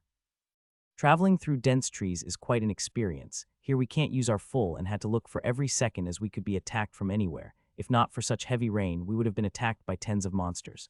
Thank God, no monster had attacked us. If going on this speed we will reach the boundary less than an hour, said Billy. Hun, just as he said that we heard the sound behind us, only to find Red Snake made of vine coming toward us speedily. Fuck. I cursed internally and look at Billy angrily. Not only I, but Nigel also looking at him angrily. Why did he have to open his mouth about not coming across any monsters? Now we have come across one, and this is Peak Master Stage. Fur. We ran with all our might, seeing the Peak Master Stage vine snake behind us. I even started using fire jets as a brake to avoid the trees. It was great luck that this vine snake did not seem to have any long-range abilities, otherwise we would be in deep shit. When I looked back again, noticed something. I was wrong about my earlier and thanked God for the said. This red fog vine snake is released poison fog from its pores which sped quite speedily. We were lucky that there was heavy rain which is diffusing all the poison, or else we would be lying in the mud poisoned, ready to be devoured by that snake. Hurry, I kept thinking in my mind as I used me to run away, as vine snake is coming closer and closer. It is a great idea to use fire jets as speed breaker. It helps me speedily avoid trees, also gave me force to jump sideways. Sometimes the trees became even think. I didn't run but joining zigzag fashion. I would have really liked to climb the trees and running on them, but it is very dangerous. Any master stage flying monster could fly down and scoop me in its talons before I know it. Shar, the vine snake again, made a frustrated sound as it was not able to catch us. It had been chasing us for quite some time, but did not able to catch us, and it is making it frustrated. It many times tried to lunge at us, but failed due to obstruction from the trees, the dense trees that obstruct us from using our full speed and had been protecting us from its lunges. Its speed did not change no matter how many trees come across its way. It will fluidly move its body around the trees. The reason it had failed to catch us because speed is not the vine snake forte. If we're another strong peak-level master stage monster, it would have caught us by now. Nigel and Billy are running not far away from me. I can see their glimpses in the tree. Their speed is the same level, as the only difference is that I am using my fire jets to control my speed while both doing on their own. They are controlling their speed type so efficiently that no tree could obstruct them. This is due to their experience. I couldn't help but sigh seeing them. Everyone has their own way. I'm using my ability while they are using their experience and reflexes they had trained in years of training. Efficiency-wise, my way is better, as despite being a stage lower than them, my speed isn't lower than them. Half an hour has passed since the vine snake is following us, and by our speed, we should be very close to the spatial boundary. I would have seen it from the distance if not for rain clouding my vision. The chasing of the vine snake is not a bad thing. This half hour of the chase we had come across many monsters, and due to this big bad snake chasing us, so we could be stealthy, but it was not the bad thing. As whichever monster comes across us didn't dare to attack us, seeing it is peak master stage monster that is following us. Even those peak master monster didn't attack, seeing we are passing by just a few meters from it. Good, came out of my mouth as I spotted the blurry layer of the spatial boundary. Seeing that I increased my speed again, it will take a maximum of 2 minutes to cross the spatial boundary. The snake behind me started to increase its speed, but did not able to catch as we inched closer to the spatial boundary. I ran and ran, getting more and more excited every second. The adrenaline in my body is high, and a big smile formed on my face as I saw spatial boundary a few meters in front of me. See you in the awakening ground, I said to both Billy and Nigel, who are not far away from me, and jumped toward the spatial boundary. Fook. My vision blurred as I passed through the spatial boundary, and when I opened my eyes, I find myself mid-air, seeing that I couldn't help myself from cursing. Fuck, I cursed loudly as I saw myself falling down. I thought I would be transported to the hard ground, but my luck was so bad that I am transported in the mid-air, and a quite high at that. I am falling down at high speed. I am definitely going into a crash into the hill below, and my survival would not be guaranteed despite my full night grade gear, and defensive skill is activated. Normally people transported to the ground, but this time my luck was really bad that I directly transported mid-air. I became one of those very unlucky people who transported mid-air. Usually it happened very less. It did not happen 1/10,000, but sometimes people just transported mid-air, and unlucky ones like me transported very high. Even if they have many layers of protection, they will still die after falling from this high. I calmed myself down forceful and started to think about the ways to get out of this predicament, and I found a way pretty soon. I would have thought of it before if not for being panicked over falling. Sky steps. I activated the sky steps and decreased my speed in the sky. Thank God I had my strengthening skill activated, otherwise my knee would have been cracked by the force I've been falling from above. After stabilizing myself, I started to jump down with the help of sky steps. While jumping down, I take a look below. Region 8 is his hilly area. Wherever I look from above, all I see verdant hills of various sizes. As I am going down, I open the map on my HoloWatch to see the map. Currently, I am in the best position to see my location, as I can see the whole Region 8 from this high canvas hill range. This is my location. It is a territory where specialist stage and corporal stage monsters reside.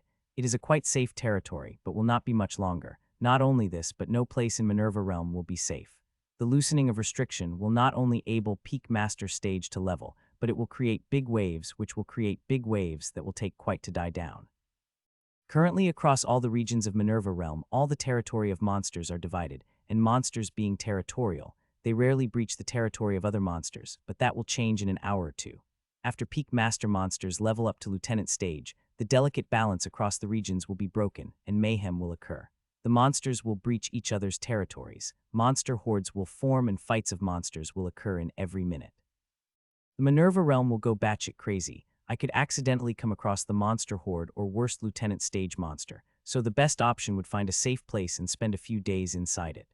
I will not have to wait that long, as currently as I descending the gates of Manurva realm once again had opened, and people would have started to pour in, and in what numbers they would come, that I can't even imagine. Now I just have to wait for a few days and let the waves of people that came and kill the monsters, as I knew very well with restrictions loosened tens of thousands of evolvers will pour in, both young and old. They will be enough to handle these newly evolved. Roar, crrrry. It had started. As I started to descend down, I started to hear faint voices of the monsters. The mayhem had already started and will soon spread across the whole region. I will soon have to find a safe place to hide, otherwise I will surely get caught up in this mayhem. There is still time though. I will have about an hour before the mayhem start, and to reach it where I am, it will take a few hours, I thought. While descending, a thought bloomed in my mind. It is about the sky steps. Sky steps is an amazing skill which can help one walk on the air, but it had two major weaknesses.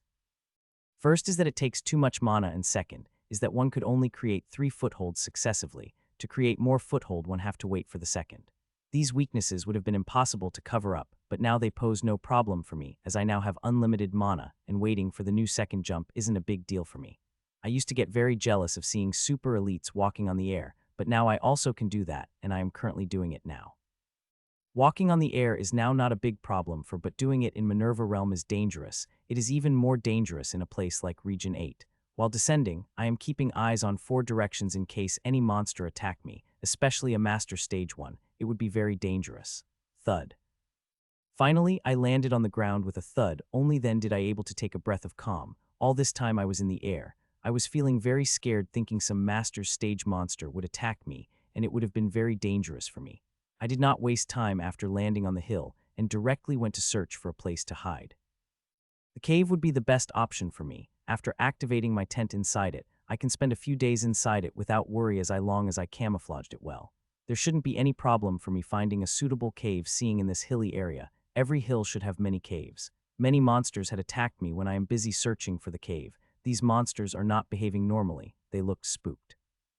Seeing me, they are either attacking me or fleeing from me. They must have sensed that the great change is coming, and that must have spooked them quite well. Soon I found the cave, and for this cave, I didn't have to kill any monster since it is empty, and looking at its condition, it looked like no monster had been inside it for months. I cleaned the cave with record speed and opened my tent inside it, not only that I had activated its maximum security mode and camouflaged function.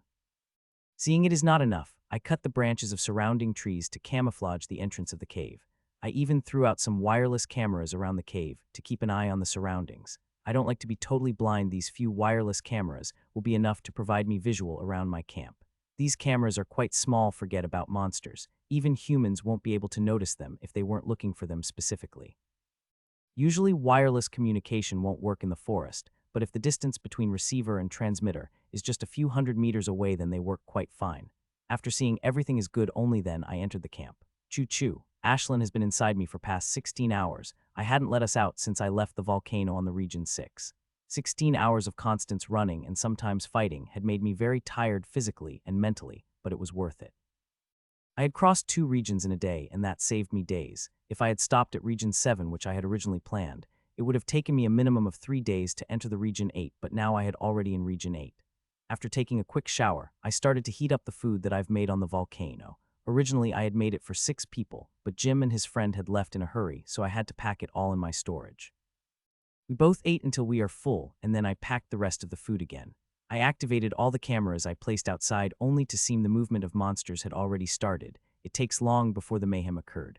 I closed all the camera windows after checking everything. My camp is well hidden and already activated all the alarms, so I will know if any lieutenant stage monster appeared in the vicinity. After seeing all the arrangements are perfect, I laid my tired body on the bed and fell asleep in a minute. When I woke up, I found I had slept for 13 hours. The first thing I did was to look at footage from cameras I placed outside. As expected, there were 6 cameras I placed on a different location around the camp. Of the 6 footages, only 1 is normal, while on the other 5, there is some kind of movement is going on. On the 2 cameras, monsters could be seen fleeing, while on the other 2 monsters could be seen fighting. The most interesting is the last footage, on which I can see as monsters are grouping together. They are on the way to form a horde. It is as I had expected. There will be more fights as time passed on, and bigger hordes would also be formed by monsters to tackle against foreign monsters that are encroaching on their territory. After seeing what is happening now, I started to watch recorded footage of the last 13 hours in a fast-forward manner. Nothing is out of my expectation, I thought, to see the footage. Now I just have to sit tight and wait for waves of people that came. They will start arriving in Region 8 late today. Tomorrow I will see the waves of evolvers and the bloodbath they will make. After checking up everything is fine, I freshened up and take bath only to see Ashlyn is still sleeping. She will wake up automatically when she smelled the smell of the food. I did not cook lunch as we have much leftover left from yesterday. I just hated the leftovers. In the storage, the food really lasts long, 4 to 5 times compared to outside. Choo choo. I heard Ashlyn chirp when I was just about to finish heating the food. I knew she would wake up after smelling the food, and she did. After finishing dinner, I watched the footage for some time before taking out books from my storage. I am not going to leave my tent for 2 days at least, and what better way to spend the time than reading the book? Although this is all, I am not going to that, but reading a book is the best choice after eating lunch. This is Totem Blueprint books I had bound in my night grade storage. I had only read for a few hours and did not able to finish it. Now that I have time, I decided to go over it. I may not understand it fully, but I will sure get basic of it. As I started to read the book, I saw that the author not only explains the construction of runes clearly, he also explains what materials suit which runes. The author explains the whole totem making process step by step that even an idiot can make a totem after following the simple process written by the author. Every book represents different totem blueprint, and if I am able to reach the lieutenant stage someday, then I am definitely going to choose the totem blueprint from these 103 books to make my totem. When I am thinking about totem blueprint, my mind wandered to the totem. In this my few days in the Manurva realm, I had already collected half the money which I will need for buying a lieutenant stage totem, which is the lowest grade. I have seen Jill and her brother fighting with their totem artifacts, and enhancement it provides is not low level, and even mid-level night grade artifact could provide. I also wanted to buy the totem artifact before coming to Manurva realm, and even one time I was even ready to sell the mana cores I have, but I controlled myself from not buying it, thinking I am going in Manurva realm in search for the challenge that could help me level up. If I had brought the totem artifact, then there is no meaning searching for the challenge, as it will only increase my power and will not help me in leveling up, but now I am totally regretting it. Jill had told me to buy one and even willing to lend me some money in buying it, though I wouldn't have needed her money if I was willing to sell the refined mana core I have. It would have made my journey to the awakening ground a lot easier if I had the totem artifact with me. It took me half a day roughly to finish reading the book, though I only understood very little, especially the runic part. It is enough for me. This book gave me quite a good idea on what actually is totem artifact and what type of things I will need expectation. Reading it, one thing sure startled me is that thing it is mentioned are a level above the list of totem making material. If I want to construct totem according to this standard, then I will have to work very hard to find the materials. Seeing all the cameras showing is within my expectation and no danger is approaching, I moved on the second thing I decided to do for today. I stood in the center of a tent where there is space big enough for me to the exercise. I stretch my body as to prepare myself to do Windslayer combat styles exercise I haven't done ever since I had leveled up. The instructor had said that once we created enough seals and our body is strong enough, we stop feeling the resistance from the exercise, and from that day, we won't have to perform this exercise again. I really want to see if my 17 seals are enough for me to stop feeling the resistance of the Windslayer combat style. I started on the floor. First I didn't feel anything as it took time to build up the resistance, but as more times passed I didn't feel anything. Normally if I do it perfectly then in 30 to 40 seconds, but it been a minute but I did not feel anything. I turned very happy seeing that. This means I had finally created enough seals that I won't have to do this exercise anymore. I was about to stop when I felt a slight resistance. I first thought it might be my muscle that is aching up, but I still decided to continue with my exercise. Thinking if this is normal muscle ache then it's fine. I will stop in a few seconds, but if this is the resistance it building then I want to see how high it is. As to keep performing the exercise, I found that the resistance is building, but it is more than 10 times slower than it used to be. When I used to perform this exercise before, I started to feel full resistance at 3rd to the 4th minute, and it will continue for 2 hours before it started to decrease, but it has been more than 5 minutes, but resistance keeps building in my body ever so slowly. Seeing that I increased the speed of my exercise, but resistance speed only increase a little, there was not much change in its speed. With this going on then it would take me half before I started to feel the resistance that I used to feel and what I thought held true. In the half hour I started to feel the peak resistance that I used to feel before, but the amazing thing is, it's still increasing at its turtle speed. I would have stopped feeling its turtle-like speed, but I wanted to see how high the resistance it can build up. Time passed and here hour had passed, and resistance had doubled, and beads of sweat started to form on my temple, but amazingly the resistance is keep building. In the past hour, I perform this exercise 3 to 5 times a week, except for when I go home. I used to do this exercise to relax and stretch my muscles. This exercise helped me a lot. It may not directly increase my speed, but it had always kept me fit and ready. That is why I kept performing this exercise whenever I have time, while those who learned this exercise stopped doing it a year ago. Another half an hour had passed, and resistance is still increasing. It's been 1/2 hour I have been performing this exercise in my body. All the clothes I am wearing became wet with sweat, as I am feeling every cell in my body is tightening, that making movement harder and harder, but it is still at the level I can keep performing the exercise. If it had been before, this would have been my limit, but since the accident that happened a few days ago, there was a change in my mentality, and my willpower has also increased. Time passed by and it has been 2 hours I had started performing the exercise. My muscles had become so tight that even moving them became difficult. Not only that, I am feeling very weak, as this exercise tends to suck all the energy of the body. To cope with this resistance, I even started to circulate the Supreme Combat exercise, but it was no avail. That resistance I am feeling circulating Supreme Combat exercise is even greater than the resistance of Wind Slayer style. So, I decided to stop circulating it and concentrated on physical exercise. 2 hours and 25 minutes had passed, and only then I felt the resistance stopped increasing. But when I happened, my speed of doing exercise slowed down to the limit that I perform an exercise at ant speed. My speed of performing exercise is very slow due to resistance being too great, but despite feeling it, I kept performing the exercise. I wanted to see how much time did this resistance can go on. Another hour has passed, but there is no change in resistance. The only change is that I became very tired and making movement became difficult, but I kept going on. I can keep performing this exercise for 15 minutes most, but after I will be too tired to continue, I thought as I was performing the exercise.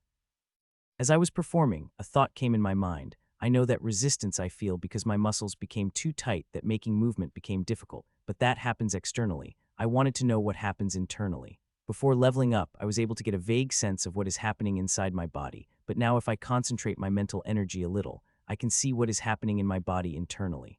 Fuck. I was doing that out of curiosity. I did not expect to find much, but when I look internally, I couldn't help but shocked and cursed loudly. When I look inside my body, I found that a type of energy coming out of my body with each movement of exercise I do, and then dive it back inside the skin.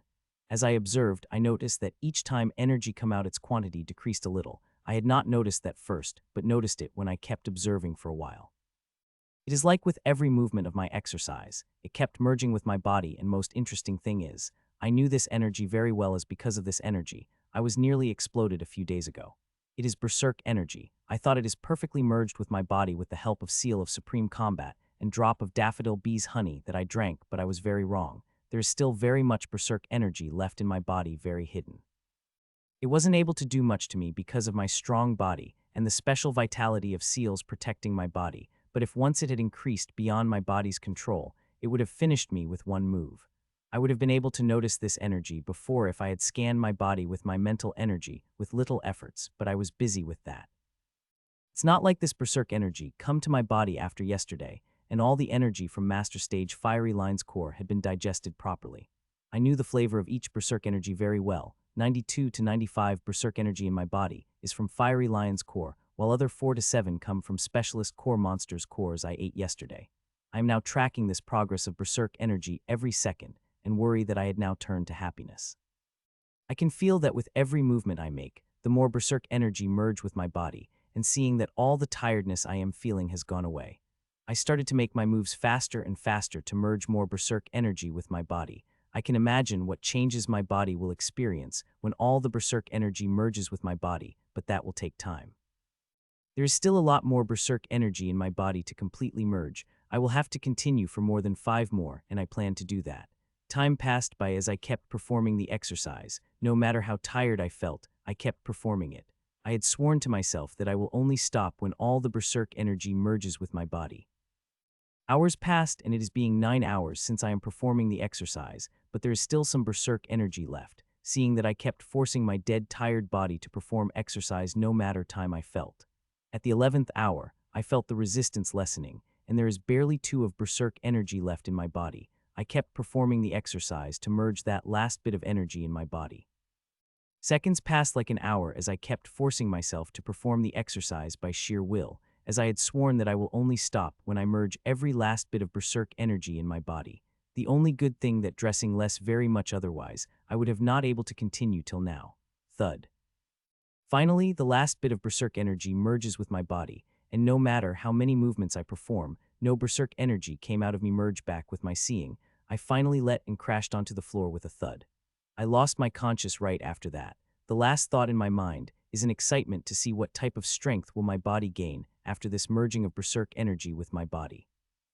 Ah, a slight scream came out of my mouth as I tried to lift my tired body, but due to the extreme soreness, I started to feel pain all over my body. Though the weakness is fading at the visible rate, and I am also feeling relieved from soreness, but it will take 10 to 15 minutes to feel normal again. This is the first time I had spent so much time doing the exercise. The most time I've ever spent on it is 4 hours, but this time it is nearly 3 times more than that. After sitting up wincingly, I carefully concentrate my mental energy and start scanning my body. If I have done this before exercise, I would have seen a lot of berserk energy hiding in every part of my body, but now it is perfectly merged with my body. Oh, while checking my body with mental energy, I noticed that there is special green energy coming out. It was in very small quantity. If not, I had concentrated all my energy on one spot, I wouldn't even be able to see it. When I followed that energy, I noticed it was moving toward my temple into the seals I had in my temple space. That is when I understood that this is a special vitality is returning back to seals, and probably only because of this energy, I was successfully able to merge the berserk energy in my body. There was a whole lot of berserk energy in my body, but now it had all been merged, and I am very excited to see what kind of changes it brought to my body. Soon enough energy returned to my body that I was able to move, and muscle pain I was feeling lessened quite a bit. The first thing I did after gaining control over my mobility is to shower. Only after washing this tiredness out of would I be able to do anything. After taking a cold shower, I stood in the center of my tent. I would have loved to go outside and see the effect of merging, but I can't do that seeing the mayhem which happening outside. I started to move my hands and feet in slow rhythm, feeling the changes that brought within them. As I moved my body parts, I found that my muscles had before very flexible. The movement which was difficult for me due to flexibility now is easier to do. The most startling change that merging brought is defense and strength of my body had increased. I had used my sword and apply enough pressure that will cut my skin lightly and draw a little blood, but to my utter surprise, there was just a slight witch line. That surprised me quite a bit. I thought I would feel more resistance than normal, but did not expect that I will only able to draw a flesh line only. Not only that when I tried punches and kick, the sound they made through air greater than previously, which means that my physical strength also increased. This is just the starting. As I kept eating and converting more monster cores, I will have more berserk energy left in my body from it. I can refine my body to make it stronger. The only thing I will have to do is create more seals of Supreme Combat Exercise, as only because of special vitality provided by the Supreme Combat Exercise is helping me successfully merge the berserk energy with the body. Otherwise, my body would have rejected refinement of the berserk energy.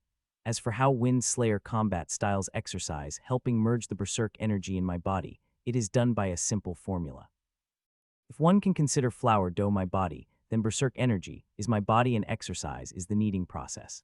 So simply what exercise does contract and deformed mine at the cell level. In this process, the cells are stretched to limit and left some gap between them, and berserk energy fit itself in those gaps. As my cells more contract deformed, the berserk energy then perfect spread equally in each cell with the help of special vitality released by seals of Supreme Combat Exercise.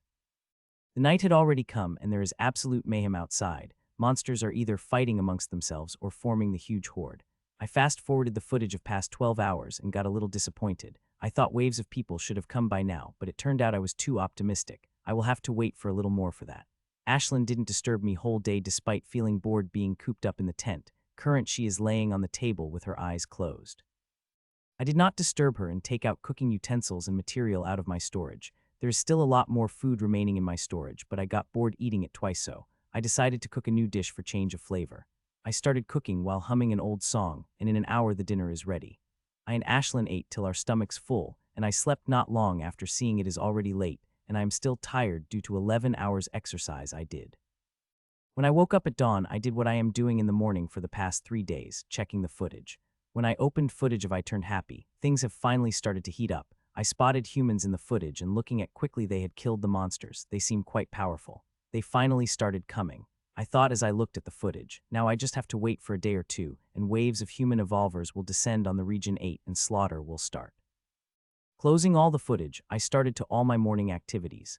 3 more days passed in succession, and it's been 4 days since I've been cooped up in my tent and did not take a step out.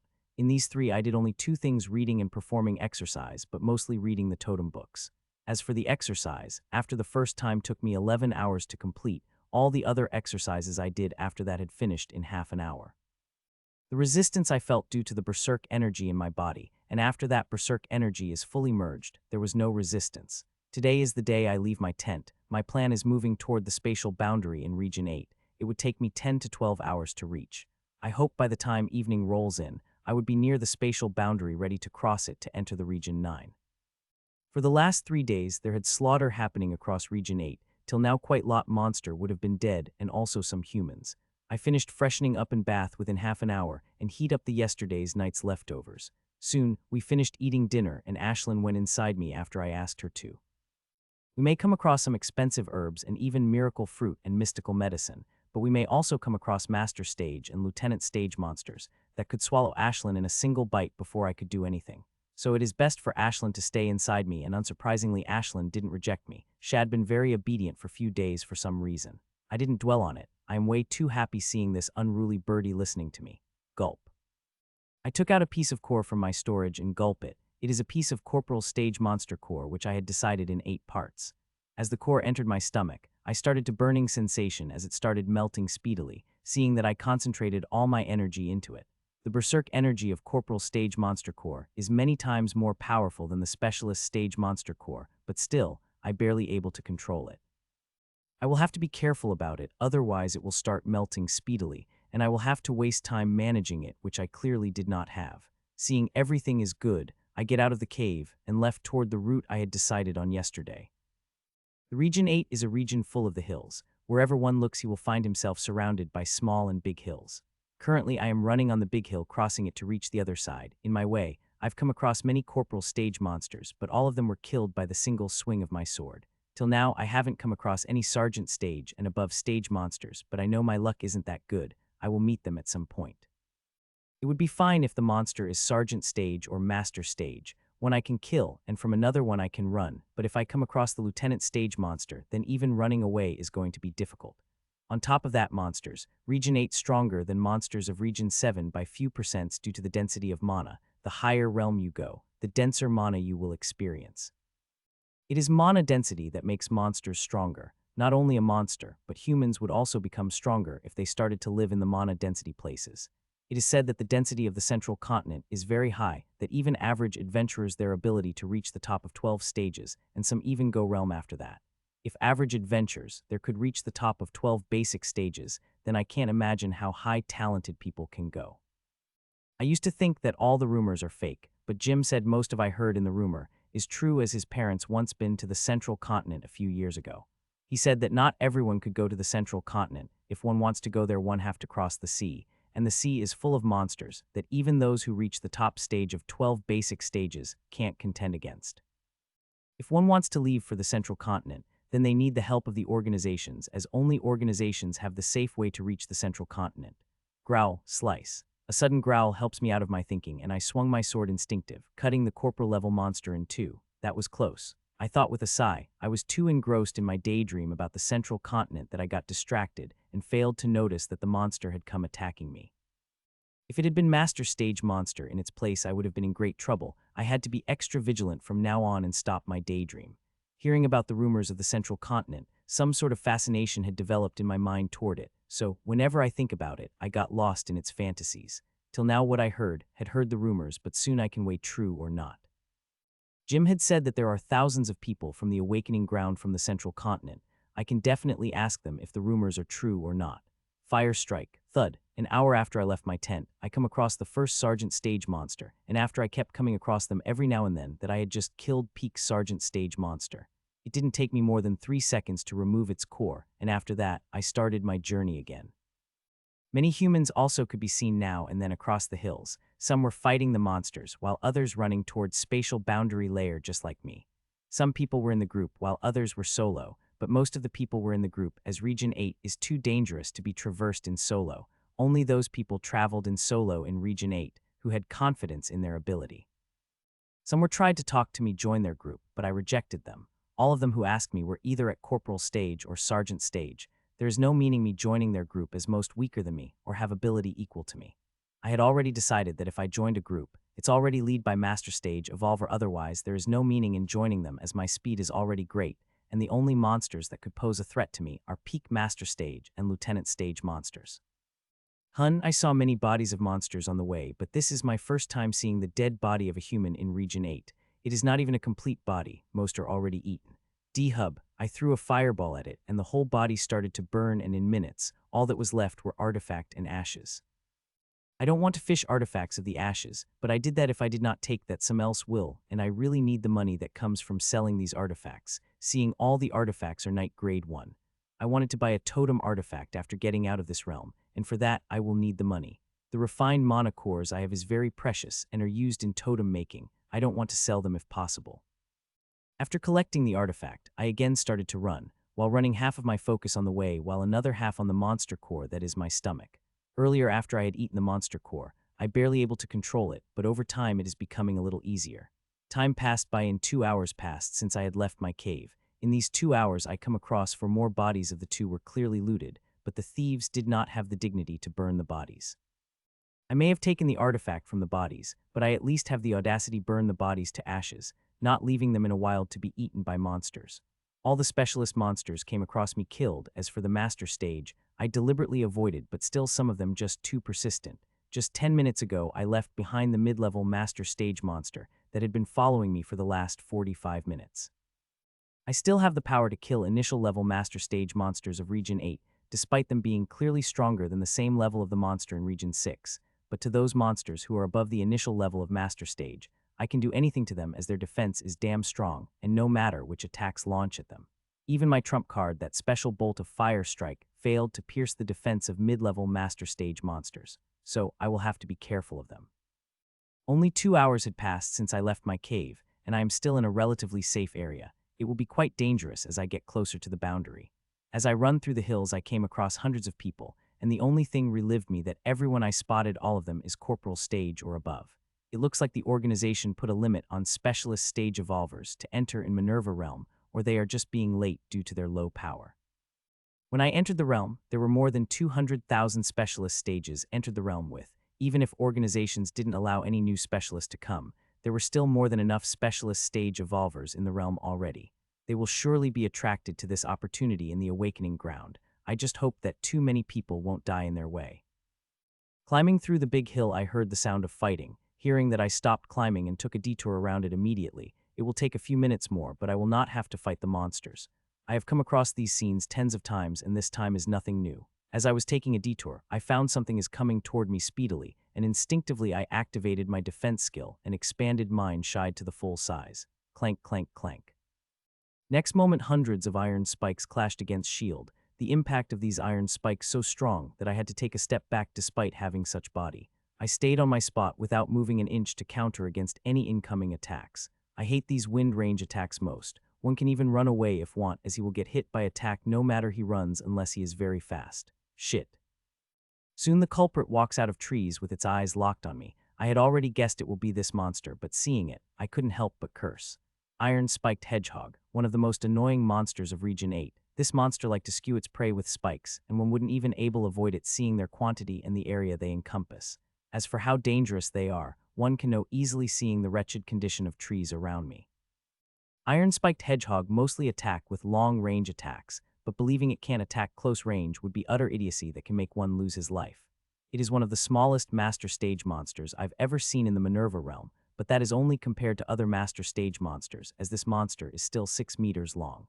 After every attack, new iron spikes produce on its skin, and whenever it sensed danger it would roll into a ball, and that time its defense would increase 3 times.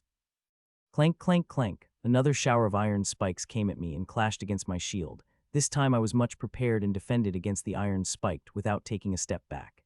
If I had experienced this attack before berserk energy merged into my body, I would have had to take at least 3 steps back, but now despite the intense shock of traveled in the body, I stood still without moving a step. My shield is expanded to full size and taking a lot of mana from me, seeing that I am not worried as currently, mana is the thing I most have. Squeal, squeal. It squealed angrily seeing both of its attack failed and moved its spike to attack me the 3rd time. I stood still on my place seeing that and did not move my shield. Iron-spiked hedgehog can attack 3 times consciously as new spikes start forming after its attack, but after attacking 3 times consecutively, the speed of forming spiked slowed considerably. That will be my time to attack. Not only will I be able to attack without worrying about the iron spikes coming at me, but after I attack and it was able to roll into a ball in time, its defense will be not as strong as its peak. Half the defense is due to those iron spikes on its skin. Clank, clank, clank. It launched and it spiked attack again, but this time it did something different. Not only it attacked me with its spikes, but it also came at me with its claws out. The master stage monsters are quite smart. This monster front of me knew that after it attacked the 3rd time, it will quite defenseless if its spike didn't hit me, so it attacked me proactively. Even if its iron-spiked attack failed, it can attack me with its claws, and that is more dangerous than its spikes, but unfortunately, it judged me wrong. Despite its good speed, it won't be able to come near me before I finished my attacks. Fire strike, fire strike, fire strike. I launched 3 special bolts of fire strike before it had crossed the half distance. Seeing 3 fire bolts coming toward it, it knew they were like threatening and rolled into the ball without thinking. Puchai, puchai, puchai. 3 special bolts of fire strike pierced through the iron armor of the monster without getting any obstructions. The only disappointing thing is that when it rolled onto the ball, the target of fire bolts shifted. Instead of attacking its head, they attacked its back. Squeeze. A long, painful squeal could be heard from its body as my 3 bolts pierced its body. These firebolts are very dangerous. Not only they pierce through the body, but as they enter inside, they released fiery heat which would burn whatever comes in its way. The fire bolts have become more dangerous after my fire ability got upgraded. Not only its temperature is raised, it even got slight sticky quality in it that makes my fire even more lethal. It had made a very big mistake rolling into the ball. Its defense may have increased this way, but it also made itself an open target, and now it had become a wooden board for me I have to hit. Fire strike, fire strike, fire strike, fire strike, fire strike. I launched 5 fire strike and all of them struck at the single point, and the next moment it stopped making a movement. 2 bolts would have been enough to kill it, but seeing iron spikes that coming out its body, thinking its defense would have been increased, I launched 5 bolts out precaution, leaving nothing to chance. Seeing it is completely dead, I moved toward it to take out its monster core. The battle may look like it had taken long, but it has finished in less than 2 minutes. While I was removing the core, I sensed 2 people coming toward me. I am surprised to see them as already sensed them watching me when I was fighting the monster, and has always been ready to defend if they decided to attack me. I calmly take out the core from the monster despite sensing 2 people behind me. Only when I removed the core out of monster body did I look at them. They were 2 people, a girl and a boy. Both of them looked about 2 years older than me. They both at the initial stage of the master stage, and from the sound I heard earlier are likely from them. Friend, you are very good to be able to kill the master stage monster at being Corporal stage, said the boy in a jovial tone. I am Kieran and this is my friend Jenna. He introduced himself and the girl beside him. Mitchiel, I replied. Mitchiel, I am sure you would also going toward the boundary. We were wondering if you came with us. With you with us, I don't think we will have to fear anything but lieutenant stage monsters, he said. Okay, I replied, what he said true. With 3 of us, we won't have to fear any master stage monster, and looking at the Glass Knight's emblem and purple star Mac below it, clearly shows they are elite of Glass Knight. With their power, they will able to kill initial and mid-level master stage monster, and with the power of 3 of us, we can even contend against the peak master stage monster. The only monster which can harm us is a lieutenant stage, but they are very few in the region as only a few days ago restriction is lifted, so there is a very tiny chance of coming across it, and we really do come across it, then it is our bad luck. Let's not waste time then, said Kieran, and 3 of us started to run toward the boundary. As we started running, I had to use my full speed just to match their speed. I had to use my speed skill with the limit and the strengthening skill which gave a boost to my speed, only then I was able to barely maintain speed as theirs. I like the challenges, and I am quite enjoying to push myself to the limit just to run the same speed as them. As we ran through the hills, many monsters came on our way, but they all got killed. Just after a half hour later, we came across the group of 7 master stage monsters, with mid-level master stage monster as their leader, but the whole group of monster is finished by us within 30 seconds. Both of them quite powerful, being elite of their organization and are very experienced, so we keep running toward our destination, cutting every obstruction that came in our way. Mitchiel, were you already in the realm or came in with after the announcement is made? Asked Kieran while we were running. This is first time Kieran had spoken after he asked to join their group. I was in the realm. I replied, you guys, I asked back. We were outside and entered the realm after our organization informed us of the awakening ground. He replied, his voice is full of hope when he said the word, awakening ground. How do the organizations informed you about this awakening ground? I asked I so wanted to know about how the organizations this news outside, but didn't ask as that doesn't seem quite right, seeing as we are quite unfamiliar with each other. But now Kieran had launched this topic. Now I can ask them without worry. Oh, they asked us to come to the branch wherever we are through emergency communication, and explain that there is awakening ground opened in Manurva realm, and whoever able to grasp this opportunity will be made super elite no matter the cost. Well, looks like they didn't announce the whole detail about the awakening ground, but they didn't have to as they had put the treat of super elite in front of the. The super elite are completely different. They are very powerful, and each and every person who entered the organization have dreamed of becoming one, but the conditions are very that barely 1 in 10,000 able to become one. So when their organization dangled the treat of super elite in front of them, they readily agreed to enter the realm without thinking how dangerous that journey is going to be. All of us went mad hearing this, and above 90% of people from Corporal to Lieutenant stage chose to go to this awakening ground. They even offered this specialist stage one condition: they have to take a test first. Only those who pass the test would be able to enter the real. I heard that the test is super hard, said Kieran. It was good that they only letting in the strong specialist stage, evolve or other there would be a clear slaughter of them after they entered region 6 and up. They didn't announce it to the adventurer. I asked casually. I really wanted to know if the organization announced this popularity and how the normal adventurers reacted to it. They did, in fact. They posted all to all the adventurers' paradise buildings across the con. Ruar. He is about to finish this sentence when heard roar abruptly. It was so loud and full of might that hair on all my body stood up. Without thinking, all three of changed the direction, ran toward the opposite direction, wanting to get away from the monster that made this roar. That roar is definitely not from Master Stage Monster. It is definitely from Lieutenant Stage Monster. Where are you running? We heard a feminine voice asking a question, and the next moment a 20-meter-long monster crashed in front of us. We were horrified seeing this. We are not horrified seeing the Lieutenant Monster, but the gruesome injuries on Lieutenant Grade Monster, and next moment, a cute girl about 15 years walked out of the forest holding lance that is too big for her size.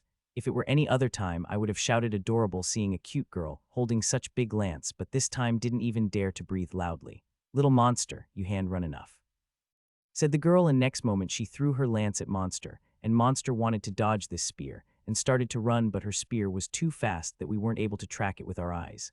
Puchai, thud, we only heard the sound, lance piercing the Lieutenant Stage Monster head, and next moment the monster fell down with a thud. We look at the 15-year girl in wonder as she was able to kill the Lieutenant Stage Monsters, but soon our expression turned that of absolute shock and thought that the monster is not the beast that is lying dead but the little girl who had killed the monster. Specialist stage. This 15-year girl is just specialist stage and an initial level at that. How is this possible? Spoke Jenna stutteringly. This is the first time I hear Jenna spoke, but I count care less about that as I am watching that 15-year monsters take out the lance out of the monster's head. Lily, why do you kill this poor defenseless monster? Another voice rang and out, and next moment, I saw an extremely beautiful girl appeared next to a cute girl. Lily, why do you have to kill this poor defenseless monster? Another voice rang and out, and next moment, I saw an extremely beautiful girl appeared next to a cute girl. She appeared so suddenly that I felt like she had been teleported. This girl is extremely beautiful and looks about my age. She is wearing a knee-length sundress. There is not the article, armor, or weapon, just elegant sundress. Looked like she not in some dangerous region, but in the park for a picnic, even though the younger girl also did not have a single artifact on her except for lance, but she look fine as she dressed in a black suit. I tried to sense the level of the beautiful girl, but there was not a single magical fluctuation coming out of her body. Sister, you saw that I just wanted it to be my ride, but it tried to eat me, so I got angry and had to kill it, said the 15-year girl cutely.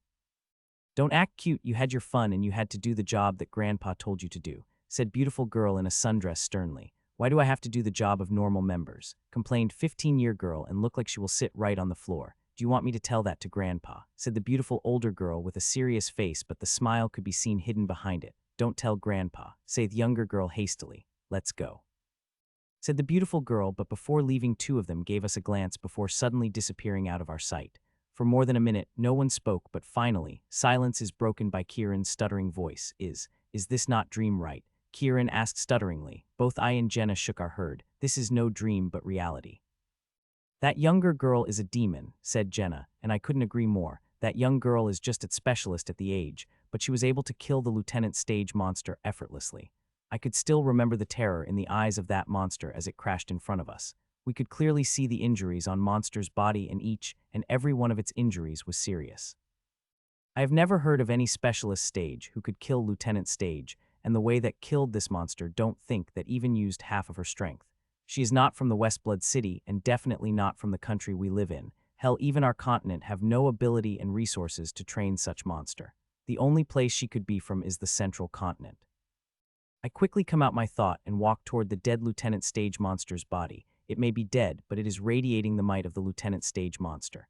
Caressing my hand on its wound, I found they are exceptionally smooth, smoother than a hot knife through butter. One can guess a lot from the wound, just seeing how smooth the wound is, and how easily it able to cut the very defensive skin of the Lieutenant Stage monster.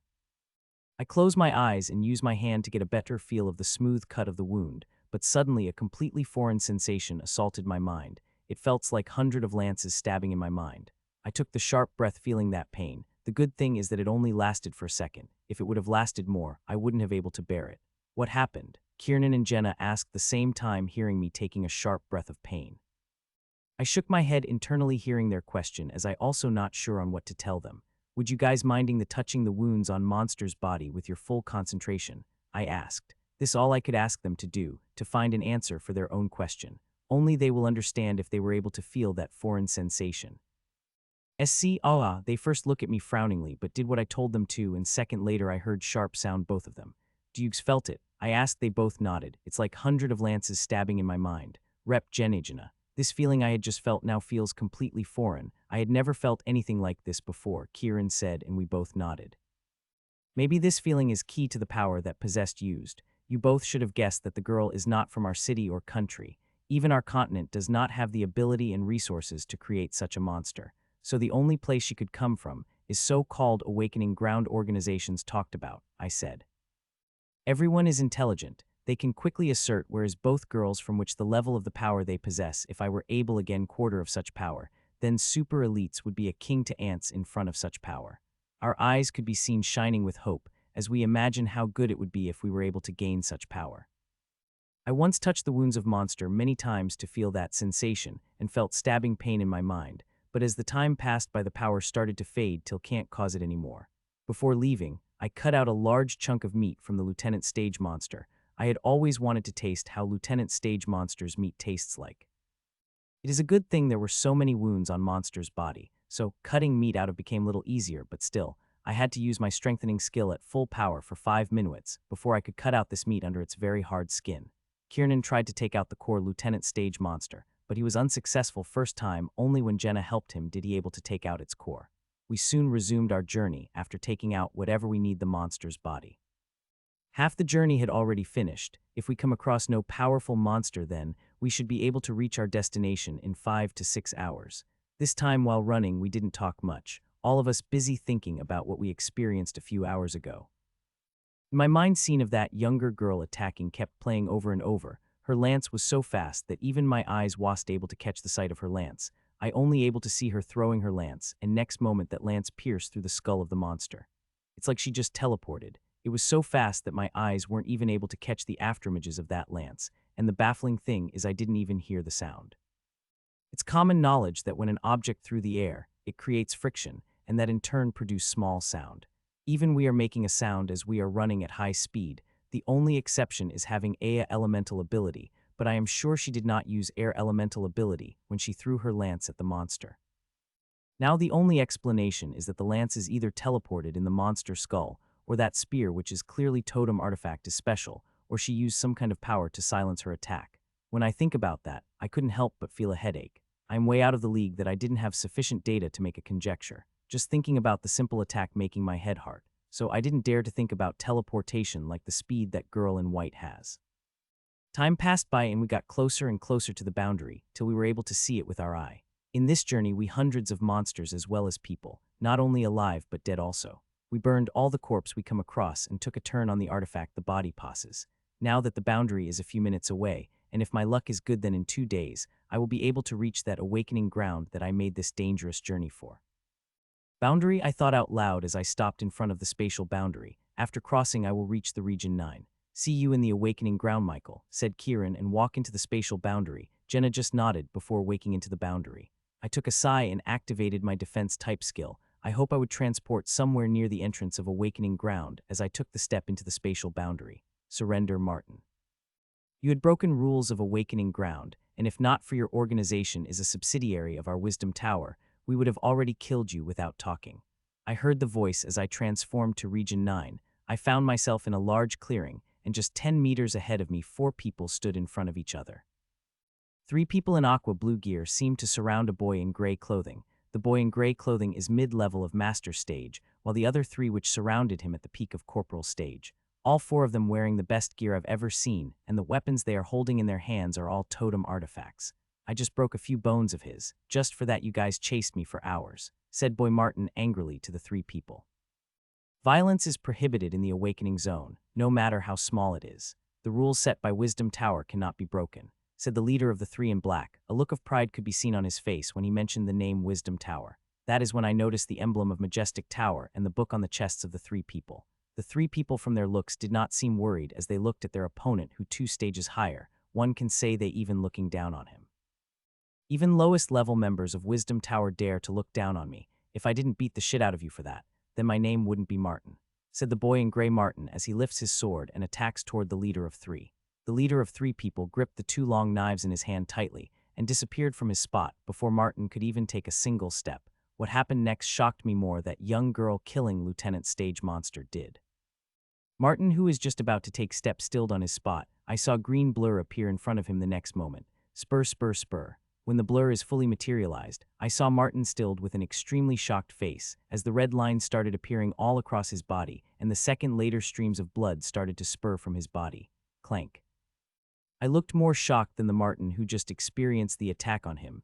The thing brought me to myself is clinking sound, and when I looked down only to see the red sword type totem artifact that Martin was holding somehow left his hand and crashed beside my feet.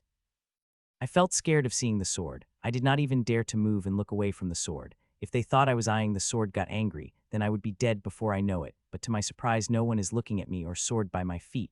All their focus is on the Martin. Even if we are lowest level members, we are still members of the supreme level organization. Finishing 100 like you won't be a problem for us, said boy in aqua blue suit in pride as they started to walk, and to my utter surprise Martin followed behind them while gulping the potion bottle. In a few seconds, all 4 of them soon disappeared from my view. What just happened? I asked myself blankly when I arrived that Martin seemed high and mighty and refused to surrender, but after taking an attack from the boy, he followed them on his. That is when I noticed that sword that left the Martin's hands is still beside my feet. I waited for a few seconds, then tentatively picked up the sword. I felt scalding hot the moment I picked it, but soon the sensation faded, but the sword still felt very warm though. This sword looked like it was made of red metal, is about 1.1 meters long, and has 4 centimeters blade with slightly curved at the edges, which made it look very delicate, but this is anything but delicate.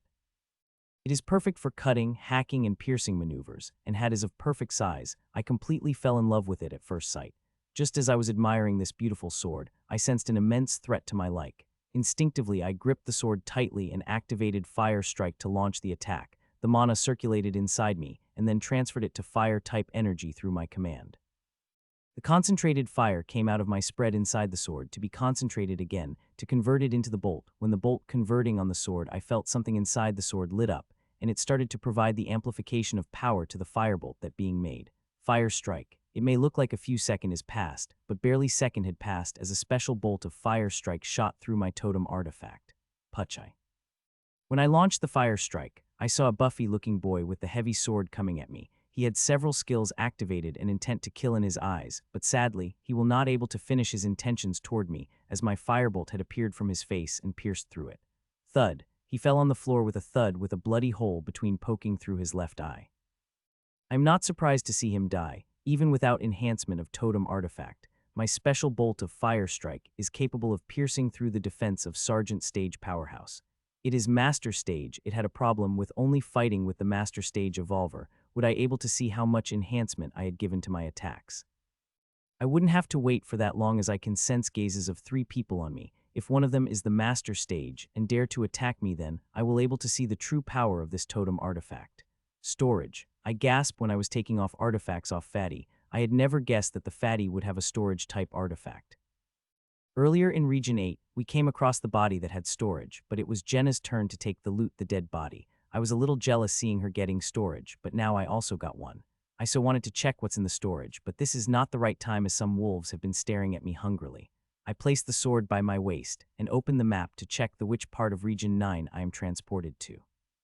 When I compare the map to my surroundings, I did not find any familiar mark which will help me identify my location. I started walking toward the north while being extremely vigilant, as I know they can attack me at any moment extremely. I so want to admire my new sword, but this is not the time. After walking for 15 minutes did I spot the familiar lake which images I had seen in the map. The entrance of the Awakening Ground is just 4 hours away from here. As long as I did not come across any Lieutenant Stage monsters, then I have no fear in Region 9, even if monsters here stronger than that of Region 8. I started to run toward the entrance, while accurately sensing I am followed behind by 3 people. I hope they attack soon, so I can test the power of my new, and I didn't have to wait for long as 5 minutes in the running. I saw 3-meter wind blade coming at me. Wind Cleave. This is Wind Cleave, a very famous wind elemental skill which is known for its lethality. It's so sharp that if this launched by Master Stage evolvers then, it will slice me into 2 parts despite me having Knight-grade armor and protection of defense type skills. I had already expected the attack, that is why shield had been ready. I had already started expanding my shield to the limit, and fed it even more mana so it could provide me with its apex defense. Thud thud thud thud. The 3-meter wind blade clashed against my shield, and I felt immense shock that I had to take several steps back to defuse the force. Other than taking steps back, that attack did not do anything to me. Soon a thin-looking boy in his 20s came out. As I sensed his power, though no wonder his wind cleave is powerful, as he is mid-level of Master Stage. He looked very shocked seeing his sneak attack wasn't able to do anything to me, but quickly controlled his expression seeing I am looking at me. Friend, if you give me tote. Fire strike, fire strike, fire strike, fire strike, fire strike, fire strike. Before he could complete his sentence, I launched 10 special bolts of fiery strike, completely sealing his any chance to escape. I knew what he wanted to say, and seeing undisguised greed in his eyes, I knew he would not be stopped till he will get this totem artifact from me, and killing me is the best option to do that. So I did not hesitate and give my all attacking him. He was a little surprised to see me attacking him before he could finish his sentence, but he quickly reacted, not only activated his defensive skills, but also activated his shield. Hun. I was surprised when I saw his blue shield, a mid-level Knight-grade artifact, I thought. Seeing the Knight-grade shield in his hand, I became even more excited. With this totem enhancement, my attacks became very stronger, even if he is Master Stage evolver my special firebolt which launched through my totem artifact, but now it is mid-level Knight-grade shield. I really want to see if my attack able breach its shield's defense or not. Putch, putch. He avoided my firebolts expertly. He did not disgrace his Master Stage, but my 2 bolts collided against his shield and stopped. Seeing that smile appeared on his face, but that smile lasted on his face for a moment, as my firebolts passed through his shield and pierced his body. Absolute shock appeared on his face, as my bolts pierced through his waist and shoulders. I thought he would collapse on the floor seeing how my firebolts melt the inside of the body, but to my utter surprise, he suddenly turned and ran away in the forest, while I kept looking at the direction he ran away dumbly. I look at him dumbly as he ran away. I thought his lust for totem artifact was too great that he will fight till last, but who would have thought that he still has some intelligence hidden behind that greed? He must have thought it would be impossible for him to take this totem artifact from me, and he might even lose his life in next attack despite having a defensive mid-level shield. Sigh. I would have been able to kill him even if he was running away, but I was too surprised to see him running away that I forgot to attack. There is no use mulling over a mistake. I thought then suddenly came to mind that 2 gazes I was feeling on me had also disappeared. They finally left. I thought the other 2 would also launch an attack in a bid for the sword, but looked like they lost a will seeing how mid-level Master Stage tucked his tail and ran away after taking an attack from me. Piercing through mid-level Knight-grade shield is a really big thing, especially as it is wielded by the Master Stage evolver. Seeing nobody is following me, I resumed running while still being vigilant, as there are many people who are expert in hiding their presence. I didn't want to let my guard down and get killed. The boy in black was really powerful. Despite having a difference of 2 stages, he had beaten his opponent before he could even take a step. The most amazing thing I found about him is his control over his weapons. He had carved tens of lines of blood across his opponent before he could even react, and those lines on blood were not threatening, as Martin seemed fine, except for being utterly shocked being defeated in a single move. To be able to have such control over his blades to carve such non-threatening like before opponent could react, he must have worked very hard. Compared to his weapon mastery, mine looked like a boy who just swings a sword without technique or skill. Hearing their conversation, I understood that the boys who were wearing aqua blue suits are from the very powerful organization, and Martin's organization is a subsidiary of that organization called Wisdom Tower. After an hour of running, I deactivate my Knight grade defense type skill. Having 3 skills activated continuously for an hour is very stressful even if I have unlimited mana. The mental energy needs to maintain 3 skills is immense. I would last for another hour if not for me, controlling the monster core and its berserk energy in my body, which I had to constantly keep, covered that monster core with my mental energy, as it would not melt quickly. If I did not do that, then I will have more berserk energy that I need, making havoc in my body. When I entered the Region 9, I had my strengthening and defense type activated, so is my Knight grade mask that made my face difficult to see, especially those who are far away from me. That is also one of the reasons that I didn't follow my attacker earlier. Even if they spread the news that I got totem artifact of people from the central continent, there will be not much effect to me as they didn't saw my face. As for the red totem artifact, there are many in the country, so as long as I didn't brandish openly before I have enough strength, then I will be fine. 2 more hours passed, and in this 2 more hours, the strongest monster I have come across is initial level master stage. I was hoping to fight against mid or peak level master stage monster, but I didn't come across any. Normally on the journey to the boundary, I come across many mid and peak level master stage monster, but now when I need for a fight, it's like they had suddenly disappeared. My journey had nearly finished. Within an hour I will reach the entrance of Awakening Ground. Another body. I said in my mind, this is the 14th body I had seen in Region 9. Most of them died by monsters' hands, but some of them died by humans. Of the 14 bodies I had seen, only 2 of them were not robbed, but in those bodies I did not find storage. I even checked the 12 already robbed bodies in case they had forgotten to check it, but no such luck. I hope this one has storage with him, I thought as I stopped near the body and started to take out all the artifacts on the body. After taking out all the artifact, I moved my hands toward the pockets, really hoping to find storage. Yes. I shouted in my mind as I found the storage in body's left pocket. I had first checked the right pocket of body, and finding it empty, I got a little disappointed and did not have much hope to find in the left pocket, as most of the people use their right pocket to keep the storage, but luckily, this one kept his storage in his left pocket. This second storage I got from the dead body. The first one was from the buffy-looking guy that I killed. I wanted to take a look at what is in storage, but stopped myself. This is not the place. I will see what's in them after I reached a safe place, I thought as I burned the body to ashes and resumed my journey. It was just 5 minutes after I looted the body when I come across the Peak Master Stage monster, and seeing me, it ran toward me speedily with its stinger pointed at me. It is Ice Venom Scorpion. I had read about these monsters. This monster is quite dangerous. Just simple touch of its stinger could kill the Master Stage Evolver. The reason it called Ice Venom Scorpion because the venom it freezes the person from inside, and it took just a few seconds for the venom to act, so I have to steer clear of its venom while fighting, otherwise I will freeze before I could do anything. Screech. It came toward me with a loud screech, seeing that I waited for it to come close. Fire strike, fire strike, fire strike. I launched 3 special bolts of the fire at the scorpion. All 3 bolts are aiming at monster's herd. Puch, puch, puch. Seeing the fire bolts coming toward it, it stopped on its track, and just when the fire bolts were about to strike its head, it moved its head at last minute, avoiding all 3 bolts. The bolts completely missed its head and pierced toward its shoulder. My bolt did not feel any obstruction as they pierced through the herd skin of Peak Master Stage monster. If I had launched this attack with my Knight Grade sword, it would have just made a scratch on it, but with the enhancement of Totem Artifact, it was easily able to pierce through it. So killing it is not a problem as long as I was able to hit its head. Then this time I will launch so many fire bolts that I will be in no condition to dodge my attacks. Screech.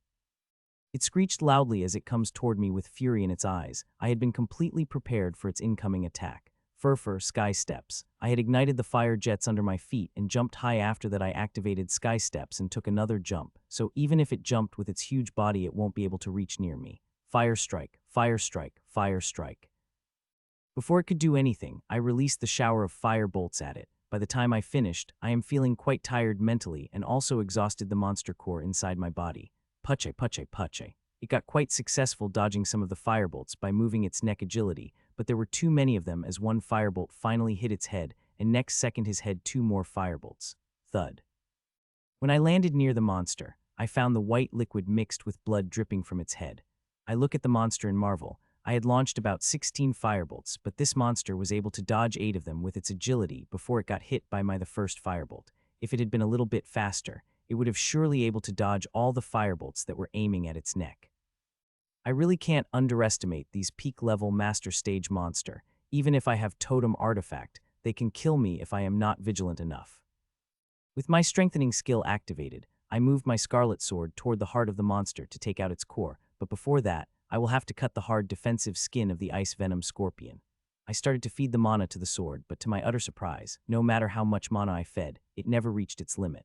Normally night-grade artifact reach their limit after you feed it enough mana, but this sword kept guzzling mana. It seemed like it had an insatiable hunger for mana. The only indication the sword showing that it is guzzling the mana that it is faintly glowing.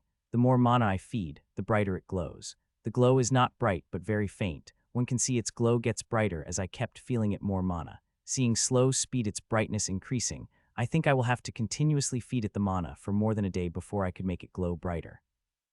Well, it's a good thing for me. If I ever accidentally ate the core which I can't handle, then I can speedily convert the berserk energy to mana and feed it to the sword. I knew that totem artifact takes a lot of mana to power up, but did not expect they need this much amount of mana. After continuously feeling it mana for 5 minutes, I stop and look at the sword excitedly. It is glowing very faintly, but I can feel its power had increased many times. Gasp. When I moved my sword to cut the defensive skin of ice venom scorpion, I was shocked to find that the sword went after initially feeling a slight obstruction, and surprising thing is I didn't apply much force on it as I should to cut the Peak Master stage monster's defensive skin. This totem artifact stronger than I thought, I said as I effortlessly took out its monster core from its heart. I resumed my journey after I collected its venom from its stinger. The venom of monsters are expensive, and many times more expensive, especially special venoms like this ice venom scorpion. The rest of the journey was pretty much uneventful as the closer I got toward the entrance, the more people I came across. When I reached near the boundary of Awakening Ground, I found thousands and thousands of people who are coming from every direction of the Region 9 entering the spatial boundary. Aspirations and dreams could be clearly seen in their eyes as they crossed the boundary. My heart also started to thumb loudly looking at the boundary. After crossing this boundary, I will come across the once-in-a-lifetime opportunity. An opportunity like this rarely come across our continent. Like the thousands of people, I came in front of the spatial boundary of the Awakening Ground and took a step inside it. Gasp. What I saw me take a gasp directly. There is a sea of tents in front of me. Thousands and thousands of tents could be seen. There must be over 100,000 tents in here, but that is not what made me gasp. What made me gasp, mountain far away which is emitting the suppression might. The mountain is very tall and seems the center of the sea of the tent. The gigantic mountain had stairs carved on it. There is not a single part of the mountain which had no stairs. On the stairs, thousands of ant-like people could be seen climbing. They are likely reaching for the palace-like structure that is at the tip of the mountain. I am very far away from the mountain, but I can still feel the majesty of it. It felt like this mountain is alive as it keeps releasing the might that seems to suppress my very soul. Thank God the suppression is very light. If it had been higher, then I wouldn't be able to walk. The night is very beautiful under light of a full moon and stars. Under this night sky, people could be seen everywhere. Not only the people in aqua blue gear could be seen making the rounds now and then. Wherever they passed, people give them space on their own. Respect, awe and envy could be seen in people's eyes whenever they looked at the people in blue gear. These people who seem to guard this place are from the same organization as the 3 people whom I come across in Region 9. Here I am on my own. Jim only said that I will able to comprehend some rule power after passing the test. This all he said. He did not explain what rule power is or what test I have to pass to gain that power. So taking a sigh, I started to walk randomly. All the people here seem to be from the central continent. From the gear they are wearing and how brazenly they are showing their totem artifact and tents which seemed even better than Jim's. All this indicates that they are from the central continent. Every now and then new people could see transported, and whoever transported seemed to come from Region 9. I have never seen anyone from the central continent people appear suddenly. They must have a stable entrance to this realm. Since I didn't know anything, I decided to listen to conversations that are happening around me. If I listened enough, I will know all I need to know. I slowed down my pace of walk and started listening to the conversation of people. As I walk, I started to pick a few things from the conversation. These people from the central continent, the same language as ours, but the accent they spoke is very different from us. It felt very exotic. I had to keep listening to their conversation for 2 hours before I could understand the reality of this realm. It turns out what Jim said is true. It's just that he provided too little information. When I connected what Jim told me and what I learned from listening to the conversations of those from the central continent, everything became crystal clear. It turns out this one of the awakening grounds of the Wisdom Tower, a supreme-level organization in the central continent. This Wisdom Tower is one of the strongest organizations in the central continent and is neutral in nature. People of Wisdom Tower always remain neutral, but they are benevolent and does not discriminate in their teaching, as long as it does not involve their secrets. This awakening ground is King Grade Awakening Ground, also the highest stage Wisdom Tower, opened for general public, and Wisdom Tower rarely open their kind Grade Awakening Ground to the general public. They seem to be in awe whenever they talk about this king-level awakening ground, but at the same time also very anxious as it very hard passes its test. The test is very simple. One just have to climb the mountain and reach the top, and one will get the chance to comprehend the power of the rule, but climbing the mountain is not a simple thing. The test is so hard that only 4 to 5 people out of 1,000 people able to pass. The test is tested one's mental and physical fortitude. One stage did not affect the result, as they will bear pressure according to their level. When I heard that, I got very startled. If this test for so difficult for them, that only 5 people of 1,000 can pass, then it will be near impossible for us.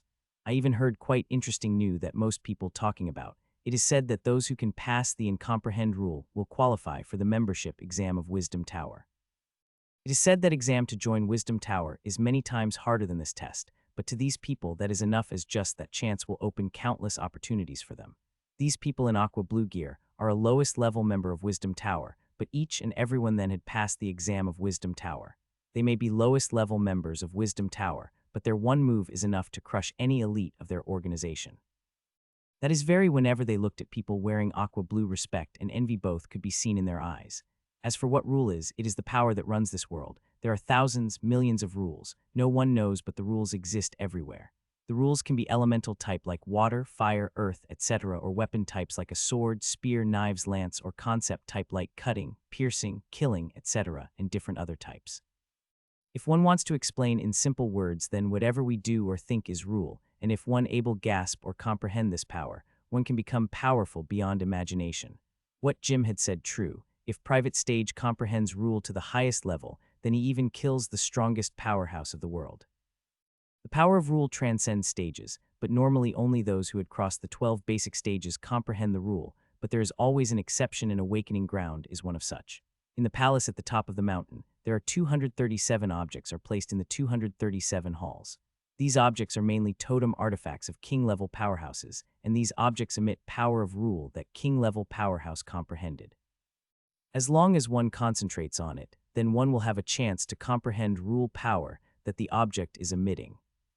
That not all, I've even heard that if one's comprehension is high enough, then one can see the memories of that king stage powerhouse through the totem, and if one got even lucky, then he could even obtain the legacy of that king stage powerhouse through the memories stored in that totem artifact. I did not know what king stage powerhouse is, but the expression worship I saw on their face, I can say that the king stage powerhouse is very powerful. There are many things I heard that I did not understand or understood only a small part of it, that thinking about them making my head hurt. Well, I am happy just given chance. These Wisdom Tower people are really good. If they wanted, they could have easily blocked the boundary, and we would not able to an awakening ground, but they did not. They treated us like the rest of people from the central continent without discrimination.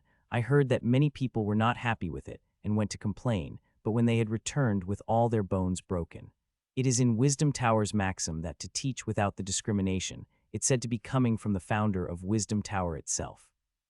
My head is starting to hurt a little. I have been awake for 18 hours and feeling very hungry. I quickly have to find a place to pitch my tent and eat before sleeping. I was in luck that Ashlyn is sleeping inside me. If she were awake, she blasted my ears with chirp for feeling hungry. These people of Wisdom Tower were really helpful. They had placed a map on every intersection, so I can see where the people from my continent staying. After 15 minutes walking, I saw the thousands of cheap tents in a neat line, once in while expensive tent like Jim's could be seen. It's not like our tents are cheap, it's just that tents that the people from the central continent have are really great compared to their tents. Our tents do seem cheap. I activated my tent in open space in a neat line like others. Tents have to be in a straight line and with a distance of 2 meters between them. It is one of the rules of the awakening ground. Like map, these people also projected rules of the awakening ground at every intersection between tent blocks, and there is different punishment for every rule. If I did not pitch my tent according to direction, then I will receive a flogging. These people do enforce the rule. While coming here, I saw 2 people being flogged. New people could be seen every few seconds. The area around my tent was empty a minute ago, is now filled with tens of new tents. Only 6 days had passed since I came to know about the awakening ground, and 5 days since the various organizations and government opened gates of Manurva realm. So people are still coming. Their number will increase exponentially in 2 to 3 days' time. After activating my camp, first thing I did is take a quick shower and wore normal clothes. there is no need to wear training suit or armor in Awakening Ground. No one dares to lift a hand, much less kill, in the territory of Wisdom Tower. I have to commend to that Martin, as he broke the rules. He survived because his organization was a small subsidiary of Wisdom Tower. Otherwise, he would have been killed. I took out Lieutenant Stage Monster's meat from my storage and started to cook it. This is the first time cooking it, and quite excited to see how will it taste. Choo choo. Ashlyn came out and chirped excitedly as she saw me cooking Lieutenant Stage Monster meat. It took me more than an hour to cook the dish, but it finished. I couldn't control the saliva off my mouth. I quickly served myself and Ashlyn. When I took my first bite, I could help but make the sound. It was delicious. It is delicious with soft, spicy flavor. As I was eating the food, I started to feel heat in my body. I just ate half a plate, but I already started to feel the heat. I soon finished my plate and did not take a second serving, as I already felt full just eating a single plate. Ashlyn also did not ask for the second plate like she usually does. After she finished her plate, she lay on her stomach and closed her eyes. Sleep started to elude when I was cleaning the plates, but I controlled it. It's been nearly 20 hours since the last time I slept. It would have been fine if I sleep day or two, but these 20 hours were quite stressful both physically and mentally. Due to that, I am feeling very sleepy. I fell asleep just as my head touches the pillow. The sleep was uneventful and dreamless. I felt quite relaxed in body and mind when I woke up.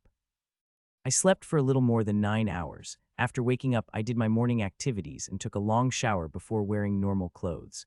Today, I just plan to explore this Awakening Ground and listen to the people's conversation. As for the test, I will attempt it tomorrow. I would climb the mountain today, but I controlled myself as I know only basic about the test and its full details. I plan to explore this Awakening Ground today and listen to the conversation. Only knowing after all the details about the test will I attempt it. I heard yesterday that it is fair. I decided to check it and see if I could buy the information about the test. What I know is basic. It will be best if I could complete information which will help solve my doubts. Ashlyn had already woken up when I was showering and is waiting for her meal. I quickly heated the leftovers of yesterday. We finished our lunch quickly and went out of the tent with Ashlyn on my shoulder. Yesterday, when I entered this realm, was asleep. She only wakes up in a time of the dinner. She didn't have time to explore this realm yesterday, but now that we have come, she is looking around curiously everywhere, but soon her gaze focused on the mountain. She kept her eyes focused on the mountain for a minute before looking away while I roamed the area where people from Westblood is staying, but I saw no familiar faces. When I saw the logo of Jim's organization of some people chests, I asked them about Jim, hoping they knew about him, but they have no idea who is, as they are not from Westblood City branch, but from some other branch of his organization. I walk away and started to roam the sea of tents. There is no chaos here. Everything is well organized, and no one dares to make trouble as they fear the guards in blue. I continue to explore while listening to the conversation of the people. Most of it is useless to me, like their gossip and rumor mongering, but not all was wasteful, and I learned a lot from hearing their conversations. As I was walking, I heard a very interesting conversation, and when I connected to tidbits I heard yesterday, and today, I come to know a piece of very interesting and shocking information. This information is very common knowledge in Central Continent, but to people like me is shocking. Jim and Jill may have idea about it as their parents are high places in the organization, but I have no idea about it. The thing they talk about, inheritance or inheritance crystals. I heard this term yesterday and today, but I only able to connect the dots now after hearing that conversation. Inheritance is the thing one needs if one wants to level up from the 12 basic stages. Every inheritance can take you to the legend stage, which is the highest stage one can reach in the world, but some inheritance is good and some inheritance is bad. There are thousands of type of inheritances, but best ones are in the hands of supreme level organizations' hands, and because of these extremely powerful inheritances, they are so powerful. These inheritances are stored in the special crystals. The lowest level inheritance crystal cost 1 refined core, while the highest level can't be brought with the crystal. I roam around the tents for more than an hour before I decided to go toward the fair. The people say it is a small fair, but seeing a number of the people, the fair will be anything but small. The fair is organized very near the mountain, so going there I can also take a look at the mountain, which I am planning to take a look tomorrow. Gasp. I had to walk for an hour before I could reach the fair, but I reached it. I couldn't help but gasp. I did not let out a gasp seeing the fair, which is bigger than I imagined, but I let out a gasp seeing the mountain. I thought there is something inside it which exert mental and physical on one as one climb higher, but I was so wrong. This mountain is running sculpture. On every part of runes are carved. Every stair is carved with runes, and these runes due to some unexplainable equation with each other, which in turn release the suppressing pressure. In this mountain, higher on climbs, more pressure one has to bear. This mountain is about 3,000 meters tall and has about 2,900 steps. Every step increases the pressure, and sometimes the pressure became so hard for someone to bear that they directly fainted. These fainted people will directly be disqualified and never able to attempt the test in this awakening ground. Most people climb down if the pressure became too much for them. In this way, they can attempt this test again. I can see thousands of people climbing the mountain with excited expression, while those who were climbing down tired and dejected. From what I heard, seniors of people here advise them to climb the whole mountain in one go, because it is very hard to climb in the second time that first for some reason. Tomorrow I will climb the mountain. It will be very hard, but if I tried hard enough then, I can definitely reach the top and enter the palace to comprehend the rule power. Sighing, I look away from the mountain. There is no need to think about tomorrow. I will think about when I climb the mountain tomorrow. The fair in front of me is bigger than I had imagined. There are thousands of shops which are selling different type of things. When I looked at the things they are selling, I became quite shocked because the things which are casually placed here are extremely rare in the Westblood, such as totem artifacts and totem-making materials, and their price is also little cheaper than that of the Westblood. There are three in which one can buy and sell stuff here. First is the most common and ancient bartering. One can barter with stuff he has or they need. Second is monocores, which are universally accepted currency, but very few from Westblood have it, especially those below the master stage. The third and last way is wisdom credits. It is the currency of Wisdom Tower. One can easily obtain the wisdom credits after selling one's stuff to various booths erected by Wisdom Tower people. This wisdom credit seemed quite credible, as many shop owners didn't seem to mind taking the wisdom currency, but when I looked at the value of wisdom credits, I became quite shocked. 1,000 wisdom credits are equal to 1 unrefined mana crystal compared to our currency, which is 1 million credits equal to 1 unrefined mana crystal. I finally closed the book on my holowatch. It took me more than a day to read all the reading material that I brought. I thought I would finish reading it by late night, but I was so wrong. I started to read yesterday afternoon right after I returned to my camp. I read till night and today the whole day till now. Only then I was able to finish the whole reading material. I was going to take the test today, but I spent the whole day in reading. It is worth it though, as now I have a better idea about the test, and most importantly, the rule power. I now knew all I need to know. After doing one thing that is left, I will be completely ready to climb the mountain tomorrow. Standing in the center of the tent, I started to perform the exercise of the Night Blade style. I had little berserk energy hidden in my body which I have to merge in my body, so it will enhance the strength of my body by a fraction.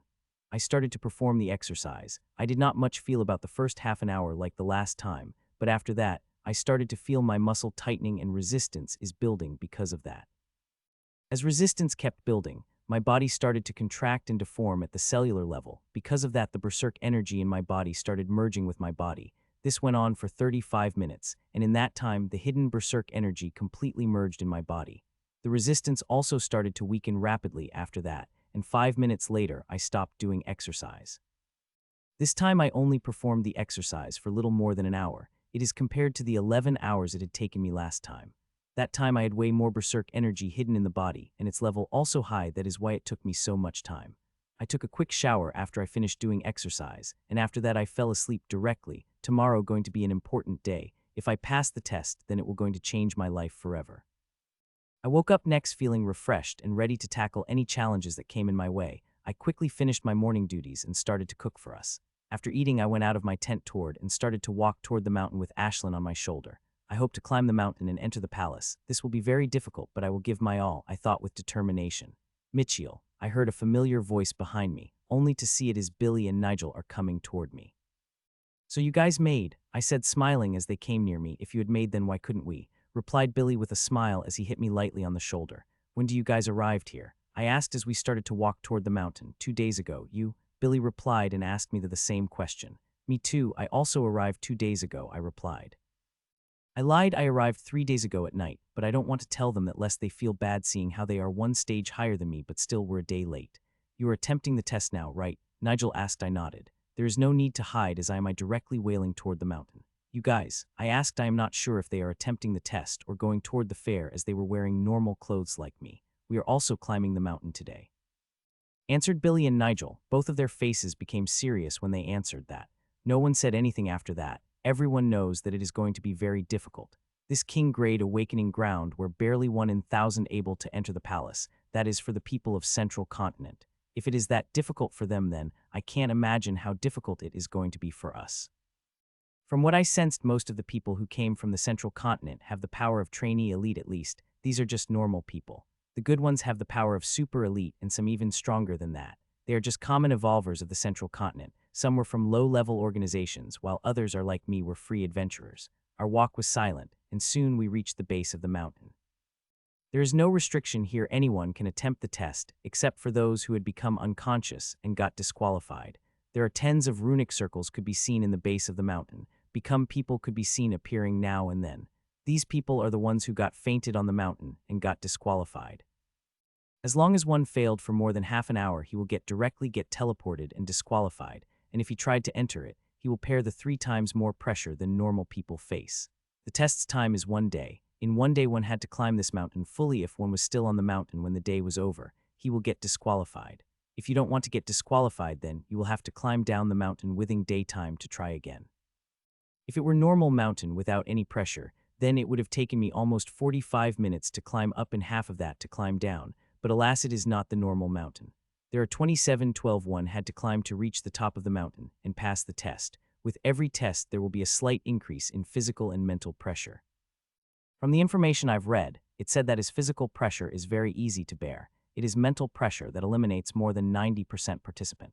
If it were just a test of physical pressure, then more than 90 of participants would have passed this test easily. The information says that about 80 people eliminated before they could climb the 1,000 stairs. Of the remaining 20, only 3 to 4 were able to reach 2,000 steps, and those reached the stop are less than 0.1. Less than 0.1, this the number of people who can reach the top. This is how difficult the test is us. As 3 of walking toward the stars of the mountain, both Billy and Nigel looked at me with surprise. You are bringing your monster as well? Billy asked in surprise. Yes, I think she has better chances to pass the test than me. I replied, ha ha ha. Both of them started to laugh, hearing that as if I told the biggest joke. I am not surprised seeing their reaction, as very few people would not react the same as they did. Choo choo. Ashlyn's angry chirp could be heard as she looked the two who laughing at her, and seeing the chubby bird angry, they laughed even more. Monsters can also give the test, and they also have to bear a similar pressure as us, but very most people did not bring it. Monsters' passing percentage is 10 times less than the human.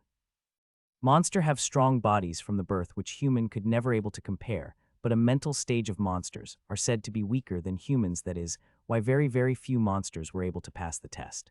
What I said earlier is no a joke. I genuinely believe Ashlyn have better chance to pass the test than me, seeing how stubborn and tenacious she is. All of us turned serious as reached from the first step of the mountain. It looked like normal mountain stair. The only difference is the runes are carved on it. Runes could be seen carved on every part of the mountain. These runes are the reason we feel mental and physical pressure walking on it. Best of luck to both of you, I said to Nigel and Billy, and put my feet on the first step of the mountain. I did not feel anything as I climbed on the first step of the mountain. It just felt like stepping on the normal step. Do you guys felt anything? They shook their heads saying no, but looking around I saw that very few people seemed surprised like us, while other treating it like normal. I started climbing the steps with Billy and Nigel. First few steps I did not feel anything, but after I took the 7th step, I started to feel the pressure. It was very light like a feather. One would not notice it if one didn't look for it. It is both mental and physical in nature, and it kept increasing little by little as I step higher. This pressure felt nothing now, but if this kept increasing at this speed, then I can imagine how difficult it became after taking a few hundred steps. Have you decided which rule power you are going to go for? Billy asked as his eyes full of dreams, probably imagining the rule he is going to comprehend. I shook my head at his question. There are too many choices that I can't decide, I replied before adding. But to enter the palace we have to climb the mountain first, I said while looking at the steps. I will have to think about climbing the mountain first before I could think about what rule power I should comprehend. When I was reading about rule power yesterday, I thought about which rule power I should comprehend if I was able to climb the mountain. There are 237 rule objects in the palace which represent 237 different rule powers. Some are easier to comprehend while others are hard.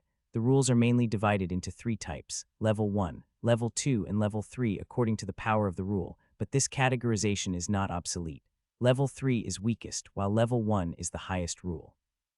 The basic elements water, fire, earth, and air are included in level 3 rules, but their powerful variants and fusions like Rule C, which variant of the water element, and Thunder, which is a fusion of fire and air, included in level 2 rules.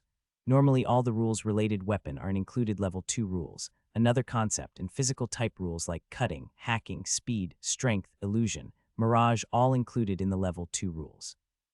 Some variation and fusion of rules have the capability to reach near level 3 rules, but very could comprehend some rules. Level 3 rules, these rules are crazy powerful. The rules of celestial bodies like the world, the sun, the moon, the stars, etc. The rule which derived from time and space like withering and teleporting. There are also rules which are derived from life and death.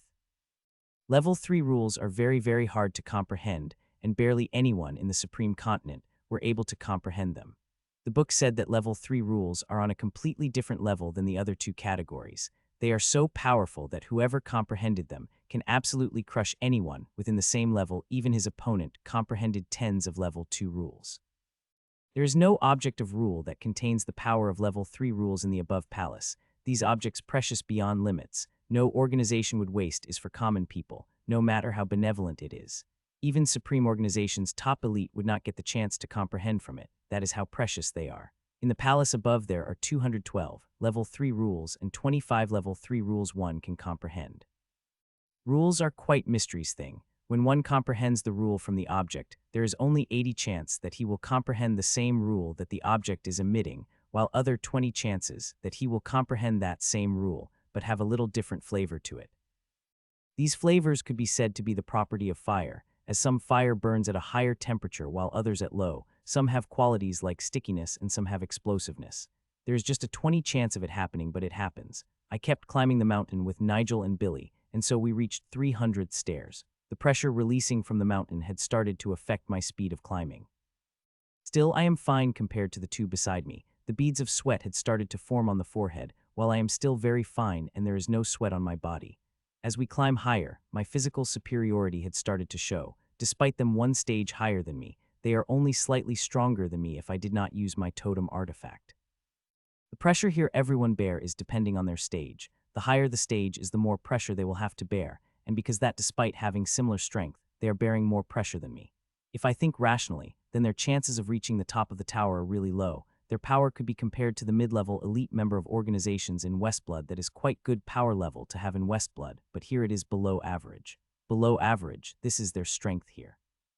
Even I am, who had become quite cocky after having the power of the trainee super elite and having and obtaining totem artifact, had been put to my place after seeing the abilities of people from the central continent. My abilities here considered average. I body strong enough to take me to 2000th step, and after that, I will have to do something to make my body stronger, but that is not the main problem. The main problem is mental fortitude. I don't know if I have enough mental fortitude to climb 1000th step, much less 2000th and whole mountain. Compared to me, they are in a much higher predicament if they want to cross, as they are one stage higher than me. I did not look down on them and believe in them, as I know that every man is capable of performing a miracle, and they might be able to perform one. Fuck, this is hard, said Billy as he wiped the sweat on his forehead. We have finally reached the 500 steps and pressure started to take a toll on us. My body had become all sweaty. It a good thing I had worn my training suit which sweats resistance. As we climb higher, the crowd has also started to thin out little by little. Still, there are a lot of people around me. I will see major thin from 800 steps, as that is when most people started to reach their limit. Currently I am feeling quite a pressure. The physical pressure is not that great. The mental pressure, on the other hand, started to worry me. This mental pressure felt as if someone had strapped the boulder on the back and kept climbing higher. The weight of the boulder is also kept increasing. Soon we climbed the 600th step and then 700th hundred and kept inching closer to the 800th step. As we climb higher, Billy and Nigel's pace slowed down a little, and I also slowed down my pace with them. Though the pressure is great, I felt like I can still maintain my regular pace despite the pressure, but I intentionally slowed down so I could climb with my friends. We reached the 800th step. Billy and Nigel's pace had slowed down considerably. To take a single step, they started taking 10 to 20 seconds. As we climbed higher, then times increased again. We are not the only one climbing on the slow pace. The people around us are also slow as us.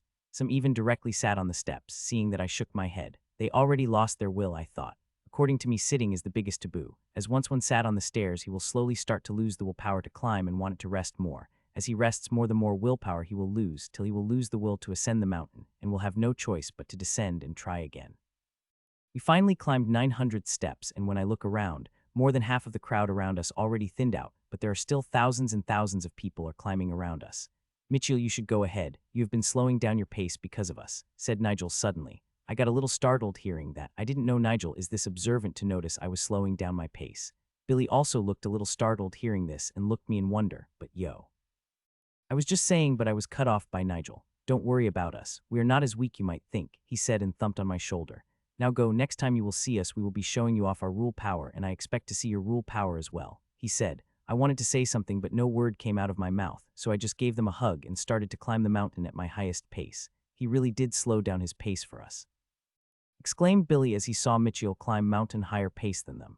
Haven't you noticed? He had the power of trainee super elite otherwise. How would he able to help us defeating that mid-level master monster and successfully ran in the same speed us from that peak master stage vine snake, said Nigel to his head. Hearing Nigel's words, understanding dawned on Billy's face. Let's increase our pace. You don't want to lose to a rookie that you used to give tips, right?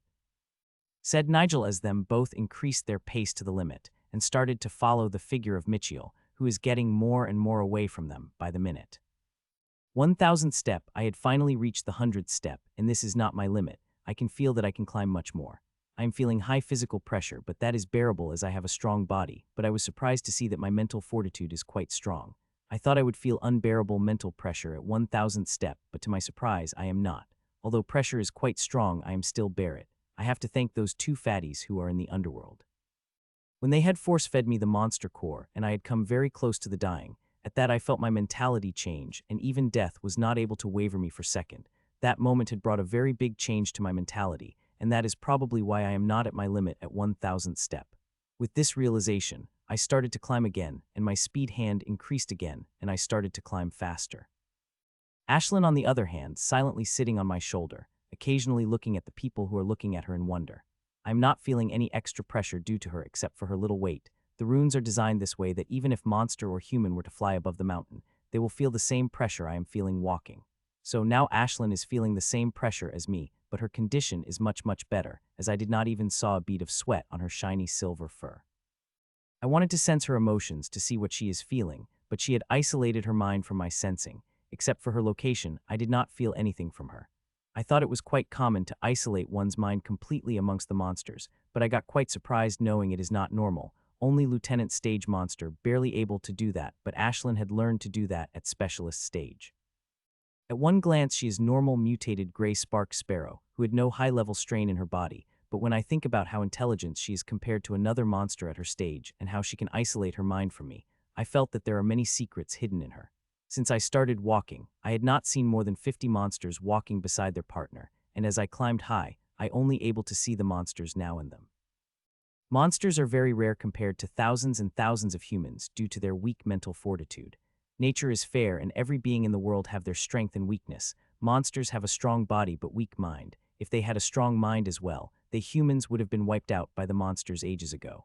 Getting my mind out of those magical thoughts, I focused on climbing the mountains.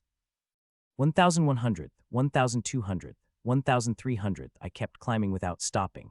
A few minutes ago, I was able to see the shadow of Nigel and Billy, but now I had left them so behind that I could not even see their shadow as well. I hope they are able to climb the mountain and comprehend the rule. They are good people who helped me a lot in my rookie days. I can even say that some of the tips they gave me had even saved my life many times. I can't do anything about them except for hope. It's up to their efforts if they are able to climb the mountain or not. 1,400th, 1,500th, only reaching 1,500 steps, did I started to feel the pressure that made me slow down my pace considerably. I now felt like something had bonded the prehistoric wagon full of stones to my body and soul, and I am climbing the mountain while pulling. The higher I climb, and the heavier that wagon became. Many thoughts of giving up had surfaced in my mind seeing increasing pressure, but I squished it effectively. I will climb this mountain no matter how hard I have to work or the price I have to pay. I will climb it no matter what. 16,000th, 1,700th, 1,800th. When I touched the 1,800th step, I felt like I had truly reached my limit, was taking every step became harder and harder. My speed is as slow as a snail as I am needing a minute to take every step. My whole body had become sweaty, and I did not have energy lift my sleeve to clean it. I let it fall on the ground. Choo-choo. As I was taking a step, I stopped for while I am thinking of stopping for a minute before continuing, but I took more time and about to sit down instinctively due to tiredness when I've heard loud chirp by my ear. That chirp brought me out of dazed tirelessly and quickly straightened. I had nearly given up, I thought with a sigh. I clearly knew what would have happened after I sat down. I would have to give slowly and descended the mountain thinking trying the next day, but that would have become impossible.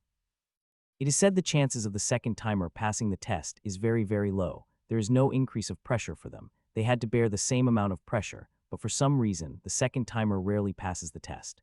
That is why many people, seniors, advance them to try to pass the test at first attempt. I had heard this advice many times listening to the conversation.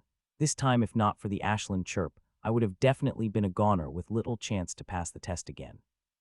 I kept climbing and climbing. Whenever I thought about giving up, I would think about the scenario of when those two fatties had force-fed me and how persisted and fought to live every second.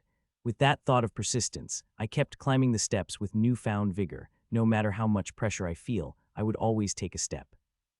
Step, a step, I kept taking a step no matter how great the pressure. I persisted, and this time I did not even take a look at what number is a step I am taking or who are around me. The only thing in my mind, the step which is in front of me. I kept taking step after step, without caring about the pressure I am feeling and how sweaty my body had become. I finally stopped. I stopped when I felt I had truly reached my limit both physically and mentally. In fact, that my body is so much under pressure that I am bleeding from my nose and ears, and if I kept my body under this pressure, then my eyes also going to bleed out soon. When I look at which number of the stairs I am standing on, I couldn't help but feel shocked. 2,136 step. I thought I would be at most 1,900 something, but I had climbed 100 steps more. I quickly came out of my jubilation and looked ahead. There are about 600 steps left to climb, and I had already reached my limit. If I again started to step, then forget about mental pressure, the physical pressure alone would start to harm me. I do not have secret methods as those coming from Central Continent which would help me elevate the mental and physical pressure, and there are no skills I could use. I only know one thing that could help me both physically and mentally, and that is supreme combat exercise. This is the only thing which could help me persist and make my mental and physical fortitude strong enough to climb the rest 600 steps. I had already thought about this yesterday in detail. This is the only thing which could help, but circulate is very hard. Ever since the resistance started, I rarely circulated due to that blogging resistance I felt while circulating. Last time I was able to circulate became my life on the line, while this time is my future. These 600-something steps will help achieve a dream that I had been dreaming since my childhood. League of Legends. After hearing about the Central Continent, this competition may seem bland, but in my mind, it is still important. I normally thought to participate in League of Legends enough for me, but I knew deep down inside that I just don't want to participate, but I want to win, and this desire bubbling inside me ever since my disastrous defeat in Westblood City competition. I am not angry at anyone but myself for being weak. If I had been a little bit stronger, I would not have lost so demonstrably, and if I had worked little hard from the beginning, I would have had a chance of winning. Westblood City competition is the Pebble Inn from of League of Legends, which is a mountain, this time League of Legends going to very grand. I am sure that people that started to enter this realm from Westblood and other cities, at least million would enter this awakening ground, and a few hundred of them would be capable enough to reach the palace. Half of these people would surely enter League of Legends. Fighting such evolvers would be a real challenge. Thinking this without hesitation, I took out the core of a piece of Corporal stage monster's core and ate it. It reached my stomach and started releasing berserk energy, seeing that I gripped my teeth and took a step while circulating supreme combat exercise. I had already been on the 9th circulation, so I quickly able to reach the 9th circulation as I did not feel any resistance, only pain, which is bearable.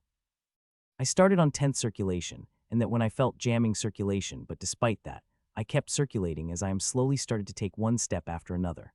As I took the steps higher and higher, I started to feel more and more pressure that even my eyes also started to bleed, and felt like even my bones would start to crack if I did not faint at first, but I did not care about that as most my eyes concentration on circulation, the supreme combat exercise. Using this immense pressure I am feeling on my both mind and body, I started circulating supreme combat exercise, bulldozing any resistance that came in way circulating it. 10th, 11th, 12th.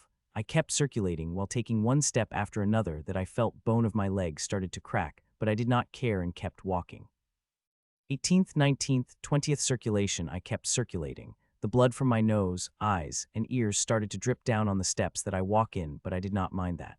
Usually, I would have cleaned that immediately as I did not like this yucky feeling, but now I have more important things to worry about than feeling yucky. Finally, I reached the 24th circulation. I did not hurry and crash against the wall but started to build momentum. I wanted to crush the wall in a single bang and create 18th seal. I keep building the momentum, till I barely able to control myself, and when I felt I will soon lose control over it, I diverted it against the wall.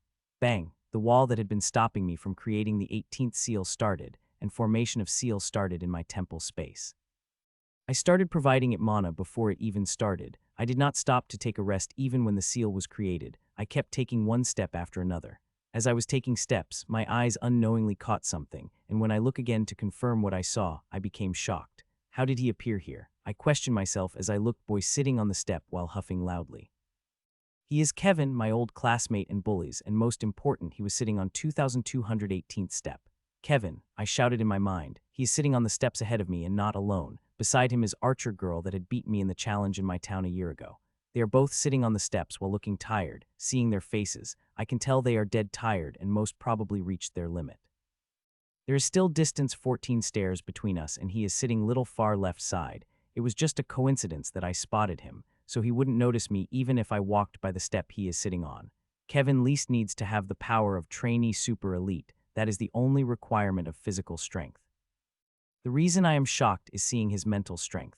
On my way I have seen many people who were oozing the aura of super elite lay, collapsing on steps all due to not having enough mental strength.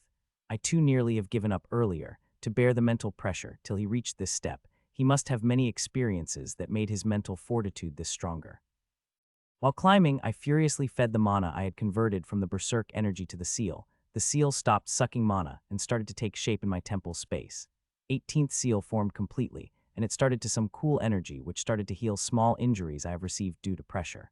The formation 18th seal had given me very small relief from the pressure. It had healed my wounds, and I also felt a fraction of metal pressure I was feeling had lessened, but it is not enough.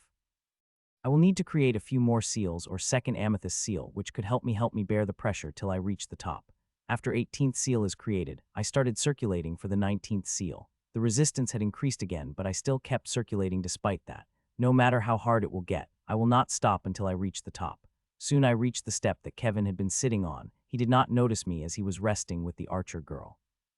Kevin, I'll see you at the top. Hope you are able to reach it, I said sarcastically as I climbed another step while he kept looking at me with a completely dumbfounded and shocked expression. I have never seen him this shocked ever before. Ha ha ha ha. I laughed loudly seeing such expression on his face. Not only me, Ashlyn also looked at him arrogantly, probably searching that three-eyed devil monkey of his. While Kevin still kept looking at me dumbfoundedly, I kept taking one step after another while circulating supreme combat exercise. Kevin, he seemed a little familiar. Who is he? Asked Rain, but she did not get an answer as Kevin still hadn't come out shocked seeing Mitchiel here and climbing high. Kevin. Only when Rain shouted loudly and shook his shoulder did he came back to himself. Remember a year ago when we passed by my town, we had little competition there? Kevin asked. Yes, I remember. Rain replied, well, he is a boy who killed most monsters after you, Kevin said with a sigh. Whenever he thinks that moment and another moment such as those where Michael had beat him badly, his blood started to boil. Hearing that unclear image of Mitchiel came in Rain's mind. She wasn't able to recognize Mitchiel because of his bloody face, which is not uncommon in after 2,000 steps. Yes, I remember now. Isn't he the one you said that you want to beat the shit out his smug face, and also the one that bullied you a lot in school? Said Rain while massaging his shoulder softly. If Mitchiel had heard what Rain said, he would have reacted quite differently as he would remember those moments quite differently. We just saw Ellen some time ago. Haven't you seen how smug she looked when she left us behind? And now this Mitchiel left us behind with his sarcastic remark, Kevin said with gritted teeth. Let's go, I refuse to believe I am inferior. I will climb this or die trying, said Kevin as he stood up while holding Rain's hand and started to climb the mountain with her. 20th, 21st, 22nd, 23rd, 24th circulation. Finally, I had reached 24th circulation of supreme combat exercise, and I started to build up momentum to break the wall to create the 19th seal. My injuries, which had been healed by the 18th seal, has flared up again. This time I am even more injured. Blood could be coming from the many parts of my body, as my skin started to tear up due to pressure. Not only that, cracks also started to form on my bones. I even felt that there is a small crack is forming on my body. I have to keep creating seals. If this pressure increased too much, then my body could directly snap under pressure, and I could die. Bang. The wall is broken and seals started to suck my mana as I started to provide it as much as it needs. I even ate another small piece of Corporal stage monster's core, so I could provide it with more mana. The 19th seal is completely formed and it started to release healing energy, but this time my injuries are too great that it wants able to heal it fully. Shaking my head, I took out a potion bottle and drank it all in a single gulp. I have been drinking potions every minute to heal my injuries, otherwise my body would have succumbed to injuries and I would have collapsed on the step. I am on the 2438th step, and there are still about 300 steps late, and danger is immense. If the potions were not able to injure my body quickly in this pressure, then I may very well collapse. So, it is imperative for me to create 20th seal, which in turn will create second amethyst seal. I am confident that after second amethyst seal is created, my body would be capable enough to bear the physical pressure until I reach the top. As for mental pressure, I think this second amethyst seal would surely bring change in my mental energy. I only have a feeling of that, but I am not sure. I will see it when the time comes. I kept taking a step while drinking potions and circulating supreme combat exercise from which I am feeling even more resistance. The crowd thinned out very much. An hour ago I used to see thousands and thousands of people around me climbing, but now there is not even 100. Not everyone can bear this amount of pressure, even if they have secret methods provided by their organizations. As my circulation has advanced, so is pressure. Now even drinking potion every second can't stop new injuries forming while earlier heal. I wanted to stop, but I can't. I know once I stop, I will lose the willpower to climb again, and I don't want that to happen. No matter what price I have to pay, I will climb the mountain. Crack, crack. I can literally hear my bones cracking, and if I didn't do anything in a few seconds, every bone in my will break, I will collapse, and once the danger approached near death, I will be transported to the base of the mountain, losing my chance completely. Without thinking, I took out a bottle of daffodil honey from my storage and dropped the drop on my tongue. The next moment, I felt honey of daffodil started to travel inside me, healing my injuries. Even if the pressure broke my bones and tear my skin, it will heal it right away. According to my calculations, this drop will give me a few minutes of rest before I had to drink the second drop. I hope I will be able to create second amethyst seal before otherwise. It will all be for naught. Choo-choo, Ashlyn, who was on my shoulder, chirped seeing the daffodil honey, but to my utter surprise, she didn't demand to drink. Her chirp just now was an encouragement for me. I lovingly petted her fur, which is wet with sweat, but that is all. Her monster physique she is holding quite well against pressure, as I saw no visible injury on her. The more steps I climb, the more pressure I felt. I am at the brink of losing consciousness, the mental pressure pressing me so great that any moment it could snap my mind. The only reason I have not fallen unconscious due to my willpower. I am keeping myself awake with my sheer willpower. The small glass bottle in my hand is emptying at visible pace. If it had to need normal times, I would have survived by potion, but this is not the normal times. My heart burns whenever I drank the bottle of daffodil honey, as it is very precious and very difficult to acquire. There is no market for this honey in back home. Whenever it appears in the market, it was quickly brought by organizations and alchemists. 24th circulation. I reached the 24th circulation when there was just a single drop of daffodil honey left in the bottle, but I had finally reached the 24th circulation. I started building the momentum right after reaching 24th circulation to quickly create the seal, as I wanted to save this last drop for the emergency. I kept building the momentum. I wanted to be raging like a flooded river which can crush whatever obstacle that came in its way. Bang, the wall finally is broken, and the 20th seal started to form. I started to provide it the mana at my highest speed. I started converting mana at my highest speed, as it kept sucking whatever mana I had converted before it could reach the central storage. 20th seal completed within a minute. That is a record for me. I always need more than 2 minutes to create the seal. As it transferred its cooling energy to heal my body, but my body is already healed as there's still energy daffodil honey in my body. Every moment my body is getting injured by pressure, and next moment it got healed by the energy of daffodil's bees honey. Soon the seal stopped healing energy to my body, and then I was waiting for finally arrived. The 10 seals in temple space started to spin and sucking mana that I converting. Seeing the pierce of the core in my body would not be enough. I take out the complete core of Corporal level monster. The only complete core of the Corporal stage monster would be enough to provide me with enough mana to create an amethyst seal. While I am providing the mana to the amethyst seal, I am also climbing the mountain. I did not look around nor I looked far ahead. I only looked at the step that is in front of me and nothing else. The 10 seals are spinning faster and faster, also getting closer to merge, while their appetite for mana also grew big that I am barely able to provide it. This grew on for minutes before the merging is finished, and when I looked inside my stomach, there is barely enough of the Corporal stage core left. If sucking had been gone any longer, I would have had to eat the new core. The energy of the daffodil bee's honey is nearly gone, and I can feel the injuries are forming in my body, but I am not worried as amethyst seal is formed. It should release its healing energy at any moment. Just as I thought that the amethyst seal released its healing energy, I felt cool all over my body as my injuries healed in a minute. Not only that, I can feel that every part of my body getting stronger and stronger. Most importantly, the mental pressure, which was a moment away from making me conscious, had started to lighten a little. This kept going on for a few minutes, and when amethyst seal turned normal, I felt I had gained considerable strength. Gasp. A loud gasp came out of my body, not because the feeling the change in my body and mind, but looking ahead as I found myself seeing majestic palace. It is the most beautiful and elegant architecture I've ever seen in my life. Even those from movies couldn't come to it as it was so majestic. The palace is so majestic that it releases an oppressive aura of its own that makes one want to kneel front it, and most important thing, that I am just 10 some steps away from passing the test. I thought there would be hundreds some steps would be left for me to climb, but there are just 10 some steps, so without waiting I started to run toward it, bearing the immense pressure with the power of amethyst seal I had created. Thud, I fell flat on my face, because the pressure was too great, but there is no pressure. 1 minute I was feeling immense pressure on both my body and mind, and the next moment it was gone. Ha ha ha ha ha. I finally passed, I said and started laughing like crazy.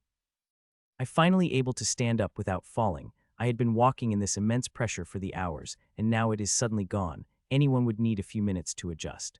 The first thing I did after getting up is to admire the majestic palace. Its name is Rule Palace, a quite fitting name as only going inside it would one able to comprehend the rule power. After admiring the Rule Palace for a few hours, I look around, and except for seeing people in aqua blue patrolling now and then I did not see anything. It is very hard to climb the mountain, and only 1 or 2 people successfully climb it every 10 to 15 minutes. After admiring the Rule Palace for a few minutes, I started to walk not toward the mountain, but the tens of small, beautiful houses that build in the corner. I am currently in no condition to pass the test. I am tired both mentally and physically. Only after showering, sleeping, and eating would I able to comprehend the rules. Those little houses are built for the purpose to provide the test for those who had passed the test. Only when one at one's optimal condition would he be able to comprehend the rule to his highest. When I opened the door of the small house, I found it had a simple design, nothing fancy, but it is enough for me. The first thing I did was to find the shower. I first bathed Ashlyn as she had become quite sweaty. Only after bathing her did I took the bath myself. I came out of the bathroom only to find Ashlyn is sleeping comfortably on the bed. I smiled seeing that she's more tired that thought. I dried myself and laid on the bed to sleep. Second later I fell asleep only to find it is dark outside. When I looked at my holowatch, I found that I had slept for 7 hours. I feel quite refreshed after waking up. Not only I felt clear in my mind, I also felt immense strength in my body. Ashlyn is still sleeping. She will wake up soon, I thought, and take out leftover food from the morning and started to heat it. Choo-choo. As I am heating the food, I heard Ashlyn chirp only to see she standing on the bed with her 2 tiny legs. I served the food into the plates and started to eat with Ashlyn. 5 minutes later, we were finished. I get out of the small house with Ashlyn and walk toward the Rule Palace with my heart beating hard. I have to think about this moment ever since I've heard about it from Jim, and now I am very close to it. I walk toward the huge gate of the palace, and with a slight push, the gate opened and walk inside. The inside is completely different from its outside majestic appearance. Inside of it is completely circular, and there are 237 doors could be seen. There are no physical door, but water layer that act as a door. Beside each door is a unique sigil which presented the what type rule one can comprehend after going inside it. There is also information about the rule is also carved below the sigil about the rule. If one can even sense the rule power if one enter 1 million range of sigil. Ashlyn, go choose which hall you want to enter, I said. Ashlyn, who was intently looking at the door, did not fly away from my shoulder.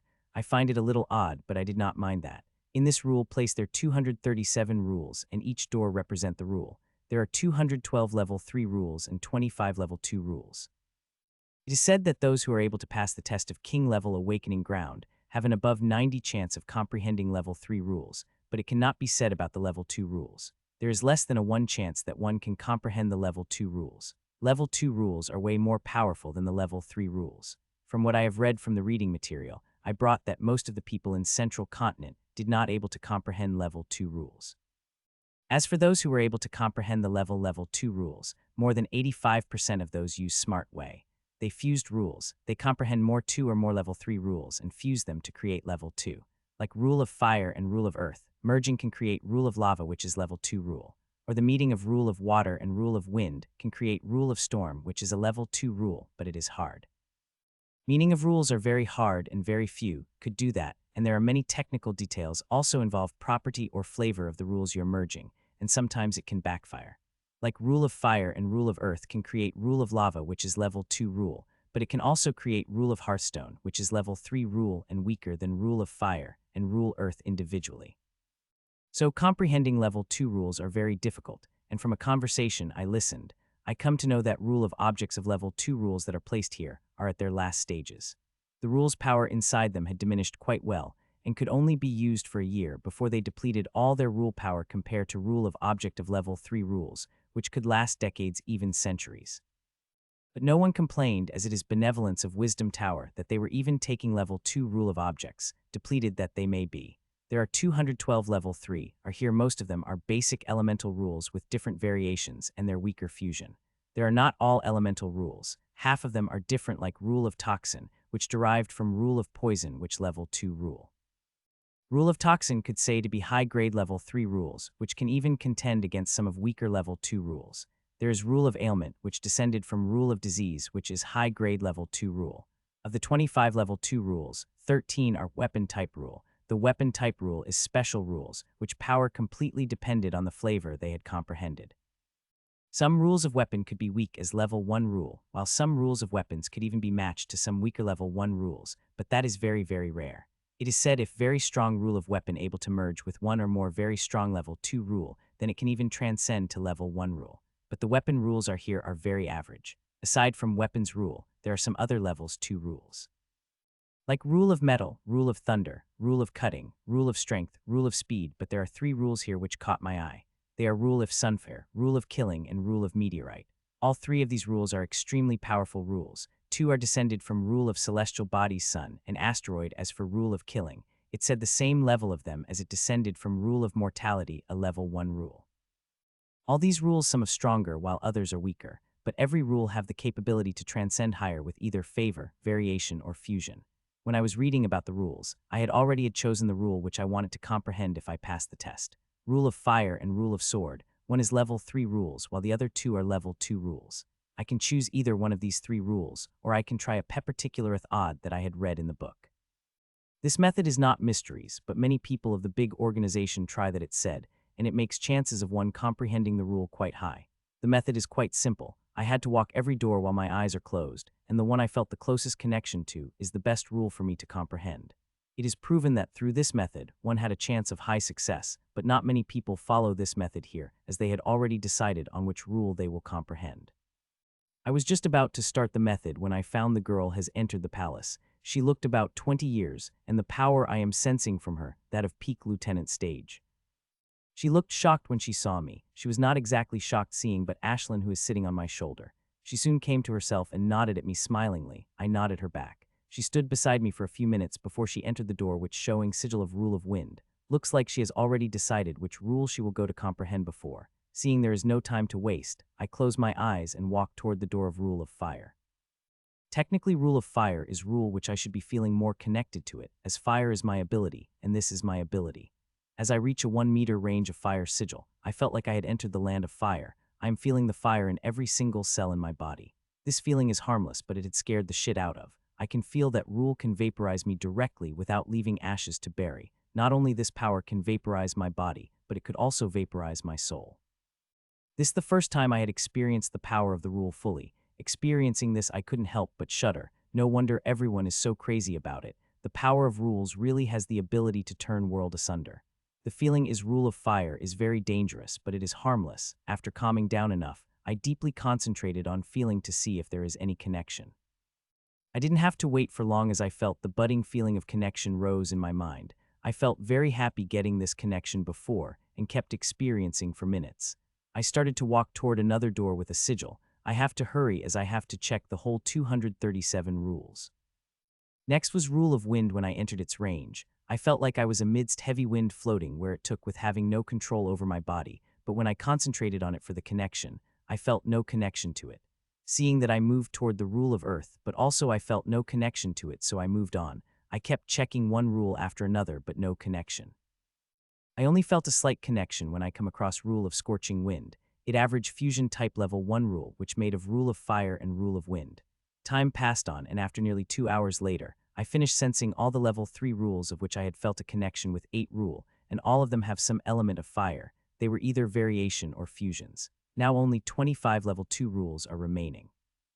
I closed my eyes and walked toward the first level 2 rule, which weapon type rule, rule of hammer.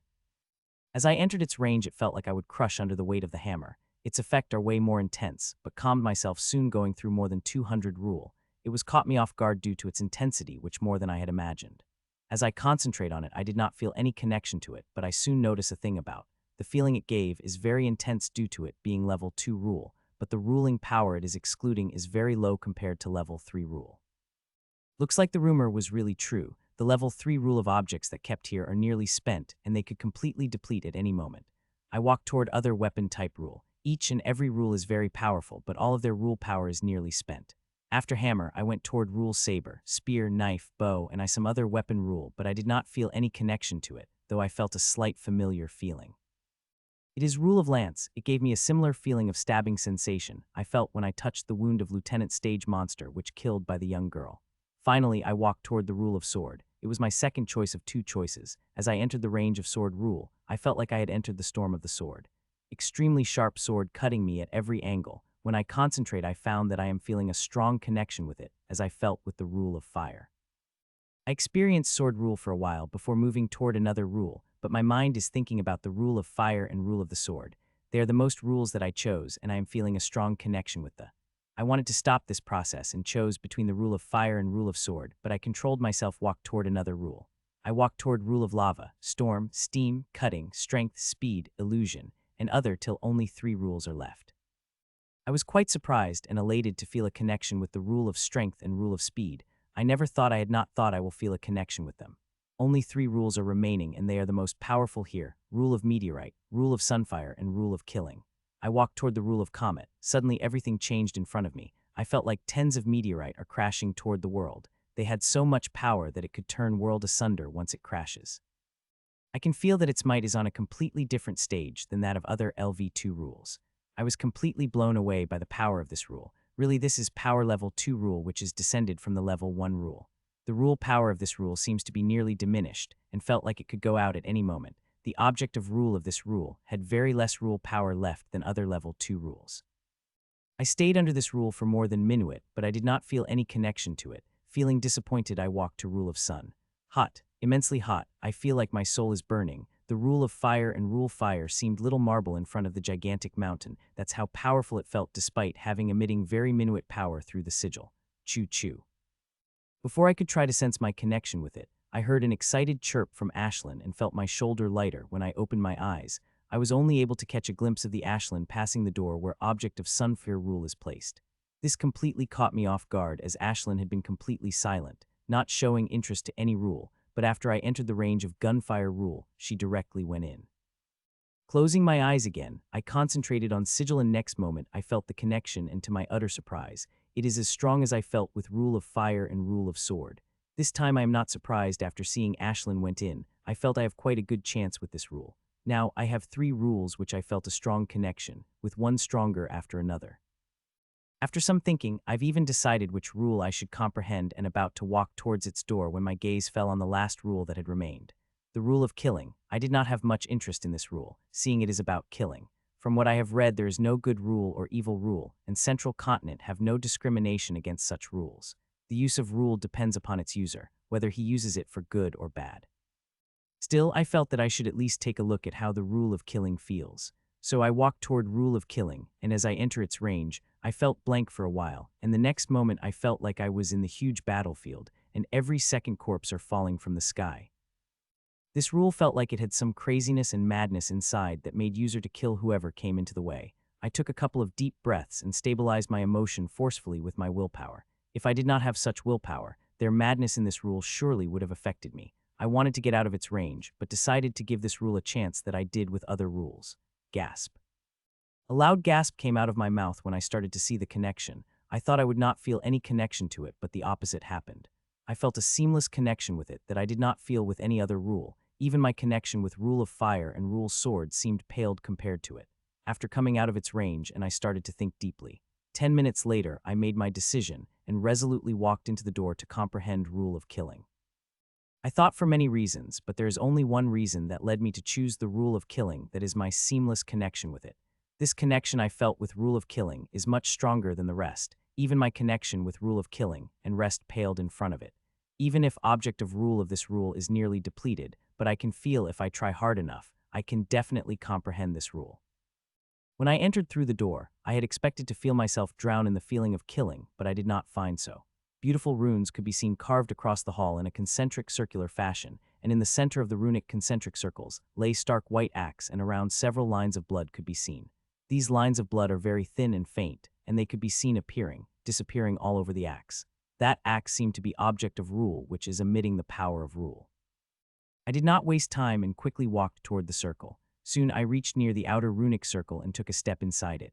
Kill, kill, kill, kill, kill, kill, kill, kill, ah. I let out a loud scream as the force of the rule assaulted me. What I earlier felt was a breeze compared to this storm. The sensation I felt earlier, it felt quite mild compared to this.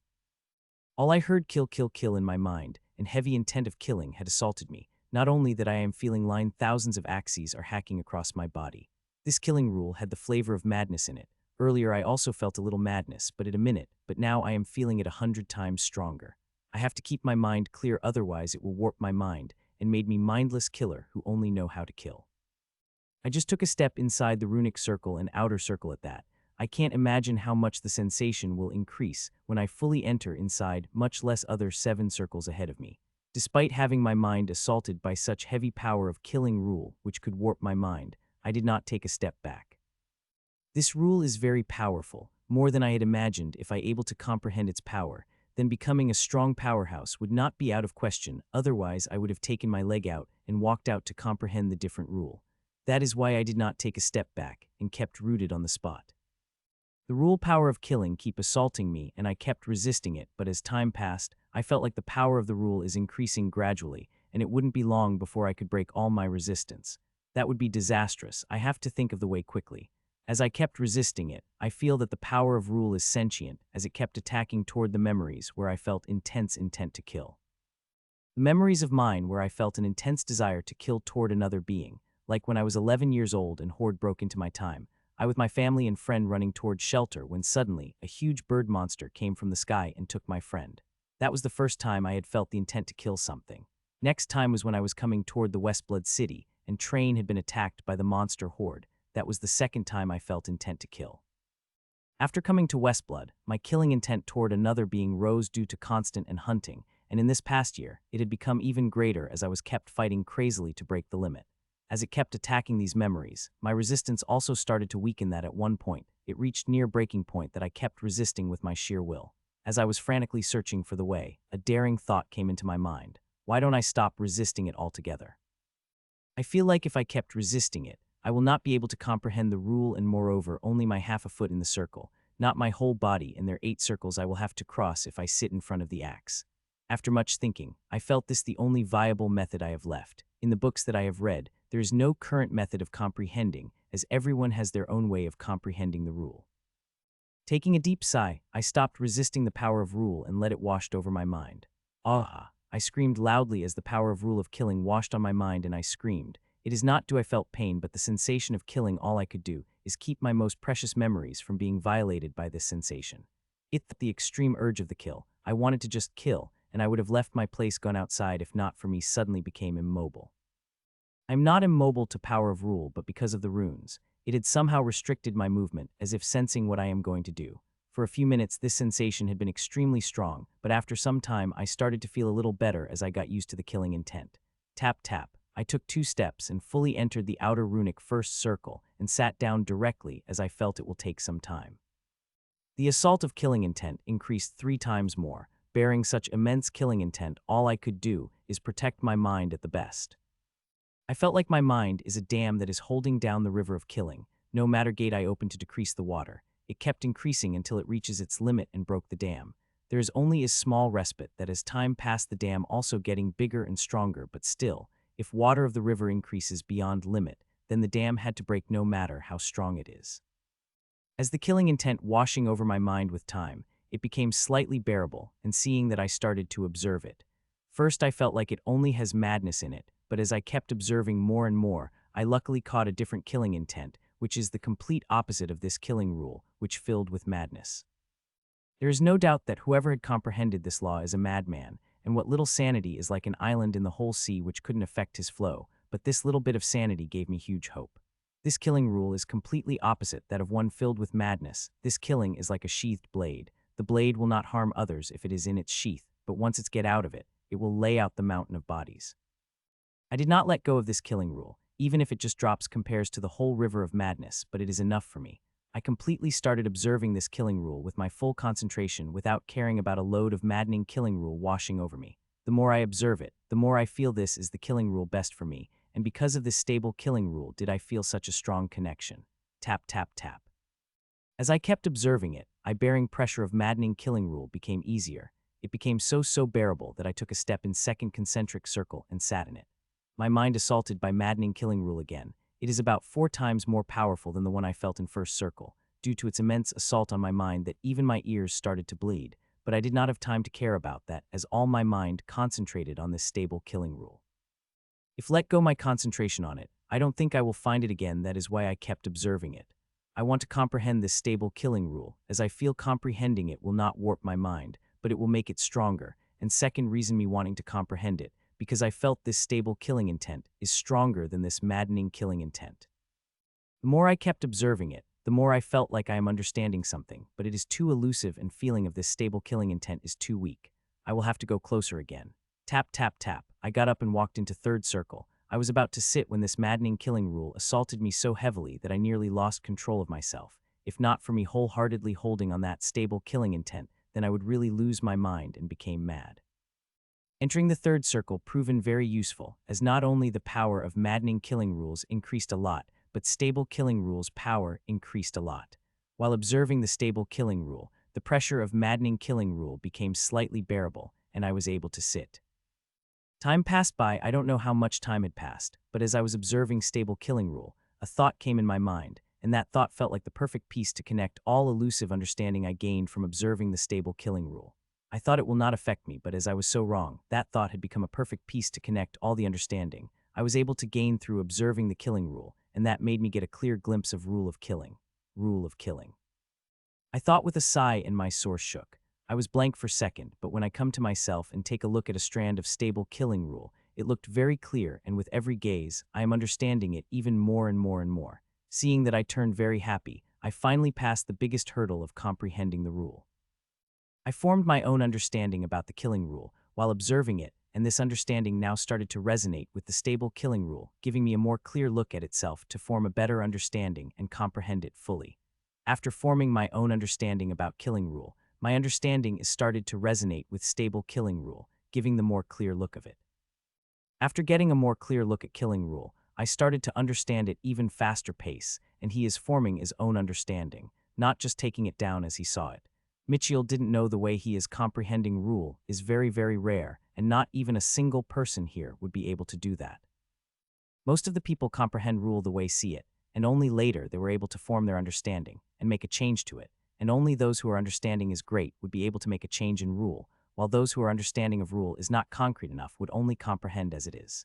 There are many cons of comprehending the rule in one's understanding, but the most useful is that those who comprehend the rule with their own understanding are progressed at a very fast speed than own. As the rule is molded in their own understanding, they have better control over it, and it became exceptionally useful as one can control a lot more accuracy than others. Tap, tap, tap. I took a step into the fourth circle. The maddening killing rule hit, but its force surprised me. It is not as furies as I expected. It is still furies, but not enough to make me bleed.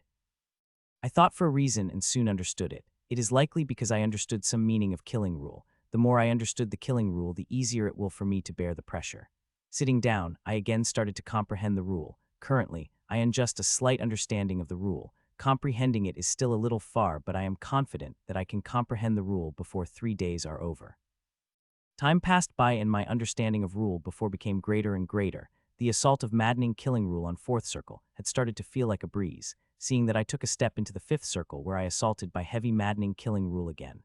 Zzzzzzz. As I was comprehending the rule, I didn't notice the slight vibration released by runes. That slight vibration is mark that 1 day is over, and now I only have 2 days left to comprehend the rule. Even if I had sensed the vibration, I would not have been worried as I am more than confident that I can comprehend the rule in 2 days that are remaining. Unbeknown to Mitchiel, there is change happening in his source. Beside his source there are several bloody red ribbons started to form. These ribbons very faint that even eyes could not see properly, but over time, these bloody ribbons are turning darker and darker. Sixth circle, I sat inside the 6th runic circle. In the 6th circle, the strand of stable killing rule became even more clear. As I keep observing, the understanding of killing rule started to form inside in my mind. My understanding is based on this killing rule, but it is also different from it. As for how much different it's going to get, I will know it when I fully comprehend the rule. With passing time, my understanding of killing rule became greater, and I feel like I am very close to understanding the rule. I feel like if I got even more clear look at that stable killing rule, then it would be really soon. For that I have to go sit into 7th circle. Currently I am not ready to enter the 7th circle as my understanding is not high enough and would not be able to bear the assault, but in an hour or two, my understanding would become high enough that I would be able the assault of mad killing rule at 7th circle. Time passed by and I got a deeper understanding of killing rule, that I am only a small distance away from comprehending rule of killing. When I entered the 7th circle, I again assaulted by heavy mad killing rule. It is more powerful than I thought as I barely able to stop my mind from getting injured, but my nose, ears, and eyes started bleeding. I stood on my spot and wholeheartedly concentrated on comprehending the rule, as only then would I be able to ease the assault that is coming at me. Yes. I shouted loudly as I finally comprehend the rule of killing. It would have taken a few hours more, but an important understanding dawned on me which finally made me comprehend the rule of killing. The immense assault that I had been feeling till now quieted down. The assault of mad killing rule is still there, is just that now I had comprehended the rule of killing. Its assault just feel like a little nuisance. I can feel there is a big change happening in my source, but I can't look what change it is. All I can do is feel. If Mitchiel could see inside his source, he will find a single blood red ribbon is floating in the source. The ribbon looked quite genial and harmless, but when it flashed its edges, it could make anyone shudder. The rule of killing, but it is far from being complete. I felt like it is lacking something, that it is incomplete in some way. I have to fill that incompleteness of the rule that I've just comprehended, only then I will able to it will be that I've started comprehending has started to take form, but it is far from complete. When I sensed it, I found it FEEP 00 PPP 00, LS incomplete. It is lacking something only when I complete it with what it is lacking, only then I would have killing rule that I've envisioned. I sat in the 7th circle and started comprehending again what I have just spec of the rule which hasn't even entered in basic realm. The comprehension of rule is divided into 6 stages which are basic, intermediate, advanced, master, grandmaster, and legend. Each stage further divided into 4 levels which low, medium, high, and peak. Currently, my comprehension hadn't even reached low level of basic level. It is said that advancing rule stage is very difficult. Sometimes it would take years or decades just to advance a single level, while others struck at the level they initially comprehended. I hope that my comprehension of the killing rule could reach the low level of the basic stage before my time is, but I know that is very, very difficult. It is difficult, but I will try to. I'm not feeling much pressure at the 7th circle, but I did not dare to enter the 8th circle, as the influence of objects of rule very high there. I can see a red streak of blood entering the 8th circle from the 9th. This 8th circle will be genuinely dangerous for me if I enter without high comprehension of the rule. I kept comprehending in 7th circle for hours before I started to feel there is no use of further staying. If I stayed here then, it would only waste my time. I looked at 8th circle with apprehension as I could faint blood streak appear inside it now and then from the 9th circle. Finally making my eye stood up and looked at the 8th circle. I am feeling very fearful of that red streak, but I still decided to enter as only entering there will I able to make further progress in rule. Ah! As I step inside, I was attacked by a sensation that I've never in the past circle. Not only my mind is assaulted, but also my body. I could feel the lacerating sensation all over my body, and it is very painful. In this furious assault, I lost my grip on the stable killing rule that I have been comprehending from. I tried finding it again, but no matter how much I try, I wasn't able to find it again. Didn't get dejected and tried to find it again, while this dense mad killing rule key assaulting my mind and body continuously. Finding that stable killing rule is 100 times harder than finding a needle in a haystack. It was my luck that I come across that stable killing rule and use it comprehend the killing rule. I must have searched for an hour before giving up the search for that stable killing rule, but the lightning doesn't strike twice, I thought with a sigh. Seeing no other option available, I moved concentration toward mad killing rule, but I am very careful with this mad killing rule if it influenced me so much that it could potentially be warped the killing rule thought I've comprehended. I tentatively touched the mad killing rule that is cascading down in my body and soul. When I observed it closely, I was both shocked and horrified seeing its intricacies. This rule has madness, craziness, but there is also so beautiful order inside it, and I decided to concentrate my mind on it. Seeing such beautiful order and such madness, something stuck in my mind, and that rule which felt incomplete is now complete. I was about to check how this rule of killing which formed with my own understanding when I felt everything in front of turning blank. When I see the light again, I found myself in a completely different environment. I was confused at first, but soon understood what is happening, and that made ecstatic. Memories. I shouted out loud in my mind. the only wish people have after comprehending the rule is accessing memories of the original user. Sometimes these memories even more important than comprehending the rule. Memories, one thing everyone wishes they could get after comprehending the rule are memories. Some people put more importance in memories than the rule, but it is very hard to get access to the memories. I can't believe I am in the memory of the totem artifact's owner. This once-in-a-lifetime opportunity very few get, and it even more important to me seeing I am not from the central continent. It is said that to access memories, one needs a very high level of comprehension. Only those with high comprehension would able to access hidden memories in totem artifact. It is said in the totem artifacts contain part of the soul of the user, and in this part of the soul is stored owner's rule comprehension and memories. The memory I am currently in seems come type of competition, which looks very grand. West Blood City competition could not compare to it. In this memory I am just host. I can see and feel everything that is happening around me but can't change anything since it is a memory. I am very happy and excited though, as I can feel every breath and twitch of muscle from the owner body. The reason I am excited is an incoming battle. I am excited to see how this owner of memories fought, and seeing how I can feel the smallest movement from the body. I hope owner used lots of skills in the battle. Normally it would have been quite difficult to get skill from the single look, but here it is possible as I will feel how the circulation skill happening in the owner's body like mine, and I just have to remember those circulations. This process will cut short from days of studying and experimenting to mere a few minutes if I am able to remember the circulations, which I am confident with my good memory. Mitchiel didn't know yet, but he was going to swallow the pill of bitter disappointment for all his fantasies in just a few seconds. The owner reaches the center of the arena and stood in front of his opponent. His opponent, handsome tall boy in late teens compared to the owner who had average looks with the bulky physique. "Leon, I hope you don't disappoint me," said his opponent arrogantly, as beautiful longbow materialized in his hands. "You will not be disappointed," said the owner, and I felt some weird energy coming out of the owner's body, which felt completely foreign to me. This foreign energy turned out of being owner's totem artifact, the pale white axe which bore many similarities the while I've been comprehending from. Seeing both of them have summoned their artifacts, excitement inside me reached the peak. Tring, the battle started, and in the next 3 seconds, all my expectations of nabbing high-level skills drowned in a sea of misery. The fight is too fast, all I can see is a blur. They are so fast that my eyes can't seem to track their movement. Not only that, the circulation of skills which I've been wholly counting on is too fast for me to see and memorize its path. When I tried to concentrate on it forcefully, I overcame with spitting pain that I do not want to do that ever again. They are way too fast, and on top of that, they are not fighting on the ground but in the sky.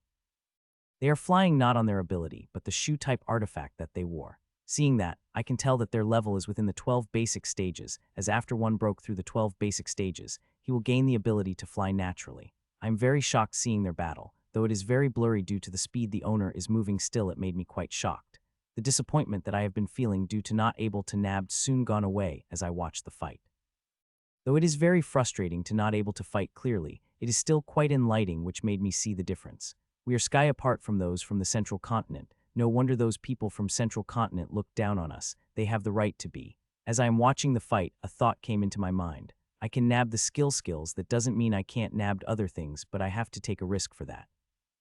As I entered the memory, the first thing I did was isolate my mind from the outside interference, mainly from the rule of killing. I feared that with me in memory, the rule of killing will have close proximity with mind, and that mad killing rule would potentially warp my mind.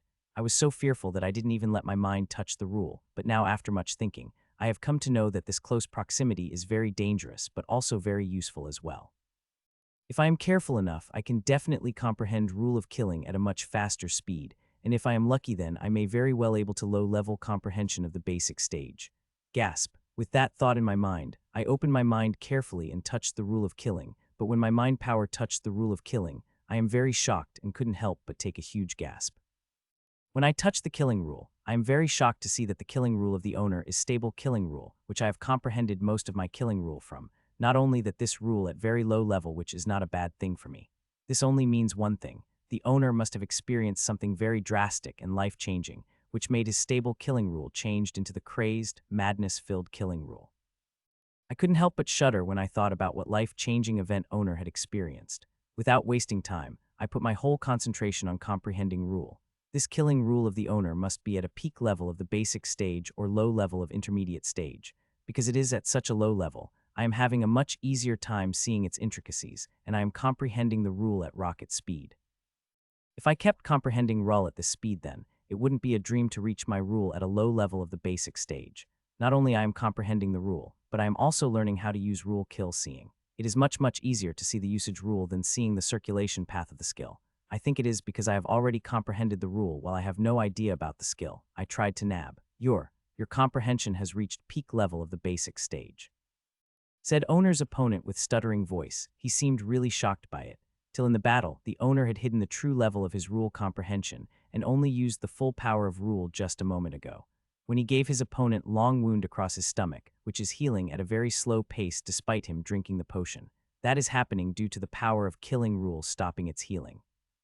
Once the power to entering the body, it had to be countered by rule power, or it will keep damaging body further and further. If there is a difference in rule power, then the battle good is lost. I can sense that the owner and his opponent are at the same stage, and both have comprehended level 2 rule. The difference between them is rule of killing is more powerful than rule of bow that his opponent had comprehended, and top of that owner's comprehension is one level higher than his opponent. Owner's counterattack became furious after he revealed his full power. The wild axe with bloody red hue on it became so fast that his opponent had barely able to counter. The injuries kept piling on his body till he couldn't counteract anymore due to them. Bam! The owner used that chance to swiftly get close to him and used the butt of his axe to strike his opponent. The blow was so hard that his opponent lost consciousness directly. Crash. I was so excited and hoped that I will see future matches, but the reality is brutal as memory cracked like glass next second, and I found myself back in the Rule Palace.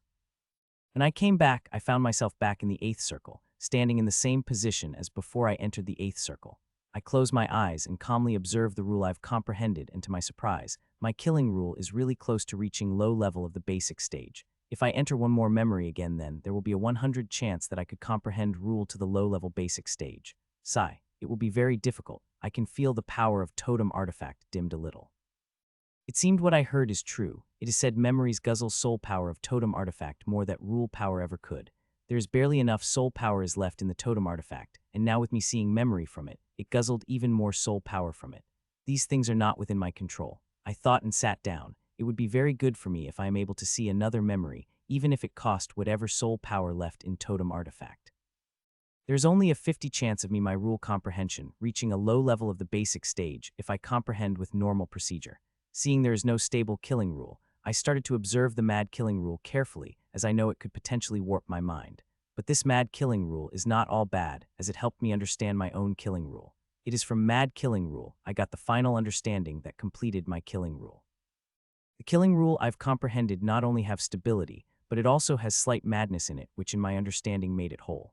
To me, pure stable killing rule is not as good as it did not have that spontaneity that mad killing rule has. With adding a little madness and stability, the lethality of this rule had reached a completely new heights. I can tell with 100 surety that power of my killing rule will definitely surpass both. I keep observing mad killing rule carefully, and comprehension kept getting closer and closer to the low level, but this speed comprehension is slow compared to when I was in memory. I wanted to experience the memory again, but it's not within my control. I was quite lucky to have experienced the memory before. Zzzzzzz. 2 days are over, I thought as I sensed the vibration through the runic circle. I have only days' time remaining in this rule palace. Before my time is over, I had to take my rule comprehension to the low level of the basic stage. As I kept comprehending through the mad killing rule, the assault I am feeling through it started to lessen as my comprehension grew higher. There is only one circle has remained, which is the 9th circle. It is a central circle which packed with most dense runes, and it is where the rule of object white axe is placed. I shudder whenever I looked at the faint bloody lines that come of white axe. I know the terror of them is now and then some bloody lines enter 9th. Through most of its power is diminished when they enter the 8th circle. It still gives me a lot of pain whenever it touched my body. I barely able to survive against it. These lines are like a viper. They will attack at the weakest spot, and I had to give my all just to survive against it. I have no doubt these bloody lines in the 9th circle would be 10 times more dangerous in the 9th circle. 9th circle is very dangerous, but it is also the best place where I could comprehend the rule at a fast pace, will have a slight chance to access memories again. I thought for a long while, and decided to take a risk of entering the 9th circle, but I will not enter right now. I will only enter when half day remains. That is when I will be prepared enough and would be able to take a step back if it was too much. Time passed by and half day over. My heart started to beat faster when I looked at the 9th circle. I calmed my emotions down and stood up. My gaze became resolute as I looked at 9th. Tap, tap, tap. After taking a few deep breaths, I took the steps toward the ninth circle. Ah.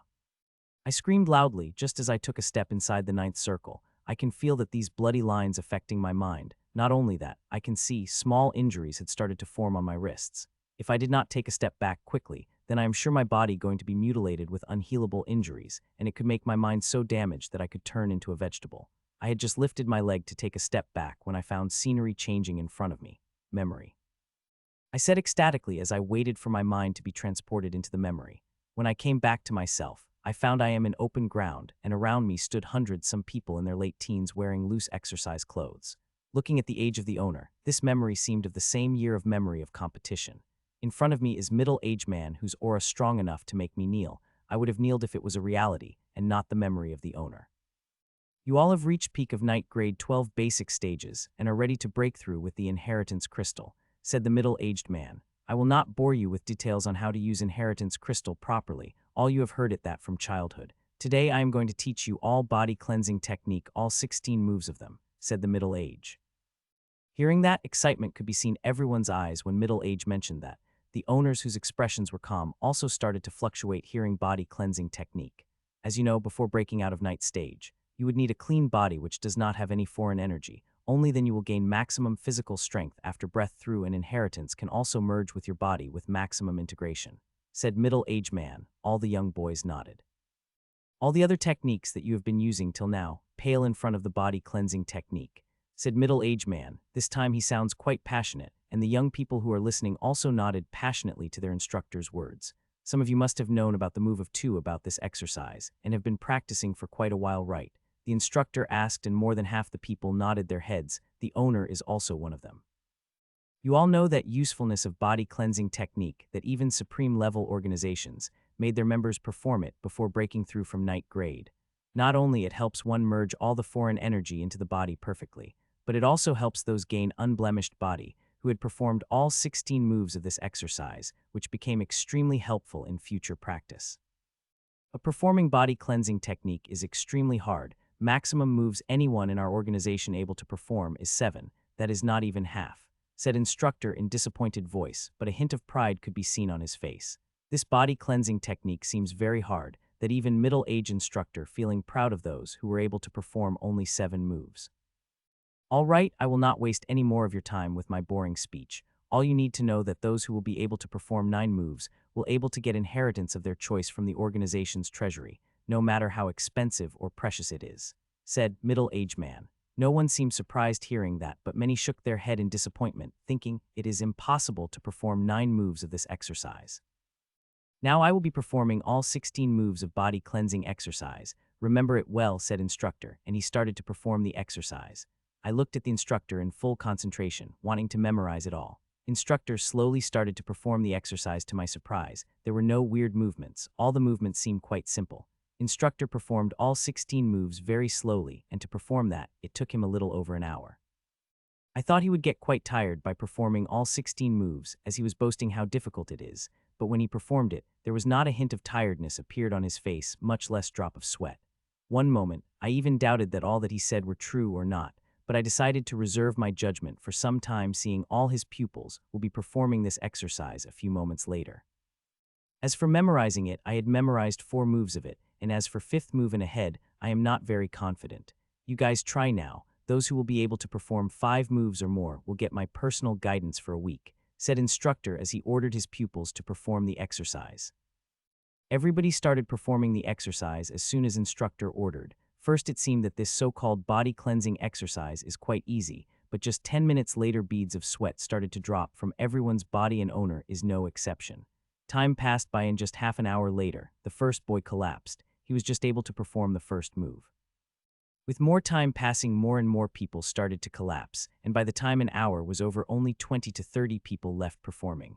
Owner is also one of them. He had just performed 2 moves and is now performing the 3rd movement, but he already is at his limit. When I sensed what is happening at the cellular level at his body, I was blown away. This supreme cleansing exercise had made the body a furnace. Whatever foreign energy present in the body will burn in this furnace and then merge with the body. This merging is absolutely perfect with no flaws in it. Now I can see the reason for instructor boasting. This exercise helps in perfectly merge foreign energy into the body, and with every move, the furnace became hotter and hotter. This is a condition at only second move. I can imagine how hot this body furnace will become after one circulated these exercises' 16th move. The thing most shocked me about this exercise is that it is removing impurities from the body. I've never seen or heard able to do that. I would have considered these impurities just smell sweat if I had not had personal experience with them. My body had also cleaned of impurities when I had eaten that miracle fruit in the space realm more than a year ago. I still remember the heavenly feeling I felt after I had woken up and found my body free of impurities. They're the sky and earth difference between this body cleaning exercise and the Wind Slayer style I am performing to merge the hidden berserk energy in my body. That process seemed very, very defective in front of this process, and seeing this body cleansing exercise work, I started to feel that the berserk energy hadn't merged properly with my body and left some hidden dangers within. I will perform this exercise after I went back to my tent, I decided. The owner finally performed third moves with the sheer power of will. When the owner looked around, he found only 4 people still performing while other people have collapsed. Thud. The owner kept performing fourth move with a sheer will, but when he reached halfway, he finally reached his limit and collapsed on the floor tiredly amidst performing fourth move. To his surprise, he was the last one to collapse. This batch also has no one who could at least perform fifth move, said Instructor disappointingly. Crack, crack. That was the last thing I've heard before memory started to shatter like glass. Hun. I thought I would return at Rule Palace. To my surprise, I found I am completely different memory. The time the owner is sitting alone on Runic Circle, and his hand had a blood-red crystal in which runes could be seen flashing every now and then. He seemed a little older now, and slight traces of wisdom could be seen in his eyes. I've spent 2 long years and finally able to perform 9th move of body cleaning exercise. Not only I have the cleanest body in the whole organization, and I even have got this inheritance, which is best suited for those who had comprehended the rule of killing. I would have never dreamed about getting inheritance high level like this with my meager wealth, but with organization's promise, I was finally able to get it. Said owner as he looked at blood-red crystal in his palm, and before I could process what he had just said, he crushed the crystal in his hand. What I saw next was the most magical scene of my life. The crystal that he touched turned into the string of crystalline runes, which started floating around owner's body. Not only that, the runic circle he is sitting on also started to shine brightly. The body red runes revolve around his body for a few minutes before they were divided into 2 parts. One string of runes went into his chest, while others went into his source. The bloody red runic string that went into his chest started to spread all over his body, while the one bloody red runic string that entered his temple had entered through his source. The source of the owner is different from mine. Instead of having big ball of fire which looked like the sun, he is a figure of human, and around it floating is dense string of bloody lines. Gasp. A gasp came out of my mouth when I looked at owner's source. There was no restriction here nor assault, just pure rule of killing that floating around. Seeing pure rule of killing just floating around without any restriction, I did not waste any time and attached my mental energy to started to comprehending the rule from it.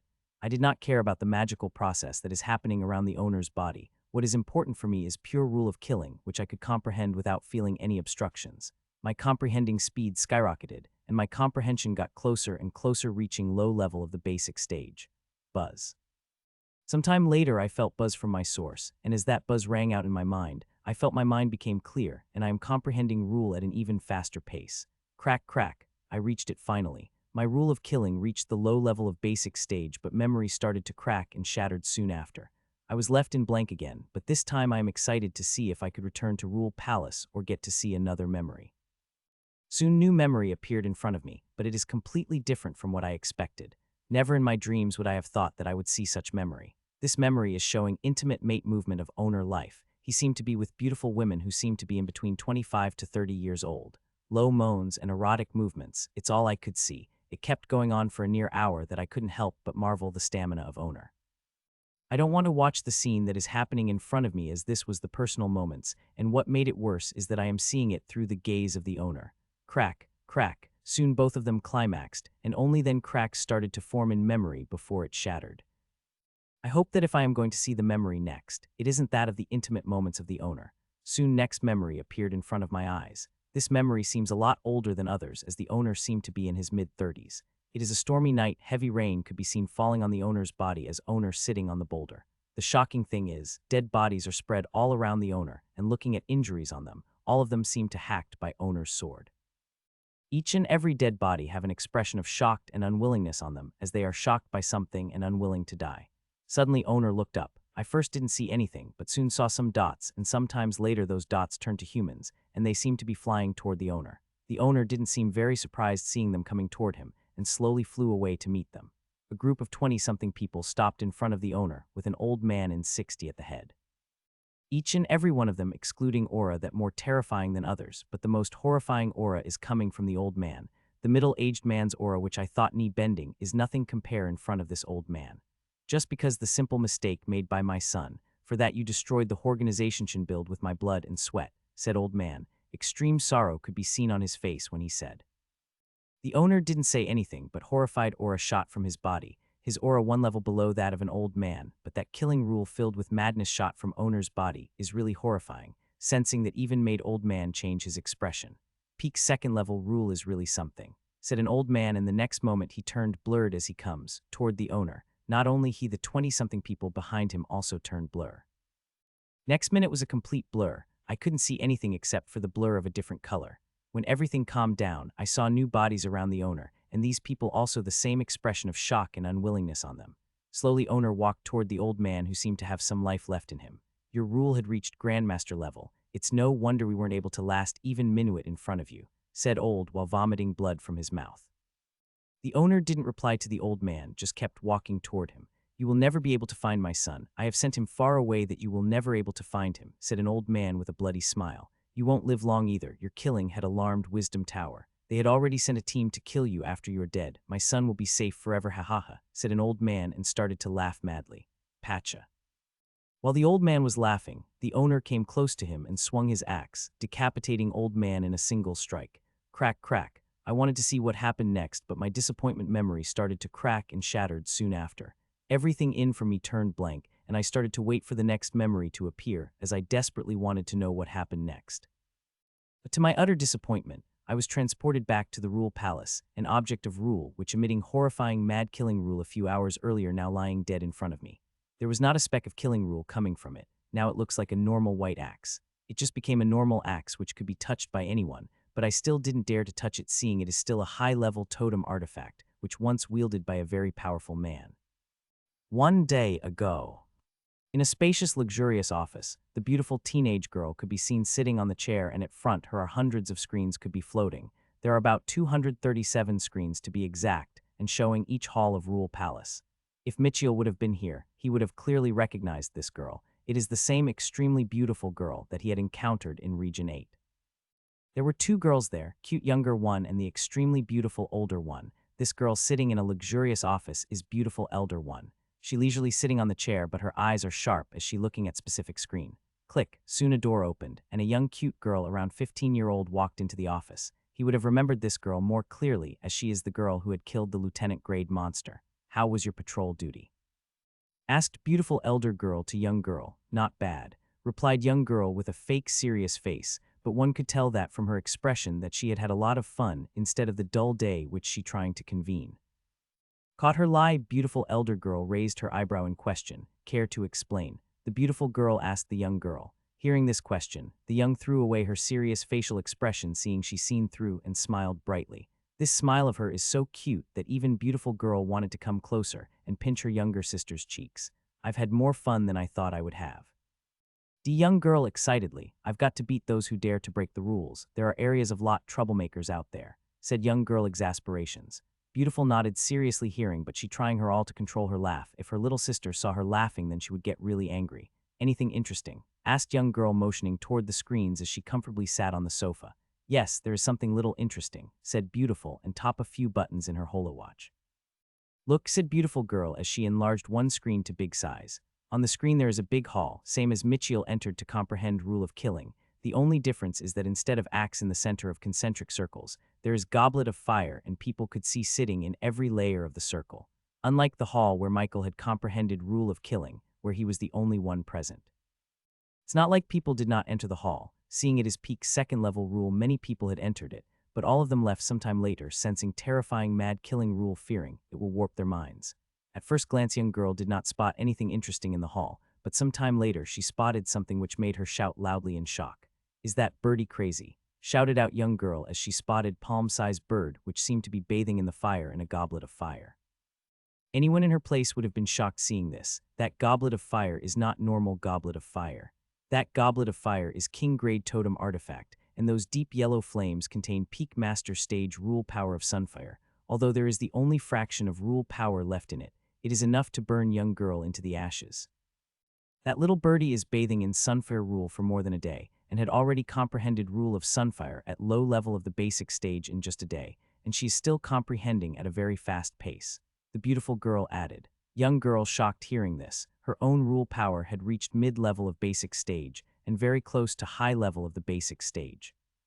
She knows how difficult it is to advance every level of rule power. She who had access to the best resources in the world that very few could compare to still had to work very hard to advance her comprehension where it is now. Advancing every level of rule is very difficult. It can be said that advancing each level is 10 times harder than the previous level. There's a very famous saying in Central Continent about rule, that comprehending rule power is very easy, but advancing is very hard. This saying is very true. Some people who comprehend the rule find it very hard to advance it. Anything else? Asked a girl after she got enough to look little bird. There is nothing much. Many people have been able to comprehend third and second level rule. One is even able to sync his soul with totem artifact and watches its memories, said beautiful girl dully. Beautiful girl finding all this quite normal, even dull. The only thing that caught attention was a little bird bathing in sunfire. She is from Supreme Level Organization. There are not many things in here which could make her gasp in astonishment. It cannot be said for her little sister who had just started her journey. There are still many things that piqued her interest. The one who's able to sync his soul with totem artifact quite lucky. Finding soul which could sync with other soul is quite difficult, remarked young girl.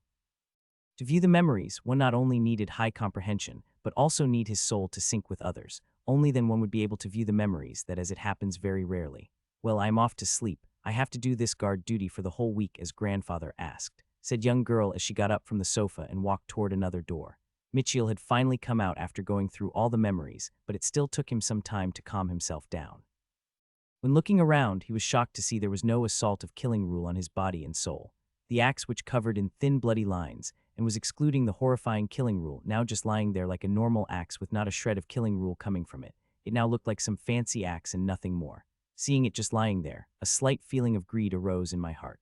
This axe has lost all its rule power, but it still is high-level totem artifact. I shook furiously at that thought. The axe may seem just lie there, but I can feel there is all sort of restrictions placed on it, and I tried to lift it forcefully. Then I will have to pay a hefty price. When I look at my watch, I was quite surprised to find that there are less than 15 minutes till 3 days are over. Seeing there is nothing left for me in this hall, I walked toward the exit and soon entered the corridor. Hun. A surprised sound came out of my mouth when I found a crystal card had appeared in my hand unknowingly, and it had the same aura as me. I was surprised at first seeing it appear in front of me suddenly, but I soon remembered what it is. It's a type of hall ticket for the entrance exam of Wisdom Tower. Everyone received it as long as they were able to comprehend the rule. Getting a crystal card is quite common. What is important is what number did one get. Gasp.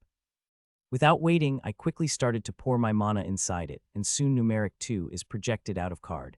And seeing this, I became quite shocked and then very happy. The card one receives can project 0 to 5 number. These numbers are denoted one's potential and how difficult their test would be getting into the Wisdom Tower. 5 means one has the West potential and will have to face quite difficult tests to get into the Wisdom Tower, while 0 is the Hesthistotential, which makes one directly a member of Wisdom Tower. Those who got no 5 and 4 have near 0 chance to get into the Wisdom Tower, while those who get number 3 had a very small chance. As number 2, he will have to give his all to get into it, and for 1 he will get in as long as he made good preparations. I carefully put away this card in the pocket, as being hall ticket of Wisdom Tower's test that not its only use. This card had many more uses. Ashlyn will come out soon, I thought as I looked at the Sunfair sigil. She and I entered the hall with just a few minutes difference, so she should come out in a minute or two. It's been a little more than 10 minutes since I've come out, but till now, I have only seen 4 new people enter the rule place, while only 1 came out of hall comprehending the rule. The test is very tough that even super elites have slight chance to succeed, much less other people. I hope all my friends were able to enter the rule palace to comprehend the rule. After seeing the memories, I have learned many things and I know how important the rule power is. I have already seen Kevin, which I had not expected to see. I hope that Ellen also had received the news and her organization had also sent her here. As for Jill and her brother, I am sure they would have received the news. They had entered the Manurva realm at the same time as me. Choo-choo. I was busy in my thoughts when I heard familiar chirp only to see Ashlyn flying toward me with crystal card in her beak. She threw the card in my palm and landed on my shoulder with familiar ease. Did you comprehend the rule, Ashlyn? I asked as I lovingly massaged her feathers. Right after I asked this question, I felt sundering fire spreading in my body. I felt like this fire is so powerful that it could reduce me into nothingness, leaving nothing behind. The sundering sensation went away as it came, but it made me sense what level it is at. Good girl, I said ecstatically as I massaged her feathers more lovingly. I am very happy right now, as I could feel that Ashlyn's rule comprehension is way above mine. It is quite close to reaching mid-level of the basic stage. Suddenly a thought came into my mind, and just as it came, I wasn't able to control my mind for quite a while. Let's go, you must be feeling quite a hungry, right? I said to Ashlyn and walk out of Rule Palace. This time, I did not walk toward the small houses, instead decided to walk down the mountain. I could stay in a small house, but I have checked out of it within 3 days, so it would be better if I went directly back to my tent. It would take me a little more than an hour to reach my tent. There is no pressure while descending the mountain. While descending, I look around if I could see anyone familiar. I am now having a huge urge to show off, and I could only show off in front of those who are familiar with me, but my luck was bad that I didn't see anyone. It took me a little more than half an hour to descend from the mountain. When I was climbing the mountain 4 days ago, it took me more than half a day and I was barely able to do that. In half an hour, I reached my tent from the base of the mountain. After entering my tent, first thing I did was to head to the bathroom as I was controlling my bodily functions for 3 days. I started to feel quite stuffed because of that and will only feel good when I take all that load out. It was 40 minutes later did I came out. Not only did I unload all the load I had on my body, but I also took a good shower. After bathing Ashlyn, I started to cook. I am feeling very hungry and tired right now. I would have directly slept after coming out of the bathroom if I didn't feel this hungry. Soon the dinner was ready, and we both started to eat in frenzy as both of us are quite hungry. After cleaning the plates, I calmly laid on the bed and closed my eyes. Sleep took me within seconds. My sleep was long and dreamless. When I woke up from it the next morning, I felt quite refreshed. After showering, eating lunch, I sat on my bed quietly in deep thinking. I am thinking about a particular memory of the owner, the one where he was using inheritance crystal. That time I had sensed many things that shocked me, but I decided not to think about back then as owner's source was open wide without any restriction, and I was wholly focused on comprehending the rule in owner's source. But I was still unknowingly able to learn a few things, and this is one of them. I closed my eyes and took a couple of deep breaths. After finding I am sufficiently calm enough, I started to enter my source. Entering in the source is extremely difficult, especially to corporal stage evolver like me, but I found a way in memory. I failed the first time, the second time, third time, and so on, but I kept trying, and finally, I was able to find a way to my source. My source is the same as last time I saw it. The only difference is that now there is long bloody ribbon is floating around it. The ribbon is blood red and had little bloody glow around it. It looks quite harmless and elegant as it floated around the source, but when one's eyes fell on its edges, one would not help but shudder uncontrollably. Those edges of ribbon looked extremely sharp that it can cut through anything like a hot knife cuts through butter. My killing rule is a form of ribbon different from the owner, which is in the form of extremely fine threads. Everyone's rule had different representation. They will vary a little even if the understanding is the same. I heaved a sigh of relief seeing I can enter the source. Now it's time to try the important thing. Ashlyn, enter inside me. I asked Ashlyn as she lazily lying on her stomach to digest the food. She looks at me for a second, but then entered inside me seeing my serious face. Seeing Ashlyn entered inside me, I closed my eyes again and started to enter the source. I failed the first time but successful in the second time. I looked at my source intently to try to feel a connection with Ashlyn's source. Both of our sources are connected. What I wanted is to enter her source through mine and comprehend rule of sunfare from it. I wanted to hide rule of killing if possible. I want to make it my trump card to use in last moment. Having a trump card is like having a second life, and having trump card like peak second level rule will be very deadly. Aha! I soon caught the connection to the Ashlyn source and used it to reach her source, but in that process, I felt a huge pressure on my mind that I couldn't help but scream. Only after I bear that immense pain for a minute did I able to reach Ashlyn's source. In the center of Ashlyn is a huge bird made of fire, but that is not the most interesting thing. The most interesting thing is feather plum made of dark yellow and silver fire for which I had entered the Ashlyn source. It looked amazing. Even the most beautiful work of art couldn't compare to it. When I looked at that fiery feather plum, I felt my whole body will burn to nothingness. That fiery dark yellow and silver feather plum is rule of sunfare that Ashlyn had comprehended, and it is halfway in reaching mid-level of the basic stage.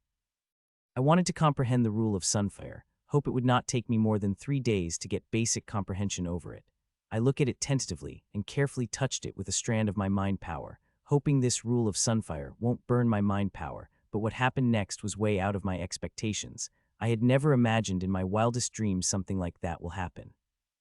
As my mind power touched the fiery dark yellow and silver feather plum, the understanding of rules started to transmit in my mind. Its speed was so fast that I am barely able to understand it before it forcefully stuffed inside my mind. I have no control over this process as I became immobile. All I could feel that understanding of rule of sunfire being transmitted my mind, and it started to take shape in my source. I had never thought this would happen in wildest dreams. I thought I would slowly comprehend rule of sunfire in the pace of few days, but now seeing the speed of which understanding is forming in my mind, it would barely take minutes. This is the comprehension of Ashlyn that being copied in my source. I hope that Ashlyn's comprehension won't lessen because of this. When I looked at Fire Plum with difficulty, I found that is the same as before with no change in it, seeing that great burden had loosened my mind. This process of copying understanding gone for few minutes before stopping, and I can feel the rule of sunfire in my source, and with its understanding imprinted in my mind, I feel like this rule I've comprehended on my own, not copied from Ashlyn. I wanted to see how the rule of sunfire look in my source when I felt blinding headache in mind. The headache is fierce that I barely able to think what is happening, but as time passed, I started to feel familiar sensation in Ashlyn's source. Only to see familiar blood red ribbons started to form in Ashlyn's source. This completely shocked me out of my mind. First, I am already having difficulty thinking about how I am able Ashlyn's comprehended rule of sunfire in my mind, but now my rule of killing is being imprinted in Ashlyn's mind. I could tell that when I entered Ashlyn's source, she was watching me and probably saw how I extended mind power to the fire plum. Before I overcame with blinding headache, I had felt that something had touched my rule of killing, but before I could see what it is, I started to feel this blinding headache. That must be Ashlyn who used her mind power to touch my rule of killing just like I did with her rule. Time passed by, I felt headache recede, and rule of killing had also formed in Ashlyn's source. Her ribbon is little different from mine. It is blood red and has sharp edges like mine, but it is short in length and had more blood fog surrounding it than mine. The feeling it gave is nearly the same with just a slight distinction. Others would not be able to notice this slight distinction, but I did as this rule is comprehended by me. The headache had finally stopped, and I am about to go back to my source to check the newly imprinted rule of sunfire, when I suddenly felt very tired and lost consciousness immediately. When I woke up, it has already been an evening. I had slept for a whole day, and I stiffening a little tired. That rule imprinting took a lot out of me, but I am not disappointed as I am more than happy to get another rule, and this rule's comprehension is way above mine. The rule of killing I am comprehended is at low level of the basic stage. I will need a lot of comprehensions to advance it to the mid-stage, but Ashlyn's rule of sunfire is already halfway into mid-level. The advancing every level of is 10 times more difficult than the previous, and advancing a stage is even more difficult. I sat cross-legged on the bed and closed my eyes to enter my source. This time I entered inside my source space at first chance. Inside my source is big fireball like sun, and revolving around it is blood red ribbon and yellow and silver fire feather plum. It looked nearly the same as Ashlyn's, but if one looked carefully, then one will see the slight differences between them. The first is yellow fire on feather plum, is a little darker than that of Ashlyn, and feather plum is also slightly pointier than the Ashlyn's. I look at it for quite a while. I withdraw my consciousness after I checked every point of my source space. I am still quite tired due morning's rule imprinting cordial and wanted to sleep again. Rule imprinting must have taken some of my soul energy as well as mind power. That is why I'm feeling this sleepy. Soul of those at night stage 12 basic stages are quite fragile. A little strain on it could make irreversible damage. Though rule imprinting took just a minute amount of my soul energy, it still made me quite tired that I just wanted to sleep. Ashlyn, on the other hand, looked normal. It looks like rule imprinting had made no effect on her. Like me, her soul energy also used, but for some reason, it did not affect her. I shook my head and removed those thoughts from my head. I have already known that this little birdie is little different from her other monsters, be it her intelligence or comprehension is way higher than other monsters, not to forget her ability to smell the treasures like miracle fruit and mystic medicine. If I were to think about that, then I will make my head hurt uselessly as I didn't have any answers. The best choice is to leave it be. I will know it when the time is right. I heated the leftover of the morning and ate with Ashlyn. Choo choo choo. Ashlyn chirped as I am about to prepare for sleep. She wanted me to open a tent for her so she could fly outside. Okay, I said and opened the tent, a form which could easily get out and get in. If it was 4 days ago, I would have said no, despite knowing that it is quite safe outside for both monsters and humans, as this realm is devoid of any monsters, only monsters present in this realm that are brought by humans. There would have been a slight danger to her before, but now she has the power of Sunfire, a peak second-level rule. Now injuring Ashlyn is very hard. Choo-choo. She flew out of tent excitedly while I laid on the bed to sleep. When I woke up the next morning, I found the small weight on my chest. When I looked up, found it is Ashlyn. I was quite surprised to see that.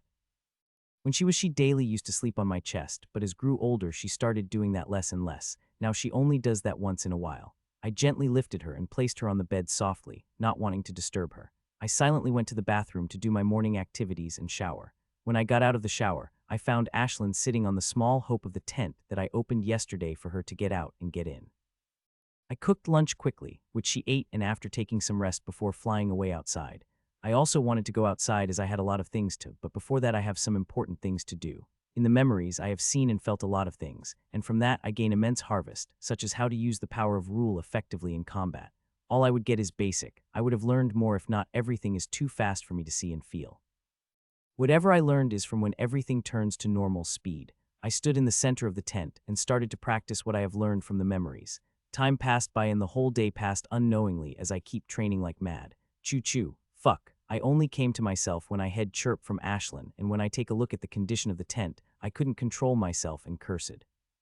The tent is damaged beyond repair. Hundreds of tear and scorched marks could be seen on it. The bed which I had used to sleep had now turned into pieces.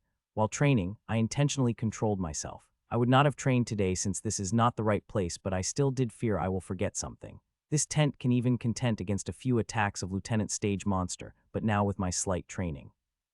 It had damaged beyond repair. It's good thing that I had few night-grade tent in my storages, which I had found in the half in my journey to this awakening ground. I had actualized pretty much everything I had learned in the memory, except for body cleansing technique, which I want to give a trying day before I leave this realm. I am feeling quite excited with my new strength that I am having a hard time controlling myself, as I just wanted to get out this awakening ground and test my strength against monster and people that dare to cross me. I changed the tents and shower heated food of the morning, which we ate till we are full. After that, I laid on the bed to sleep while Ashlyn again went outside. Let's go, Ashlyn. I said as I picked Ashlyn in my hand and get out of my tent. This is a new day which I plan to solely give for shopping. I am going to sell all the sellable stuff I have with me. I am not even going to leave night-grade artifacts that I am wearing. The fair is offering many things that are very expensive in Westblood, and something are not even available in Westblood. My priority is going to be at least one totem artifact, few mid-level night-grade skills, and most importantly books. I hope the money I will get from selling all the things I have will be enough to buy things that I am wanting to buy. I left my tent with Ashlyn, who is in my hand, now flew onto my shoulder a few minutes ago. Compared to when I entered, there are now more than 10 times tents are here, and all of them from the Republic. I am currently not going toward the fair, but walking toward Nigel and Billy's tent. They had given me direction to their tent when we were attempting the test. Empty. When I reached the place, there are 2 tents with same details 2 to them had mentioned, but when I knocked on them, a screen popped out in front of me telling it is empty.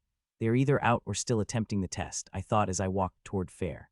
As I walked toward the fair, I saw more and more people from the Republic. When I first entered this realm, I rarely saw people from the Republic, and now they are everywhere, but our numbers are still less than those from the central continent. For us to reach the awakening ground, we have to cross the whole 9 region, which is no less than 9 circles of hell for those below Lieutenant Stage, but people from the central continent have a direct entrance, so it is understandable they have huge numbers. If we also had a direct entrance, our numbers would also be great. Soon, I reached the fair and directly walked toward the selling point set up by Wisdom Tower. There is a small line as lots of people wanted to sell their stuff for wisdom credits, so they could buy stuff. My number soon came and I unload all the stuff I have. I even took out high-level night-grade storage as most of my stuff was stored there. Those front, the Wisdom Tower showed no reaction to my storage, but I heard some gasp around me. Hearing those gaps, look of contempt appeared on those from Wisdom Tower.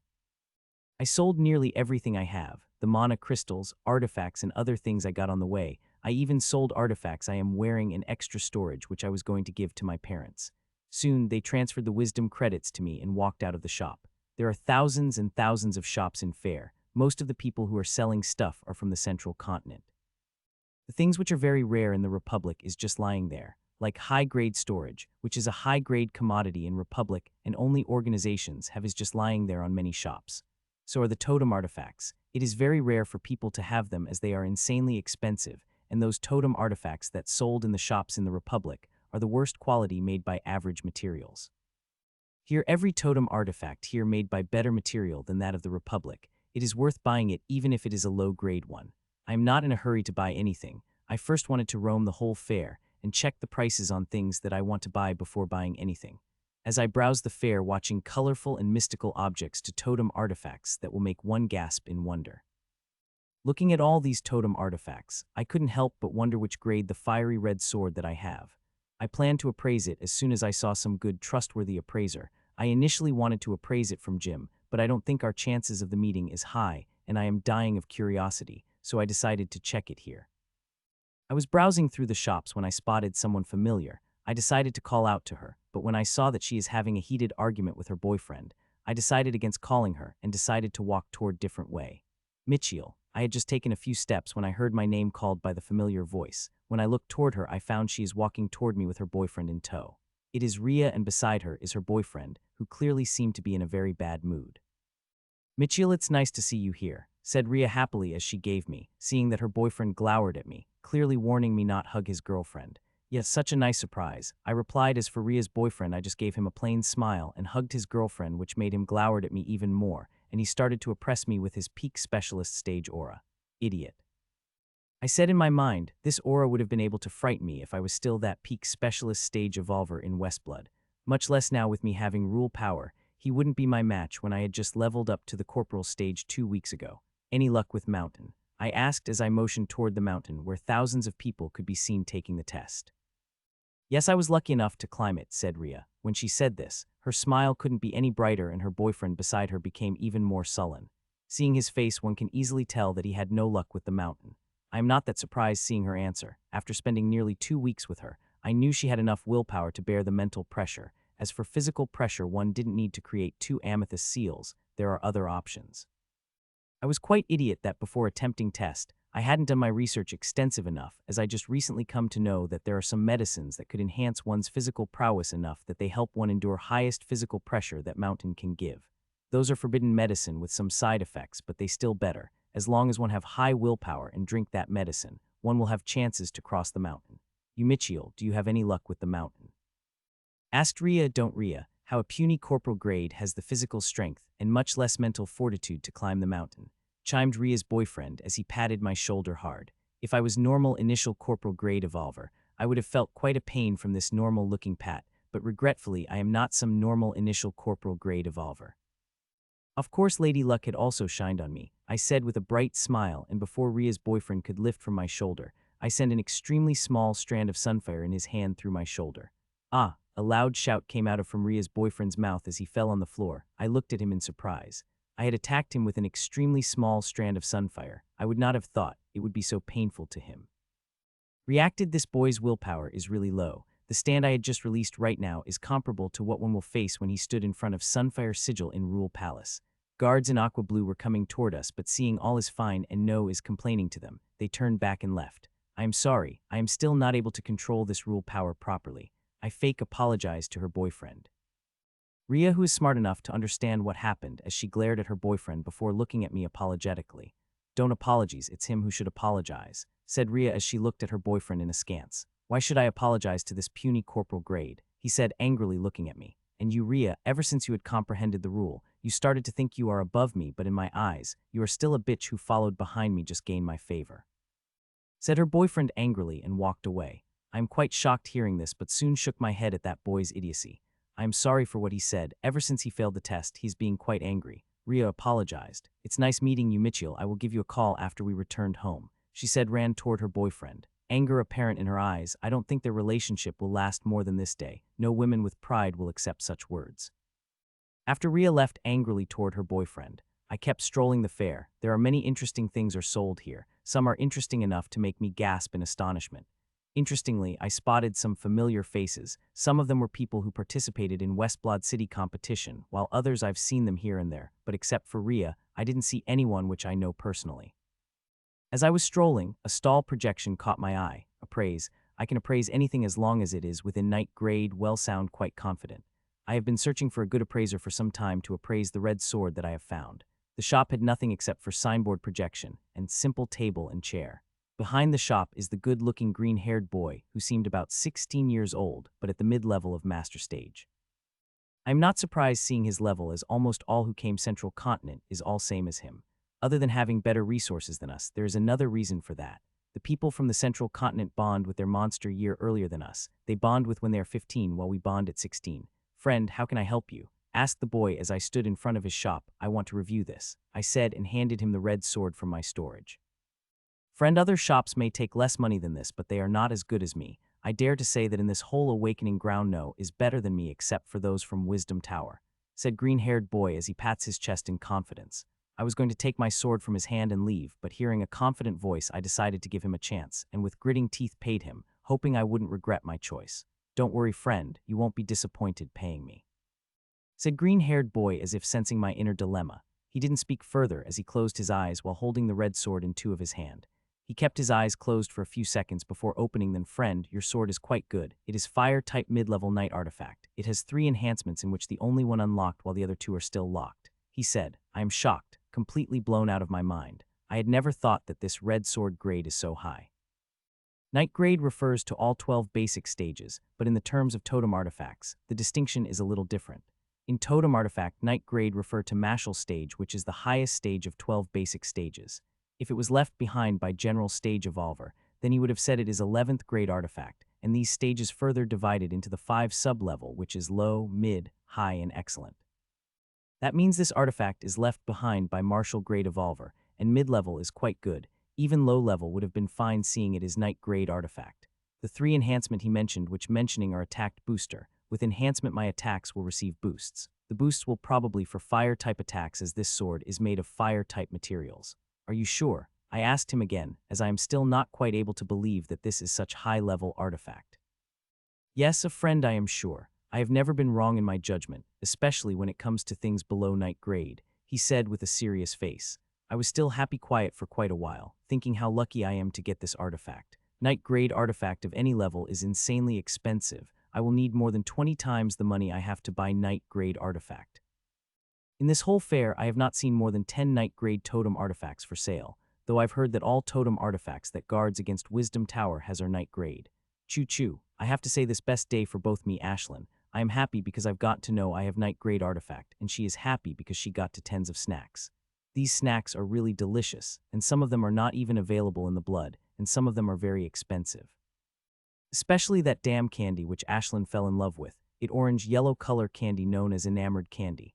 Not only Ashlyn, but many other monsters have also become crazy for that candy, as this candy is especially for monsters. I even saw some monsters attack their partners as they refused to buy that candy for them. I had earlier rejected to buy that candy for her, and she chirped so loud in my ear that I had to admit defeat and buy it for her. Every time I buy that candy for her, I felt like my hear it burning, as Ashlyn did not get satisfied with just one candy. After roaming the fair, I walked toward the center of the fair to see the advertising boards. There are thousands of screens protected here showing the offer for all that's sold at the fair. Here anyone can sell their stuff or buy, with giving some small commission to Wisdom Tower. I have already roamed the whole fair and saw the rates of all the goods that sold there, so now at the advertising board, I can easily buy them without feeling cheated. As I stood in front of the advertisement board, I typed my requirement for the totem artifact that I want to buy. I am planning to buy a shoe-type totem artifact. My fighting type more inch towards speed and swiftness, so having shoe-type totem artifacts will help a lot to me in combat. I tapped enter as finished putting up my requirement. Next moment result had appeared in front of, and I am quite shocked seeing the no of the result. I thought I would get 1,000 or a maximum of 2,000 results, but I am surprised to find there are 11,000 results. Seeing I didn't have time to see all the searched, I made my requirement strict as possible. Earlier I had stretched my requirement thinking I will not much result, but seeing so many result appearing, now I don't have to stretch my requirements. Soon the next result came, and they are 87 of them. I started to scan through these 87 results to get best totem artifact that is based on me. Due to constraints of budget, the totem artifact that is low grade, but it is fine by me seeing my current stage, I wouldn't be able to bring out the full power of even lowest grade totem artifact, much less a high grade one. After going through all 87 offers, I selected 4 totem artifacts that I like. I finally made my choice after carefully going over details of all the totem artifact. They look like casual white sneakers that one wear every day. This shoe-type totem artifact of peak level lieutenant grade, the lowest one, but it is fine by me. The speed enhancement give is normal. The reason I brought this artifact because it offers high stability in the air, so if it is perfect for taking sky jumps. 5 minutes after I paid, I saw Drone coming toward me. Soon Drone stopped in front of me, and its robotic arms handed me the box, which has sneaker before flying away. I really want to try my sneaker, but I control myself seeing I have so much to shop. Next thing on my agenda, buying mid-level skills, only if they caught my eye, as mid-level could be brought in Westblood, so I will buy them if they are relatively special. The other thing, at my current stage, mid-level skills will not be able to show much might. As knight grade skill, they can be used by anyone, but they could only bring out their most when used by certain stage evolver. If Corporal stage or Sergeant stage were to use mid-level skill, its power only be comparable to average low-level knight grade skill, so mid-level knight grade skill could bring out its most if it was used by Corporal stage or above evolver. There is a certain exception, like I've heard that super elite who are peak Sergeant stage can also use mid-level skill at their full might. I had spent nearly 2 hours buying skills. I brought 3 mid-level knight grade skills, which are strength, speed, and offensive type skills. All 3 of these skills are very good, otherwise I would not have brought them, as I could buy them at Westblood. After buying skills, I was about to move to my next shopping item when a thought came to my mind, and I searched it immediately. Next moment, only 533 results showed. I again filtered them to 7. After reading the details of the 7, I brought 2 skills. Both of them are the same. The only difference between them is that one is low-level knight grade skill and other mid-level knight grade skill. This skill has always been the core of skills organizations and is not available outside to buy, but know where I had brought them. Many people had been jealous when people from organizations used this skill, but they won't have to anymore, as I am sure many people from the Republic already had brought these skills here. With artifacts and skill, I had spent half of the money I got from selling all my stuff. Now the only thing remaining is books, which I plan to spend the rest of my credits on.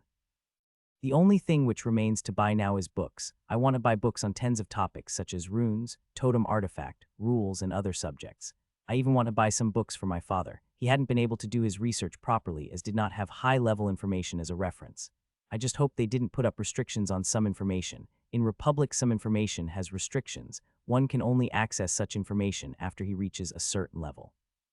As I kept buying books, I became very happy to see that there are no restrictions on whatever types of books I buy, and all these books are trustworthy since all of them sold by the Wisdom Tower. It took me hours to buy all the books I needed despite having already made list. It was quite late at night, and I am feeling quite hungry.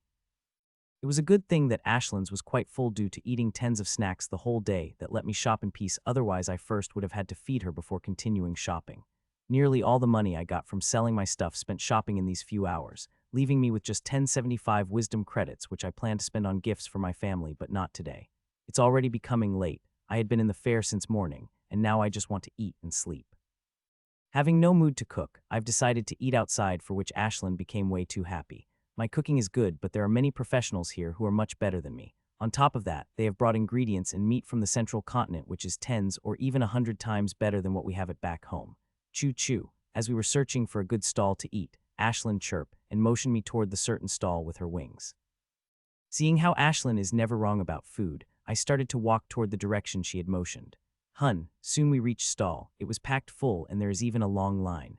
First, I didn't understand the reason for its popularity, seeing it is just like any other normal stall in fair, but when I looked at a pretty girl who is cooking the food, I understood all and became quite shocked. That is because the girl is cooking with rule power. I can sense the power of fire rule in the fire she using for cooking. I am quite shocked seeing this. Rule power is quite hard to control. Even with the help of memories, I would need months, even year, before I control rule with the same precision as her. It is impossible she would have comprehended rule a few days ago. Even if she had seen memories through totem artifact like me and is highly talented, she would need at least a month to get such control.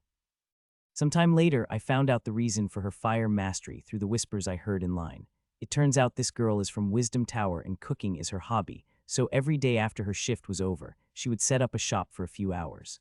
Well, that explains a lot. Only people from Wisdom Tower could have such mastery over the rule power despite their young age. Only after being in line for more than an hour did my number came. As I sit on the table, I quickly ordered for Ashland is me. The food here is little expensive compared to other stalls in fair, but still I want to give it a try once to see how the food made with the help of the ruling power tastes like. Soon the 2 steaming hot plates appeared in front of me and Ashland. I didn't wait for a second and started to eat.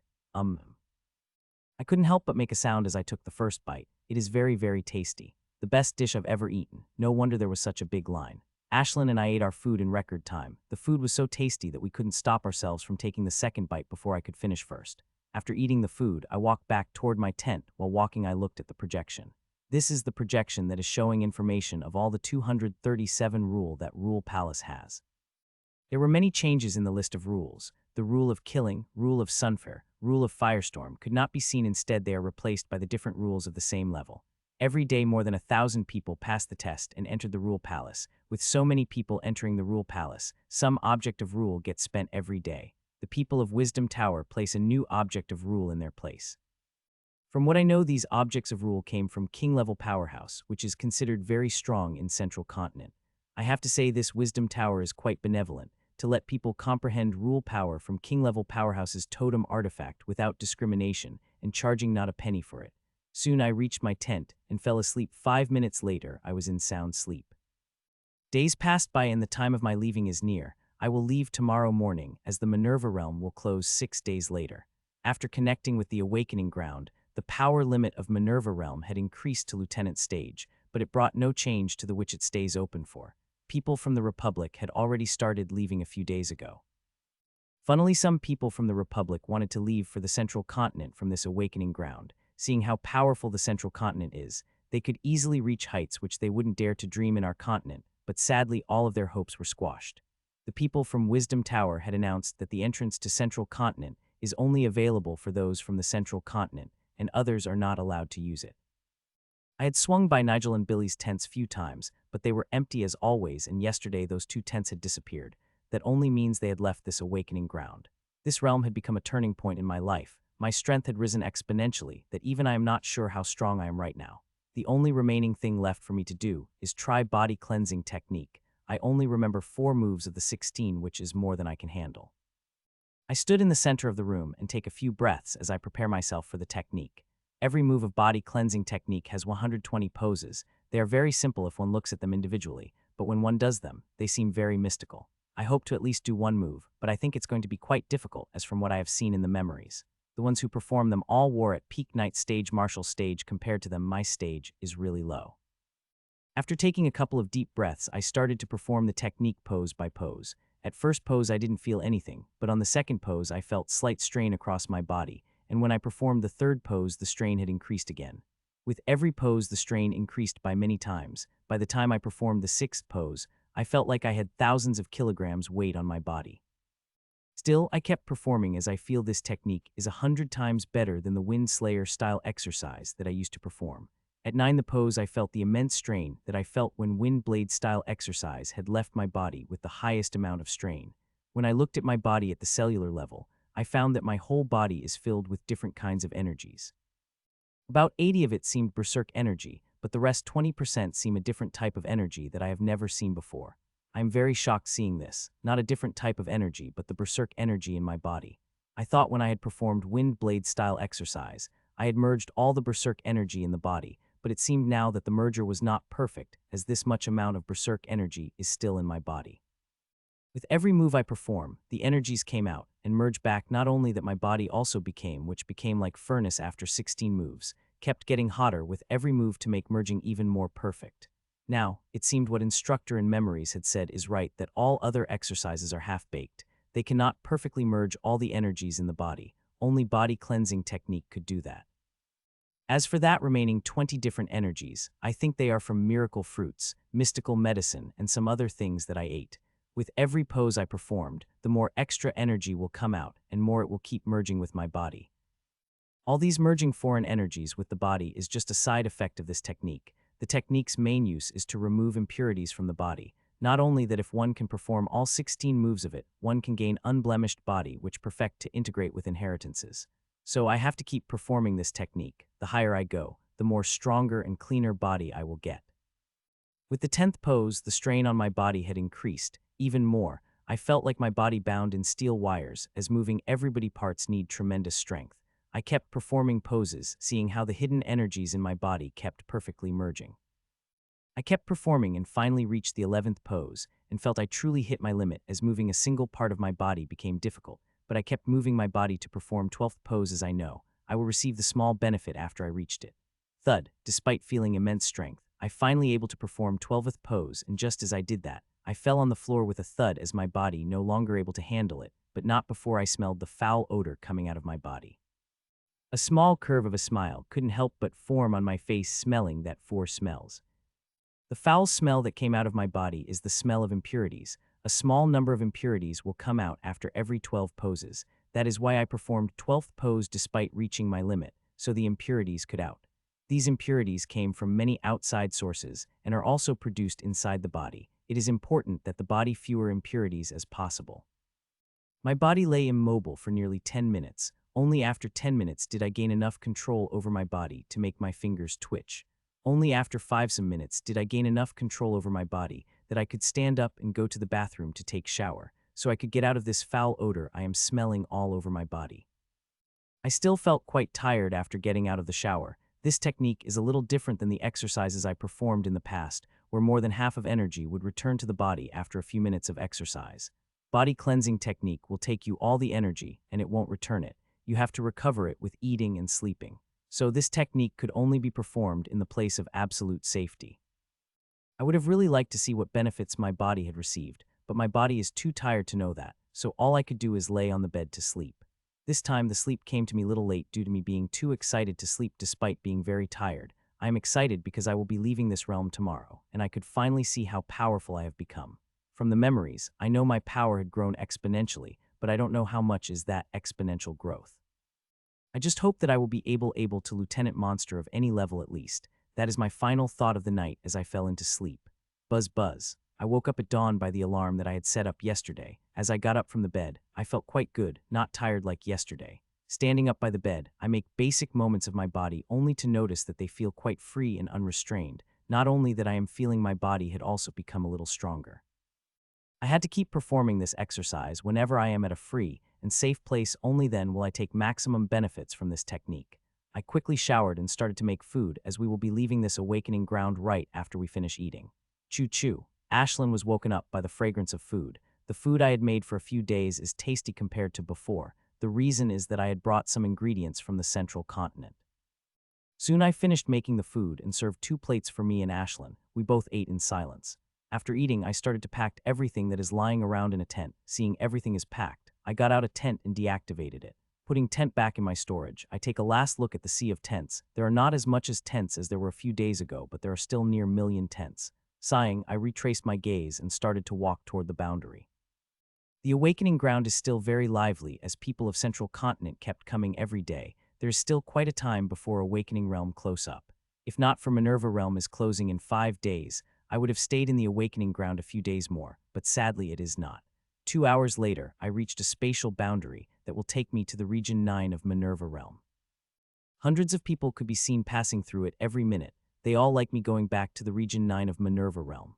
As I walked near the spatial boundary, I wanted to activate all the artifacts I have to the maximum in case I am transported near dangerous monster, but soon noticed I didn't have any artifacts on me, except for shoe-type artifact I am wearing and red sword that is in my storage.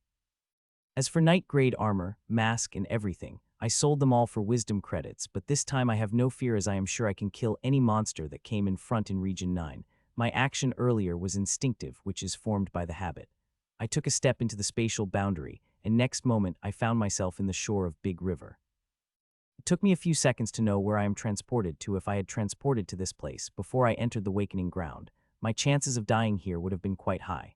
Seeing how this area used to be an enclave of peak master stage monster, and after Realm's restrictions loosen, many of these monsters would have been level up to Lieutenant stage, but now I have no such fear as my strength had experienced exponential growth. What I want now is to find strong opponent, be it monster or human, to fight against, so I can know how powerful I had become. Roar, muo. As I am thinking about which direction to go, I heard the sound of the monsters. Without thinking much, I jumped high and started to run on the air. This is low-level night-grade hybrid skill named Wind Run. It is a fusion of speed type skill and levitating skill. This skill is 10 times better than the sky steps which I had been using to run on the sky. Using that skill was like stepping on the very unstable raft. With a single mistake, one will walk into the river, but this skill wind is like running on windmill, which you can adjust is at your own pace, had a very small fear of falling as long as one is careful enough. The only requirement for this skill is to have enough mana. It requires a huge amount of mana. Normal Corporal and Sergeant stage can't provide, so this skill mostly used by either super elite or those at master stage or above. This is the secret skill of organization, which only super elite, trainee elite, and the promising elite have access to. People have always jealous of this skill, but they have no choice but to swallow their release as they couldn't buy these skills, no matter how much money they have. If they really do want to experience the sky walking, then they can only use inefficient skill like sky step, which is barely stable, and one has to keep half of his concentration on it. With the help of Rise skill, I can walk on the air as I do on the ground. The only thing I had to keep in mind that I could not stop on the spot for than 5 seconds or I will fall on the ground. Choo choo choo choo choo. Suddenly Ashlyn started to chirp loudly and excitedly as we were getting closer to the place we were hearing monster sounds from, and I wasn't able to sense anything from her, as her mind was locked, which she started to do regularly ever since she had comprehended the rule. There must be something good for her to chirp like this, seeing that I increased my pace again and soon reached the place where I heard the sound of monsters and became quite surprised to see what is happening on the ground. Below 3 mid-level lieutenant stage monsters are fighting ferociously, but the surprising thing is while they are fighting, half of their gaze is on the tree not far away from them. All the other trees around that 3 are damaged and destroyed, but there is barely any harm came to that tree. Where I looked carefully, I found there is single bright green papaya-like fruit hanging by the tree. This fruit is likely the reason why all 3 of these monsters fighting for it. Seeing I and Ashlyn coming near them, the monsters didn't even give a single glance, likely not caring for the puny corporal stage evolvers from whom they felt no risk from. Choo choo choo. After the second we arrived above the battlefield, Ashlyn chirp exited and flew away toward the fruit. Ash, I wanted to stop her but stopped half. She's not same Ashlyn she was 15 days ago. I don't think all 3 of these monsters combined would able to injure. Moo. Seeing tiny corporal stagebird is flying toward the fruit they have been fighting for, an aqua bull got angry and quickly made its 20-meter giant body appear in the way and opened the mouth, wanting to eat Ashlyn in a single gulp. Seeing that Ashlyn did not change her course, instead covered her body with her silver fire. In that silver fire one can sense the terrifying power of sunfire. The monster likely sensed and tried to shut its mouth and moved away, but unfortunately, Ashlyn's speed increased exponentially as she covered her body with the power of sunfire. Putch, thud, with comet-like speed, she entered the mouth of Aqua Bull and next moment sound of piercing came out as she came out of Aqua Bull's skull. All the shine from Aqua Bull had disappeared as its body fell on the ground with a thud. My mouth opened in shock as I saw this scene. She just finished fights in second. I thought it will take at least few minutes for her finish the monster, but to my surprise, she finished in just 1 second. As if nothing happened, she took back the flames off her body and landed on the tree beside fruit which is slightly bigger than her size. Roar roar. Seeing Ashlyn taking a bite of the fruit they had been fighting for, both monsters ran toward Ashlyn, not caring their earlier opponent killed by her a few seconds ago. This food seems really special for them to act like that, otherwise, they would run away as soon as they saw the other monster being killed in a second by Ashlyn. Fire strike. Not wanting to get to our disturb, I quickly launched 2 bolts of fire strike at the monsters. They are not special bolts but the simple bolts. The only difference is that I added the power of sunfire in it. Crash, crash, 2 small bolts of fire pierced through their bodies. First I thought nothing much happened, but the next moment, I found them crashing on them being completely dead. I am quite surprised to see them being dead at the single strike. I thought they would last at least 2 or 3 moves of mine. I gently landed on the ground and walked toward the monster bodies to take out their cores. I cut the heart of the monsters, take out their monster's core, and also some of the important parts to selling them at Westblood. As for Ashlyn, she is enjoying the papaya-like fruit, which she shot through the monster's mouth like a comet. Looking at the fruit which is getting smaller and smaller by every second, I couldn't help but hope that the fruit which is Ashlyn eating is a miracle fruit. But I know that chances of it being happening are really low, but I wish that fruit is miracle fruit. It happened many times that Ashlyn smelled something tasty and couldn't able to control herself.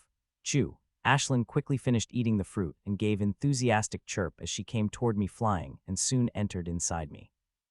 As she entered inside me, I felt some strange energy is entering my body with swift speed. This energy is very strange. Sometimes it feels cold, sometimes it felt hot. It kept feeling my body and I had no control over it. The reason I am not feeling worried because Ashlyn had opened her mind to relay that this energy is relatively harmless and I should let it fill my body without restricting it. That is the reason I am letting it run over my body. Otherwise, I would not have been letting it fill my body without much fear. The hot and cold energy kept feeling my body, and soon it will reach the limit, but nothing had happened and that started to worry me. I don't want to be like an inflated balloon which would explode after it reaches its limit. I started to sweat as the energy filled me with brim, and I felt if this energy keeps filling my body a few seconds, I would surely explode. As I was about to do something about it, I felt like a spark lit from Ashlyn, and next moment, I felt like I am leveling up.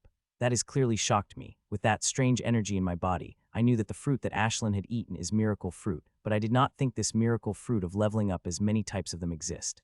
Ashlyn had eaten the miracle fruit that helped her leveled up before, and feeling it gave is completely different than I am getting now. I thought this fruit would be some other miracle fruit which will provide aid to her strength in some other way. The strange energy that filled me with brim had started sucking in my body. It was a good thing I had monster's core in my body. I had kept converting berserk energy to normal energy to provide for all the mana it needed for me to level up. I kept providing it mana as much as it needs, but at one point, I couldn't help but feel surprised. It is taking way more mana that it needs for me to level up, but I can't do anything about it except for providing the mana. Soon monster core in my stomach is completely spent, and I quickly ate new peace monster core, and I felt as if a small volcano had exploded in the stomach, as the power of this monster core, many times more berserk than the previous monster core. The piece of the monster core that I had just eaten is from the Sergeant Stage monster. It contains many times more berserk energy than Master Stage monster core. I pressed the volcano with my mind power and increased the speed of my refinement engine so that the berserk energy that had rampaging inside body be quickly get converted. As time passed, little by little I gained control over Sergeant Stage monster core that I have in my body. It is still very volatile, but as long as I kept the lock of my mental energy on it, I will not get out of control. The condition of my body now is way better than it had been 3 weeks ago. Now even if I had eaten the piece of Master Stage monster core instead of Sergeant Stage monster core, I would have been able to control it, albeit barely. I kept converting berserk energy as the hunger of that strange energy never seemed to fill. The strange energy's mana swallowing finally started to slow down, but when I looked at the condition of monster core in my stomach, I was quite shocked as there was only 30 of it is left. It had taken way too much mana. This amount of mana is more than enough to level up to me to the initial level of Sergeant Stage directly, I thought. The sucking of mana finally stopped, and nothing happened for a few seconds. I even started to wonder if something was going to happen or not, as that feeling of leveling up had never become intense.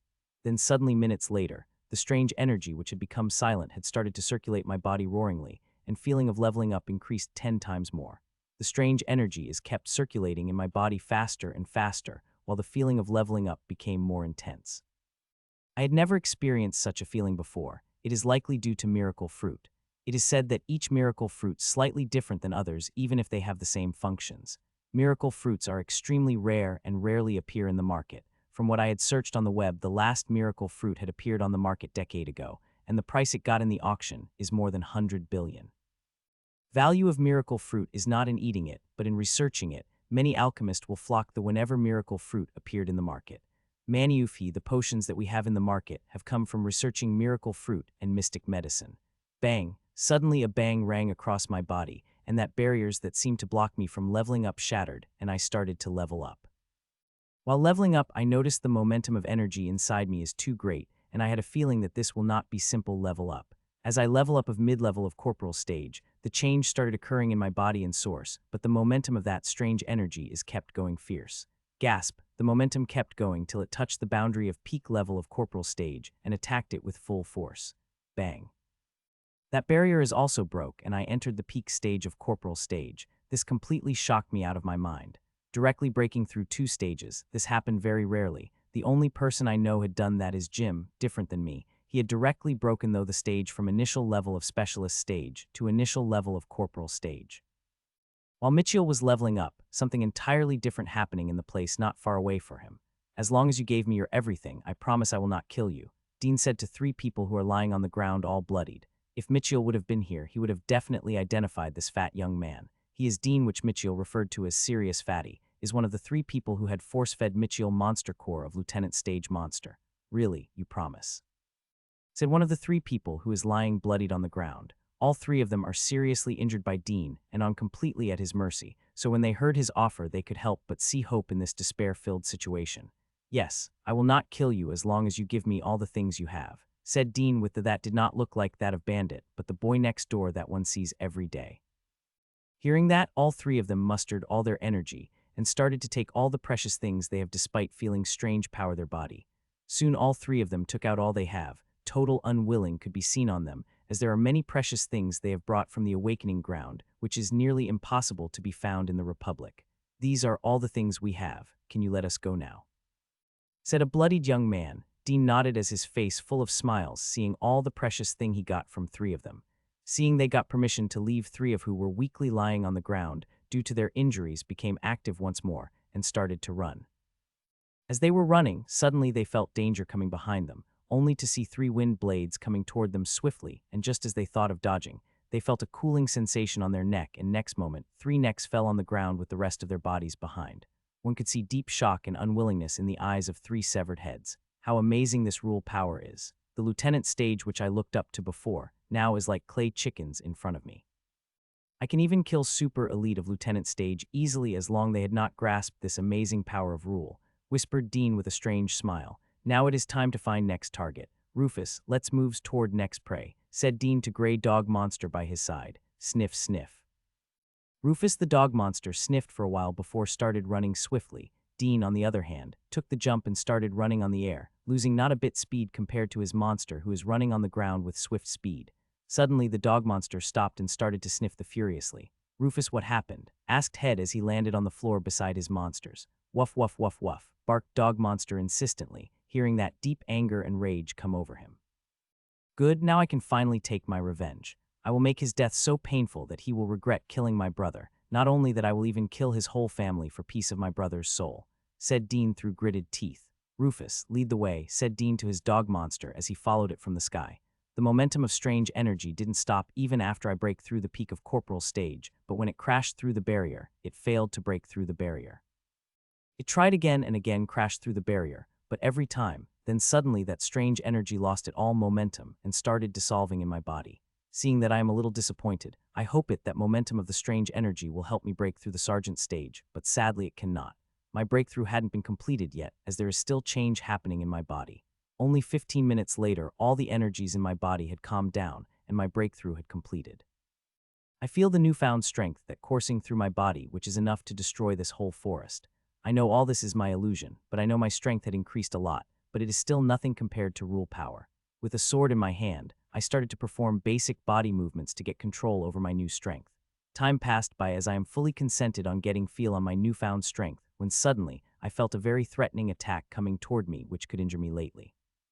I quickly moved back and slashed my sword toward incoming attack. This was not a normal slash, but slash infused with the power of sunfire which I had coated over the sword. Clank, my sword clashed against the incoming attack, which is a sharp wind blade. Not only that, this wind blade had contained fearsome power of rule of wind. Fry, I looked up toward my attacker and started to ask why he attacked me when I stopped short as I saw who attacked me and anger had appeared in my eyes for a moment. So it's you, I said with a calm face, while serious Fatty still had shock written all over the face. Only hearing my question did he able to come to himself. He is one of the fatties that forcefully fed me monster's core. If I was not lucky enough to have such a unique refinement engine, I would have been surely dead.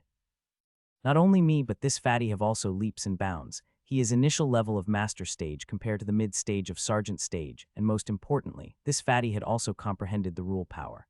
I will have to be careful fighting him when rule power enters the battle. It became quite unpredictable. I never thought you would also gain the power of rule. Well, this will make killing you even more interesting, said Serious Fatty as he launched his attack from the sky.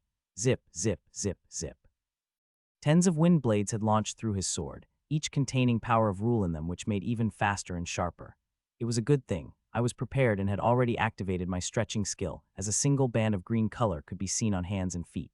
The wind blades were extremely swift as they took less than a second appeared before me, but I am surprised by it, and already expected this, as my sword, which is coated with rule of sunfire, moved swiftly to counter all the wind blades. Clank, clank, clank, clank. Tens of wind blades clashed against my sword and burned to nothing next moment due to rule of sunfire. You are very good. I would have never thought you would comprehend variant of fire rule, said Fatty and moved his sword to launch an attack again. A variant of fire rule. Looks like me using only a small percentage of rule of sunfire made him think that I had comprehended some variant of rule of fire. He is probably thinking the rule I had comprehended is strong level 3 rule if he had sensed mine is level 2 rule, the rule of sunfire at that. He would run away long ago with his tail tucked between his legs. There is a vast difference between level 3 and level 2 rules, and mine is rule of sunfire, which is peak level 2, which many times stronger than common level 2 rules. Zup, zup, zup. He launched 3 wind blades consecutively, But this time these 3 wind blades are different, as each wind blade is 3 meters long and emitting stronger power of rule that previous attack. I did not react seeing bigger and stronger wind blades. I defend against them as I did with his previous attack. Clank, clank, clank. The 3 wind blades of Serious Fatty clashed against my shield, and like previous wind blades, all of them vaporized as they touched my sword. A slight surprise appeared on Serious Fatty's face before turning it to normal. Look like I've underestimated you too much. This was me just playing. Now I will fight with you seriously, he said, and stronger power fluctuation had transmitted from his body. Sensing such heavy magic fluctuation, I became even more cautious, as till now this fatty had attacked me with just low-level night grade skills, but now he is attacking me with mid-level night grade skill. To be even more cautious, I coated my sword with even more rule power than before, not only that I even started to use my strengthening skill to limit, so that my reaction would be fast enough. One could now see 2 bands of deep green color on my hands and feet instead of 1. It is because I am using the power of 2 amethyst seals. The vitality of Supreme Combat exercise is really amazing. With me using it, not only it made my body stronger, but also increased my reaction speed, so I could counter any attack that came toward me at a faster speed. Slicing wheels, shouted Serious Fatty in attack, 10s of azure color small wheels released from his sword at every swing. They are just palm size but looks extremely sharp, and on top of that rule of wind that merged into them had made their attack very fast. Just as he launched the attack, I quickly moved away from wanting to dodge the maximum attacks. He is releasing dozens of wind wheels every swing of his sword. It will be very hard for me counter all of them and standing on one spot without using the defensive skill. Clank, clank, clank, clank, clank. I kept dodging and clashing with the wheels. In this attack did the rule of Sunfire started to show its power. Whenever my sword touched something it will vaporize instantly. These small wheels of wind may seem the same as earlier wind blades, but they are many times more dangerous. Even the power of huge wind blade can't compares to these small wheels.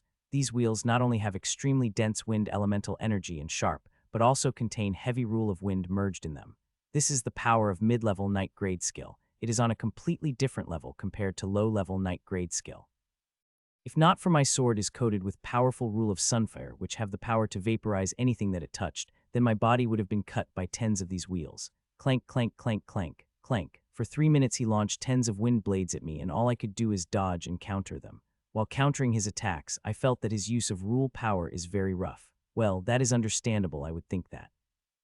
Most of those who had comprehended the power of rule didn't have much better control over rule.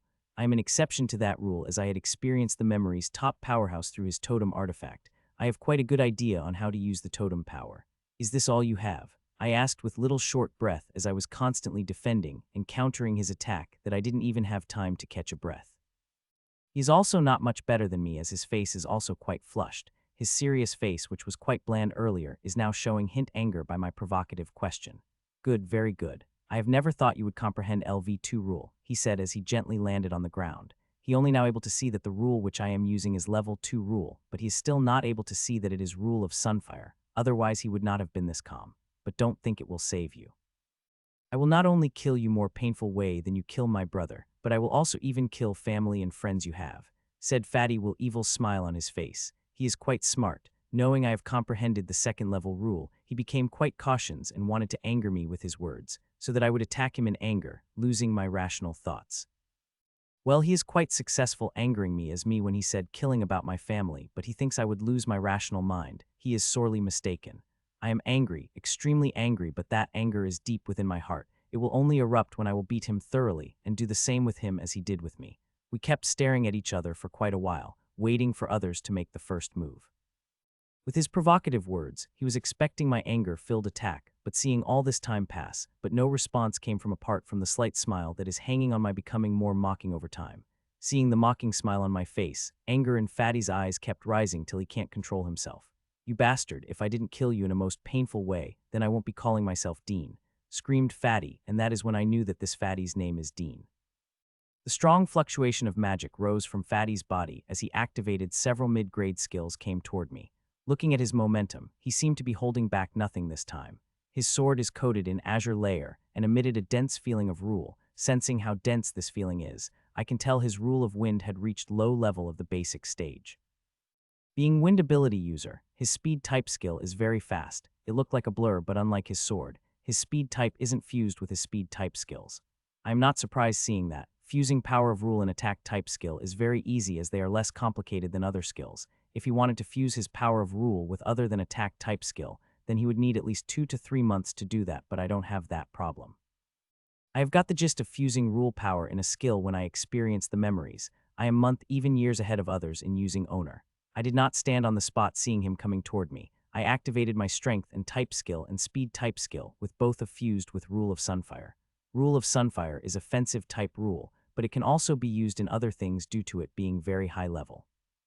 He looked shocked seeing me coming toward him as my speed is not one bit slower than him, instead, I am a little faster. As we came closer, both of us swung our sword toward each other. Bam-mum. As our swords clashed, I let Rule of Sunfire traveled into the sword of Fatty. As it touches the sword of Fatty, I started incinerating everything that came in its way. The Rule of Wind which coated the Fatty's sword tried to block it, but just as it touched the Rule of Sunfire, it got burned away. Puh. Finally, it touched the Fatty hand, and next second his whole face is changed, and he vomited blood, but that vomit had turned into blood mist, not only that scorching marks could be seen all over Fatty's face. It may look it had taken a few seconds, but it all happened in just 1 second. Fatty looked completely horrified by my attack, and first-time clear fear could be seen in his eyes. I thought he would attack again, but next moment Fatty turned and started to run away, and this time his speed seemed many times greater than before. I shook my head seeing him running away. I may have not expected him running away this quickly, but I was prepared for such a scenario. Fire Strike. I launched my ever-so-trustful attack against Fatty. A single bolt of concentrated fire shot from my sword. Injure with Rule of Sunfire, its speed is very fast. Pachai. It cut through the air swiftly and pierced the back of Fatty before it could defend himself. Thud. Fatty kept running stumblingly for a few seconds before crashing against the tree, which he failed to avoid due to his momentum. With speed skill activated, I reached near the body of Fatty in a second. He is alive as I had expected, just heavily injured and seemed unconscious. Fatty looked like someone had just taken him out of boiling water as it had completely red due to the power of Sunfire that wreaking havoc inside his body. I have to give to this Fatty. He had amazing willpower. It was no wonder he was able to pass the test and comprehend the Rule of Wind. Fatty, who seemed unconscious, is completely awake and clear-headed. He's just acting unconsciously to give me fatal blow, as this is his only way to survive. Normal people would not have been able to do that what this Fatty is doing with remembrant power of Rule of Sunfire ravaging their body. This rule of killing is really amazing. Not only it, but every peak level 2 rule is special. With Rule of Killing comprehended, I can sense anyone who has bad intentions toward me, especially killing intent. If not for the Rule of Killing, I would have definitely fallen into his trap and would be dealt a fatal blow as this Fatty. Fire Strike, Fire Strike. I swiftly launched 2 bolts of Fire Strike which pieced through both shoulders of Fatty, and next moment squeal like scream rang out from Fatty's mouth. This time he wasn't able to keep his mouth shut as both of my fire bolts had pierced through his shoulders, as this time fire bolts had more power of Sunfire in them. Even if I was in Fatty's place, I wouldn't be able to keep my mouth shut. Fatty looked at me with anger and hate in his eyes. There was also fear which he desperately trying to suppress. Bam! I hit the base of my sword on Fatty's head, making him lose consciousness. With him, an unconscious lot of things will be a lot easier. First thing I did was take out all the precious things that Fatty have on his, including his sword, which is also a totem artifact. I take out all the artifacts he was wearing on his body, and quite surprised to see that he has another totem artifact. It is shoe-type artifact, so this is the reason his speed had multiplied when he was running away. I was a little disappointed, though it would have been defense-type totem artifact that would have made me really happy as I desperately need for them. After removing all artifacts, storage which I quite excited to check later, I bound his body with ropes. These ropes are quite special. Even with his wind rule power, it would take him quite a while to cut it. After binding him secularly, I woke him up with dumping cold water on his head. He woke up and seeing himself being bound, he glared at me fiercely. "What, do you want to torture me?" said Fatty angrily with a voice laced with heavy sarcasm. "Let me tell you how gruesome your torture is. I will not beg for mercy," said Fatty bravely while doing his all to cut the ropes there binding him. He's not even trying to hide that as fluctuation. I did not reply to any of his words, just calmly took out the monster core from my storage. I didn't even hide my actions. His pupil dilated seeing me taking out monster core, and look of fear appeared in his eyes. After seeing the monster core, he is smart enough to guess what I am going to do with him, and clenched his jaw in response. "It's no use," I said as I moved my hands toward the face to open his mouth forcefully. "Mahamo." He had clenched his mouth very tightly. I had used a lot of force to open his mouth as this Fatty is trying his all to stop me forcefully opening his eyes. Gripping his mouth tightly in one hand, I placed to put the monster core above his mouth. Seeing monster core above his mouth, Fatty looked very scared. All the bravado he showed earlier had completely disappeared. I am very sure if I moved my hand from his mouth, he would surely beg for mercy. I still clearly remember how terrifying it feels to have monster's core in one's stomach, the fearful berserk energy that could make one's body explode. I did not directly put the core of the monster into his mouth, instead of transmitted power of sunfire into it. Next moment, the solid monster core had turned into the liquid fell into his mouth. Not all liquid fell into his mouth. Some melt fell on its mouth, as Fatty put last-minute struggle to avoid liquid falling into his mouth. Still, it is enough. The reason I did not put the solid monster core into the Fatty mouth, because I know it will take more than half an hour or more to make Fatty explode. Fatty is master stage evolver and has rule power which could infer and process. That is why I thought it would best to turn the core into liquid, as it will not take more than 5 minutes utes for him to explode. Ah. His loud screaming started. Second later, I put the liquid monster core in his mouth. I had to stuff his mouth with a cloth to mute his screaming. I don't want to be seen by anyone doing this stuff. He is flailing on the ground like a dead fish. What berserk energy do one's body is really terrifying. It felt like millions of tiny needles had rampaging in the body, tearing whatever that came in their way.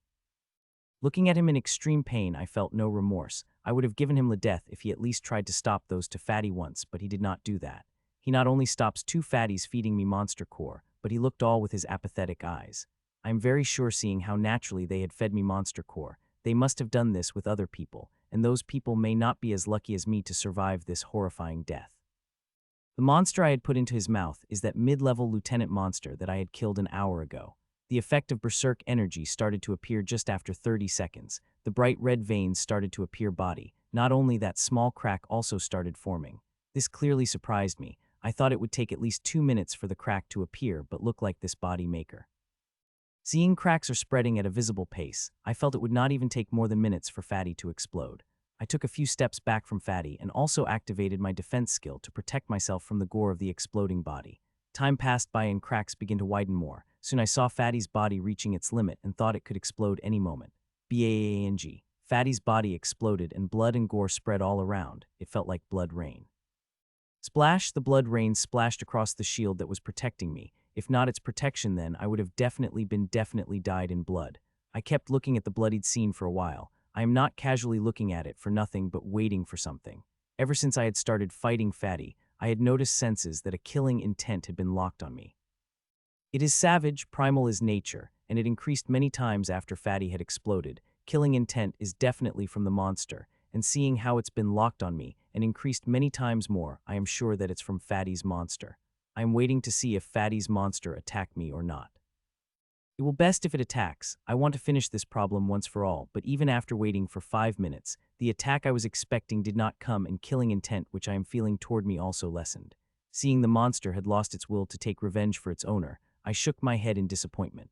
Not wanting to stay in this area a second longer, I took the high jump and started running in the sky. After killing that Fatty, I felt like a burden that I am feeling in heart lessen, and I felt quite relaxed. I have to say, running on the air is quite fast. My journey time had directly cut 1/5, and it couldn't be helped that due to a sharp increase in my strength. I didn't feel any obstruction in my journey, as whatever monster tried to attack me would die by my blade. As I am running on the sky, I noticed that I didn't really check the Fatty's storage. There must be a lot of things there, I thought. I wanted to take it out Fatty's storage and see what inside, but I did not check that, thinking once I stopped, it would a lot of my time. I would check it when I stopped for the rest. Time passed by and soon I reached near the boundary. It would take me a maximum hour to reach it. In this journey, I was attacked by many monsters from Sergeant Stage to Lieutenant Stage, but all of them were killed by the sword. Of all the killed monsters, I only stopped to collect parts of Lieutenant Stage monsters. I didn't even stop to collect parts Master Stage monsters. As I was running toward the boundary, I saw 4 people coming toward me speedily. There are 3 young men and 1 young woman, all of them wearing a mask and robe-like dress which made difficult to guess their bodies.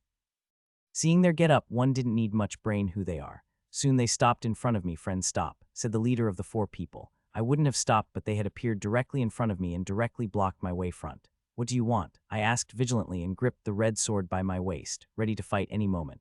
3 people are peak master stage, while their leader is at the initial stage of lieutenant stage. Hearing they wished to rob me, my face became hardened and I gripped my sword very tightly. I would have attacked them as soon he asked me to give all my stuff to them, but I didn't, as I didn't sense any killing intent from them. "Are you robbing for me?" I asked. "How can you accuse us of that, friend? We are respected people of society. We just asking you for your stuff because we really need them." He had immediately rejected the idea of them robbing with the same gentle and eloquent voice, and said they really in need of money. If it was any other place and they were not wearing this getup, I would have really believed they are in genuinely asking me for money. Still, I didn't launch an attack as I didn't sense any bad intent from them. What are you going to do if I didn't give you all my stuff? I asked again, wanting to know their bottom line. Friend, we are not bad people, but we are in big need of money. If you didn't give us all your stuff, then we will have to use little force, replied their leader with the low voice. But don't worry, friend, if we hurt you by accident, we will surely leave medicine to heal your injuries, said the leader. How benevolent of you. I wanted to say that. First, they want to rob me, and in the process, if they hurt me, they will surely leave behind medicine so I could heal my injuries. So what do you say, friend? Do you want us to give us all your stuff or take it by force? Asked the leader. No, I won't be giving you anything, you robbers, I said loudly and took out the sword off my waist ready to fight if they attacked. Sigh, friend, you didn't leave us any choice. Now we will have to force you to give up all your stuff, said leader, and 4 of them quickly surrounded me with 4 sides. Seeing that, I activated my defense type skill and even merged a small amount of power of Sunfire. Rule of Sunfire is an offensive type rule, but it can also be used in other things like defense, seeing it is peak 2 ND level rule.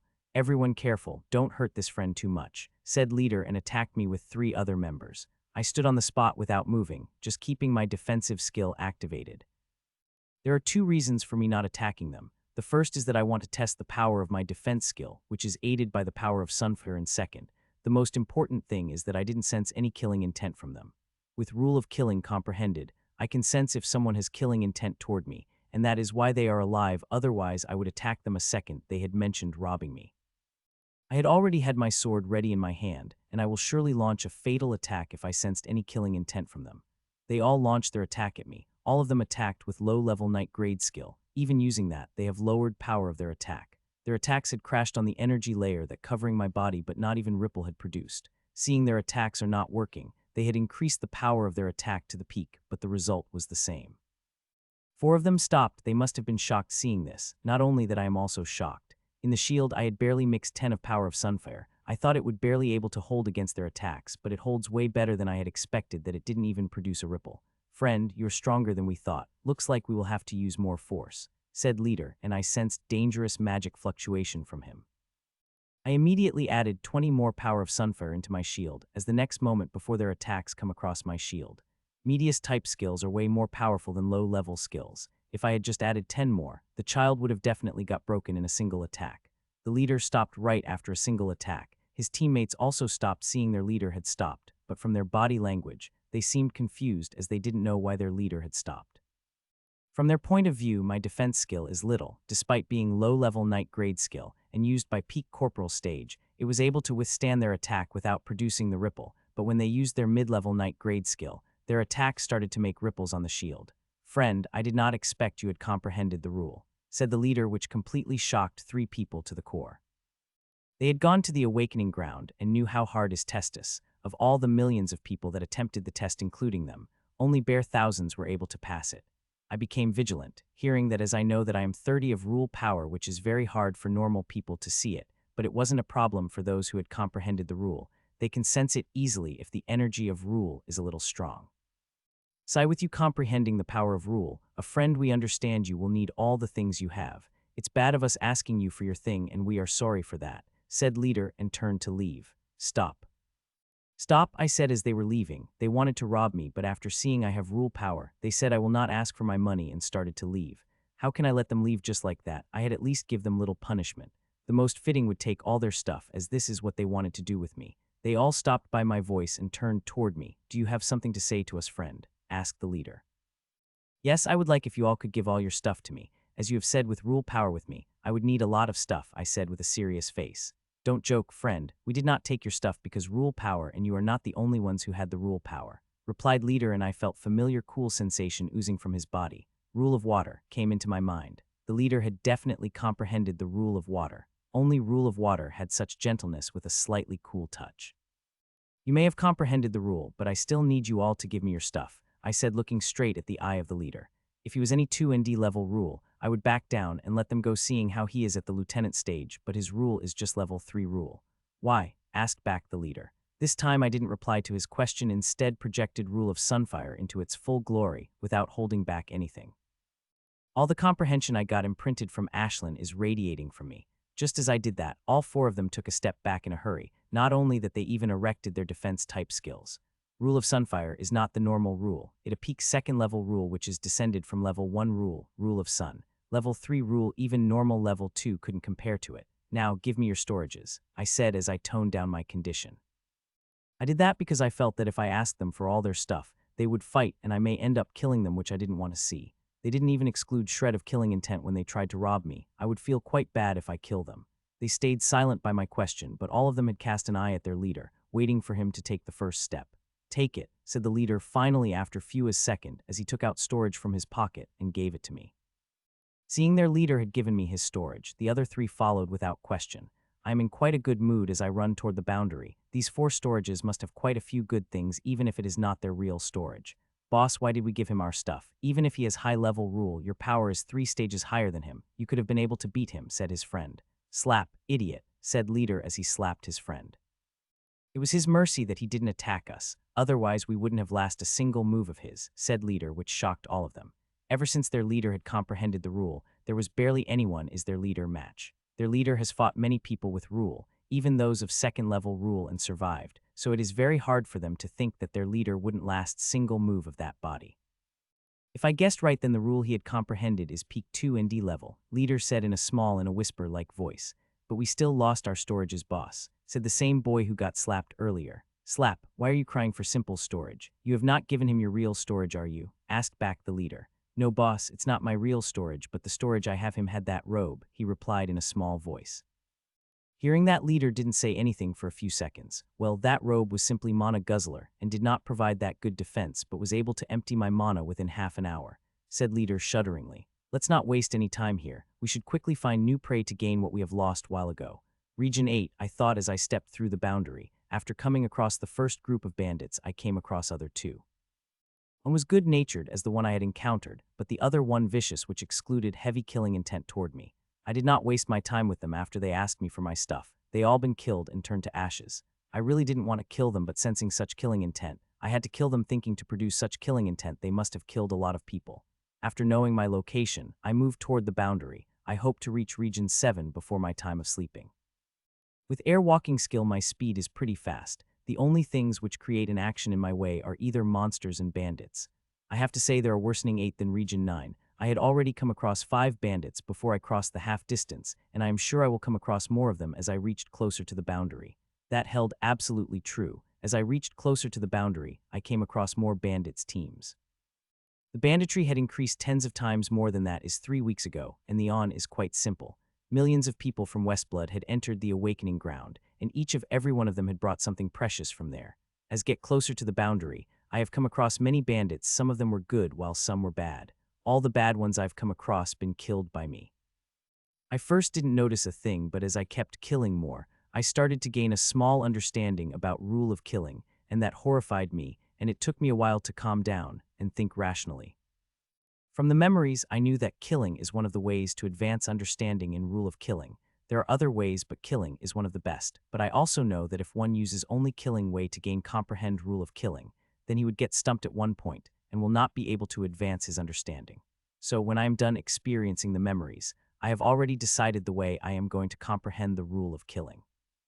Killing would be used to comprehend rule of killing in my way, but it's going to be minimum, and I had already sworn I will never kill to comprehend rule of killing, and only kill those who wish to kill me. Time passed by. I soon crossed the boundary of Region 8 and entered Region 7. The first thing I felt on me is rain, which happens fall year long and on 7. Seeing I had now entered Region 7, I started to find a good place to set up a camp. It had been more than 10 hours since I had left the ground. All the fighting and traveling of these few hours have made me really tired. Of all the 9 regions, it is Region 7 where finding the spot for camp is really hard, as it is wet and damp all year long. I was a good thing that I had night-level camp, which had no problem with any kind of terrain, as long as they're ground. After taking a long shower to refresh, I started making dinner for us. Ashlyn and I ate dinner in silence. Normally we talked a little more as I talk and she chirps, but today is one of those silent days where we both have didn't much to talk about. After finishing dinner, Ashlyn laid on her stomach to digest food while I started to empty my storage excitedly. In a whole day, I had come across many robbers and many have robbed back each and every one of them, not to forget the ones I had killed. All these storages spread in front of me. there is 32 storage, and it also has the storage I got from killing Fatty. In front of me is 30 storages, and I am confident not only these storages of having a lot of stuff inside them, but I also think there are many storages inside these storages, as these are all from the bandits. First thing I did is expand my tent to its full size. I don't think the medium-sized tent would be big enough to contain all the stuff that I will take out from the storages. Fuck, by the time I finished taking out all the stuff from the storages, there is barely any space left in my tent. There would have been many times more stuff if not me packing that stuff in the night grade storages. All that is lying in front of me is important stuff from each category. Before I started opening storages, I thought maximum stuff I would get from this storage would fill my tent, but I was so wrong. As I had expected, inside the storages there were more storages. I got a total 97 storages in total, and there are some high-grade storages in there also. There are many types of stuff I got from the storages, but most important of all are the totem artifacts. There are 79 totem artifacts of different types. More than half of them are offensive stuff, but there are defense type and shoe type artifact also present. Aside from totem artifact, there are some night grade artifacts, potions, totem making materials, food stuff on which Ashlyn munching on. With all this stuff, I have become crazy rich and will not have to worry about any stuff as whatever I wanted is here. I started to view one by one, then put them in different storage which I had already arranged. First thing I checked is calming crystals. When I first took them out of storage, I did not believe what is real and even pinched my cheeks to what I am seeing is real or not. Calming crystals are crazy expensive and very, very rare, like miracle fruit. Whenever appeared in the market, it gets sold.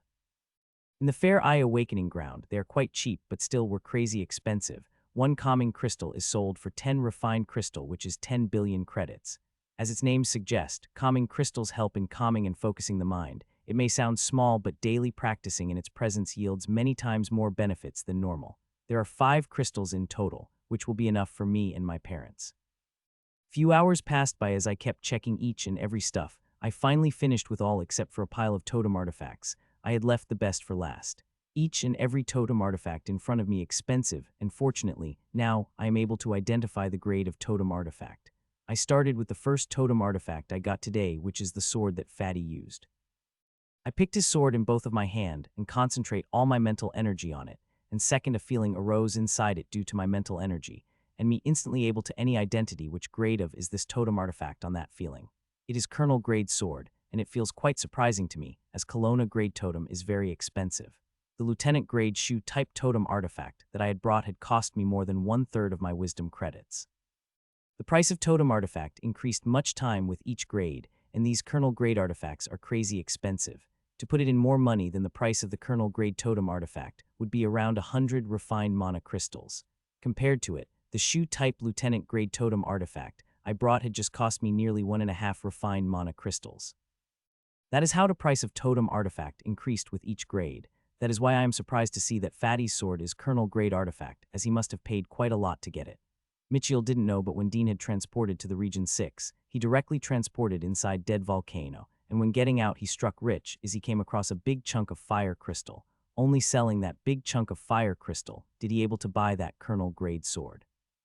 After Fatty's sword, I kept checking other totem artifacts. All the totem artifact are within my expectations, except for one which battle axe and also a Colonel grade totem artifact. I had not expected to find another Colonel grade totem artifact, but look like luck is shining bright on me today to give me another Colonel grade artifact. One by one, I kept checking all the totem artifact, leaving one as this one is most peculiar of all totem artifacts I got. It is a robe, a plain simple white robe, but that is only common thing about this robe, as everything else about it is simply abnormal. When I touched it the first time, I felt sucking sensation from it. It had started to suck my mana, and that sucking did not stop no matter what I did. It had only stopped when I removed my hands from it. I even tried to sense to check what grade of totem artifact it is, but was quite shocked to see that it had even started to suck my mental energy, which scared the hell out of me. I wanted to try wearing this robe to see if any change appears into it. As I lifted to touch the robe, I felt it sucking of my mana. Not being surprised by it, I lifted it, wore it in my body. No change had occurred into it as I wore it. It felt like I am wearing a normal robe. I hadn't activated it yet. I am still quite fearful of what will happen if I activate it. Taking a deep breath, I activated it, and just as I activated it, a ripple had formed across it, and then sucking force increased many folds. Its speed is so fast that I felt like it wouldn't make it 5 minutes to drain my mana. Without waiting for anything, I quickly removed the robe and threw it out on the bed. Fucking shit, I cursed. This fucking robe is simply abnormal. The first sucking force was normal. It only took a very minute amount of mana to drain me. At that speed, it would take a day to drain me. My body makes mana faster than speed, so it is no loss even if I kept wearing it, but that fucking speed of sucking when I activated it simply abnormal. I put away that robe back into the storage. I will check when my stage increased enough to bear that sucking. I had put everything in storage except for 3 totem artifact that is in front of me. One is a sword, a waist and white ceramic mask with a beautiful blue design. I had decided these 3 artifacts daily, except for waist, which captain grade totem artifact. Others are lieutenant grade. I am safe in the Manurva realm as there is barely anyone in my match here, but it is different outside. If I kept showing of high-level totem artifact like red sword, then I will definitely land in trouble, so I will use this artifact daily as they are low-grade enough not to invoke jealousy in high-level powerhouse heart and those who get jealous by these artifacts. I am more than capable to handle them. I woke up quite late the next morning as I had quite safe after sorting out all the stuff. I feel quite good though. I had gained more stuff than I had imagined, and this is not the end as I will come across more till the 5th region. After taking a shower, I started to cook lunch, but today's lunch is quite special, as except for meat it is wholly made by materials from the central continent. I had gained more than enough food-related stuff. If I use it quite frugally, it can last me a year. As I am about to start making food, a pleasant thought came into my mind, and I decided to make today's meal a 4-course. It will take me just a little effort and time which today I am willing to give. Ashlyn was quite angry at first seeing it as taking time to make, but when she saw that the food going to be amazing, she became quite, but not before demanding the snack from the stuff I got yesterday. It took me 2 hours to make the food, but it was worth it as I wasn't able to stop myself from eating after taking the first bite. I am full, I said as I rubbed my tummy. I had really eaten a lot more than I can digest. Now, I can understand why Ashlyn laid on her stomach every time she ate. It took me half an hour to stand up and start preparing to leave as I felt quite heavy after eating. I wore all the artifact I had selected yesterday, including the white sneaker shoes which I brought in the awakening grade. The reason I have not changed my shoe type totem artifact because it is already the lowest grade, so there is no need to change it. After packing everything, I took the high jump and started running on the sky. As for the rain that is falling, I simply covered myself with a faint layer of silver fire, so the rain would turn into steam before it could touch my body. I had encountered the first bandit team after half an hour leaving the camp. There were 6 people, and all of them were emitting killing intent toward me, but it was faint. They likely wanted to break some of my bones before robbing me whole. They are going to injure me but not kill me, and I did the same with them. After hearing their bandit speed, which every bandit group has, and enduring some of their attacks, I simply launch a firebolt with the power of sunfire. 2 of the 6 bandits had the power of rule, but they were not able to counter against my firebolts. I left them injured after looking at them. As my journey progressed, the more bandits I have come across, it feels like every region's strength of bandits and their numbers kept increasing, and I kept finding more and more bandits who have the power of rule. But all the bandits I've come across have level 3 rule power. I have not come across anyone who has 2 ND level rules.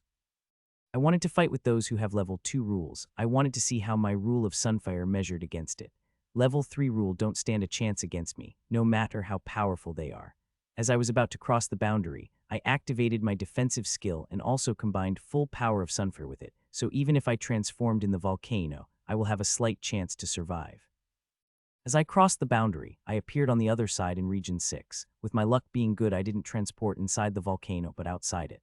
Looking around, I quickly defined my direction and took a jump in the sky. I wanted to cross the Region 6 today if possible. If my journey is unobstructed, then there's a chance, but with all these bandits, my journey became delayed. Name of Devil and Devil came. Just as I thought about app, I thought we ithsai as I saw a team of bandits coming toward me. Dealing with them within minutes, I resumed my journey. The team of the bandit was quite good, but still a small fry despite having all the lieutenant stage members. Not only I, even if they had come to the Ross Corporal stage, who had comprehended the level 3 rule power, he would have also been able to deal with these people with little effort. Power of rule transcends stages, even at a low-level understanding. I could beat lieutenant level like Ant, then I can imagine how powerful I would have been understandings had reached the medium level, even high level. From the memories, I know that the central continent, those people who could comprehend rule to the peak level of basic grade when they are in night stage and extremely red, extremely talented, and even members of the supreme level organizations look down on them.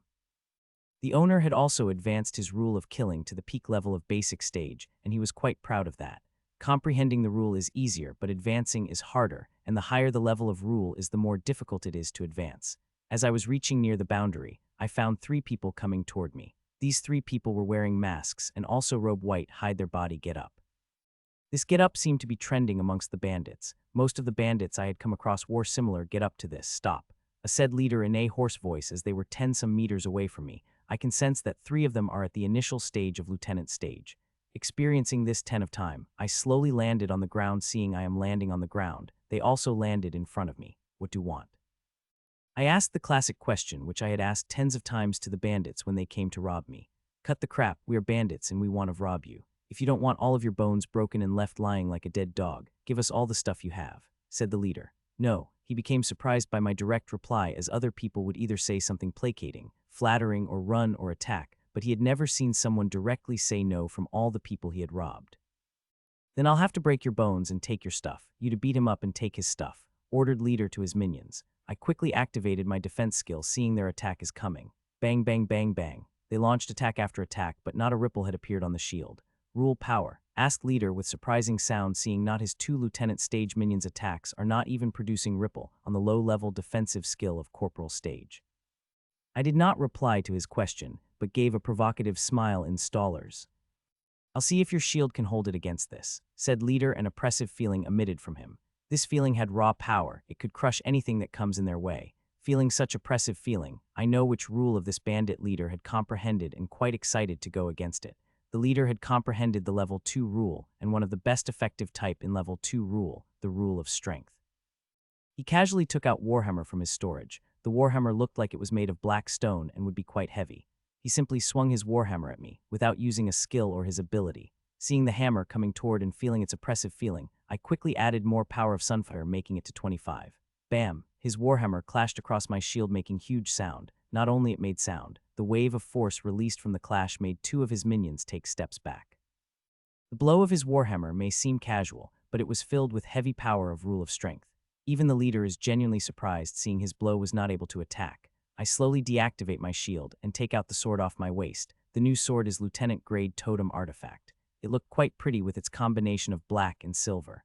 I really wanted to test the power of rule against another who comprehended the 2 ND level rule. He said as he activated several of his skill. I wanted to say the same thing. Fighting against those who had comprehended the level 3 rule is no fun now. The only ones who could give me the challenge is those who had comprehended level 2 rule. I also activated my strength and speed type skills at their peak. Not only that, I also increased the power of rule, so that I won't get caught offhand seeing the opponent is Lieutenant Stage Evolver. He came at me with his attack. This time he had definitely activated his attack type skill, and it not a low-level skill but mid-level skills. His Warhammer came toward me swiftly, leaving behind sparks of the blue energy. Just as he launched his attack, my sword also swung toward him. Both of our attacks had merged with the power of rule. It would be quite interesting to see how they react with each other. Clang! As our swords clashed, both powers of rule on weapons had gone against each other.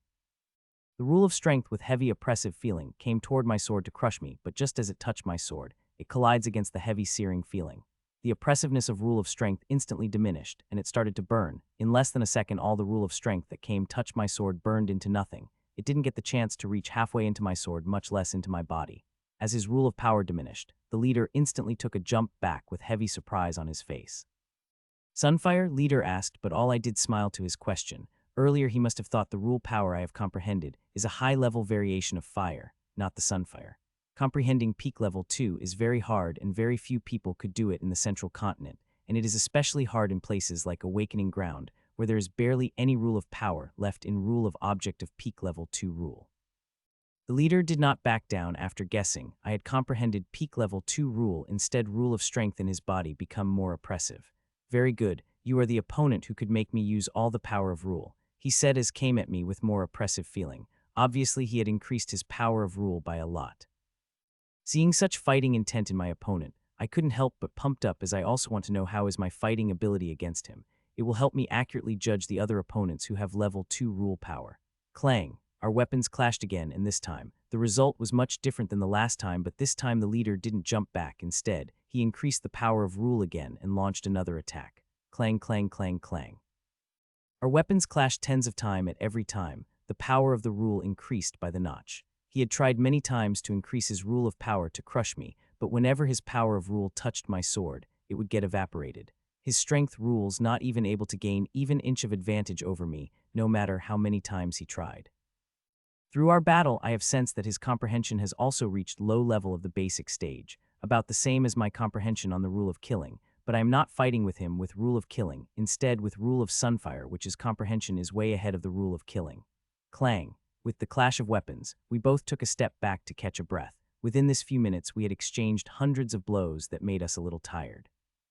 Through this fighting, I guessed that my opponent had reached near his limit, and using 95 power of his strength of rule while I had barely used 40 of it. Despite using nearly all of his rule power, I still think he has yet to use his trump cards. As I thought this, I sensed high magic fluctuation from him as light blue layer had covered his whole body. I'm a little surprised to see this, as he had clearly activated very good strength type skill and even managed to add some rule of strength in it. He is quite talented. Normal people would need at least a month to be able to do that, but he was able to do it in just a few days. The only other explanation for this, that he may be in the first batch of people who had entered the awakening ground and comprehend the rule, which gave him ample time of about 2 weeks to practice the rule with the skill. "This is my most powerful move. Let's see if you are able to counter it," said the bandit leader Cam at me. This time I felt a threatening feeling from him. Not wanting to take any risks, I upped my rule power to 50 directly. Coming close to me, he swung his warhammer with all the strength he has. I could even see his muscle bulging when he launched this strike. I didn't back down either, except for only 50 of my rule power. I have used every bit of power my skills offered. BANG. Our weapons clashed and the loud bang sounded. It was so loud that it left my ears buzzing. Puh, puh, puh. Unlike earlier times, this time I will my rule power to transfer toward his warhammer. The searing force of sunfire traveled to his warhammer and burned whatever comes in its ways, and finally enters the leader body, which made him puke bloody fog instantly. Not only that, the searing power of sunfire weakened him so much that he had kneeled to the ground.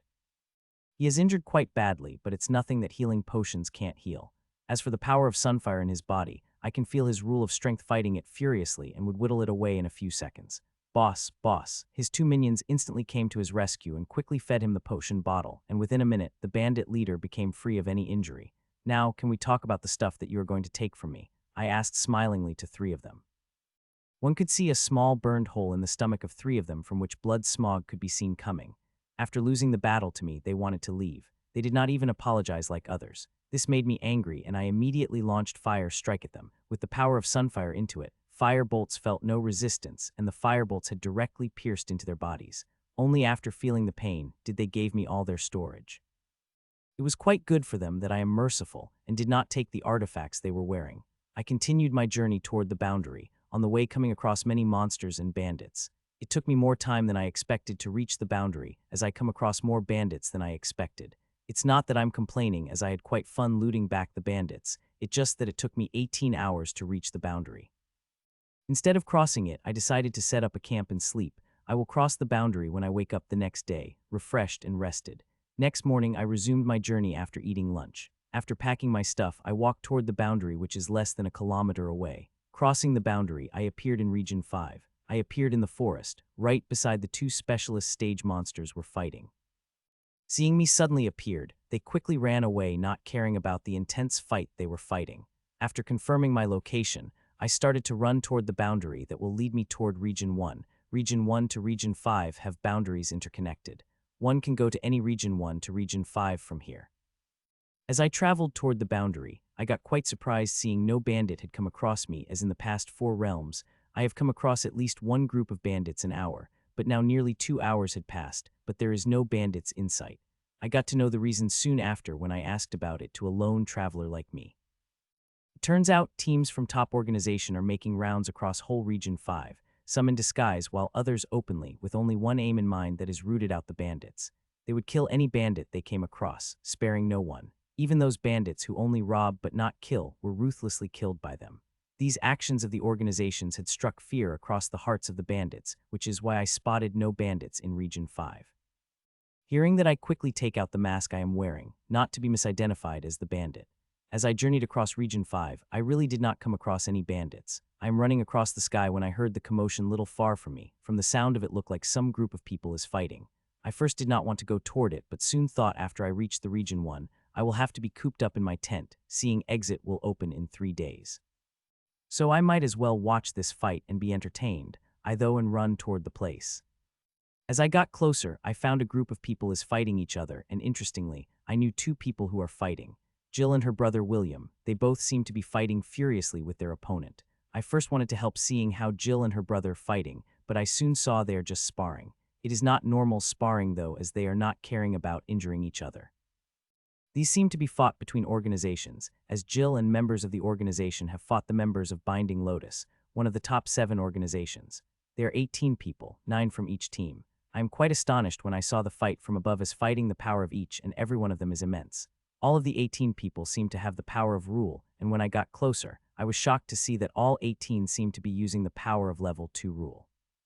In my whole journey from the Awakening Ground, I only come across 2 people who had comprehended the level 2 rule, but here all 18 of them have seemed to comprehend level 2 rule. Watching the fight below feels like watching the fight in a League of Heroes. Everyone attacks they launched is highly destructive to kill normal lieutenant stage, and those are just normal moves. Even I am not sure about coming out of this fight unscathed if I entered this fight. This is how high the level of people fighting it is, all of them using the power of level 2 rule in their every attack. To get a good look of fight, I landed on the small hill where a group of people watching the fight. Be careful of any stray attacks, these people aren't mindful of others. Cautioned the boy beside me while looking at the fight. I was a little confused at first by his warning, but I understood it the next moment.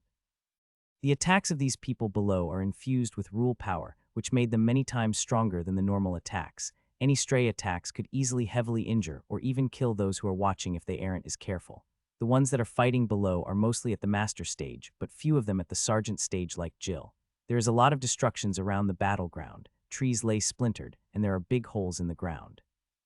Seeing these people fight is an eye-opener for me, as most of the people here not only were able to use their rule power in their offense type skill, some of them use it in their defense. Though they are not as good as me, seeing I had experienced the memories, but they are better than I imagined. Talent couldn't be the only thing here. There must be some secrets of them using rule power this well. Looks like there are many things which I am not aware of. Bang. Hearing another loud bang, people besides me shudder a little. This Andy is a demon. If not for this girl from Thunder God's arena barely restraining him, he would have been alone able to finish this whole fight. Yes, if not for this beauty, the people from Thunder Gods lost this fight long ago. Peak level 2 rules are really something. Normal level 2 can't compare to them. This cute beauty from Thunder God's arena is quite good to be able to defend against peak level 2 rule with just level 2 rule. Rule of Meteorite vs Rule of Speed. The one they are talking about is Jill, as only her fight is the most amazing of all fights. More than 50 of people watching her fight with a guy named Andy. The 2 people who they are talking about is Jill and the boy named Andy. These 2 people fight is the most destructive and amazing of all. Jill had comprehended the rule of speed, which is clearly showing her blurring speed, and her opponent had comprehended the rule of Meteorite, which peak level 2 rule. Both of them are fighting at blurring speed, that very few people able to see the moves they are making because their speed is too fast. Whenever they go, they brought destruction, and many people even heavily injured by their stray attacks. All people are vigilant of their fights, as they don't know where they will appear next, and they might get injured by the stray attacks. As people have said, the fights are going down below are at the level of League of Heroes, and the fight that is happening between Jill and Andy is better than a final match of the League of Heroes. I have watched matches from many Leagues of Heroes, and I don't think there was anyone who had used the power of rule there, and that made is quite bland compared to the fights that are happening below. Here every move of people infused with the power of rule, and one can feel that power even at such a distance. Currently the fight between Jill and Andy going at full speed, with Andy launching attack after Jill countering dodging them. Andy looks the same age as me, but he is graced with tall physique and handsome looks, and he is using gauntlets as his weapon, which is perfect to use with his Rule of Asteroid. Rule of Asteroid is peak level 2 rule, which is descended from Rule of Meteorite, a level 1 rule. Rule of Meteorite also one of the best offensive rules amongst level 2 rule, as it had both speed and immense power which could destroy anything. If not Jill, who had comprehended Rule of Speed and barely able to contain it, I don't think any other 3 people in Jill's team would have been able to stop Andy. I even dare to say Andy might even able to beat all 8 people single-handedly, if not for Jill restraining him. This is how terrifying peak level 2 rule is. There is a vast difference between peak level 2 rule and level 2 rule, and the reason why Jill is able to restrain Andy is that her comprehension of Rule of Speed is really high. Her comprehension of Rule of Speed is likely the same as my Rule of Sunfire, halfway reaching mid-level of the basic stage, while Andy's comprehension is barely reaching low-level basic stage. The gap in rule comprehension is the reason why Jill had been able to fight with Andy. I'm quite shocked when I measured Jill's comprehension of Rule of Speed. All the comprehension of Rule of Sunfire I got it imprinted from Ashlyn. It is not I had comprehended. the rule of killing which I had comprehended is only able to reach low level of basic stage because I had experienced the dream. If not, my comprehension would have been on the same level that of Andy. This Andy is a natural fighter. He is making use of every chance he got, no matter how small it is, to launch a lethal attack at Jill. If not fighting against an equally talented opponent, this fight would have been over quite a while ago. Bang! Andy destroyed another big boulder that came into his way, not caring about a few people standing on it. The people were lucky they had enough time to put up defenses, unlike people from minutes ago who didn't have a second of time to dodge, got injured quite badly by Andy's attack. Andy would have easily diverted his attacks seeing Jill had dodged it, but he didn't despite knowing people were standing on it. He had crushed that boulder and followed Jill through it, launching another barrage of offensive skills which these people have no end to it. Normal people have maximum 5 to 8 skills that include offensive skill, defensive skills, speed type skill, strength type, and if they are luckily some hybrid skills, they may have more than one offensive or defensive skill, but these people seem to have no limit. There are so many skills that one could barely able to track them, and they not only have many offensive and defensive skills, they also more than enough other skills also. This amount of skills in their arsenal make fighting them really tricky, and one wouldn't guess what type of skill will his opponent use next. That's super elite for you. They can get 90 skills in their organization vault for free and only have to pay for those special 10 rare and powerful skills. Both Jill and Andy are at a peak level of sergeant stage, and watching them using one mid-level skill after another, I can conclude that the rumor about super elite able to use mid-level night grade skill at a peak level of sergeant stage seems really true. Normally one has to master stage to mid-level night grade skill, only then they are able to exhibit real power of them, but super elite can use them without difficulty. Seeing them use mid-level skills this easily, I hope that I would also be used mid-level skill easily as them when I would at peak level sergeant stage, as I am not much different than the super elite. The only thing I would have to do is merge enough berserk energy into my source. After watching Jill's fight, I placed my gaze toward the other fights. Like Jill's, her brother also fighting the battle, and like her, he also comprehended level 2 rule. His rule is a peculiar one. His rule seemed to be strong variation of Ice rule, which is a peak level 3 rule, but William's rule is level 2 rule. His rule feels much colder than Ice rule. It feels like if one touched by this rule, then his only option would be turning a live popsicle. Not only is it colder than normal Ice rule, but it also seems to have misty quality in it, which is why he seemed to perfectly countering his opponent, who had comprehended rule of strength. I take a look at the fights and saw how the other rules works. Most of the rules I was able to identify, but some were completely unknown to me, like the rule of gold, a powerful variation of metal rule. It had quite good offensive power, especially when it comes to cutting and hacking. I first was not able to identify that rule, but the girl beside me kind enough to inform me when I asked her. The fights continue on without any signs of stopping, and no one disappointed to see such a good fight, which is rarely seen. As I was watching the fight, I felt a premonition of intense danger only to see Jill and Andy very close to us. Andy activated his skill, and two giant fists materialized in front of him and attacked Jill, who had dodged them nick of time. As Jill dodged that giant golden brown fists, that first came toward us, and their speed is so fast that barely anyone would have a chance to do. People beside me got very scared seeing the big golden brown fists coming at them. All of them started to act all sorts of skills and artifacts they have to get away from the hill, but it would be really hard for them to dodge this attack. As this attack is infused with rule of a story, which aura enough to immobilize people for a moment, not to forget the speed it's coming toward us, it will be very hard for them to dodge this attack even if they tried their all. I could dodge this attack easily if I injure Sunfur into my speed skill, but if I do that, these people beside me would be heavily injured. Some of them even might die, as I could sense that Andy had completely put all his rule power in that attack. Not only these people, even those of people who are fighting below would also get injured quite badly if this attack hit them. Looks like I have to become the savior of these people.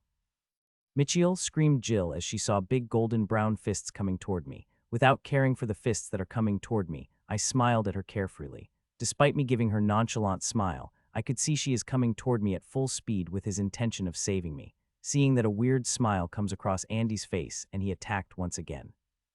He calculated his attack perfectly and did not launch attack Jill, instead launched at me, as with Jill's speed she would be able to intercept these blows coming at me, but she will be hit by Andy's second attack if she were to do that.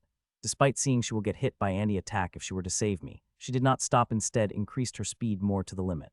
Seeing Jill coming to save me despite having high chances of getting heavily injured, my heart warmed and also anger appeared in my heart for Andy. That moment I infused all power of Sunfire in my speed skill and onto my sword. This is the first time I have been using the full power of Sunfire.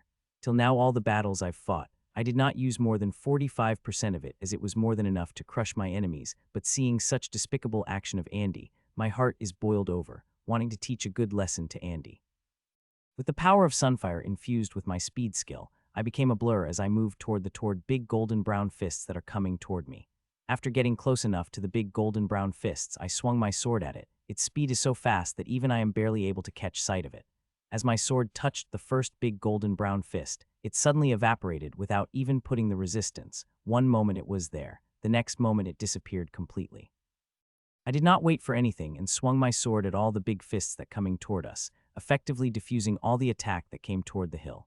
As I was attacking the hill, I sensed small vibration for rule, but it disappeared quickly before I could be completely sure what it was. The danger isn't over yet. There is still lethal attack coming toward Jill. I again turned blur and sped toward the attack that is coming toward Jill. I appeared in front of that attack and swung my sword at the fists. With each swing of my sword, multiple fists gets evaporated into nothing. When I finished with my attack and took a slight look at Jill, I found her completely astonished and shocked. Her cute, beautiful face has formed a complete O seeing my power. I would have loved to take a photo of her shocking fact to tease her later, but first I will give a small lesson to this Andy. Turning blur once again, I moved toward Annie and seeing me coming at him, he seemed to prepare and about to launch an attack at me as both fists are covered in red energy. I smiled seeing his fist coming toward me and attack at his fists with my sword.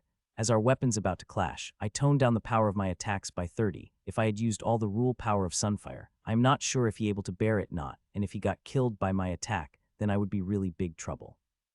As our weapons got closer and closer, I could see a slight curve of a smile forming on the Andy's face.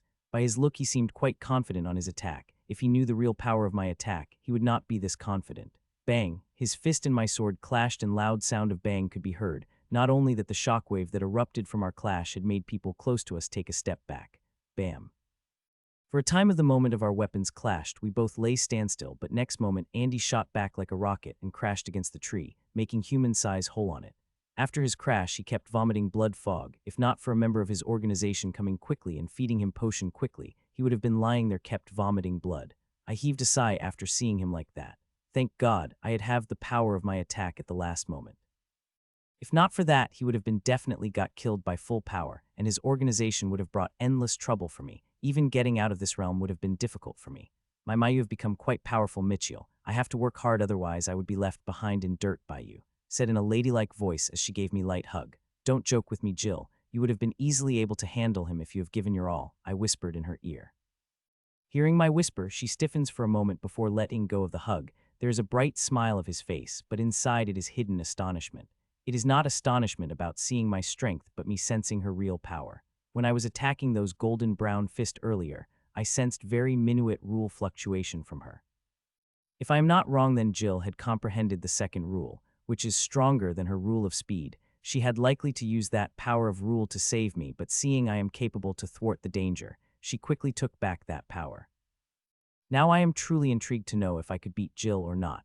Before sensing that rule fluctuation, I am very confident to think I would be able to beat Jill, but after sensing that function, I am not quite sure as the power of one rule isn't inferior to my rule of Sunfire.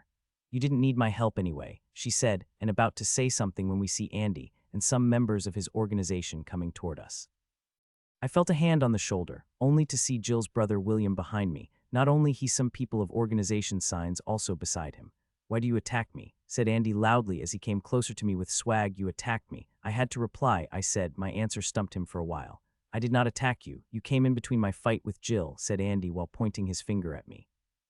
Seeing his finger pointing at me, I really want to cut, and probably sensing that I might attack, he quickly took back his finger.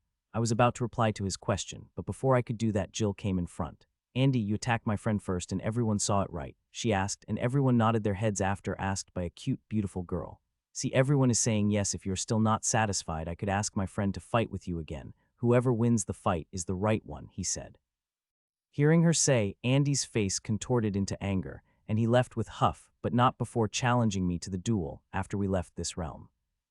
Don't worry about him, he just knew how to bark, said Jill, loudly enough that Andy could hear it from the distance. Andy heard it as his gait stiffened for the moment before walking normally with his friend. Mitchiel, your rule is very powerful. Which rule did you comprehend? Asked Jill's brother William. William had been fighting far from Jill, so he didn't get a chance to sense my rule power. He's not the only one interested in knowing my rule. There are other people interested as well. Sunfire, I stated. I could hear a couple of sharp breaths as I mentioned. They all are a cream de la crop of their organizations. All of them are super elites and have comprehended level 2 rule, but they still became shocked knowing I had comprehended peak level 2 rule. Rule of Sunfire. No wonder you were able to beat that pompous bastard Andy in a single strike. Complimented William as he patted my shoulder jubilantly. You're going to Region 1, right? Jill asked as I prepared to leave. I nodded at her question. You can come with us. We are also going to Region 1, Jill said. Seeing there is no hard going with them, I nodded. Not long after we left together for the boundary of the Region 5. Why did you guys fight with those from Binding Lotus? I asked Jill. Normally organization is Republic won't interfere with each other, and there is rarely conflict between them. Oh, this just the normal spar. Yesterday we had sparred with those from Crystal Knights, replied Jill. Still seeing little confusion on my face, she decided to explain this thing whole. It turns out ever since they had returned from an awakening ground week ago, they are daily patrolling the Region 5 for bandits, and sometimes they come team from other organizations.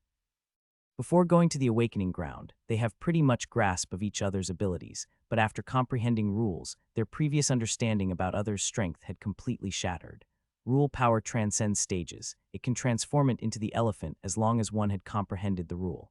That is why whenever they came across another team of the organization, they would spar to know the abilities of their opponents. Till now we have sparred with 4 teams, and all of them are very strong, added William.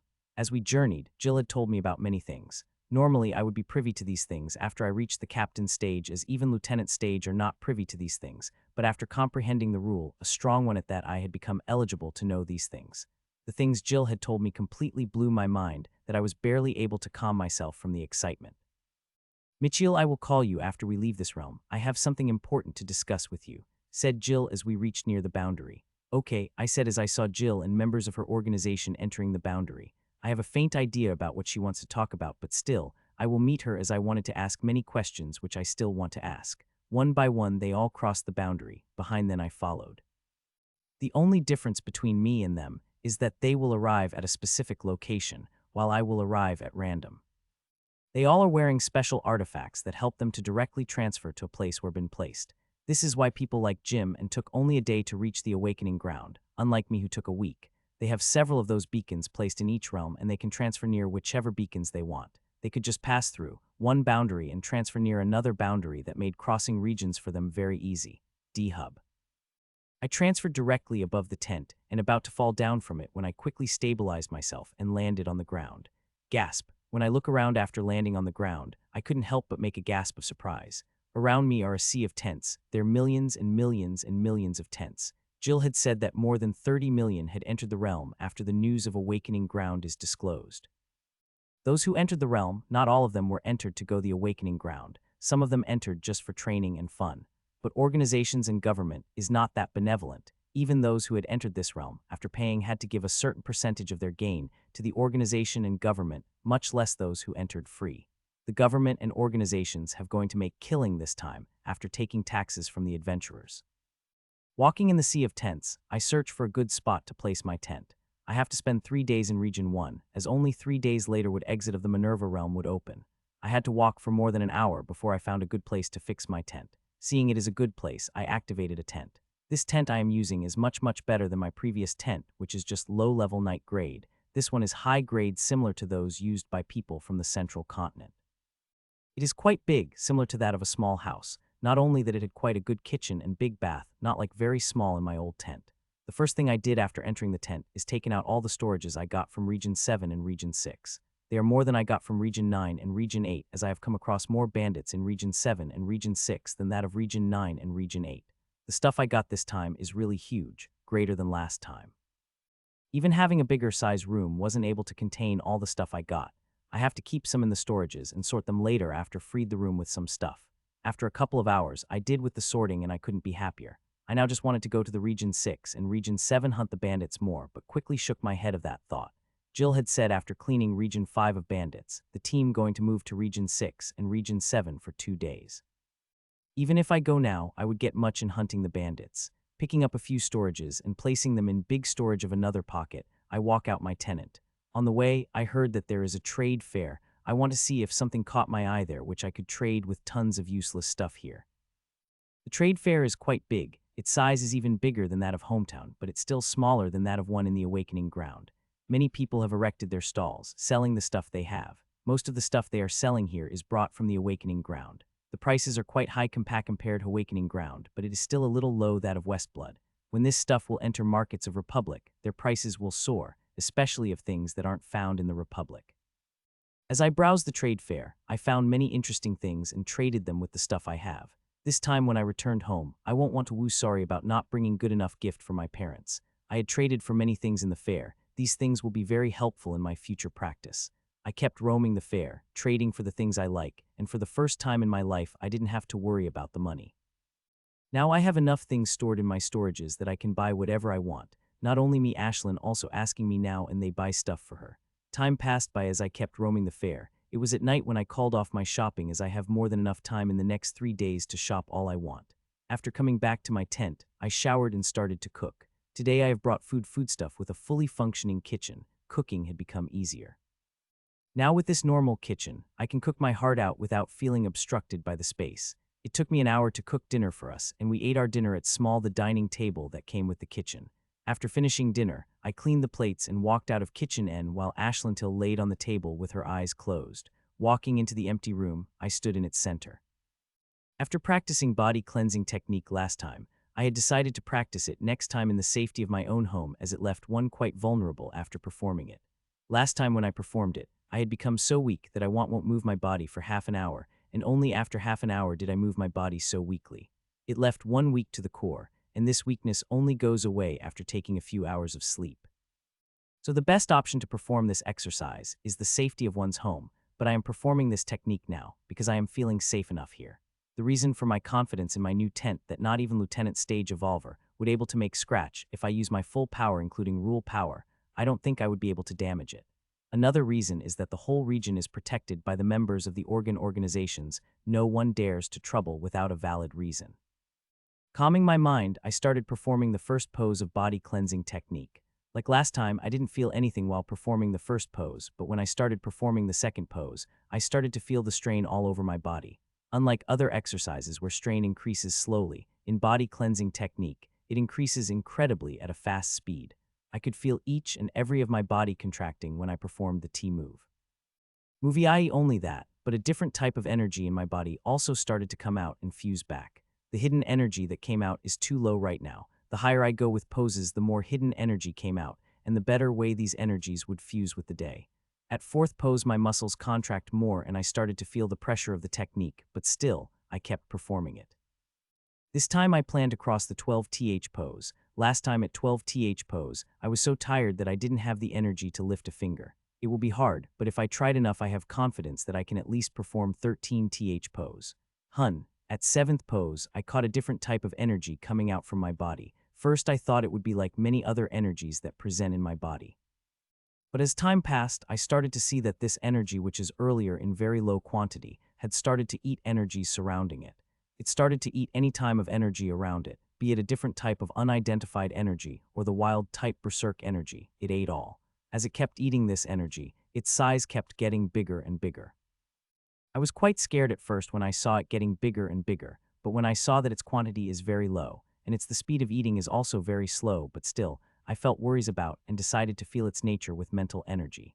A surprise came out of my mind as I sensed that this energy is quite familiar. It is the energy of the miracle fruit that Ashlyn ate a few days ago, which made us level up 2 levels in the single day. As I saw it eating the different energies and growing, a strange thought came into my mind. If it kept feeling on the energies in the body, and its quantity became huge enough, then it might help me level up. Ever since I broke up False Limit, I knew to level up for me going to be very difficult for me compared to others. If not for my luck is good and Ashlyn found a miracle fruit, it would have taken me months, even a year to level up. Normally it is a monster that initiates the level up, but a human can also initiate it if he were to find a spark. Now the question, will I able to make it quantity big enough that it could help me level up, I thought. With that thought, I used my mental energy to move all the energy toward engulfing energy. As time passed, it kept eating more and more energy, but still, its speed of eating is very low. I will have to do this for at least 2 to 3 weeks to be able to make this energy big enough to help me level up. At the 11th pose of technique, I reached my limit like last time, but I still kept going as the more I pose I perform, the more time that miracle fruit energy to eat other energies which will help me level up faster. 12th pose, I finally performed the 12th pose. Just as I finished performing it, I felt nauseous smell coming from my body. It is the smell of impurities that came out of my body. Thud, I wanted to try for 13th pose, but I fell on the floor with extreme tiredness like the last time.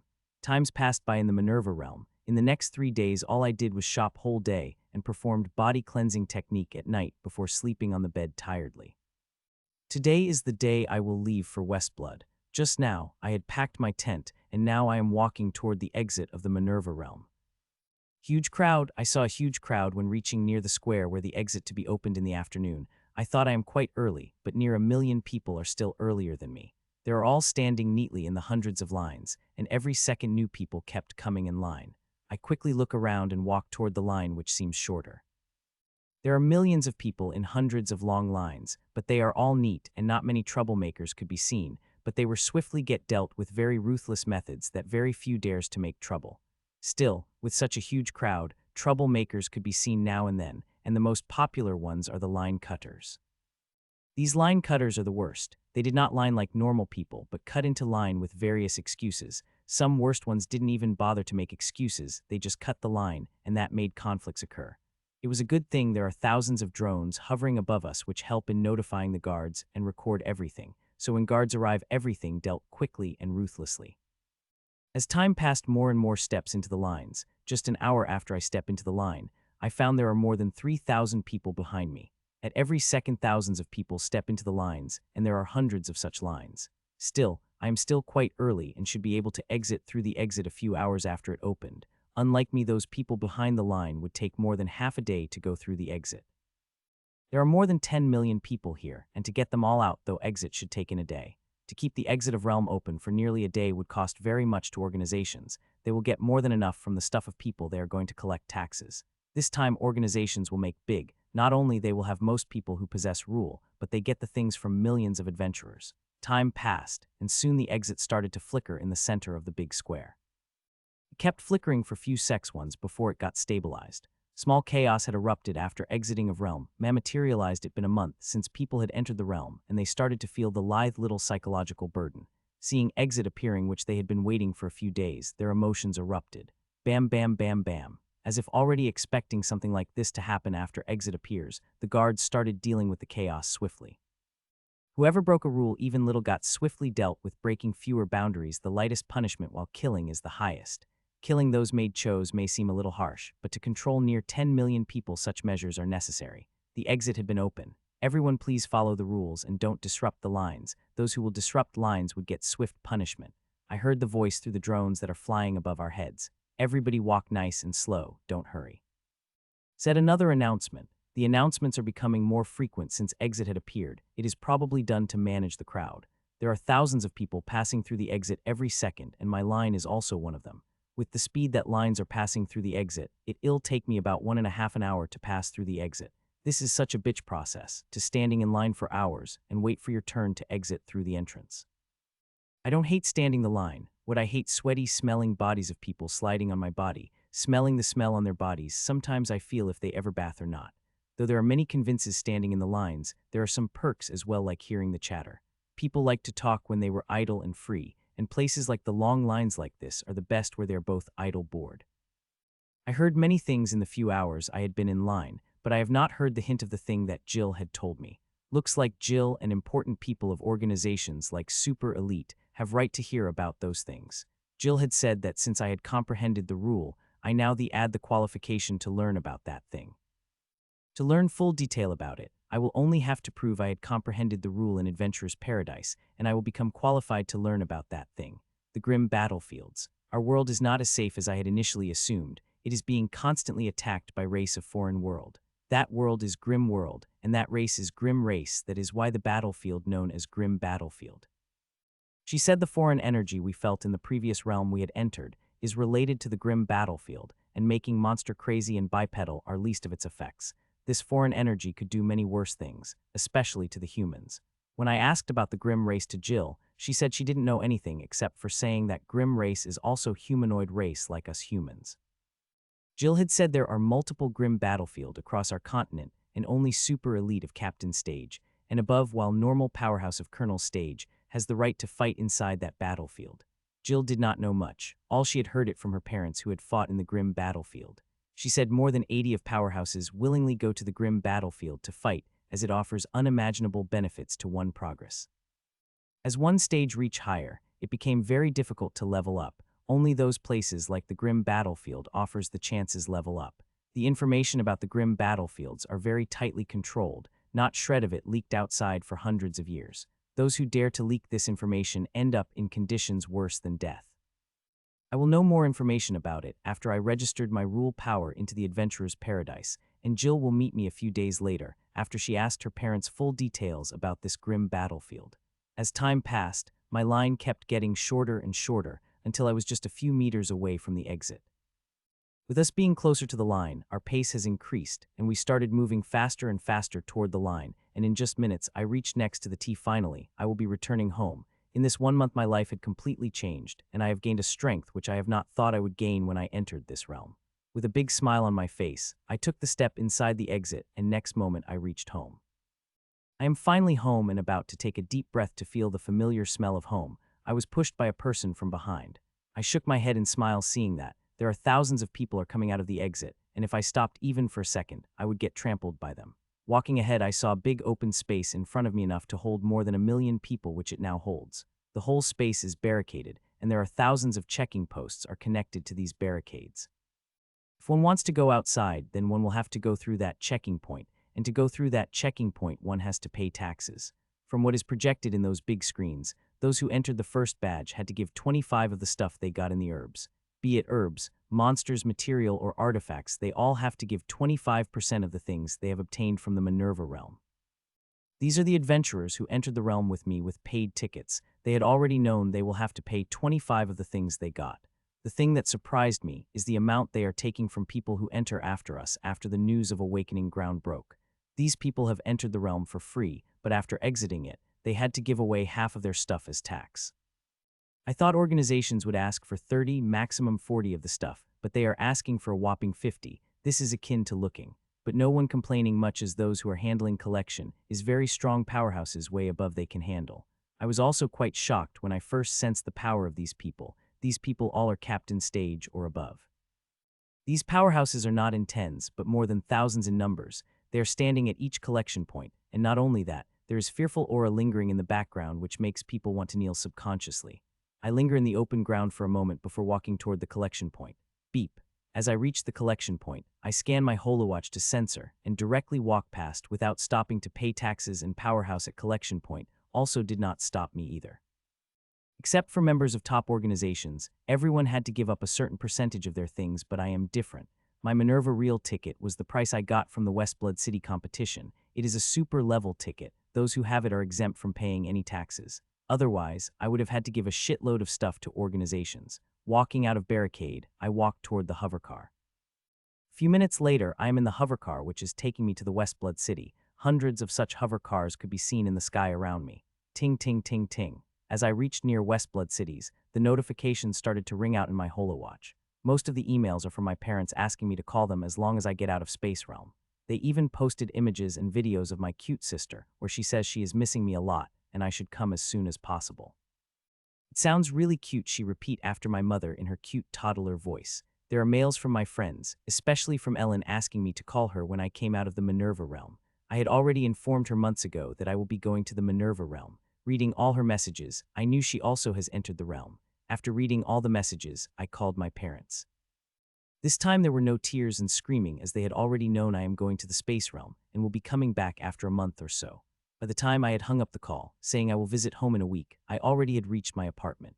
Getting out of the hover car, I walked toward my apartment building. First thing I did after entering my apartment is laying on my soft bed. No matter how comfortable the bed in my tent is, it can't compare to one in my apartment. Unknowingly, I fell asleep on my soft, comfortable bed. When I wake up, it was already an evening. Washing away my sleepy mood in the shower, I ordered food from outside. I am not in the mood to cook, and also, I am feeling quite bored with selfing a self-cooked meal every day for a month. The food had arrived in half an hour. The food I ordered quite expensive, but it was worth it as me and Ashlyn ate till our stomach was full. Today the city's skyline seemed exceptionally beautiful. It's just me feeling it due to my good mood, or it really is. I don't know. I gaze at the city's skyline as I sit on the chair in the balcony. In my hand is a bottle of beer which I am taking a sip from now and then. Usually I don't drink as I feel lightheaded very quickly whenever I drank it, so mostly I abstained from drinking alcohol. But today, feeling good, I decided to drink it, and to my surprise, I didn't feel lightheaded as usual after drinking one bottle. It was likely because two amethyst seals in my body which had improved my physique. Otherwise, I would have felt my head buzzing by now. Choo choo choo choo. No, I said to Ashlyn, this is also the reason I don't drink much. Ashlyn has unusually high love for alcohol. About 6 months ago, when it was the first time I tried alcohol, Ashlyn also demanded I have her some. Before I knew it, she somehow finished the whole bottle. She got high in just one bottle and started to release small blasts of fire across the whole apartment. If not for me putting out a fire quickly, she would have burned down the whole apartment. Before giving her drink, I thought it would not affect her seeing how high her metabolism is, but I was wrong. From that day, whenever I drink, I did not give a single drop to her.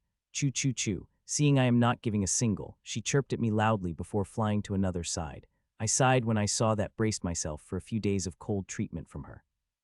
Tomorrow is an important day. Tomorrow not only I will go to the Adventurer's Paradise to register as rule user, but I will also get to know the details about the grim battlefield there. What Jill had told me just basics, and sometimes I even wonder if this was some elaborate prank or something. All will be known in Adventurer's Paradise. All my doubts and queries will be cleared there tomorrow, I thought as I left the balcony. The next morning when I woke up, I was feeling quite weak. Last night after drinking, I had performed a body cleansing technique. Just like before, I was not able to get past the 12th move, but it was still helpful as the energy of miracle fruit had increased a little.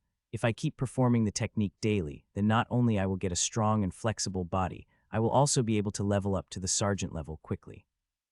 Waking out of bed, I directly went to the bathroom to do my morning activities. After showering, I started to make a meal for us. Today I am going to the Adventurer's Paradise, and later in the evening, I was going to meet up with Jill. I got her message last night when I was performing the body cleansing technique. I ate breakfast with Ashlyn silently. While eating, she did not even look at me. Last night I did not give a drink. That made her angry, and now she is giving me the cold treatment.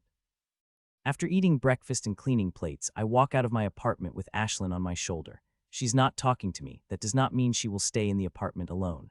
The hovercar already waiting for me when I got out of my apartment building. I had ordered it 10 minutes ago to take me to the Adventurer's Paradise. 15 minutes later, I saw the big building of Adventurer's Paradise. Getting out of hovercar, I walk into the building.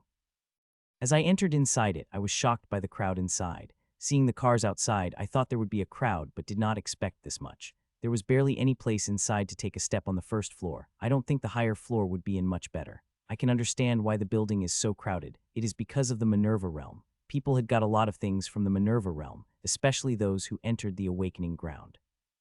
These people likely come to post the rare things they got from the Manurva realm to get a high price, not in this contrived but from other countries of the continent as well. The trading network of Adventurer's Paradise is really huge. It spammed across the whole continent. With just paying extra fees, people could find a buyer from across the continent. Normally people didn't sell their things on the continental network, as whatever thing they possessed did not worth giving 25 of the price of their stuff to Adventurer's Paradise, but now it is different. The stuff they are selling had come from the central continent, which rarely found in the continent, so the seller could ask for sky-high price, and those who want it will buy it. It's all a game of supply and demand. Seeing this crowd, I thought it would be really hard for me to know where I should go to register, but a few minutes later, I saw the projection of notification saying registration of Rule Power is on the 35th floor. Seeing the notification, I step into the elevator to go toward the 35. When I exit out of the elevator to the 35th floor, I've come across a completely different scene than the one on the ground floor.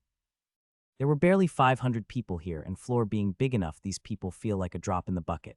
Seeing no